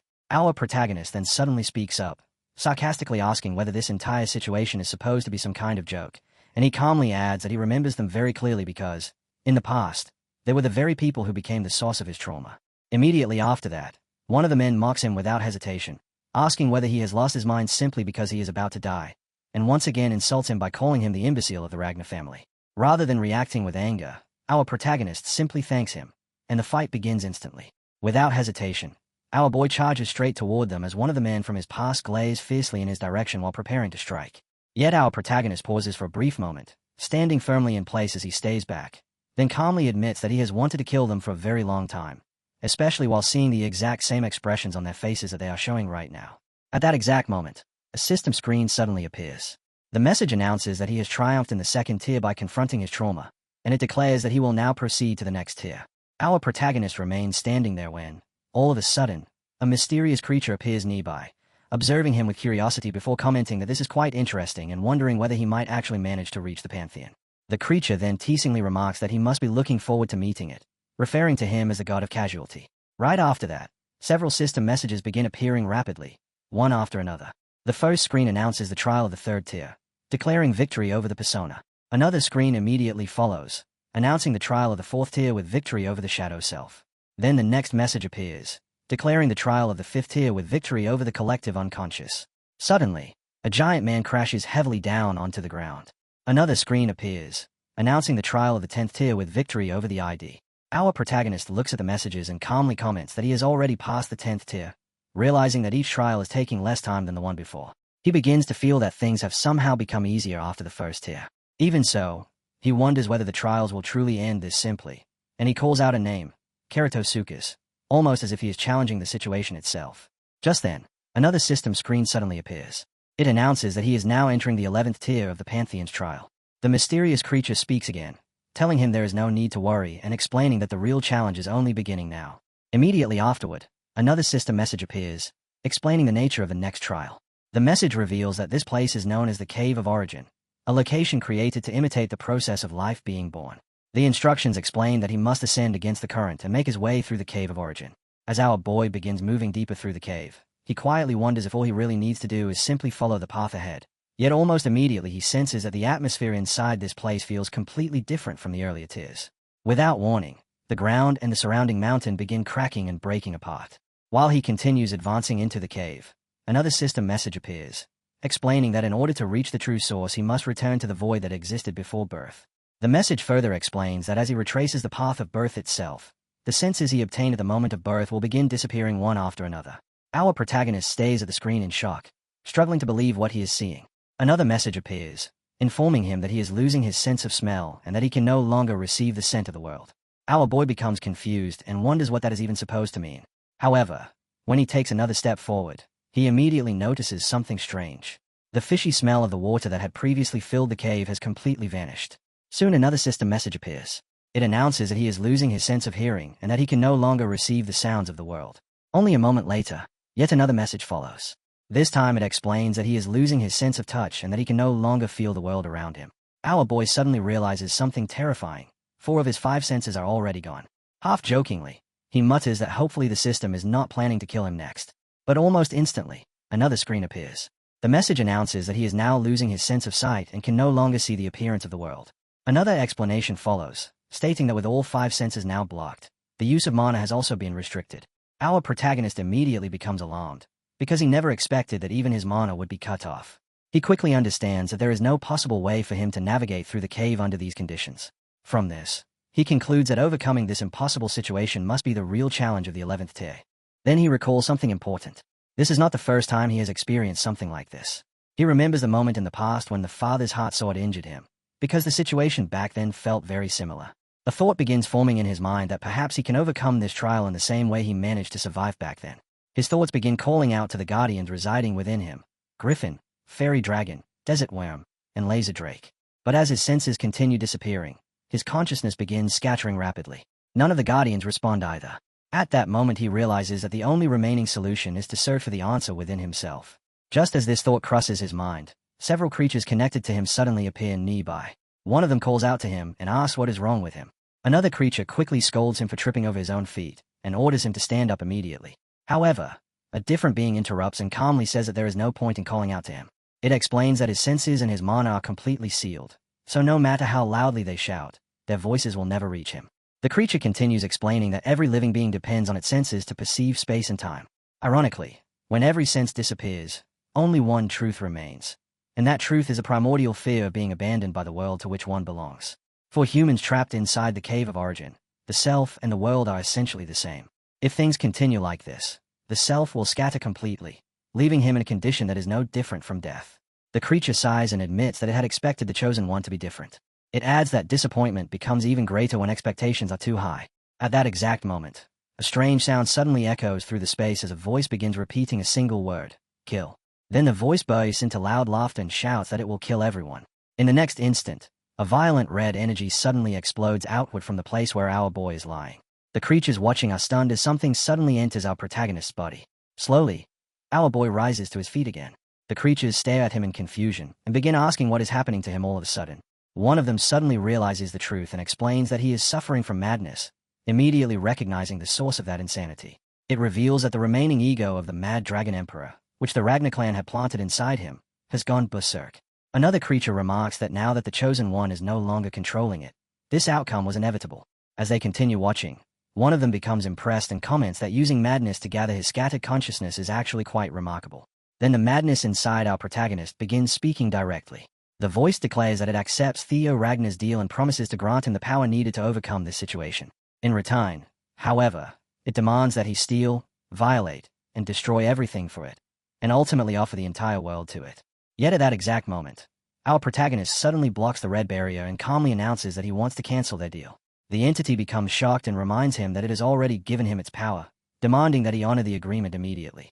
Our protagonist calmly replies that he has already returned all the power, every single bit of it. At that moment, the entity realizes that it has been tricked. Our boy stands firmly and tells it to think of this as a small kindness from a grandson. The furious voice responds by calling him a disappointing grandson and warns that it will remember this. Then it angrily speaks the name Theo F. Ragnar. Right afterward, a system screen suddenly appears. The message announces that his self-awareness is expanding. All of his senses are restored. He can use mana once again.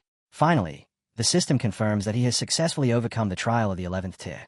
Our protagonist quietly wonders whether waking the Mad Dragon Emperor had truly been a good idea. Yet since everything ultimately worked out, he decides that it is probably fine. Suddenly, he hears someone calling the Chosen One again. So he looks up and sees several creatures rushing toward him. The moment they reach him, they collapse in relief. Confused by their reaction, our boy shouts and asks why they are all behaving so strangely. The creatures immediately begin talking over one another, One says it was extremely worried about him. Another admits it is simply relieved that he survived, while a third complains that if he plans to die like an idiot, then he should just hand his body over to it instead. And together they tell him to stop scaring them like that. While listening to their chaotic voices, our protagonist slowly sits down. Then he suddenly notices a bright white light appearing nearby. As he casually waves his hand across the ground, the creatures suddenly begin floating up into the air in front of him. Our boy lets out a sigh and finally remarks that this must be the end. At that moment, another system screen appears. The message announces that he is now entering the 12th tier of the Pantheon's trial. The scene suddenly shifts again. This time, someone is sitting on a bed. The person slowly lowers his feet onto the ground. That person is our protagonist. He looks around in surprise because the place appears to be a bedroom. Even though it should be his first time seeing this place, he realizes that it strangely feels familiar. Our boy walks toward the window and pulls the curtain aside. Then he complains that earlier he had that strange dream, and now something like this is happening again. He begins questioning the mysterious presence that keeps appearing before him, wondering who it is and why it continues showing up in front of him. Suddenly, his head begins to ache. At that exact moment, another system screen appears. The message announces that he has successfully cleared the trial of the 12th tier. It also declares that he has conquered the primordial dragon's relic tower. As a reward for completing the trial, he is now allowed to enter the Pantheon. Our boy slowly raises his arm and looks upward. His gaze turns toward the Pantheon itself. Another system message appears, confirming that he has finally reached the Pantheon. Our protagonist slowly turns his head and looks toward the Pantheon, clear surprise visible on his face. As he faces it directly, a system screen appears in front of him. The message announces that he has successfully reached the entrance of the Pantheon. It also states that his mind gate has been strengthened as a conquest reward for completing the primordial dragon's relic white tower. Right at that moment, someone suddenly appears nearby and speaks in a calm voice, saying that he finally managed to come this far while addressing him as a significant other. Our boy immediately recognizes the voice and looks stunned. He calls out her name, Lodbrok. Still confused, he asks her how she managed to appear here, because the last time they spoke she clearly said that she could not leave the nest. Lodbrok calmly explains the situation, telling him that technically it is not truly her standing there. What he is seeing is only a manifestation formed from the remnants of her thoughts, and because his mind gate has grown stronger, she can now move outside through this residual manifestation. At that moment, another system screen appears. The message explains that his strengthened mind gate has deepened his connection with the guardian dragon, and because of that bond he can now hear the guardian dragon's voice anytime and anywhere. Lodbrok studies him carefully and remarks that if his mind gate has truly grown stronger, then his rank must have increased significantly, though even so she admits that she never expected him to actually reach the Pantheon. She praises him and says that he must have worked extremely hard to make it this far. Our protagonist casually shrugs and replies that it is nothing special, saying he simply did what he had to do as her significant other. Lodbrok responds with mild annoyance, pointing out that he says those fake sweet words without even blinking, and she adds that he is still just as bold and shameless as ever. After that, she places her hand on the surface of the Pantheon and quietly falls into thought, mentioning the Pantheon while wondering whether Sigurd might also be here. Suddenly, her expression changes completely as something strange begins emerging from within the Pantheon. She quickly turns to our protagonist and urgently warns him not to leave his side no matter what happens. Our boy watches the unfolding scene in confusion as strange eyes begin appearing within the surrounding darkness, while a chilling voice echoes the words "Nameless Sovereign." At the same time, disturbing voices begin echoing around him, voices crying out that it is unfair, that they did not deserve it, and that they will destroy everything, screaming for the torment to stop while begging to be left alone. Our boy senses that the situation is extremely dangerous, yet he also feels that something about this place is completely different from anything he has experienced before. He turns toward Lodbrok and asks what those horrifying things actually are. Lodbrok answers quickly, telling him that they are known as the Outer Gods, adding that she will explain everything later but that their immediate priority is to leave this place. As she speaks, a brilliant and intense light suddenly bursts out from the Pantheon, becoming so hot and overwhelming that the entire area begins glowing. Then the massive doors of the Pantheon slowly begin to open. From within the blinding light, someone steps forward and calmly greets Lodbrok after a very long time. She immediately turns around to face the person and recognizes him at once. It is Sigurd. Our protagonist is equally shocked, instantly realizing that this Sigurd is the ancestor of the Ragnar clan. Meanwhile, the disturbing voices continue screaming in agony, repeating over and over that it hurts and that they will kill him again, while the same voices repeatedly shout the name Sigurd. Even the villains who are observing the situation watch in shock, realizing that those beings have returned despite having suffered such a massive attack earlier. Someone calls out Sigurd's name once again as the strange eyes continue opening throughout the surrounding darkness, while the brilliant light keeps forcing them back. Lodbrok steps forward and stands directly in front of Sigurd before speaking to him.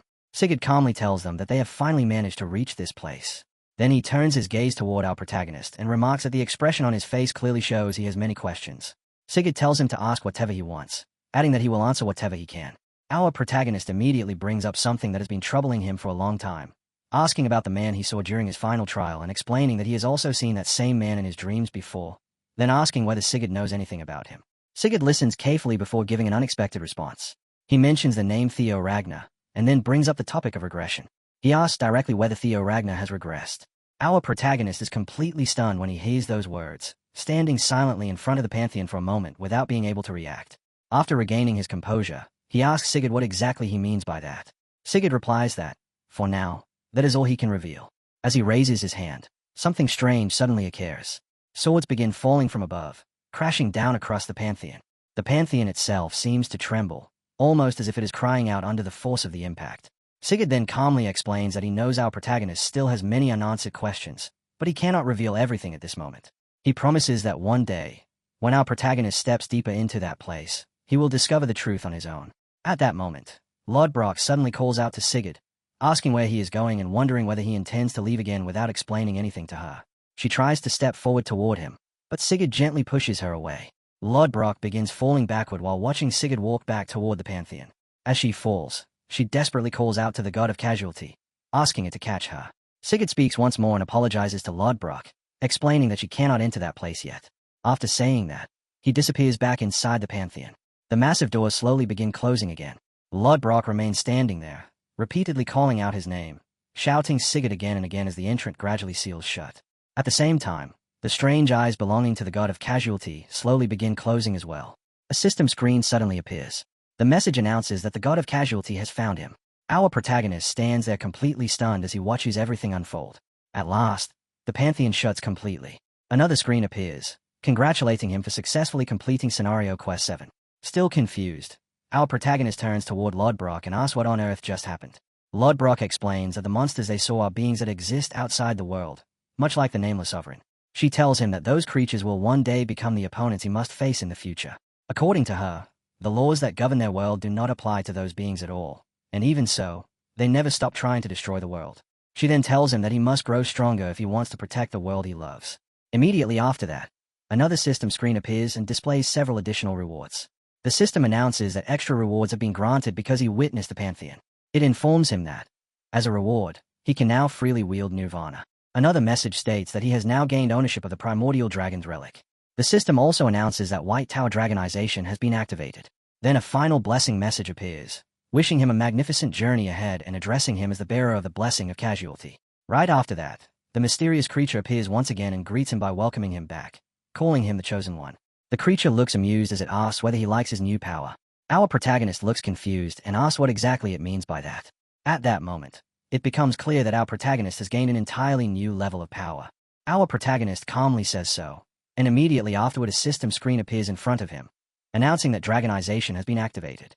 Our boy looks over his transformed state and realizes that Dragonization has altered his body, so he quietly studies how different he now feels. The creature nearby explains that because he obtained the relic of the Primordial Dragon, the dragon blood talent flowing through him has become much stronger. Our protagonist begins carefully analyzing the changes in his body, noticing that Dragonization has clearly enhanced his stamina and his overall physical strength to such a degree that it almost feels as though he has been reborn in a completely different body. He also realizes that the same transformation applies to his magic, because cultivating mana now feels as natural and effortless as breathing, and beyond that, he can control mana far more freely than he could before. After considering all of those improvements, he decides that the next thing he needs to examine is the power called Nirvana that he has just obtained. Another system screen appears and asks whether he wants to use Nirvana. The moment he activates it, the system announces that his mental realm is expanding. Our protagonist carefully examines the strange phenomenon before him, because the expansion of his mental realm feels unusual and unlike anything he has experienced before, almost as though his entire spiritual world is resting in the palm of his hand. He quickly realizes that this power is extremely important, so he tells himself that he must learn to master it properly, though he also understands that he needs to think very carefully about when and where it should be used.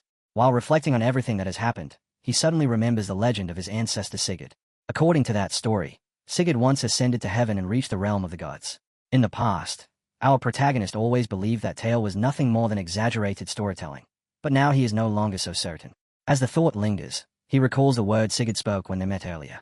Sigurd had told him that he must have many questions, yet he could not answer them for now, and that someday, when our protagonist stepped into that place again, he would discover the answers himself. Our protagonist thinks carefully about those words, wondering whether Sigurd meant that in order to uncover the truth, he must eventually become a god of the pantheon. Another question soon forms in his mind. Why was the god of casualty inside the pantheon together with the ancestors of the Ragnar clan? The more he reflects on it, the more it begins to feel as if the Ragnar family is not merely the ruler of the North. Instead, it almost seems as though they are part of a much greater force that exists to protect the entire world. Slowly, he begins realizing something important. Perhaps the duty of Ragnar is to fight for the sake of the world itself, a responsibility that demands noble sacrifice. He then considers another possibility. Maybe the Chosen One is born within the Ragnar clan for a reason, and perhaps that Chosen One is destined to ascend as a god and stand beside the god of casualty in order to battle the outer gods. While these thoughts continue running through his mind, our boy turns toward the creature and asks another question, wondering whether these events might also be connected to the mysterious Manhwa world that appeared during the 12th trial. The creature admits that the scene from that trial was certainly fascinating to watch, yet it honestly does not know much about it. However, it does believe that the strange world must somehow be connected to the trial itself. Our protagonist nods in agreement, saying that it must be related in some way, though he also realizes that information about that place is something even a guardian does not know. That realization only makes him more curious, leaving him wondering what kind of place it truly was. After that, the creature tells him that it has already given him everything it could, and that now it is time for him to leave the tower. But before he goes, the creature warns him that an uninvited guest is waiting outside the tower. Our protagonist suddenly laughs, because the situation is exactly what he expected. Quietly, he thinks to himself that they followed him just as he predicted. He then responds calmly that it would be rude to keep his guests waiting any longer, adding that it is time to go greet them. The scene then shifts to the outside of the tower. Tall buildings rise around the area while the night sky above is filled with stars. Our protagonist stands there holding his sword, patiently waiting. From the darkness, a voice suddenly breaks the silence, remarking that he has finally decided to come out at last, then complaining about being left waiting for so long and sarcastically questioning how someone could dare make his own older brother stand around like that. Our protagonist answers calmly, saying that from the way it sounds, perhaps it should have been his brother waiting for him instead. The unseen man then calls him by name, confirming that it truly is Theo and referring to him with a faintly mocking tone as his little brother. Realizing who stands before him, our protagonist immediately offers a polite apology, explaining that he had unintentionally behaved rudely and expressing his sincere regrets to Gisha. Hearing this, Gisha's expression shifts with confusion as he asks how Theo could possibly know him, pointing out that only a very small number of people still alive have ever even seen what his face looks like. Our protagonist quietly reflects that of course he knows him. In his previous life, he once saw Gisha at the friendly sparring arena where the influential A candidates gathered. Back then, spectators in the stands whispered among themselves while watching the match, some remarking that Gisha's opponent was not even worthy of being called a match for him, while others nodded in agreement and commented that not every A candidate stood on the same level. At that time, Gisha defeated our protagonist effortlessly, pushing him down to the ground without even bothering to draw his sword, then ridiculing him by saying he had been excited to see a newly rising A candidate but ended up disappointed, because the boy before him was nothing more than a nobody who did not even deserve to hold a sword. In that former life, Gisha's abilities were undeniably extraordinary. Now, returning to the present, Gisha studies him again with visible disappointment and remarks that he expected more, reminding him that he once subdued a warrior like Axiom using nothing but his bare hands. Our protagonist calmly replies that of course he knows who Gisha is, since both of them are heir candidates of Ragnar. Then, somewhat unexpectedly, he thanks him first. Gisha pauses in confusion and asks what exactly he means by that. Our protagonist explains that Gisha came all the way here to save him.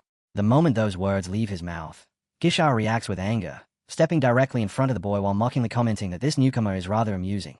Yet at that very moment, a dense fog begins spreading through the area around them. As the mist thickens, Gisha slowly circles around him while speaking, finally revealing the truth.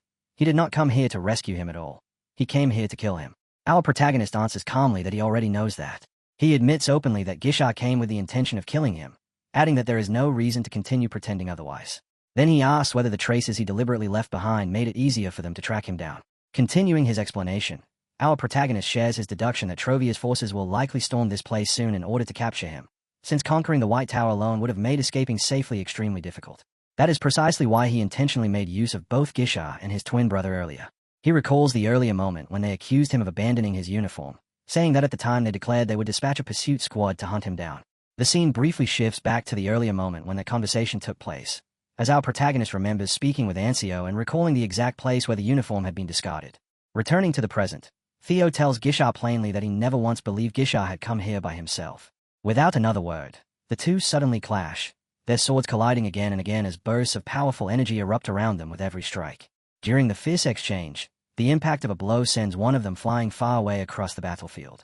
As the fight continues, our protagonist quietly confirms to himself that his earlier guess had been correct. Gisha, however, scoffs and asks what difference it makes even if the plan has been exposed, declaring with absolute confidence that everything will end the instant he cuts off Theo's head. Theo already understands that trying to persuade him with words would have been pointless from the start. Among the heir candidates of Ragnar, strength is the only thing that truly matters, and every candidate carries an unshakable belief in their own power. Yet Theo also holds firmly to his own conviction. Just as both of them dash forward again, preparing to launch another attack, a sudden blast of white energy slams down between them, erupting into a massive explosion that forces them apart. Both Theo and Gisha stare in shock at the unexpected interruption. Gisha curses under his breath and angrily demands to know what that attack was. At that moment, another voice speaks nearby in a relaxed tone, remarking that it is truly a pity, because with that single strike they might have eliminated both of them at once. Hearing this, Theo immediately understands what is happening and comments that it seems the real major players have finally arrived. A masked woman steps forward and calmly asks if he is Theo Ragnar. She admits that he is rather clever, since he even managed to realize that they deliberately delayed their arrival. Even so, she adds that the situation still wounds her pride, because against two members of Trovia's 9 servitors he actually believed that only 2 people on his side would be enough to win. The masked woman reveals herself as Drila, the one ranked 3rd among Trovia's 9 servitors. Standing beside her is another formidable figure, Sway, the man who holds the 2nd position among Trovia's 9 servitors. Dree is the first to speak, casually remarking that today must be their lucky day, since 2 heir candidates have practically delivered themselves straight into their hands. Hearing this, Theo immediately understands the implication, recalling that these individuals are part of the 9 servitors, elite warriors specifically trained to battle the 9 dragons. Dree continues speaking with an almost carefree tone, saying that the 2 heirs will serve perfectly as forced sacrifices, and adding that a certain individual will likely be very pleased with this outcome.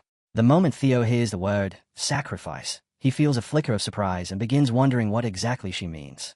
Before she can elaborate further, Zwei abruptly interrupts her, coldly warning her to be careful with what she says. Dree, however, appears completely unconcerned, casually asking what the problem is and pointing out that they are going to kill them anyway. She even throws a sarcastic jab back at him, remarking that if he truly wanted her to remain silent, then he should have simply finished them off earlier with that attack. Zwei's expression tightens with irritation as he replies that she always has a way of making him angry. Meanwhile, Dree stands with absolute confidence as a vast surge of red energy spreads outward from her body. Across from her, Theo and Gisha remain facing the 2 servitors, both carefully observing the unfolding situation. Theo quietly studies the pressure radiating from them, realizing that merely sensing their magic already feels overwhelming. Yet as he watches them, he notices something crucial. The 2 servitors clearly do not cooperate smoothly with each other, and he quickly understands that if he uses this weakness properly, there may be an opportunity to exploit. At that moment, Dree casually announces that whoever moves faster will claim the prize. The instant the words leave her mouth, a massive wave of red energy erupts from her as she launches a storm of sharp, nail-like attacks straight toward Theo. Reacting instantly, Theo blocks the incoming strikes while moving rapidly to avoid being overwhelmed.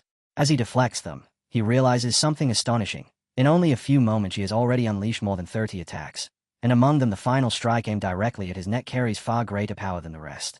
Dree begins laughing, remarking that his defense was impressive while casually admitting that she had genuinely intended to slice his head off. Then she suddenly brings up another name, asking if he was the one who killed Noel on the archipelago. Theo immediately recognizes the name, remembering that Noel was the servitor he fought earlier there. Dree laughs again and remarks that she always wondered why their master sent such a useless failure to that place, claiming that she herself could have handled the task easily. Hearing this, Theo silently reflects on Noel. Although Dree dismisses him as a failure, Theo remembers that Noel was the first opponent in a long time who had truly pushed him. Dree continues teasing him, saying that he even looks adorable when he gets flustered. She then casually reassures him not to worry, explaining that since he is handsome she will at least leave his face intact when she kills him. At that moment, Theo senses the shift in her intent and realizes she is about to attack again. Dree suddenly rushes forward while releasing another surge of red energy, and at the same time Theo charges straight toward her, the 2 colliding head-on. Without warning, shadowy swords begin streaking through the air, dark blades twisting and slicing across the battlefield as they target Theo from multiple directions. Nearby, Gisha reacts with visible surprise as he watches the scene unfold. After observing what is happening, Gisha remarks that this development is rather unexpected. Dree, however, looks amused and comments that she thought he also wanted to enjoy the sweet prey, yet it seems he values Theo far more than she expected. Gisha immediately snaps back in anger, ordering her to shut up, warning her not to touch his prey, and threatening that he will kill her if she interferes.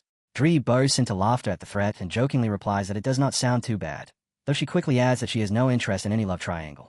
Instead, she declares that she would like to spend some time alone with her honey, so Gisha should disappear. The moment she says this, she suddenly turns and launches an attack directly at Gisha. Struck by the unexpected blow, Gisha erupts with fury and immediately retaliates by unleashing a powerful blast in response. Dree slips past his attacks again and again with practiced ease, all while continuing to flood the battlefield with red energy, and Gisha can do nothing but grit his teeth in mounting frustration. In the middle of that violent exchange, the distance between them closes enough for Gisha to seize her with one hand. Dree immediately curses at him, calling him a brute and a muscle-headed fool, complaining that she had obviously been attacking Theo and asking whether he was too blind to see it, then warning that if he keeps getting in her way, she will kill him first. Gisha fires back at once, reminding her that she was the one who said the faster person gets the prize, and according to him, if she wants to stay alive, she should leave. That answer visibly startles Dree for a moment, and then she angrily spits out an insult, calling him a son of a bitch. Watching the two of them fight each other, Theo realizes once again how impossible they are to predict, and at the same time he notices that Gisha is not much different from the woman he is clashing with. Gisha grinds his teeth once more and unleashes a massive attack, summoning thousands of dark, ink-like daggers into the air and sending them flying at Dree together with sweeping strikes from his shadow sword. As he attacks, he declares that the larger prey belongs to him to kill. Seeing the storm rushing toward her, Dree reacts with theatrical alarm, exclaiming that he is trying to kill her, but instead of meeting the attack directly, she quickly takes flight and abandons the area. The place where the attacks land erupts in a huge explosion. After getting clear of the blast, Dree laughs again and remarks that now it is back to just the two of them, then brightly tells Theo that they should continue from where they stopped. Theo studies her carefully and realizes that she is overwhelmingly confident in her speed. The two collide again without delay. Dree slips past his sword. Theo catches her next strike on his blade, and when she moves again with terrifying quickness, he continues blocking, though he realizes that a battle fought at this pace is far harder to manage. Then, without warning, Dree releases another violent surge of red energy and sends it exploding toward him. Theo keeps reading her movements with care. In sudden clashes of force, she is even faster than Naven, and on top of that, her precision is extraordinary, with every attack directed straight at a vital point. But as he watches, he understands something crucial. If he deliberately leave a vital spot open, her body will instinctively move toward that opening. Dree fixes him with a sharp glare as she prepares her next attack, and at that exact moment Theo abruptly changes his position. As her arm swings toward him, he shifts aside and raises his sword. He activates Dragon's Claw. Dark thunder bursts across the battlefield as the technique detonates. Dree is plainly caught off guard by the sudden attack. When the black lightning tears through the area, she hastily shields herself, then escapes by flying back and evading the blast. While retreating, she studies what just happened and realizes that the sword energy spreads like lightning running through tree roots, which explains why simply dodging it earlier had not been enough. She glazes back at him while Theo continues unleashing powerful waves of energy, forcing her to endure a brief moment where she struggles to keep up with the relentless barrage. Eventually, however, she steadies herself and shifts to a safer position. With a slight smirk, she admits that he deliberately wrecked the terrain to slow her movements. Although it looks like the kind of desperate tactic someone would use as a last resort, she concedes that it is not a bad idea. Still, she quickly adds that the effort is meaningless. Without warning, she releases another enormous surge of red attacks. The crimson energy lashes out across the battlefield with terrifying speed, striking everywhere at once and tearing through everything in its path.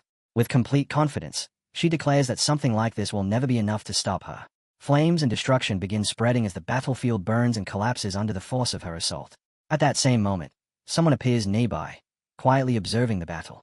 The newcomer explains that although Dree may not yet be fully complete, she still possesses 30% of the Black Dragon's power. From behind a mask, the man watches the fight with keen interest, noting that even with such overwhelming strength, Theo has still managed to block and counter her attacks. The entire situation clearly entertains him. This masked observer is revealed to be Ain, the first-ranked member among Trovia's 9 servitors. Ain smiles faintly and remarks that what is happening here is going to be very entertaining. Meanwhile, Dree continues searching for Theo. Flying through the air, she calls out while asking how long he intends to keep hiding, complaining that the thing she hates most is a man who makes a woman wait. As her eyes sweep across the battlefield, she begins noticing strange patterns of energy spreading through the area. Gradually, she realizes that the situation might be connected to something the master once warned them about. Suddenly, Theo emerges from concealment and launches a surprise attack. In an instant, he turns the entire situation into a chaotic trap, revealing himself as he strikes. With a sarcastic remark, he says it is unfortunate, because he had thought she would not be able to touch him there. Dree stares at him with visible excitement and comments that it seems he has developed quite a wild side. Powerful blows crash across the battlefield as the scene intensifies. Watching the fight unfold, Dree remarks that the Ragnar family is known as the descendants of dragon riders, then casually adds that it appears they also experiment with some rather shady methods. Looking closely at Theo's current form, she admits that he looks much better than before, and that this version of him is far more her type. Theo answers with confidence, saying he is glad she likes it, because things are about to become even more interesting. The moment he finishes speaking, he immediately attacks her. Dree shows a brief flicker of surprise at the sudden move, and at that same instant a burst of brilliant white energy explodes between them. As they collide in close combat, she continues releasing streams of white light toward him, while Theo keeps leaping and moving rapidly to avoid the attacks without breaking the flow of battle. While the fierce fight carries on, Gisha stands behind Dree, watching her with a sharp and focused stare. Meanwhile, Ain watches everything from the sidelines with clear interest.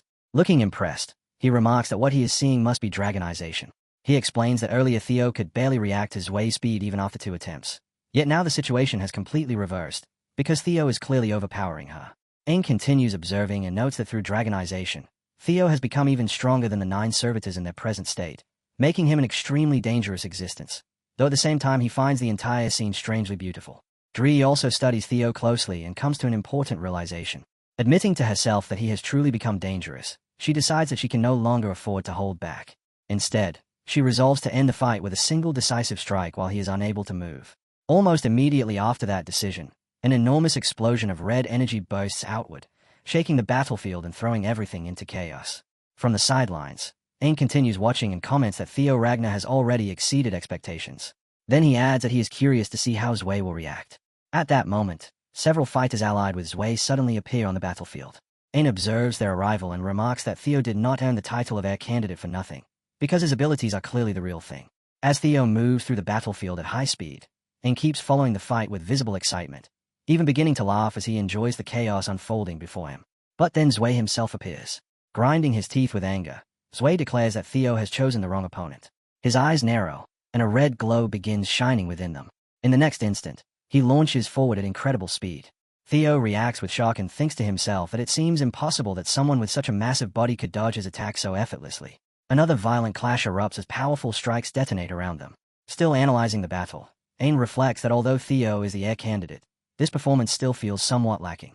He reminds himself that Theo was originally created to fight the demon dragon, yet at this moment he is only operating at around 20% of his full strength, so the situation cannot really be helped. Even so, Ain admits that seeing how many directions Theo's abilities can still grow and makes him extremely happy. Meanwhile, above the battlefield, Gisha continues his own fight. He curses loudly, admitting that the situation has already escalated far beyond anything he originally expected. Thinking back on what he knows about the Drovians' greatest force, the 9 servitors, he recalls hearing that they were created specifically as countermeasures designed to battle the 9 dragons. Realizing the massive gap in strength, Gisha angrily wonders whether that means he is not even worthy of being considered a counterfeit version of them. Still gripping his weapon tightly, he curses once more as he prepares himself. If his current strength is not enough, then he will simply use every trick and card he possesses. With that decision made, he suddenly bursts into laughter while facing Zwei and begins attacking with his Shadow Sword Slay technique, unleashing it together with the Ink Orchard. At that moment, a burst of golden and white energy detonates across the battlefield. Zwei tightens his grip on his sword and coldly calls Gisha pathetic, asking whether that pitiful strike is truly the best he can do. Gisha immediately shouts back that the fight is nowhere near finished, insisting that the real attack is only beginning now. The instant he says this, he launches a set of chains towards Zwei. The chains race forward and wrap tightly around Zwei's body, and at the same time the Shadow Sword Slay technique spreads outward, forming something like a vast cosmic web that completely traps him within it. Zwei grits his teeth and glares at Gisha with open irritation, mocking the attempt and asking if he truly believes such a tiny toy web could possibly hold him. Gisha only grins with confidence and calmly replies that he already knows it cannot stop him. Then he reveals the real point of the attack. Zwei was never his true target. Hearing that, Zwei frowns in confusion and demands to know what he means. At that exact moment, Gisha suddenly flies away from the area. Zwei struggles violently against the chains and angrily curses the move as a cheap trick. As he finally breaks free and surges forward, a massive explosion erupts nearby, violently smashing apart the battlefield. Theo watches the destruction closely. Out of the wreckage, Dree suddenly emerges. Theo looks directly at her and calmly states that he will allow her to live for now, but promises that next time he returns he will be fully prepared. Dree responds with a playful smile, teasingly asking whether she is allowed to fall in love with someone who is both so strong and so sweet. Meanwhile, Theo briefly wonders to himself whether Gisha is still fighting somewhere nearby. Suddenly, a hand bursts out from the rubble. Zwei tears through the remaining shadow chains and immediately turns his attention toward Theo. Reacting instantly, Theo flies away to evade him. Zwei narrows his eyes and begins pursuing aggressively, launching attack after attack as he chases him. Despite Zwei's massive body, his strikes swing with terrifying force while Theo continues dodging. During the clash, Theo realizes a serious problem. He needs an attack powerful enough to break through Zwei's armor. At that moment, he turns and notices Gisha moving towards Zwei as well. Gisha launches an attack that begins cracking the armor covering Zwei's body, preventing him from attacking properly. As they strike from different directions, Theo glances at Gisha and tells him that he came to help. Gisha immediately snaps back in irritation, asking whether he ever asked for help in the first place. Yet in his mind, Gisha recalls something about Theo and the organization, reluctantly admitting to himself that Theo might truly be the chosen one after all. Still annoyed, he warns Theo that once this fight ends, Theo will be next. Theo calmly replies that he is looking forward to it. Then he suggests that before anything else, they should focus on eliminating those traitors. Gisha angrily tells him not to give him orders, warning that Theo's overconfidence could easily get him killed. According to Gisha, Zwei exists on an entirely different level compared to the opponents they have faced before. While the two of them are still talking and planning their next moves, Zwei suddenly appears directly between them.